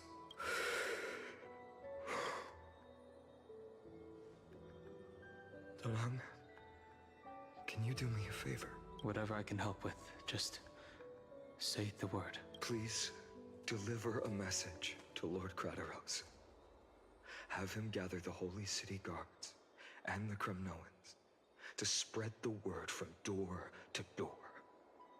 At the lucid hour tomorrow, Finan will speak at the Marmorial Palace. Urge everyone who has concerns about the Holy City's future and the Flame Chase journey to attend this gathering. Tell them Aglaya has left AMPHOREUS the seeds of hope. Understood. Thank you. It's been a harrowing day for everyone. Please make sure to rest well and collect your thoughts. I need to prepare. Who's that? Artonis. Cartonis. What brings you to Marmoreal Palace? I planned to get everything settled before coming to see you. Is there something urgent, Cartonis? How are you holding up, I wanted to see. Better than I expected you seem. There's no room for doubt anymore. It's time to take action and show everyone that the leadership of the Chrysos heirs is still strong. Right, your assessment is. Now, here. Take this. Is this it? You've completed it. Dawnmaker. The name I've chosen for it. Before dawn, prepare for battle. For tomorrow, wield your sword. Befits your stature, it does. Chrysos heir. Dawnmaker. Unbelievable. You've never seen that black-clad sword master. Yet you've recreated this so precisely, just from what I described. Precise, your description. Imbued it with the power of dawn I already have. Guided by your will, gleam with golden flames. Its blade will wield it. May triumph always be yours. Thank you, Cartonis. I will use this sword to protect the beings of AMPHOREUS. Another thing there is. What's this? Stored here.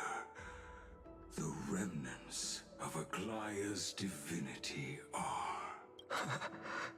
This was her commission. Her death she had long foreseen. Can she still hear us? It's difficult to confirm. About divinity, we know very little. In this way, she wanted to be with you. Always. I understand. Let me keep it. With this, I'll have another constant companion by my side. May this world never have need for a deliverer. Someone told me long ago. But when the world dashed her hopes and fell into disarray, if she could see me now,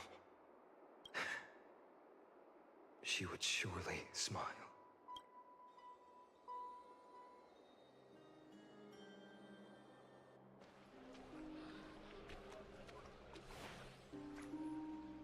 How will the Holy City continue without Lady Goldweaver? Look! Lord Finan is here. Will he step up to lead Akama?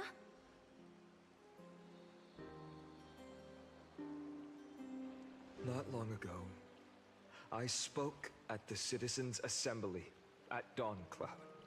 I wrestled with every word, searching for the right ones to rally support and keep the Chrysos heirs' flame chase alive. In the end, I remembered a lesson from one of my teachers. In battles where words are weapons, outrage and blind passion often overpower reason. I followed his strategy. I painted my opponents as nothing more than pests, tore apart their character, and laid out their crimes. The strategy worked. I secured enough votes to achieve my goal, but afterward, there wasn't even a flicker of joy. I realized that apparent victory masked a deeper failure. In my pursuit of success, I fueled division and strayed far from my very purpose that led me to the flame chase journey. This journey was supposed to unify, not divide.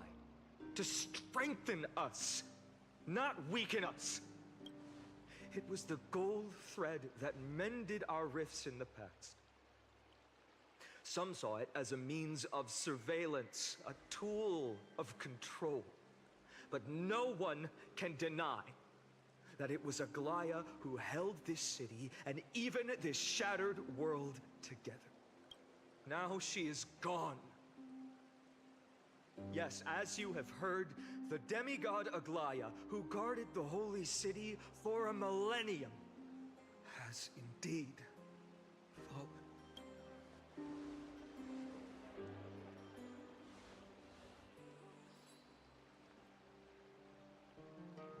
Who murdered Lady Goldweaver? Find the murderer! Make them pay!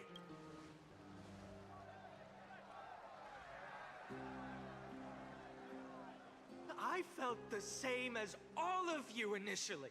I wanted to stand here beside you, to condemn the sinners, to discuss retribution, and to see justice brought down upon them. But my perspective has changed. The golden threads that once bound this city have unraveled. Yet no one is celebrating their freedom from control. In the empty markets and bath chambers, one feeling lingers. Unease. Deep down, we all know the last safeguard against the harm we may do to each other is gone. No divine power will protect us from the malice in our hearts. From now on, only the moral code we choose to uphold for ourselves will stand between us and the abyss. Finon has a way with words. I'm not gonna lie, when Trian died, I felt something about it. When Anaxa died, I felt a little less about it. Now Aglaya is dead, I feel a little less about it.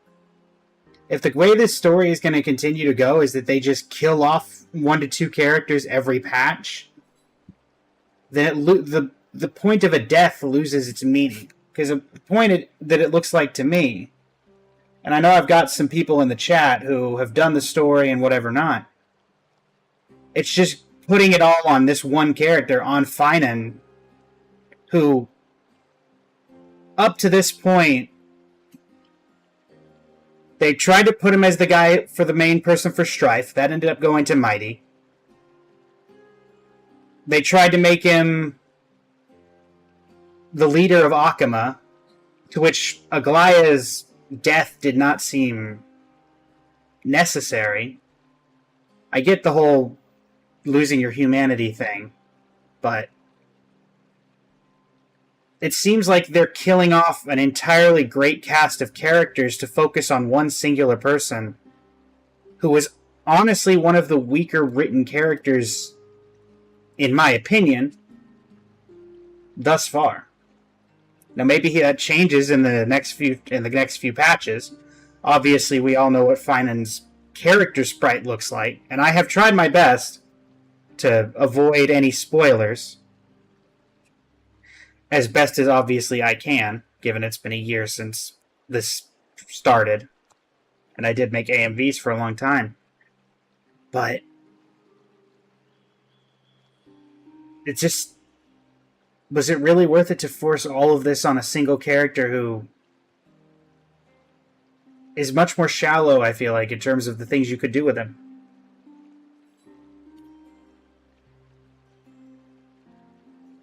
Go ahead and listen carefully. Oh, all right. The flame-chased journey is nearing its end. With only one Titan left for the Chrysos heirs to conquer, Aquila. Before I rise to the skies, I challenge you. Cast out the shadows and malice within your hearts. Let your spirit shine brighter than the sky itself. Let me bear witness. Even without the divine authority of romance, Akima will remain a sanctuary in these end times. A place for the kind people Aglaya dreamed of. The kind of people foretold in prophecy. A better people! Better people! Better people! Better people! Better people! Better people! Better people! I appreciate your willingness to accept the challenge. You have reminded me that Aglaya left me perhaps the simplest duty in the world. To bear the burden of creation, I need only to give one thing. It's a gift she once gave me without hesitation, and now I share it with each of you. Unshakable faith. There's still a long way to go before Amphoreus is reborn. But we will not forget the past as we move forward. For the memories of Amphoreus will always benefit future generations. Allow me this moment. I want to borrow a few minutes of your time to commemorate a demigod who protected the holy city for a millennium. She was Akima's dressmaker, the leader of the Chrysos heirs, the Gold Weaver, Aglaya, and her greatest feat was being a selfless person.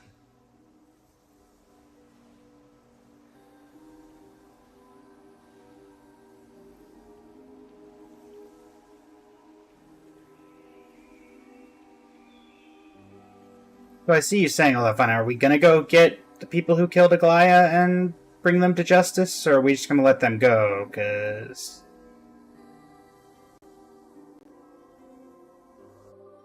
that singing sounds so familiar. That's our song, and Snowy used to love it. Yes, Lady Trian. For that child filled with anxiety. Your songs always dispelled the clouds in my heart. Even if for just a moment. Snowy was so cute and kind when he was little. Now, you've grown so much. Maybe not as cute, but still just as kind. Time spares no one, so there's nothing we can do. But kindness, you helped nurture it in me. Don't mention it. Your light is as bright as ever. Keep it up and stay strong. See you, Snowy. Goodbye, Lady Trian. I heard what you said. Are you suggesting the debate tactics I've taught you are nothing but sleight of hand? Not at all, Professor Anaxa. Honestly, without those techniques you taught me, the Flame Chase journey might not have survived. Good thing your head's still clear. The Chrysos heir of Kefali. I had no idea you had it in you while I was drilling those formulas in your head in class. Who could have thought, Professor? By the way, I've completely forgotten those formulas now. Some things never change. In our next lives, I'll teach you how to truly embrace your divine duties.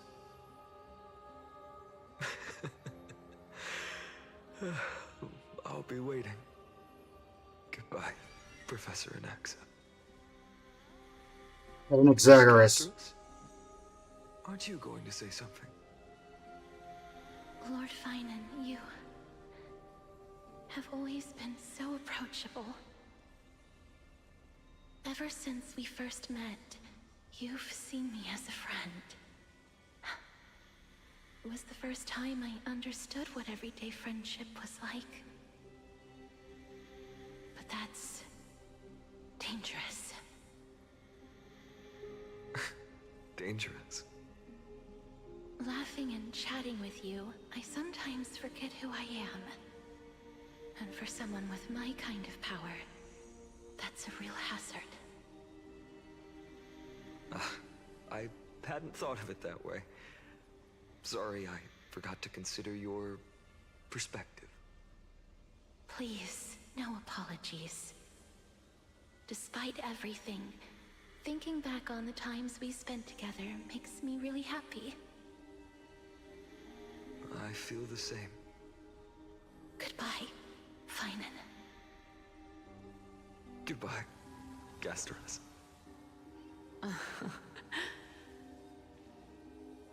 Aglaya. Remember, Finan, after completing the flame chase, leave the decision to initiate the miracle of Genesis to the Amphoreans. The Chrysos heirs are the executors of the prophecy, yet they, the people, are the true masters of this world. Rest assured, I always keep your teachings in mind. The difference between a presumptuous hero and a tyrant is a fine line, right? Well said.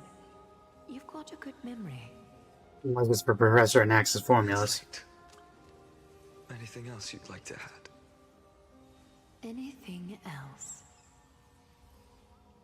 Even in your imagination, I'm not one to show my vulnerable side. No worries. I've long understood how difficult it is for you to open up completely. Thank you for bringing me here, Aglaya. You saved me. Maybe what I wanted to save wasn't you, child, but this crumbling world. Goodbye, Finan. Goodbye, Aglaya. Did you forget me? I mean, you're not dead. Forget you. Like I'd ever. We aren't parting ways forever. You're just off to guard the gates at Castrum Kremnos. Let's not make this a tearful farewell.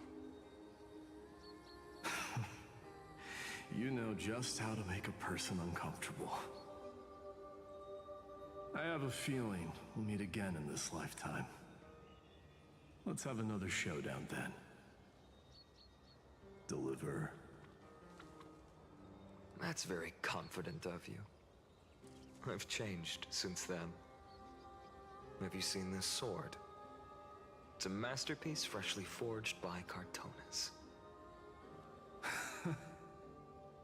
A bold statement for a mere mortal who hasn't yet claimed the power of a titan. See you around. Finan of Ides Elysiae. It's a date, Mightimos. What a poignant, yet splendid journey. Mm-hmm. And it's still not over yet, is it? Yes, Cyrene. I was right. In the end, you did become the deliverer in this story. A lot has changed while you were away. I've met so many people, and tried so many things. I've found new resolve. And I've let go of some attachments. I'm not the same person I used to be. But to me, you've never changed at all, Finan. That would be a good place to end the chapter, but they're not going to do that. Days later, Toad. Dawn Cloud, this place holds so many different kinds of memories. I remember you could see the Gold Weaver sign from here, all the way down the mountain. But my eyes aren't what they used to be 1,000 years ago. Cyphera, you... Seamstress. Tell me, does Akuma have any treasures so rare that not even your... I mean, our shop has seen? Of course it has.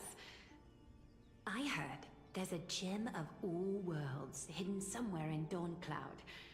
Apparently, it's a piece that fell out of the Dawn device.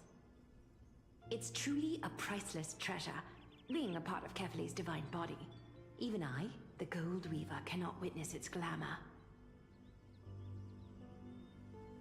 Gem of all worlds. Nice! Got it! Well, please keep looking after the shop while I... Let me guess, Cyphera.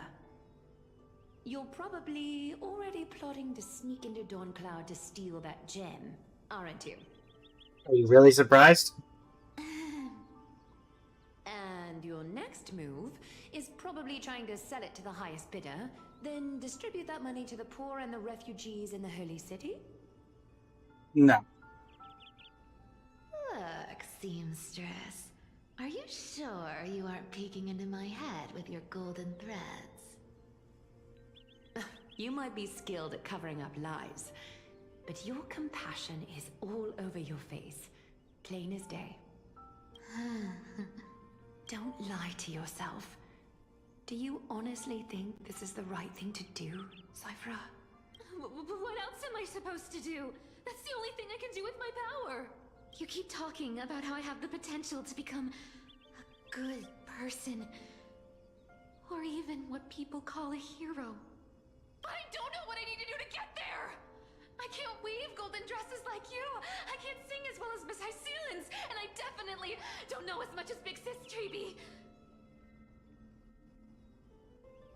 The only things I'm good at are the underhanded street smarts that no one even respects. But I still want to be worthy of you. I want to prove that you've made the right choice. Even thieves can dream. Right? I suppose so. I know, Cyphera. I know. You are justified in your anger. Destiny is never fair. And your path is doomed to be even worse than everyone else's. You are fated to walk in the dark and bear the world's misunderstanding in this journey. But you have to believe that everyone in this world is unique in their own way. I am convinced that you're the only one who can bear the authority of trickery, even if you have to contend with the legendary 300 master thieves of Dodos. Aglaya, I just want everyone to believe that the world is beautiful, and that everyone is simple and kind. If only I could get everyone to believe that. Would that lie become reality? If enough people believed in it, even though it's a lie. Lies will always be lies, Cyphera. But sometimes they can be more noble than the truth. Are you really planning to just stand there forever? Honestly, sneaking around doesn't suit you, Deliverer.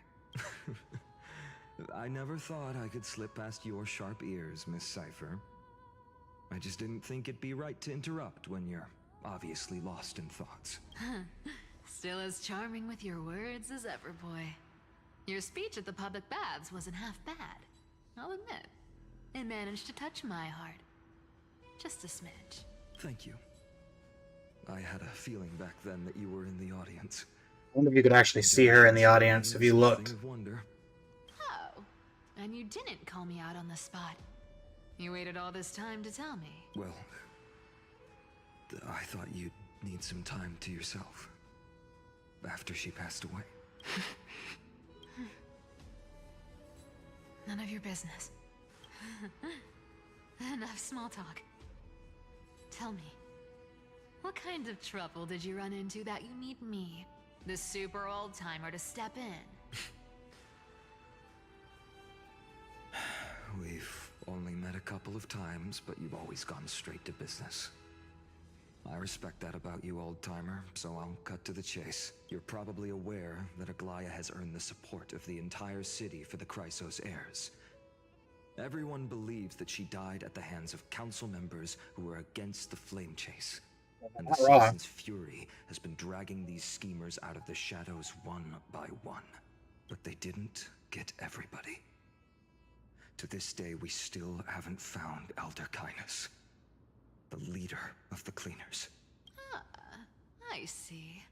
You're afraid she'll do something wild now that she's pushed into a corner, aren't you? Yes.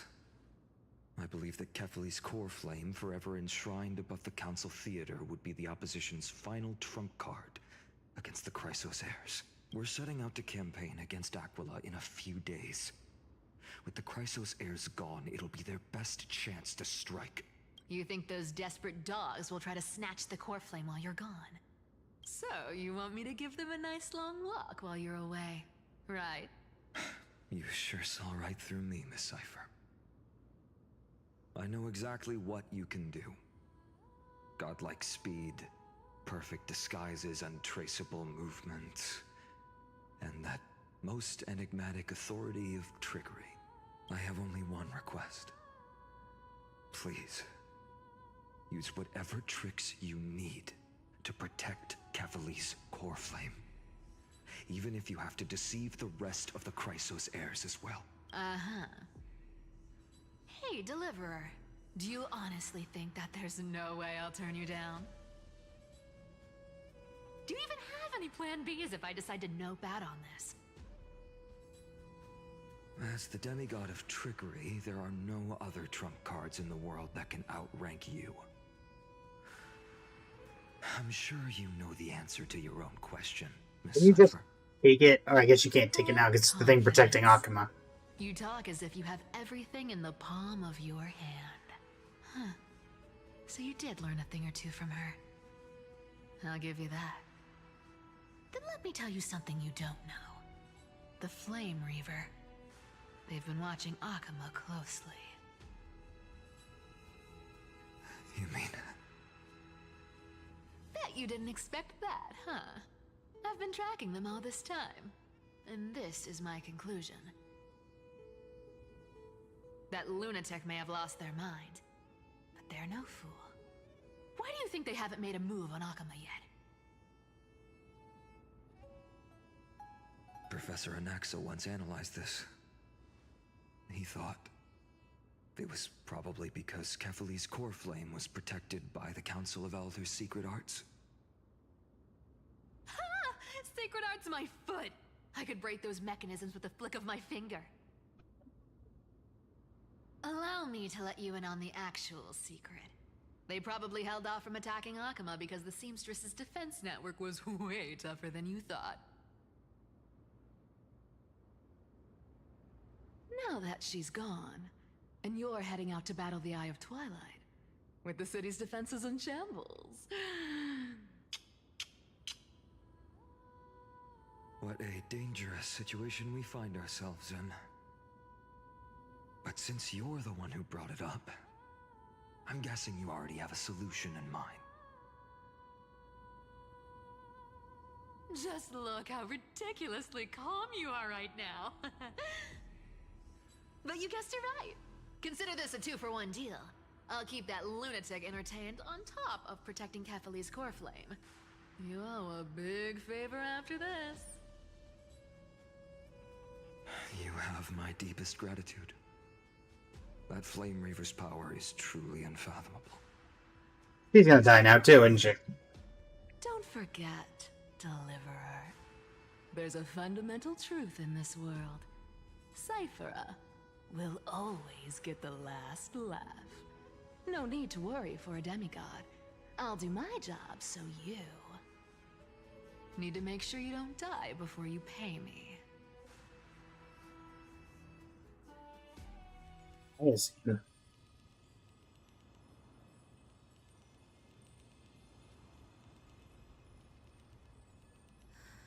I'm back. I've been trying to stay away from here since the Black Tide destroyed the Grove.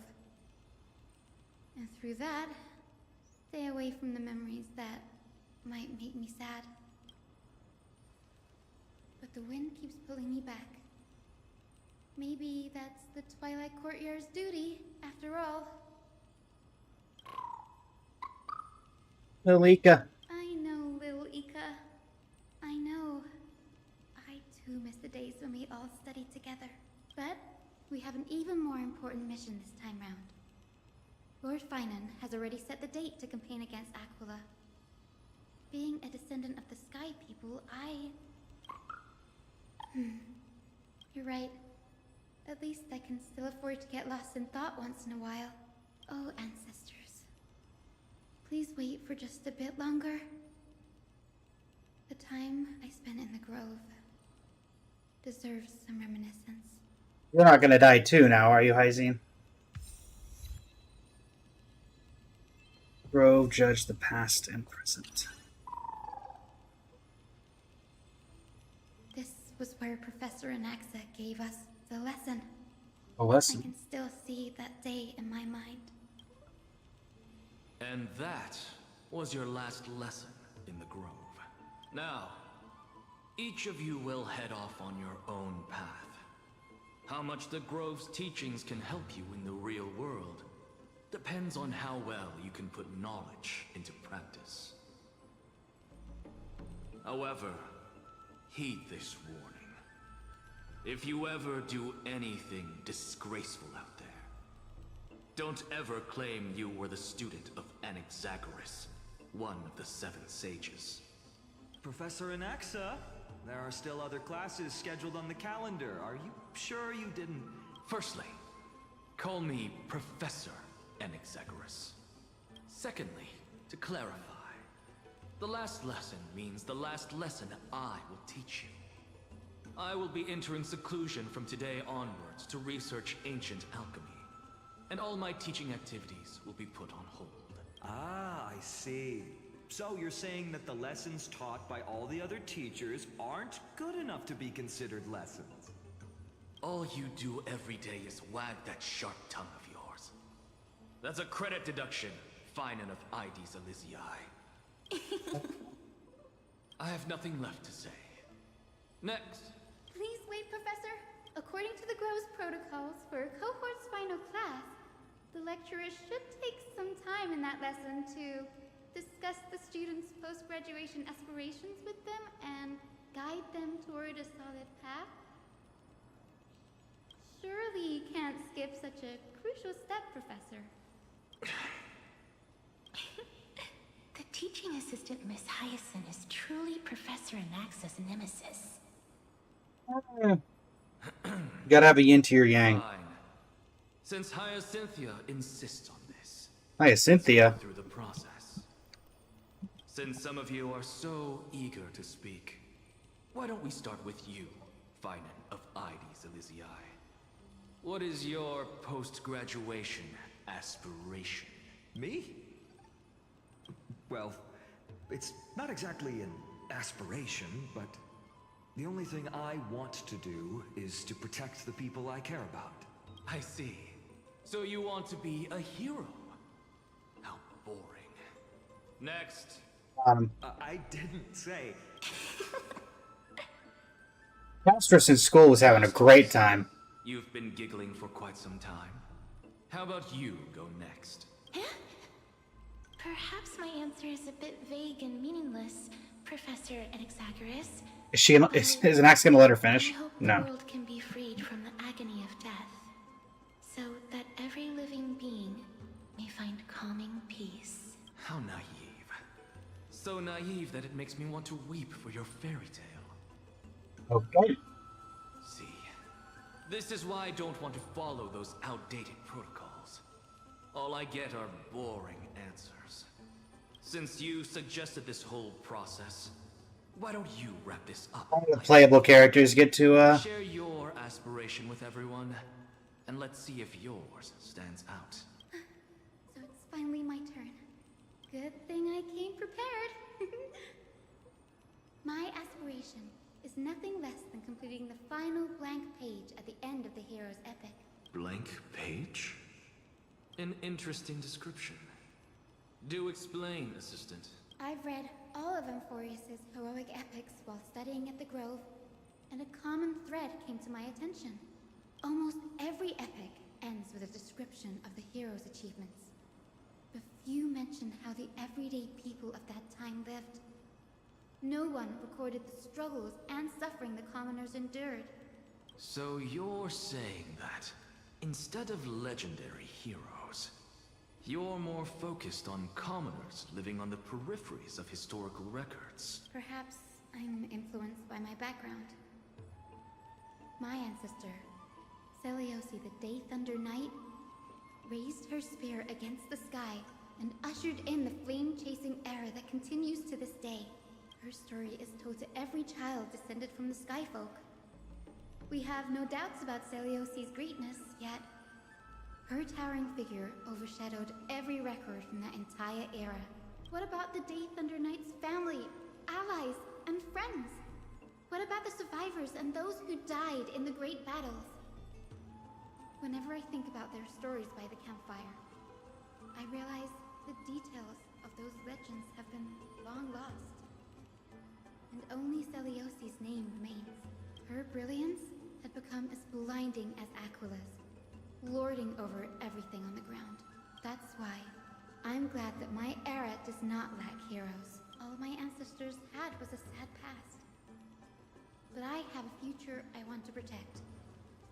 Instead of becoming a hero and ushering in a golden deluge to baptize the world anew, I want to stay in the backline and save all the ordinary humans from drowning in the rising waves. And that's why I like you, Hyacinth. Turn to the sky, but to walk among the masses on Earth.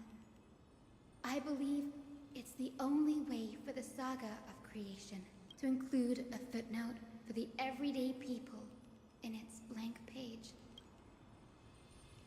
I want to know what his response was to that. I'm getting embarrassed from remembering. Go ahead if you have a question, Mango. But my beliefs have never changed. Now I really have a chance to stay behind the hero's front line and realize my dream. Huh? Oh, Hyacinth. Denny, what are you doing here? I didn't expect to see you again in the Grove. Finan mentioned you were gearing up for the campaign against Aquila. Are you here too? You guessed it. To reach Aquila's realm in the sky, descendants of the Sky People must perform a bloodline ceremony, summon the spirits of our ancestors, and get their blessings. That's the only way for creatures on Earth to forge the rainbow bridge to the sky. And the soul of the first ancestor I want to see is here in the Grove. The rainbow bridge is essential to retrieve the core flame of Aquila, but undertaking such a vital ceremony alone is far too risky. Don't worry. I have little Ika with me. You will protect me, won't you? Good, Ika. Well, what brings you here, Danny? I'm collecting as many myths and research about the Titans as I can. Everything about AMPHOREUS is a valuable addition to our databank when I get back to the Astral Express. Right. If all goes as planned, you and Gray will be able to go home after this mission. If all goes as planned, yes. Yes, assuming we can actually break the curse about worlds beyond the sky. I have a feeling it's not going to be smooth sailing. Oh? Could it be that you too have some kind of hidden powers to make prophecies now? That's not it, but I'm starting to question how real everything is after a conversation with a member of the Council of Elders. Nope. I didn't understand that either, little Ika. Don't worry about it. There's a lot that I still don't understand. Since we've already met up, why don't you come with me, Danny? I was thinking the same thing. The Grove is fraught with danger right now, and an extra pair of hands translates to extra security. That's the dependable express guard for you. So, shall we get going?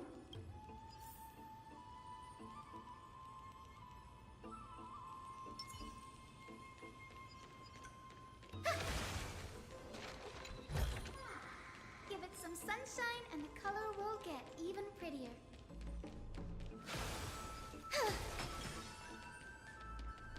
Coming through.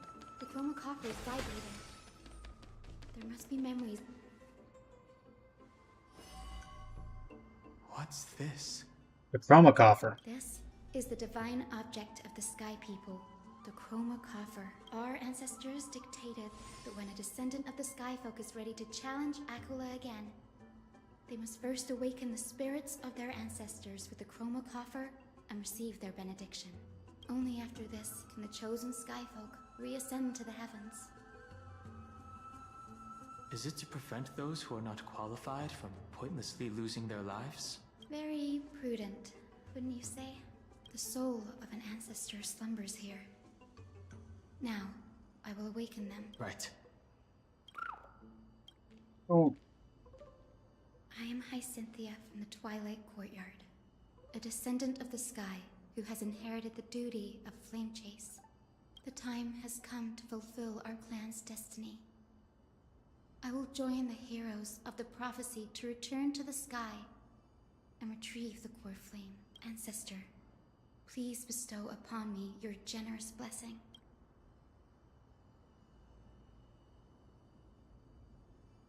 Listen carefully.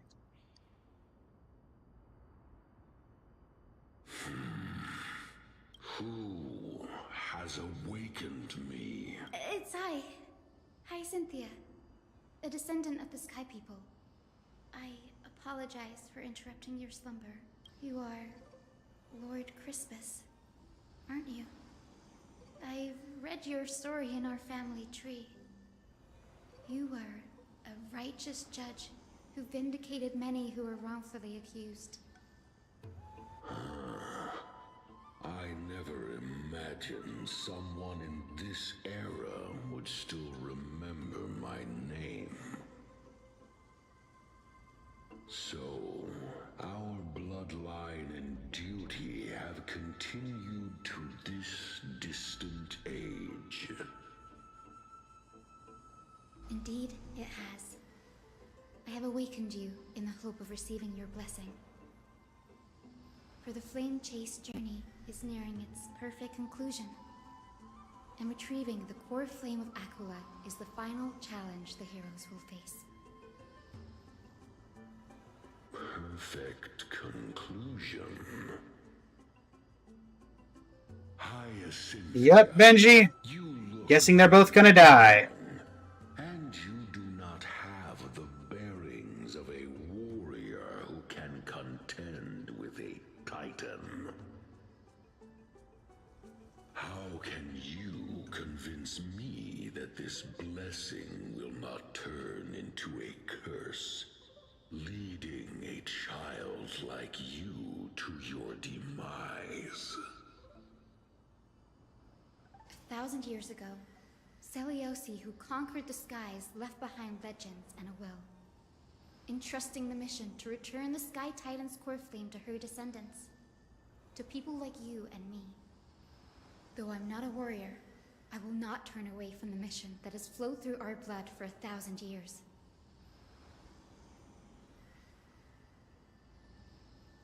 And I am not fighting alone. I have the strongest and most tenacious companions in the world.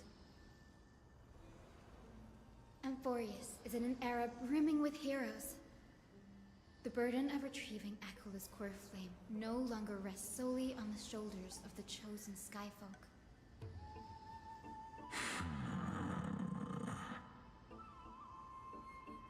I now wield the power of healing. I aim to mend the fissures in the sky and heal the wounds of the people. I desire to define the mission of the Skyfolk in my own terms. To conclude the vigil that has spanned millennia.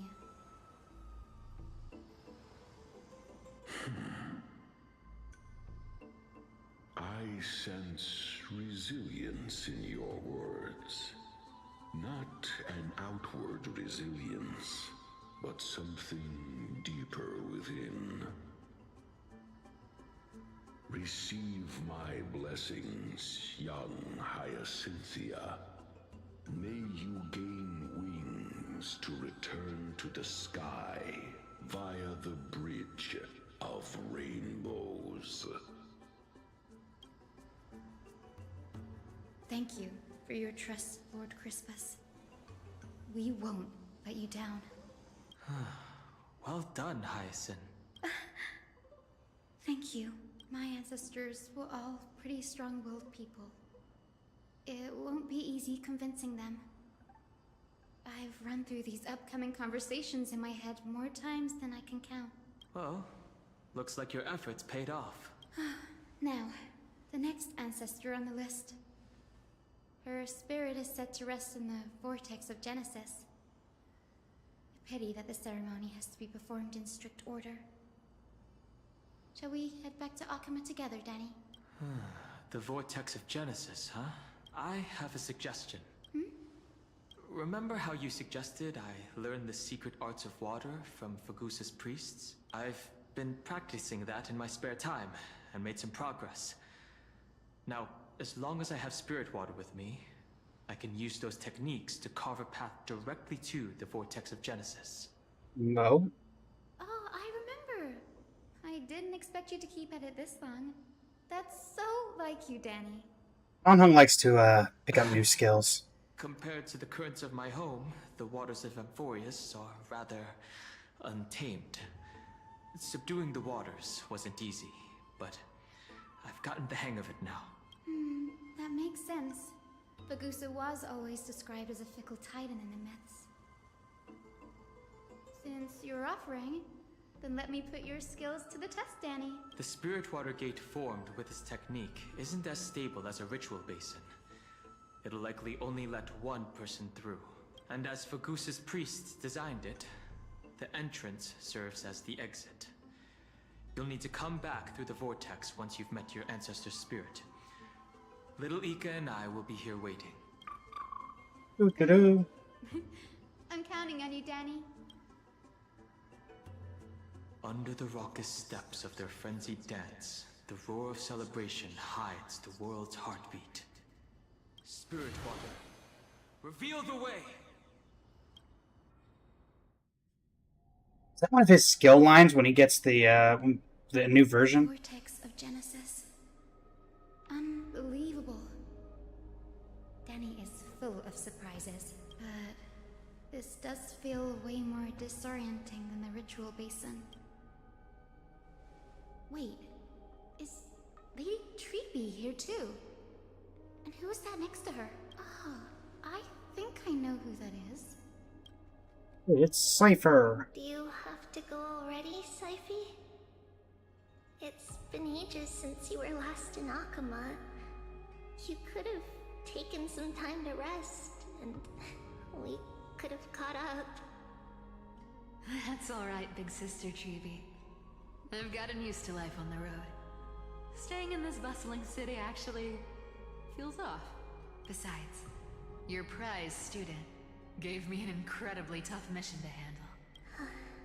Cut Snowy some slack, Syphie. He's still so young, yet he's shouldering all the responsibilities Aggie left behind. Besides, Snowy's not the kind to ask for help lightly. Since he came to you, it means you're the best person for the job. You really spoil him, big sis Treeby. Guess I'm past the age for someone to look after me. Syphie. Just kidding. I get it.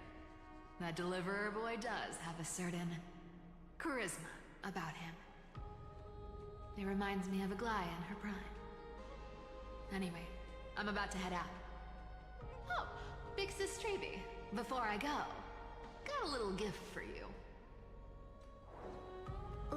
Well, didn't expect you to be so thoughtful. What's in it? That's a part of the game too. If you want to see the full picture of what's inside, you'll have to wait until nightfall. I'm guessing it's a picture of the three of them. That's my call. Aglaya, Truby. Twist? Seriously? Huh? Looks like we have company. Lady Treby, and this graceful lady must be Miss Cypher.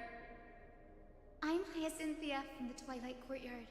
Everyone calls me Hyacinth. Pleased to meet you. Bright and cheery as a lamp. Well, hello there, pink child. I'm Cyphera from the long-fallen city-state of Dolos. As for the rest, it's all in the history books, so I don't need to repeat it here. So, you're from the Twilight Courtyard. Does that mean...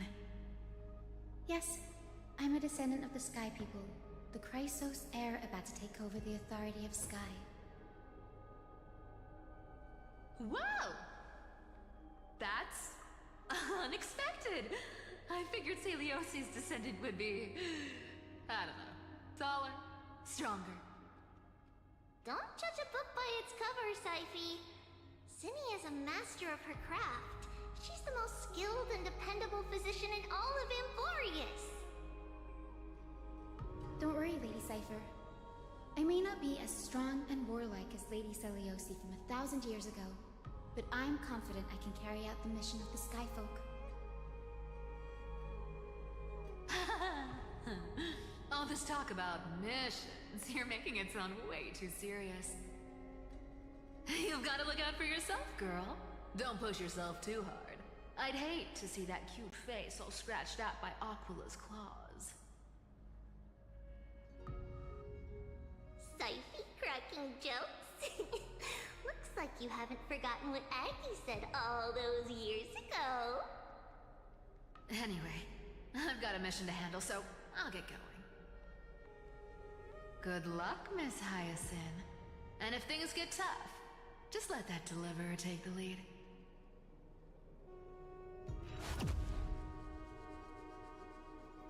Covers the coin whim's ability and teleports away from the vortex. How does she teleport away? There's no door, technically. She's in such a hurry. She always is. Don't worry. She's always been like that. It's good to have her back in Akama lending a hand. Oh, well, enough about her for now. You're here because of your mission, aren't you, Cinny? It's the perfect opportunity for me to go and tuck Syphe's gift away somewhere safe. The Vortex of Genesis is all yours.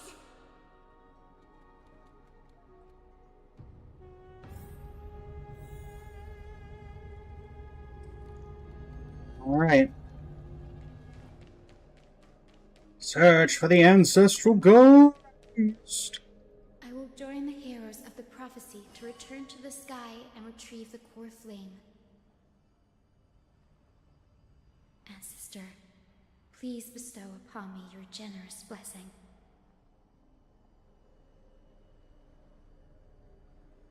So genuinely curious to any of my viewers who have done this. Did they start doing this just for people who were complaining about the lore? They just added a skip button for lore-related stuff? I mean, I'm going to be speaking with the ancestor. I'm not going to skip a narration, but like, is that what that's for? You do not look like a sky person. What brings you before me? Could it be you're a descendant of the Sky People? Yes, I am Hyacinthia of the Twilight Courtyard, the successor of the Sky People's flame chase duty. Yeah, You Benji. must be Gem Electra. Legend has it that during the Chrysos War, you led our people to ally with Akama and held back the Kremnoan forces. It was your victory that earned the Sky People a place in the Holy City. Hyacinthia, you seem well versed in our clan's history. And this is the vortex of Genesis? It is. Look, 10 stars have already been lit. The Chrysos heir's flame-teased journey is nearing its end. Are those the core flames of Fagusa and Georios? Does that mean Hycealans and the Mountain Dwellers successfully carried out their duty? Who would have thought, as a fellow pillar of Amphoreus, the sky's duty could only be fulfilled after 1,000 years? Oh, there's the water gate. It's because sky shelters all beneath it. If it were to shatter, the world would fall apart with it. That's why Lady Aglaya made the core flame of Aquila the final step in our campaign. Aglaya? Is she still on the flame chase journey after 1,000 years? Not quite. Unfortunately, she has recently left us. But you're right. She was indeed still guiding the Chrysos heirs forward. Incredible. That girl actually managed to endure the merciless erosion of time, and lasted for so long. Answer me, Hyacinthia. Since you recognize me, you must have also read my writings, no? Every record regarding my lineage is etched in my memory, including your words. In that case, you're probably aware of the prophecy I sought from a certain Trebios. Oh. Yes. At the end of the Rainbow Bridge, the Sky Folk will mend dusk and dawn. But unfortunately, no ancestor has ever been able to truly decipher its meaning. I see. Yet, Trebios' prophecies never fail. Perhaps you'll be the one to witness its fulfillment, child. May the prophecy lead you to a gentle fate. I mean, that prophecy seems a lot worse than all the ones that keep saying that everybody has to die, so... Whatever fate the prophecy holds, I'll face it head on. It's only by giving everything we have that we can truly accept any outcome with a smile. Won't you agree? I like you, child. I wish this conversation could go on a little longer. Take my blessing, Hyacinthia. When I first saw you, I indeed had my doubts. But your resolve has touched me. If Sky's divinity is fated to pass on, I hope it incorporates your optimism and kindness. Your blessing is a treasure beyond measure, General. Rest well. I'll make sure your gift is put to its best use.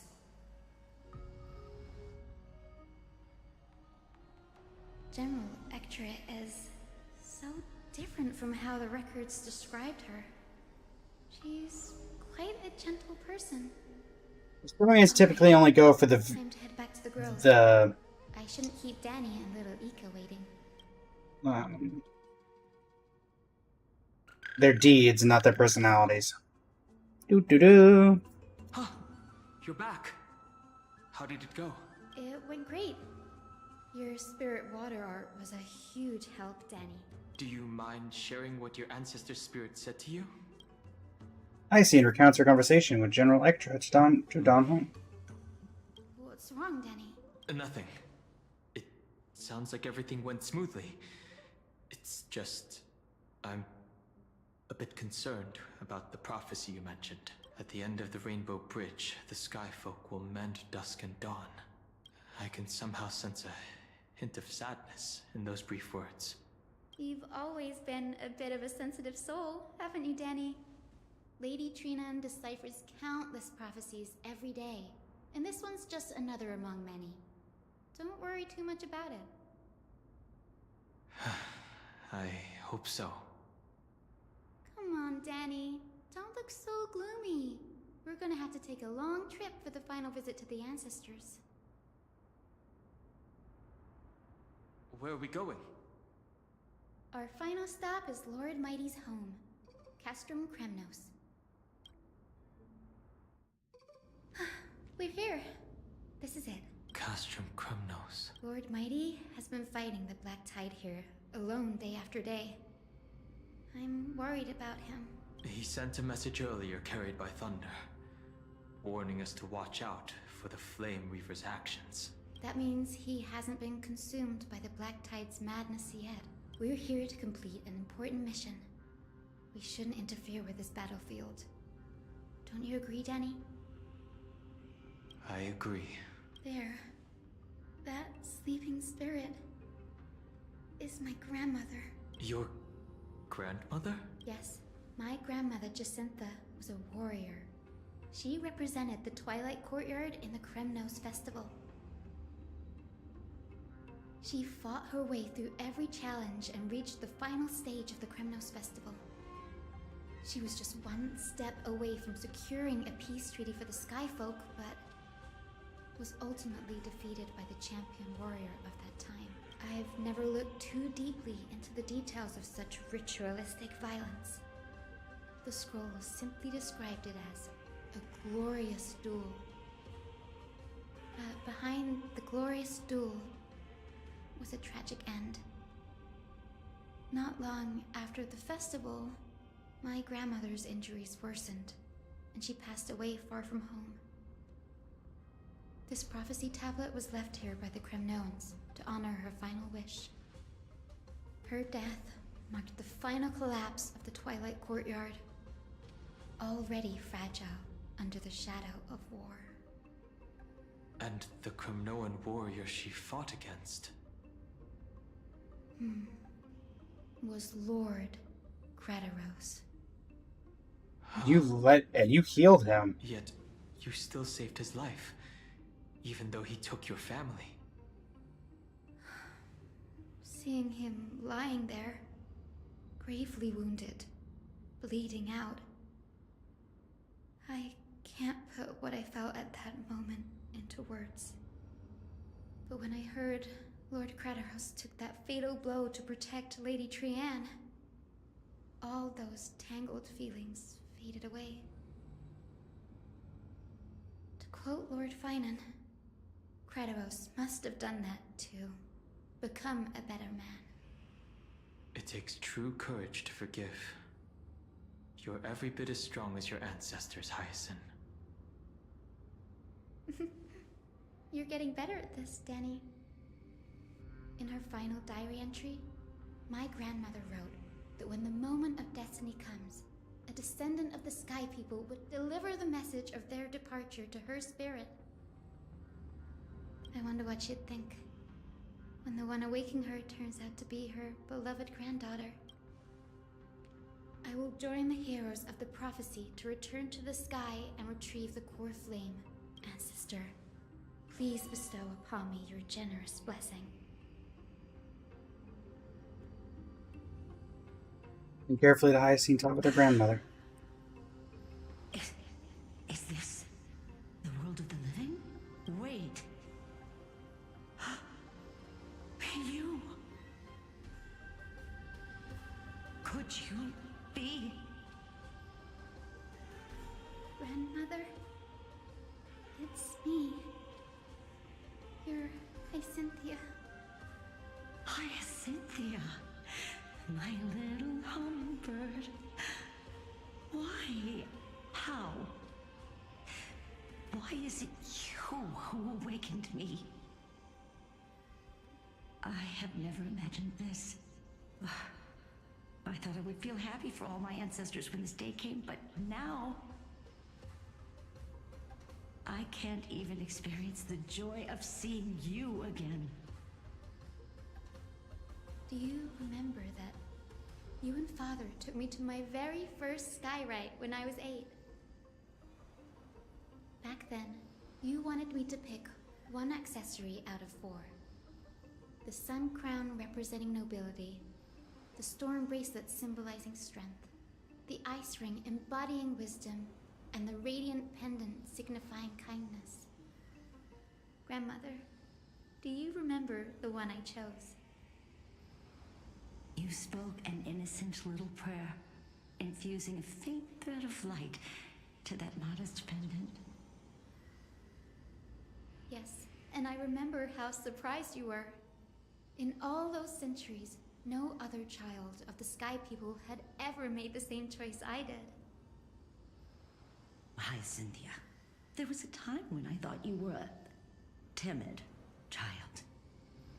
You never had much interest in swords or battle and had no relation to that fiery determination and strength in our blood. Yet I've told myself, that's not a bad thing. If my hummingbird could live her life in kindness and optimism, then it'd be a good thing. I never thought the burden of retrieving the core flame of Aquila would fall to you. Don't worry about me, Grandmother.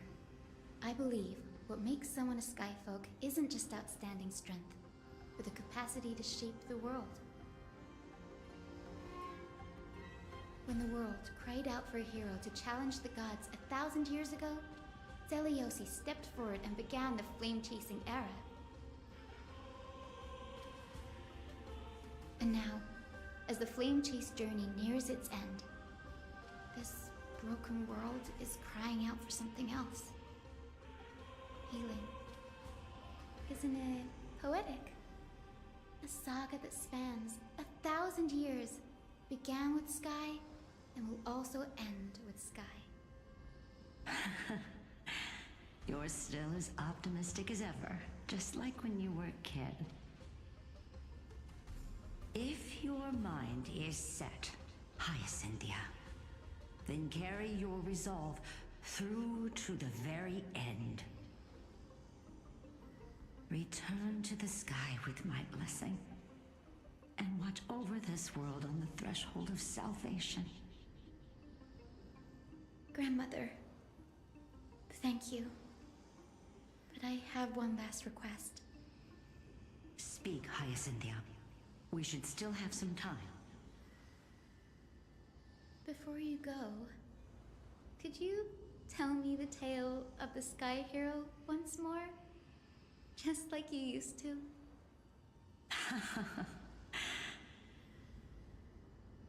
Then listen closely, my dearest hummingbird. After all, this will be the last time. For millennia, the Titans waged relentless wars, leaving the world scarred and ravaged. A century of the Chrysos War plunged the nations into chaos and decay. Until a spear, fueled by mortal rage,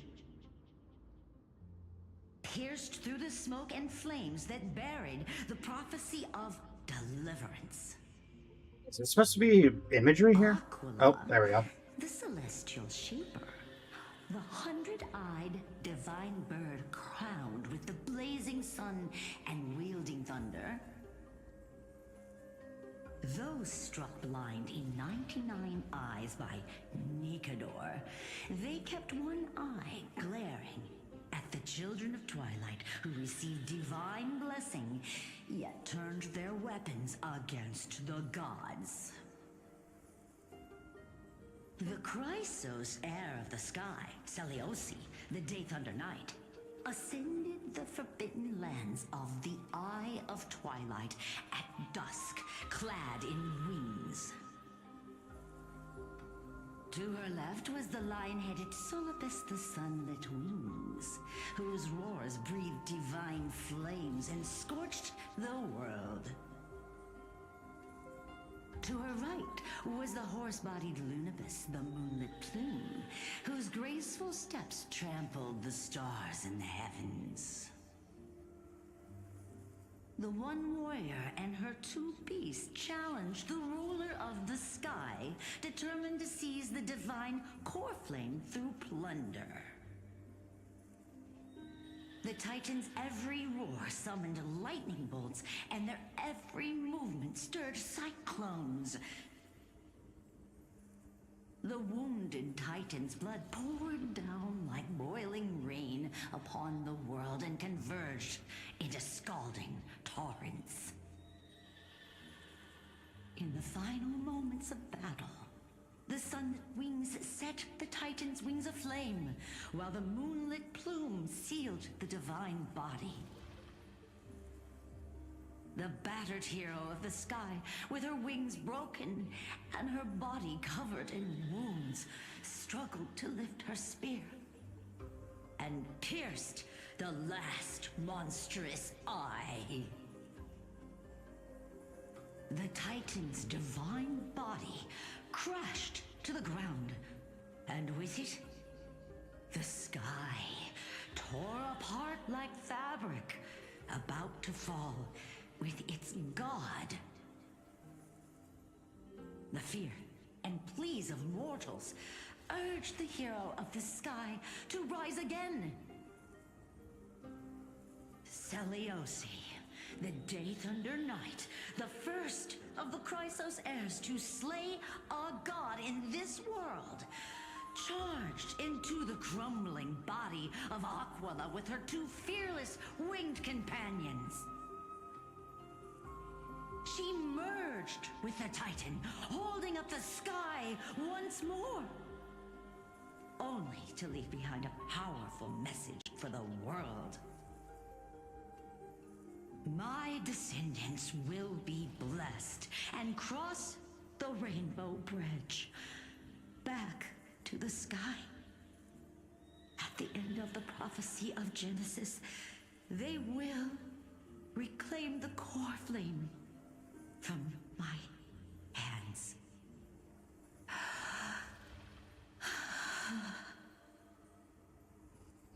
Yeah, does that mean we're killing the person who started this? If she's fused with a few days later at Dawnclad. The time jumps, I feel, are a little unnecessary. Wow, I didn't expect it to be so lively up here. Are these people here to send off the Chrysos heirs? There's Vinan. Let's go talk to him.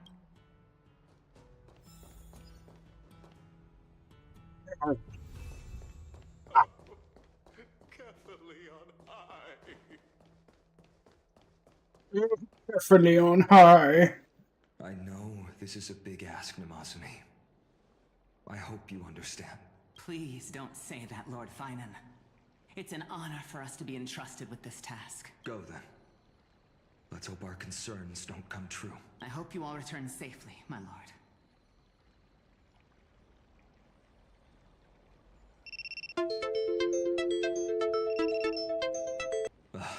There you are, partner.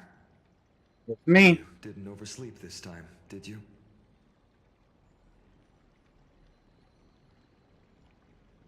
I never show up late.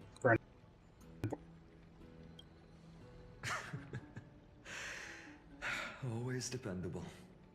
I try. Just hope you didn't lose any sleep. We've still got a tough fight ahead. Ready, comrade? If all goes according to plan, this could be the last battle where we fight at each other's side. Uh-huh. So, see you next patch, bud. AMPHOREUS from the world beyond the sky is truly Aquila's doing.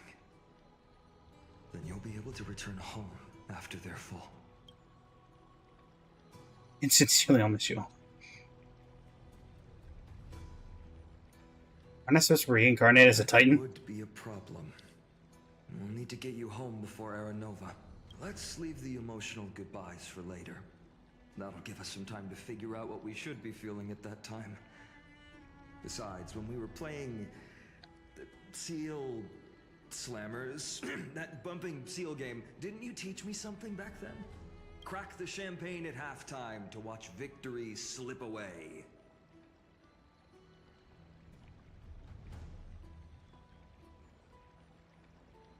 You'll win, dear fella. The last mile is the hardest. That's from Don Hung.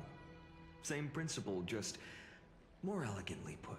Hey, speaking of Dunhung, where is he? He arrived before everyone else and climbed to the cliff top to wait for us.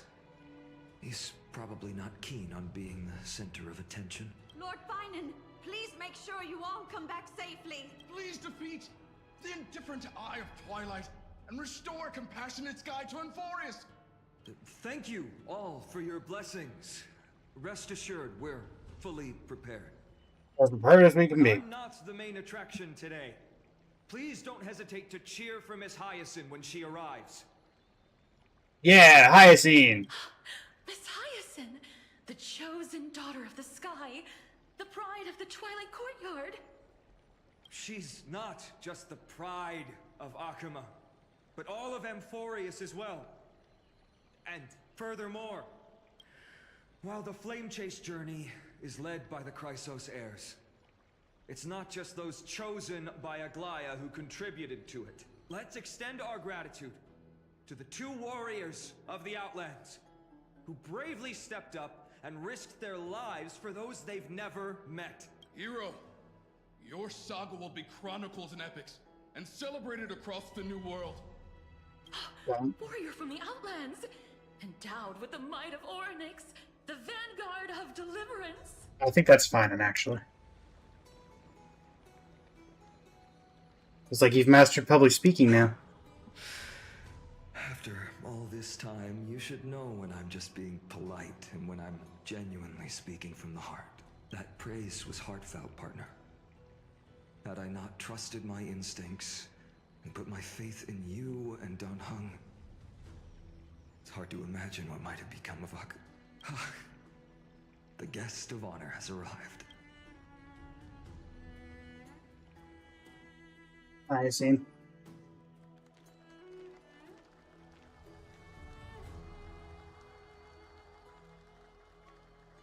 I'll get Strawberry Barbara. Let's do this.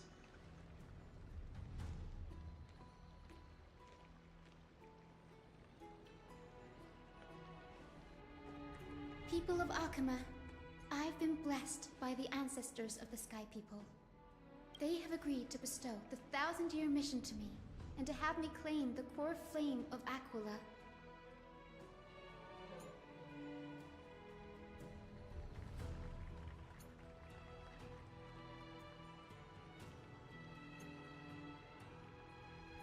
Today is the year 4932 of the Light Calendar. 1062 years since the hero Seliosi initiated the Flame Chase journey.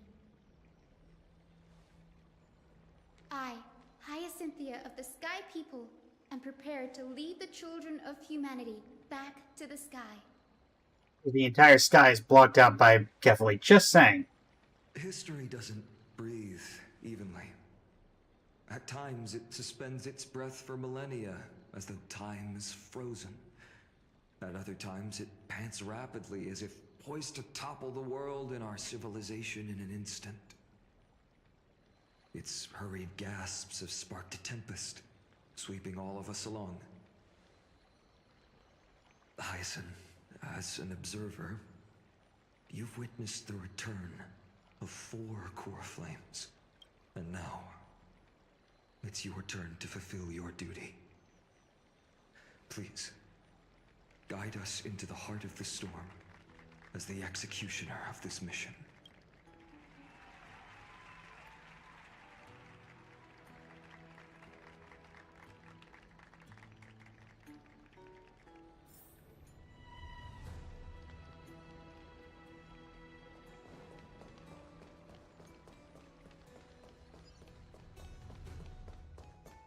Here we go.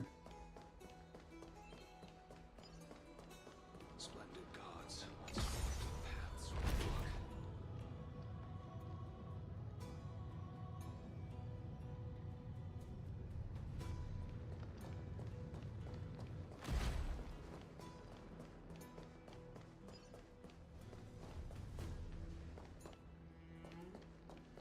walk. Can't hurt, right? I hope the Chrysos heirs triumph. Oh, it did something. I think. They'll surely seize the core flame of the sky and bring the Flame Chase journey to...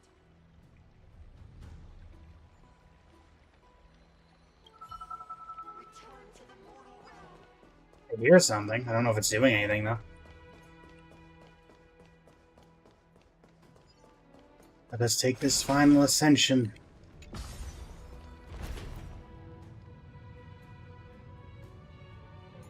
Are we going behind us? It's the only place that could possibly go, right? If we're sending the bridge from here. Thanks for waiting, Don Hung. The team tasked with conquering Aquila has finally assembled. We've reshaped the history of the world with our hands over and over. I bet this trailblazing expedition could even make Akavili jealous.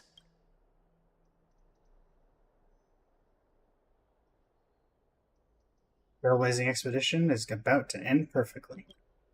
So full of energy, comrades. Seems I chose the perfect day. Hyacin, it's all yours now. Legend tells of the Skyfolk once divided into many tribes. The Sunfolk worshipped the sun. The Rainfolk were devoted to storms. And the Winterfolk waited for signs in the snow. Our ancestors lived under Aquila's light. Yet they were blinded to all but one color. They forgot that the light that illuminates the world is made of countless different colors. That's why the rainbow is my favorite. For not only does it reflect the many colors, it is also a bridge. And I want to use the Rainbow Bridge to link everyone's hearts and give hope to every soul on Earth. Ancestors, with the rainbow as your guide, lead me back to the home of the Skyfolk, a land we have not seen for 1,000 years. This is actually a cutscene I have never seen. Oh, Rainbow Bridge, please guide us to ascend to the skies once more.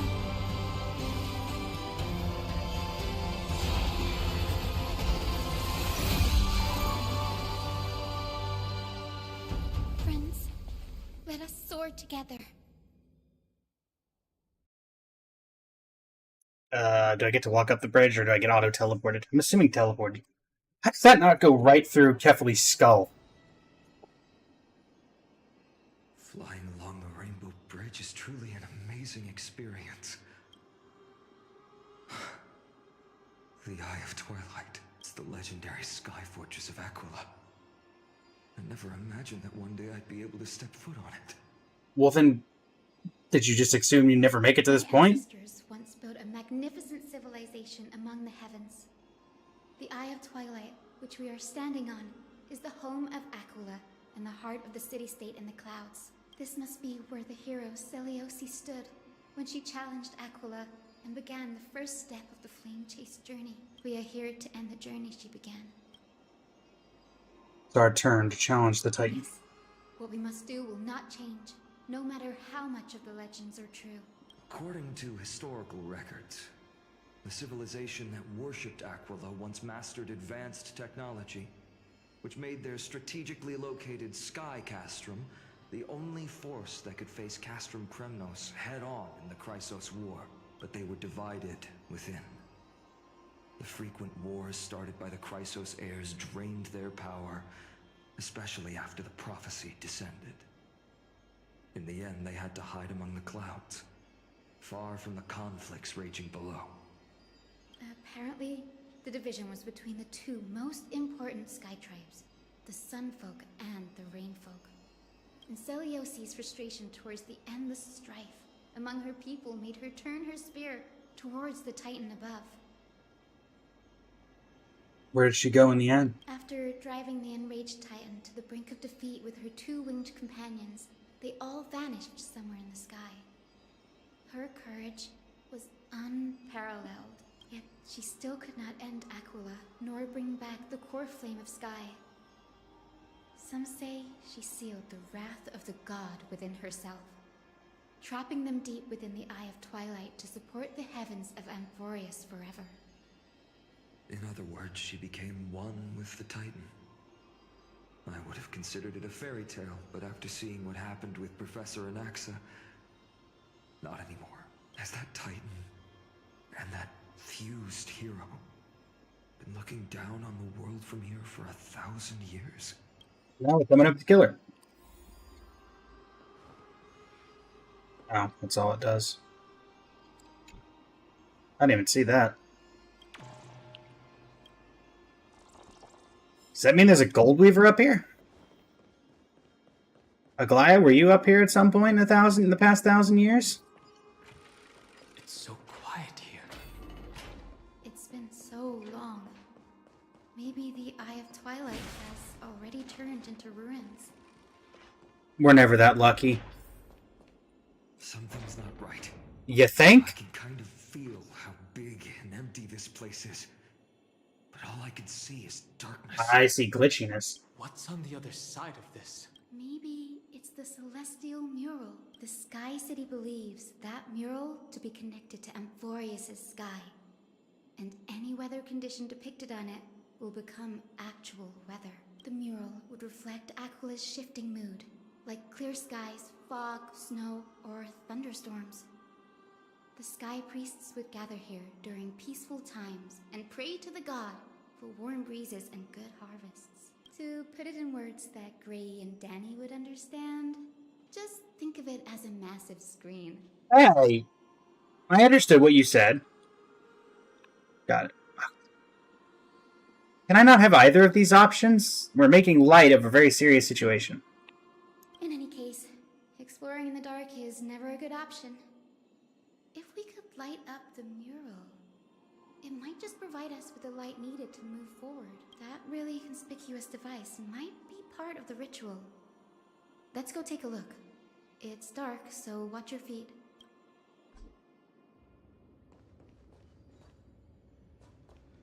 Okay.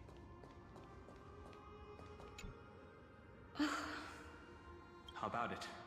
Got any leads? I have no idea how to turn it on.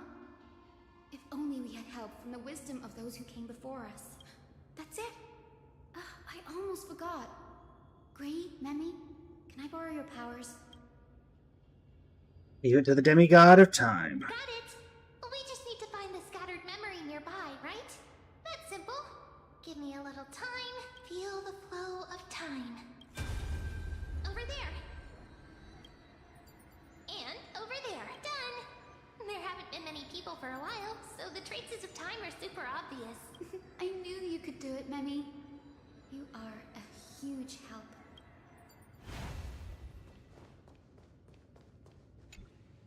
Arrogant sunfolk. The Titan will condemn your brazen disrespect.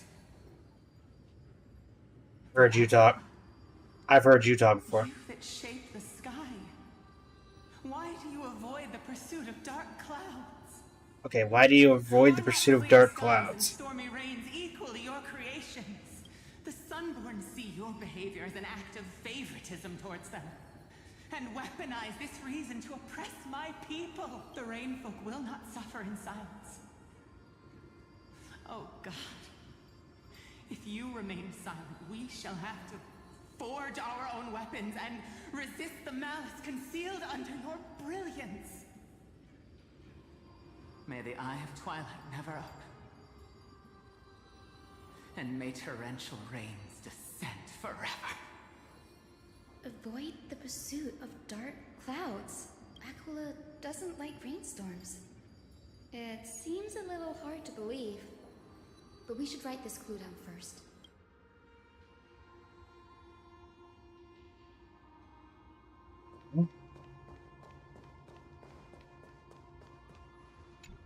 Guessing your son? Foolish rainfolk. The great Aquila has already left a mark of their manifestation on the golden clouds. The god's choice is clear. Only we, the Sunborn, are the true heirs of the sky. This war is destined to end in the victory of the Sunfolk. May the Eye of Twilight never close. May eternal daylight embrace the land. Left a mark among the golden clouds. Is this referring to the celestial mural? But we can't see anything right now. It is, as the rumors said. The Sky Castrum was far from united. My guess was right. This venue is indeed where celestial rituals were performed. Memi, can you retrieve even more memories? No problem at all. Here goes. There we are. Wind, snow, rain, shine. In the name of the sky's 100 eyes, I bring celestial phenomena upon the world. The turn of dawn and dusk. Commanding the celestial globe. Awaken, celestial mural. Stop, foolish Cloudborn! How dare you tamper with the celestial globe and distort the weather? This is blasphemy! The Titan bequeathed the celestial globe to our ancestors, so that we could divide the light and dark equally between day and night, so that all things could grow beneath the celestial phenomenon they preferred. But the Sunborn have asserted control over the celestial mural. And now the days are endless, subjecting the land to drought and burning. And you have the gall to accuse the Rainfolk, who you've oppressed! The land? It is our eternal nemesis. How can storm clouds and rain, unloved by Aquila, lead the Skyfolk to victory in the Chrysos War? Your character is as weak as your faith. Go seek out a corner untouched by the sun and weep solitary. Folk are kind of jerks, I'm not gonna lie. That's all you lot know how to do anyway. Cry in silence. Then let us show you what we are really made of. You? What are you trying to do? Fanatics whose minds have been muddled by the heat. By Aquila above. Meet your demise!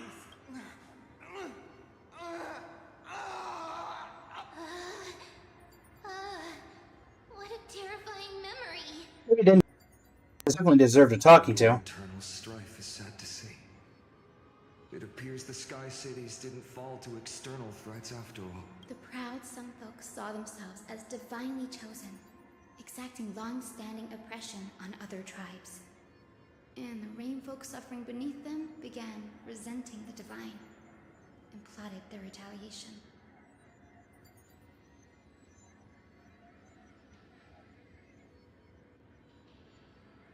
Common story everywhere. The Divine set the stage and the mortals perform the play.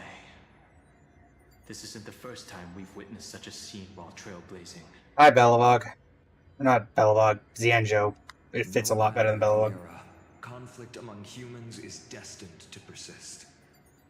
Having witnessed the actions of Kindness and the Cleaners, it isn't so hard to understand this piece of history. Resistance did nothing wrong. Judge who is right or wrong. But when the box of misfortune is opened, no one escapes unscathed.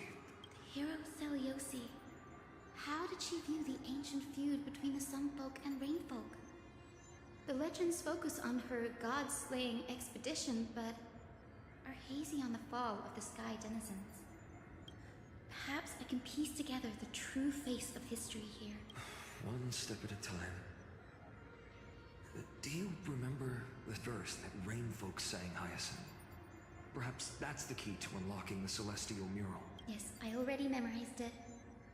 Now, shall we try to wake it up? Let's do it.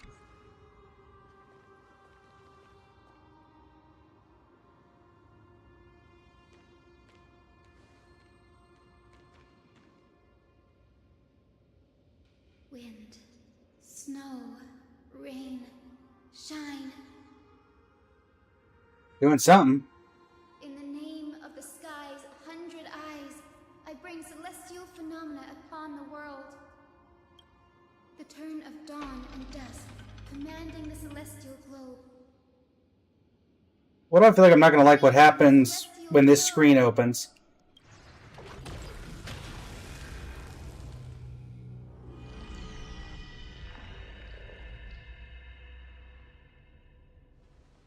Golden clouds, blazing radiance. What a breathtaking scene. Look, the mark of their manifestation mentioned by the memory fragment.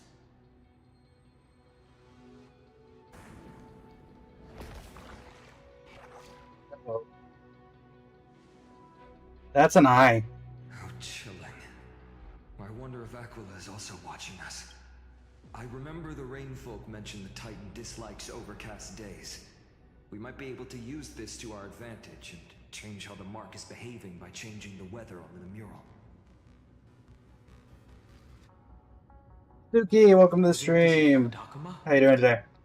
Don't worry. The mural probably lost its original function ages ago.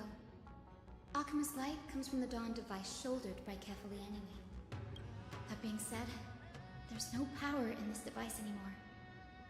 We have to find another celestial globe if we want to change the weather in the mural.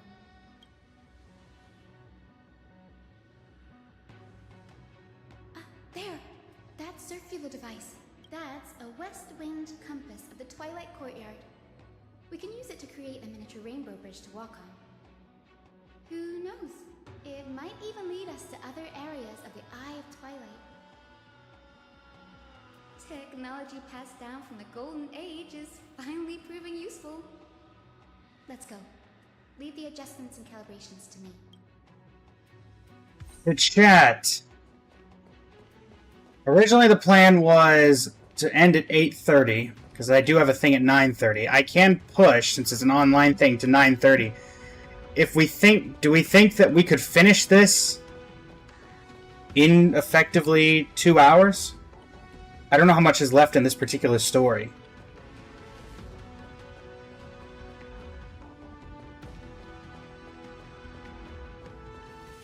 I don't know if anybody's familiar with this particular chapter. Pool down there. A boiling pool of gold, said to be the energy source that powers the Eye of Twilight's divinity. You should watch your step as you walk. I believe this is the Fall at Dawn's Rise, Suki. The mechanical structure is a bit different from the one used in the Twilight Courtyard. How should I put this? It's a little more complicated. Mechanical simplification.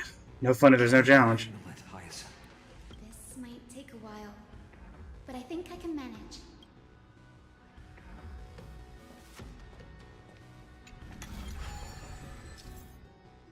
Observe the starting point, finishing point, and the direction of the arrows on the compass, and the distribution of red obstacles. Rotate the rings of the compass to reach the finish line without running into the obstacles. The red-shaped fan zone represents obstacles that block the path, and this route cannot pass through them. Be sure to avoid them. Select button to choose a specific ring that you can rotate. Alright. Deep breaths, and find the way out.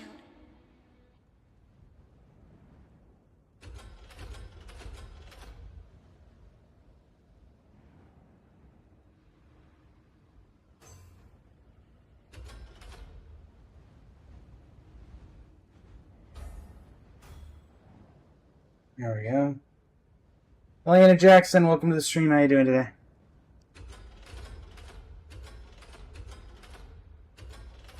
I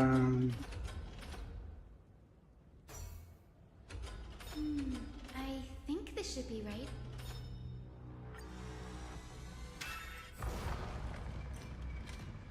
Just finishing Amphoreus. Elena. The rainbow bridge has appeared. Well done. Now we can cross. Hey, careful! Is that a memory? Is that a winged Pegasus? Looks like a mythical beast. But this one doesn't seem hostile towards us. Tyson! Could it be the legendary? I'm not entirely sure. We might be able to tell if we get closer. We can't assume it's friendly. Keep your guard up and follow it. US of A, Elena. Legend has it that the hero Seleucus was always flanked by two winged companions. Solibus and Lunabis. They were her steeds and comrades. If they are still alive, they might help us confront Aquila. I'm noticing that this is very digital. This bridge is not... Is the boss virtual? It disappeared. An illusion? or the memory dissipated. How strange. That Pegasus was different from the other memories. It was surrounded in an air of sorrow. Oh, it's so heavy that it's hard to breathe.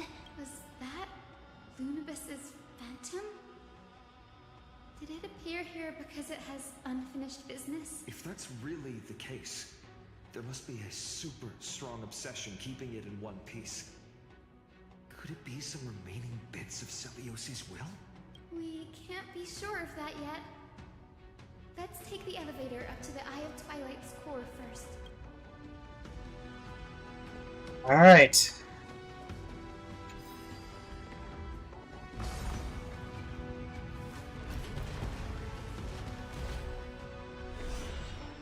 Lady Lunibus? Is that you? Can you hear me? I am the descendant of the hero Celiosi. We have come to complete her mission.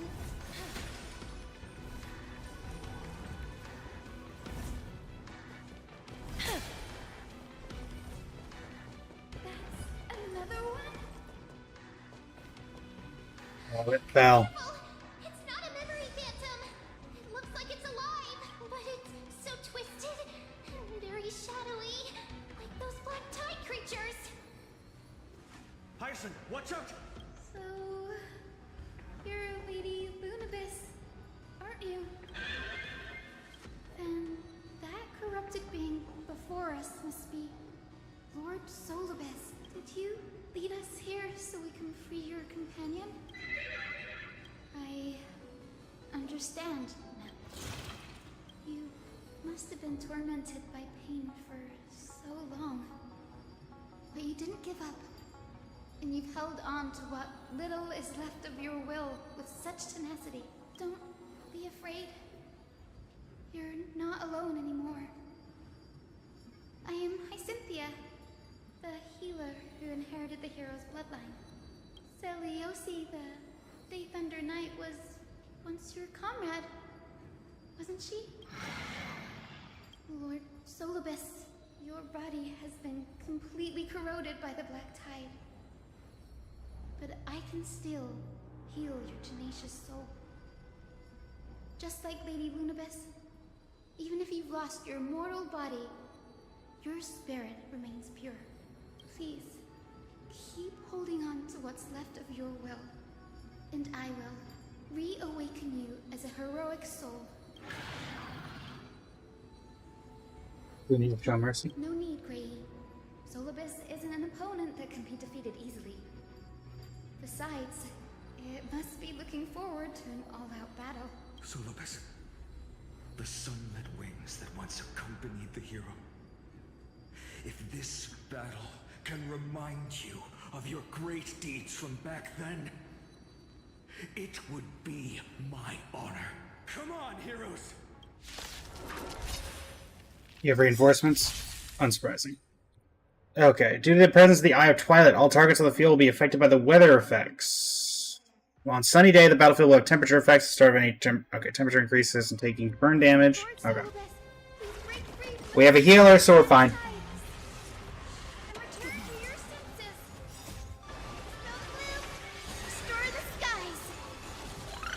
Whack!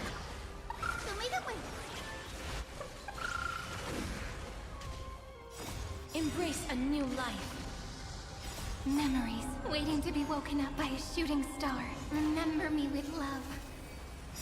May time watch over the Evernight. Don't blink.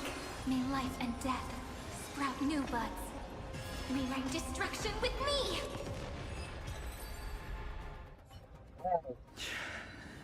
It's over. Solibus. Hello, Sister Pegasus. Oh, so she speaks! Solibus, you're finally awake. My consciousness has been lost for far too long. Finally, I have been released from the Black Tide's cage. Little girl, are you Celiosi's descendant? It is me, Lord Solibus. My name is Hyacinthia, and my companions call me Hyacinth. Cynthia. You don't have the scent of her on you. It's been 1,000 years. Celiosi's blood may have thinned in my veins, but the resolve of the Sky People has never been eroded by time. I've journeyed here to fulfill her dying wish. How much do you know about her dying wish? I know that in order to support the Shattered Sky, she merged herself with the divine body of the Titan. And I also know that she left behind a message, calling on future generations to one day ascend to the heavens again and reclaim the core flame of Aquila. Is there more? Has the legend changed so much since your people fell to the earth? Girl, you said you're a doctor. You only know how to heal and tend to wounds with such a weak lot in life. How do you plan? She saved you, didn't she, bud? The embodiment of the heavens. Strong friends. With this long sword, heroic soul. And their pink love. And my bat. We're all Hyacinthia's companions and comrades. You've already witnessed our combined strength. It's not bad, but still lacking compared to her. Solidus, let go of your ego and accept their kindness. You've been trapped in time by the Black Tide, while great change has spread over the world. I'm not mistaken. The god of war, Nikador, also fell to the hands of these warriors. We've laid all the other Titans to rest, one by one. Now the final target for the flame chase is the master of this sky fortress. Please guide us to an audience with Aquila. Heroic souls. Celiosi initiated the era of slaying gods and attaining their flames. Even if she could not witness the end of this era, you will all at least bear witness on her behalf. Confidence and fierceness. Yes, I do indeed see a shadow of her in you. Go away. Aquila's mark flew away? Is that a reaction from the Titan? Maybe they detected our awakening. Well, perhaps our presence stirred memories of the fierce battle from 1,000 years ago. We learned from past memories that the Sky Titan fears dark clouds. Would you know more about this topic?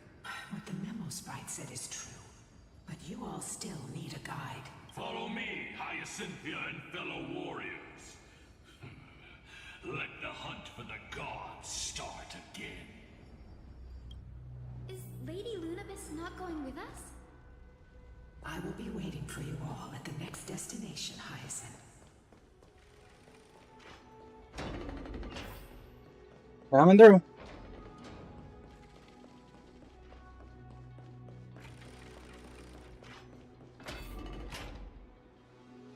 A 1,000 years have passed, and yet this place feels the same. Just that there is no more human clamor. This is the Hall of the Sunfolk, where the Sunborn once held grand ceremonies. There, welcome to the stream. How you doing today? For Aquila's gifts. So, did the Sky Titan really take the side of the Sunfolk? Everyone thought so until Celiosi's spear pierced through Aquila's wrath.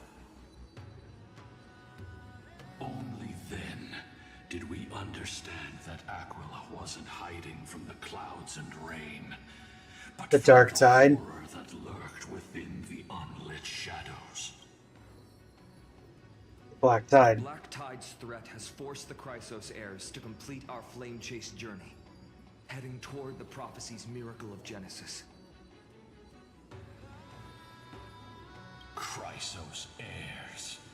In our time, that title used to stir up waves of outrage.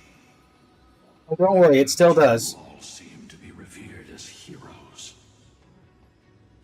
Oh, don't worry, it still causes up a lot of hate. AMPHOREUS, Trebios, and Aglaya. You must have heard of these two names. So it was those two who made it to the end. What does that mean? Let's not elaborate on unrelated topics. You now know how to activate the Celestial Globe. So go and force out the Titan in the mural. The road got sucked away by the wind fan? Did Aquila do that? You have nothing to fear. We can use the power of time to rewind it if we have to.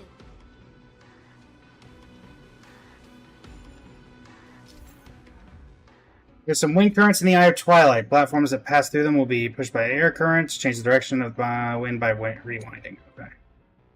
While the device is rewinding, tap a rewind button again to interrupt the rewinding.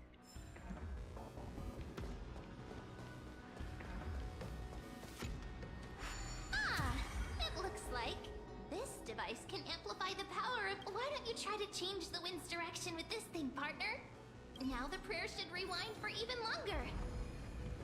Let's try to control the wind's direction with this thing, partner.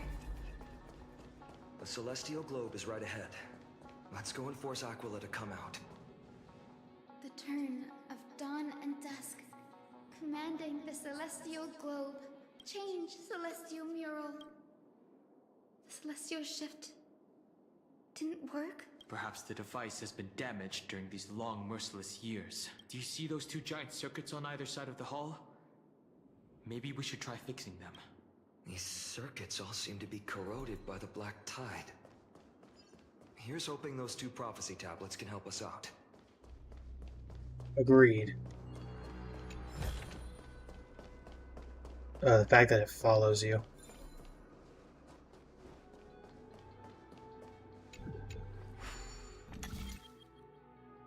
Potato.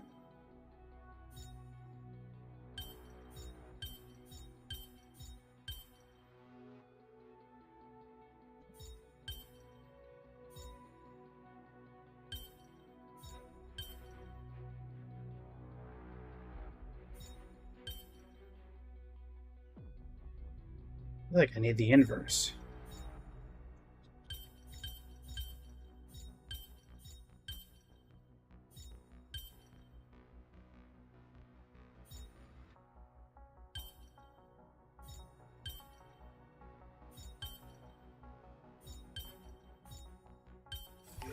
There we go. I've seen puzzles like this.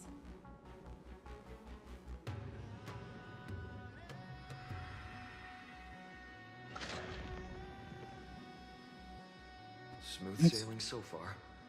We've got one more circuit to fix. Let's keep going and find the tablet on the other side. Oh, it's right over there.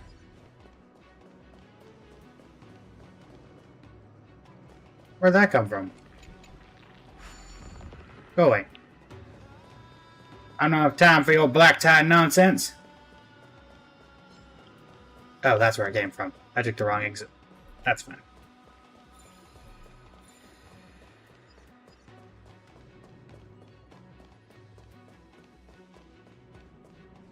Can't go that way. I want to make something with it. But what to make?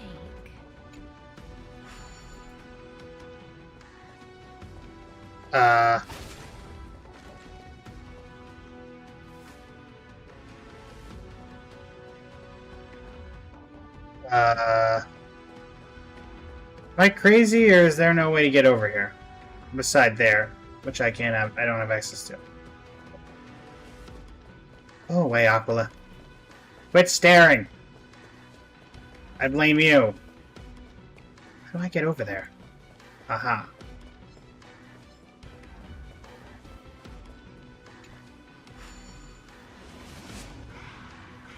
We go!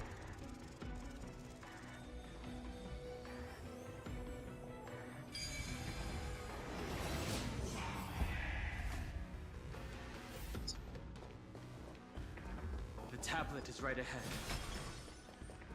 Speed. Made it. Hopefully, this is enough to fix the celestial globe. Oh.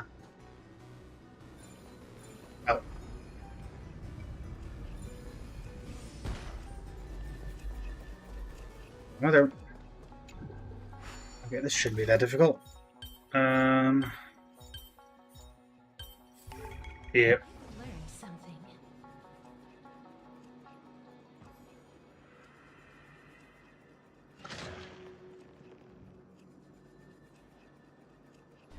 There's clearly technology that is used to stop the black tide, because we've seen multiple different versions of technology that can do that. So why do we have issues with the black tide? Could you not just make walls that use the same technology or something?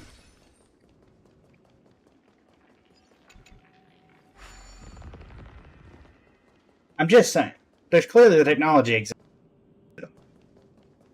Alright, let's go. The turn of dawn and dusk, commanding the celestial globe. Change, celestial mural. Hey Aquila, how do you like this?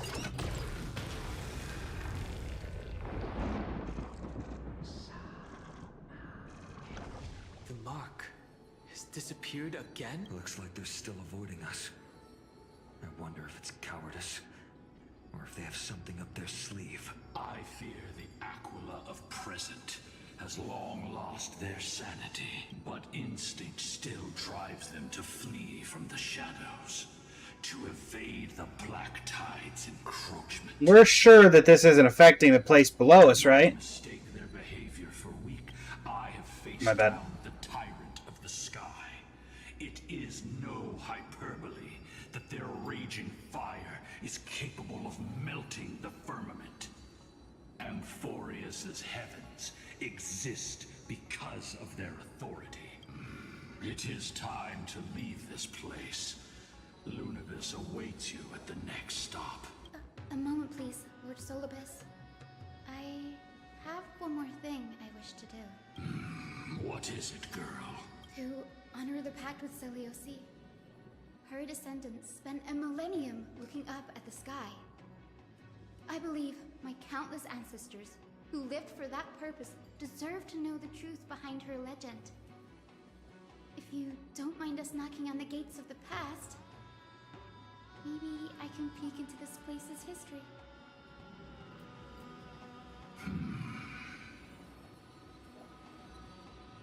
You are the ones who hold Orynyx's miracle. I have no authority to prevent you from delving into the past. Memi, Gray, could I please ask you for this favor? I want to show the truth to my ancestors waiting on the other side. Leave it to us. There are falsehoods in the legends, and there must be a reason for its embellishment. The scene here and the previous memories all give me a strange sense of foreboding. After Selioci challenged the gods, what else did the Skyfolk encounter? I must unveil the true nature of the legend, so that my ancestors' souls may rest in peace. Hyacinth, you're such a good child. Don't worry, I'm here. The memories surging here are even more intense than at the entrance. I'll gather them up now, and mold them, and mold them. All done! Thank you, Memi. Everyone, please, witness history with me.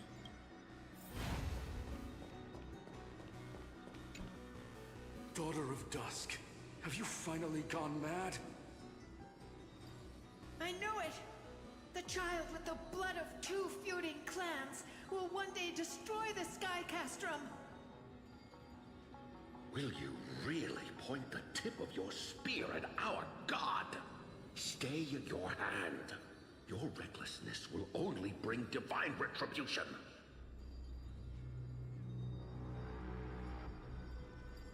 Some folks are facing off against Celios. Isn't this part of history? Yes. Divine retribution?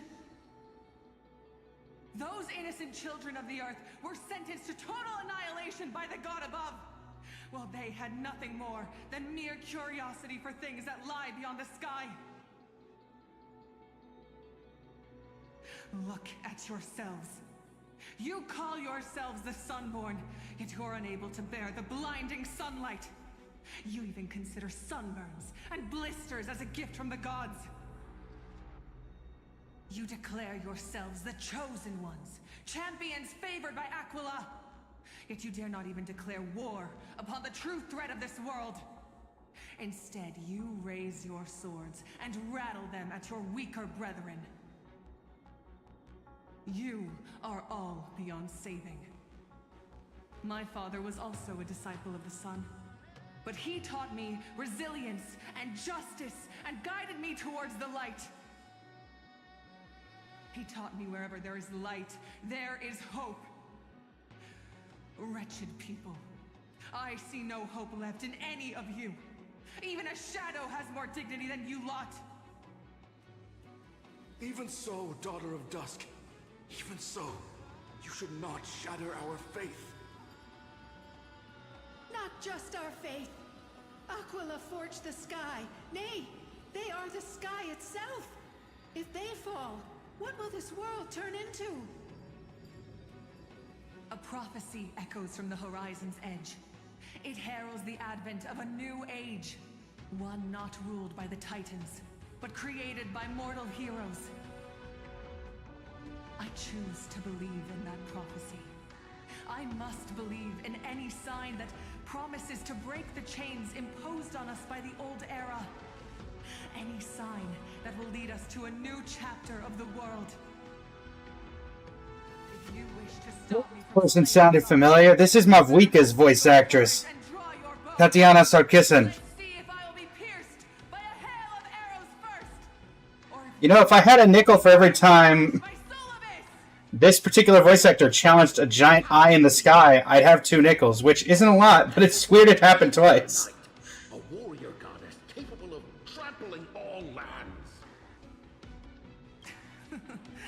I am not a god, but the only mortal in this cage who is brave enough to defy the Warden. Hello, welcome back.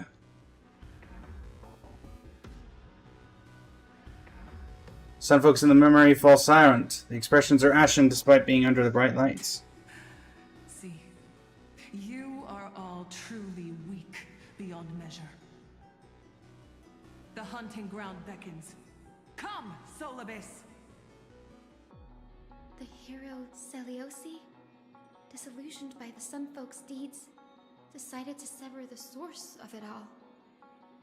The god they so blindly placed their faith in. She was brimming with compassion at that time. Her words were bursting with anger, but her heart had nothing but mercy for the children of humanity. At that time... We should get going, Hyacinthia. Lunibus is waiting for you all. Aquila has fled to the other end of the fortress. Let's chase after them. Lunibus will lead the way.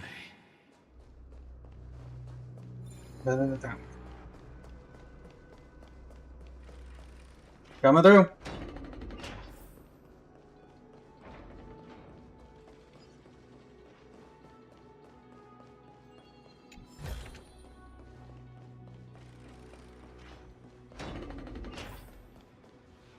Lady Lunibus, we're here.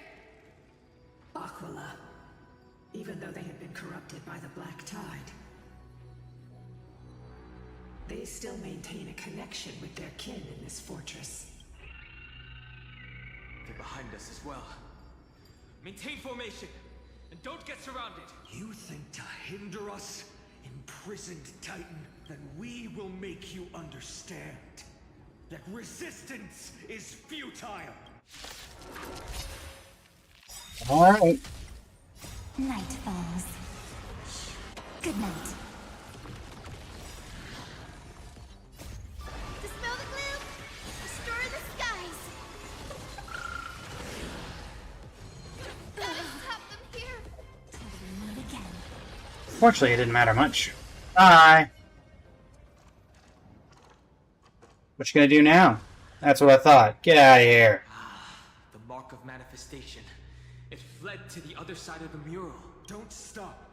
Follow it to the Titan. Even if plunged into madness, Aquila is still the Sky Titan. We mustn't let our guard down. Heroes, over here. Let's keep going. Aim for the next west wind compass. Great. I'm on the way. Da-di-da-di-da.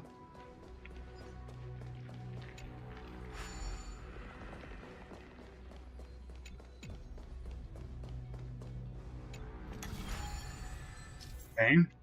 Treasure icons. Sure. Wrong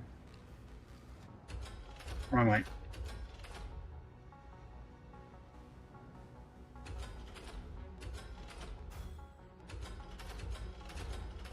Okay, nothing I can do about that. No.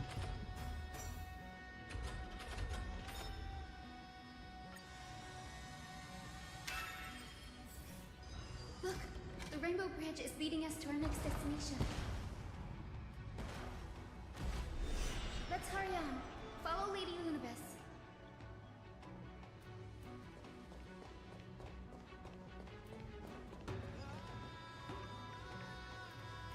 Keeping up with the Lunibus. How are you so certain that you could free Solus from suffering? My apologies, Lady Lunibus. I was not all that certain. But if even the healer loses hope, then how will the patients repossess their hope for life? What a kind answer. Where are you, Aquila?